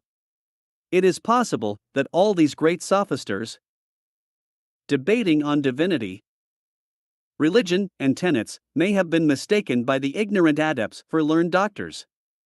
But when the whole school, treating of morality and virtue, pretend to direct them solely by the rules of natural religion, the very shadow of a pretext for their delusion disappears.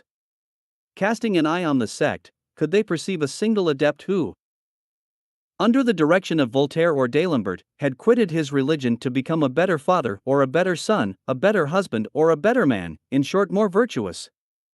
Would not the simple reflection have sufficed, that this pretended philosophy of virtue had regularly been the refuge of all those men who were publicly known to scoff at every duty, at all morality, that when the friends to religion reproached them with the dissoluteness of their morals, as constantly answered with a sort of sneer, such reproaches may do for men who have not as yet shaken off the prejudices of the gospel. But we are philosophers, and we know what to believe. It would be impossible to dissemble that every vice was cloaked under such a philosophy. The faithless wife, the profligate youth, the man practicing every art, whether just or unjust, to attain his ends, even to the loose women, whose characters were openly disparaged, all decorated themselves with the high-sounding name of modem philosophers. None would have dared to justify their criminal conduct by answering, "I am a Christian, I believe in the gospel." Let not the chiefs charge the error and ignorance on the disciples. The adept knew but too well that nothing but the name of virtue remained in the school of the sophisters, that the greater progress he made in their science, the more he adopted their principles, by setting at defiance the reproach of the virtuous man, and by smothering the cries of his own conscience. It is true, they had not barefacely blasphemed the morality of the gospel, but they had erased from their code all those virtues which religion maintains to be descended from heaven. He had seen the long list of those which they called sterile and imaginary virtues, or virtues of prejudice. He had seen erased from their code all the list of real virtues, such as modesty and continence, conjugal fidelity and filial piety, gratitude, and forgiveness of injuries, disinterestedness, even probity itself. To these virtues they had substituted ambition, pride, vainglory, the pleasures, and the passions. Their morality acknowledged no other virtue than that which is advantageous, nor vice but that which is hurtful in this world, and virtue is declared to be but an empty dream if the virtuous man is unhappy.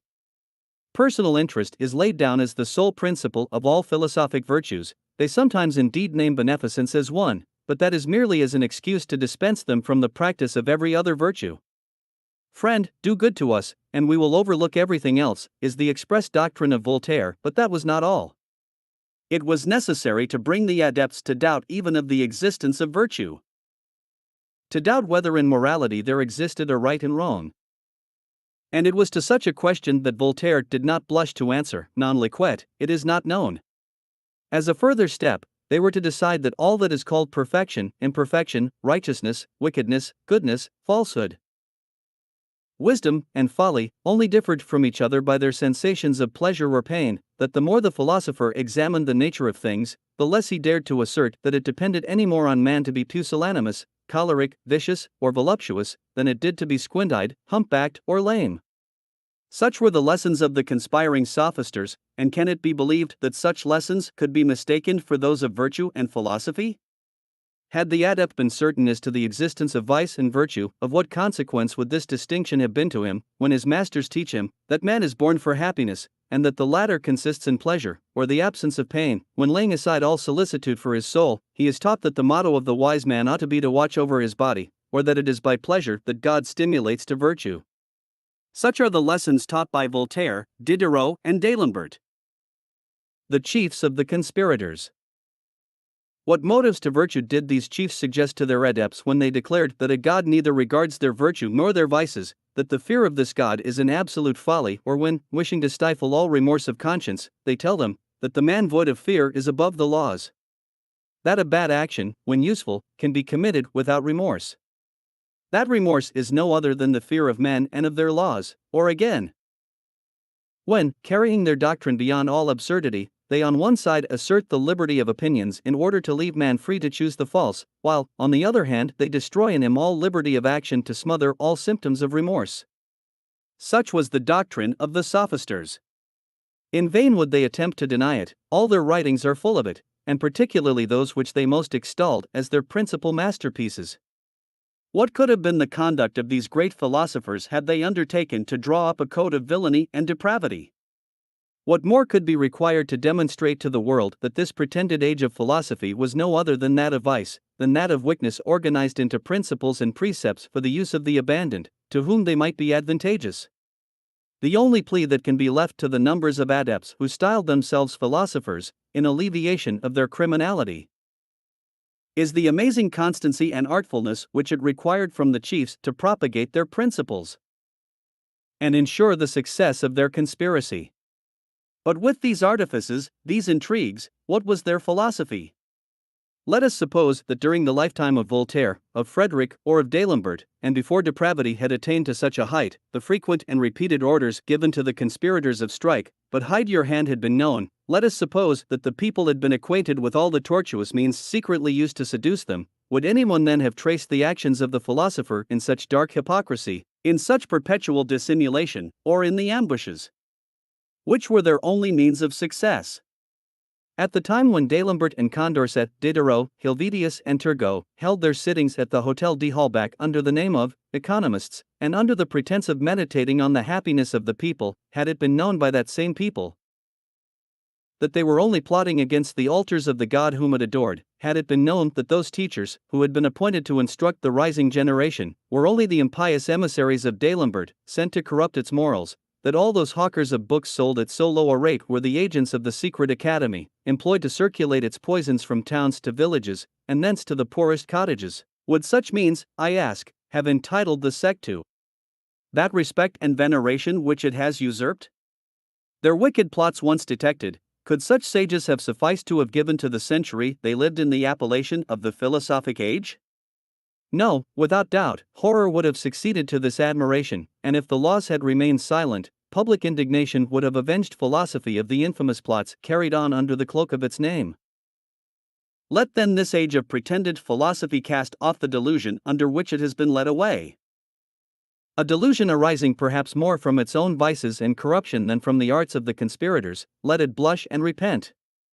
That unpolished multitude, confessing its inexperience in the ways of the sophisters, whom instinctive virtue so long preserved from the arts of seduction, may be excusable, but let those thousands of adepts, who are to be found in the courts and palaces of the great, in the seats of literature, let them reflect on and scrutinize their past conduct. In adopting impiety, they believed themselves philosophers. In throwing off the yoke of the gospel, and laying aside its virtues rather than its mysteries, they mistook the empty sounds of prejudice and superstition, perpetually repeated by the sophisters, for profound reasoning. They were ignorant that the word prejudice only signifies an opinion void of proofs, and that they themselves had become slaves to prejudice, by casting off a religion of which they gloried in not having studied the proofs, while they continued to read all the calumnies that its enemies could compile against it. Let them seek still further claims to this philosophy in their own hearts. Was it not to a lukewarm weariness for the virtues of the gospel that they were indebted for their admiration of the conspirators? Was it not for the love of their passions which made them a prey to infidelity, far more than all the intrigues and ambushes of the sophisters? It is much to be feared that man is already wicked who makes himself so happy and glories so much in following the apostles of wickedness, or small indeed must have been his portion of philosophy, if such duplicity, such meanness, and such conspiracies could have been mistaken for wisdom or virtue. Whatever may have been the causes, it was ordained that an age duped by the intrigues and conspiracies of impiety should glory in styling itself the age of philosophy. It was ordained that an age, a dupe to the frantic rage of impiety substituted to reason, a dupe to the oaths of hatred and the wish of crushing all religion, mistaken for toleration, for religious equality and liberty, to ignorance for science, to depravity for virtue, the dupe, in short, to all the intrigues and plots of the most profound wickedness mistaken for the proceedings and means of wisdom, it was ordained, I say, that this age of philosophy should also be a dupe to the plots of the rebellious sophisters, mistaken for the love of society and the basis of public happiness. The conspiracy against the altar, the hatred sworn by the chiefs against their God, were not the only legacies bequeathed by the chiefs to this school of modern philosophy. Voltaire was the father of the sophisters of impiety, and before his death he becomes the chief of the sophisters of rebellion. He had said to his first adepts, "Let us crush the altar, and let not a single altar nor a single worshipper be left to the God of Christians," and his school soon resounded with the cry of, "Let us crush the scepter, and let not a single throne, nor a single subject, be left to the kings of the earth." It was from the mutual cooperation and success of these two schools that the revolution was to be generated in France, which, grasping the hatchet, was at the same time to destroy the altar of the living God, and imbue its steps with the blood of its pontiffs, to overturn the throne, and strike off the head of the unfortunate Louis XVI, menacing all the altars of Christendom, all the kings of the earth, with a similar fate.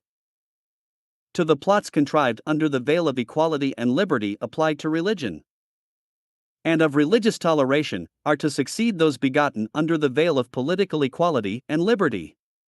The mysteries of the second conspiracy of the sophisters of rebellion, combining with those of impiety, in order to generate the modum Jacobans, will be the object of the second part of these memoirs. End of the first part.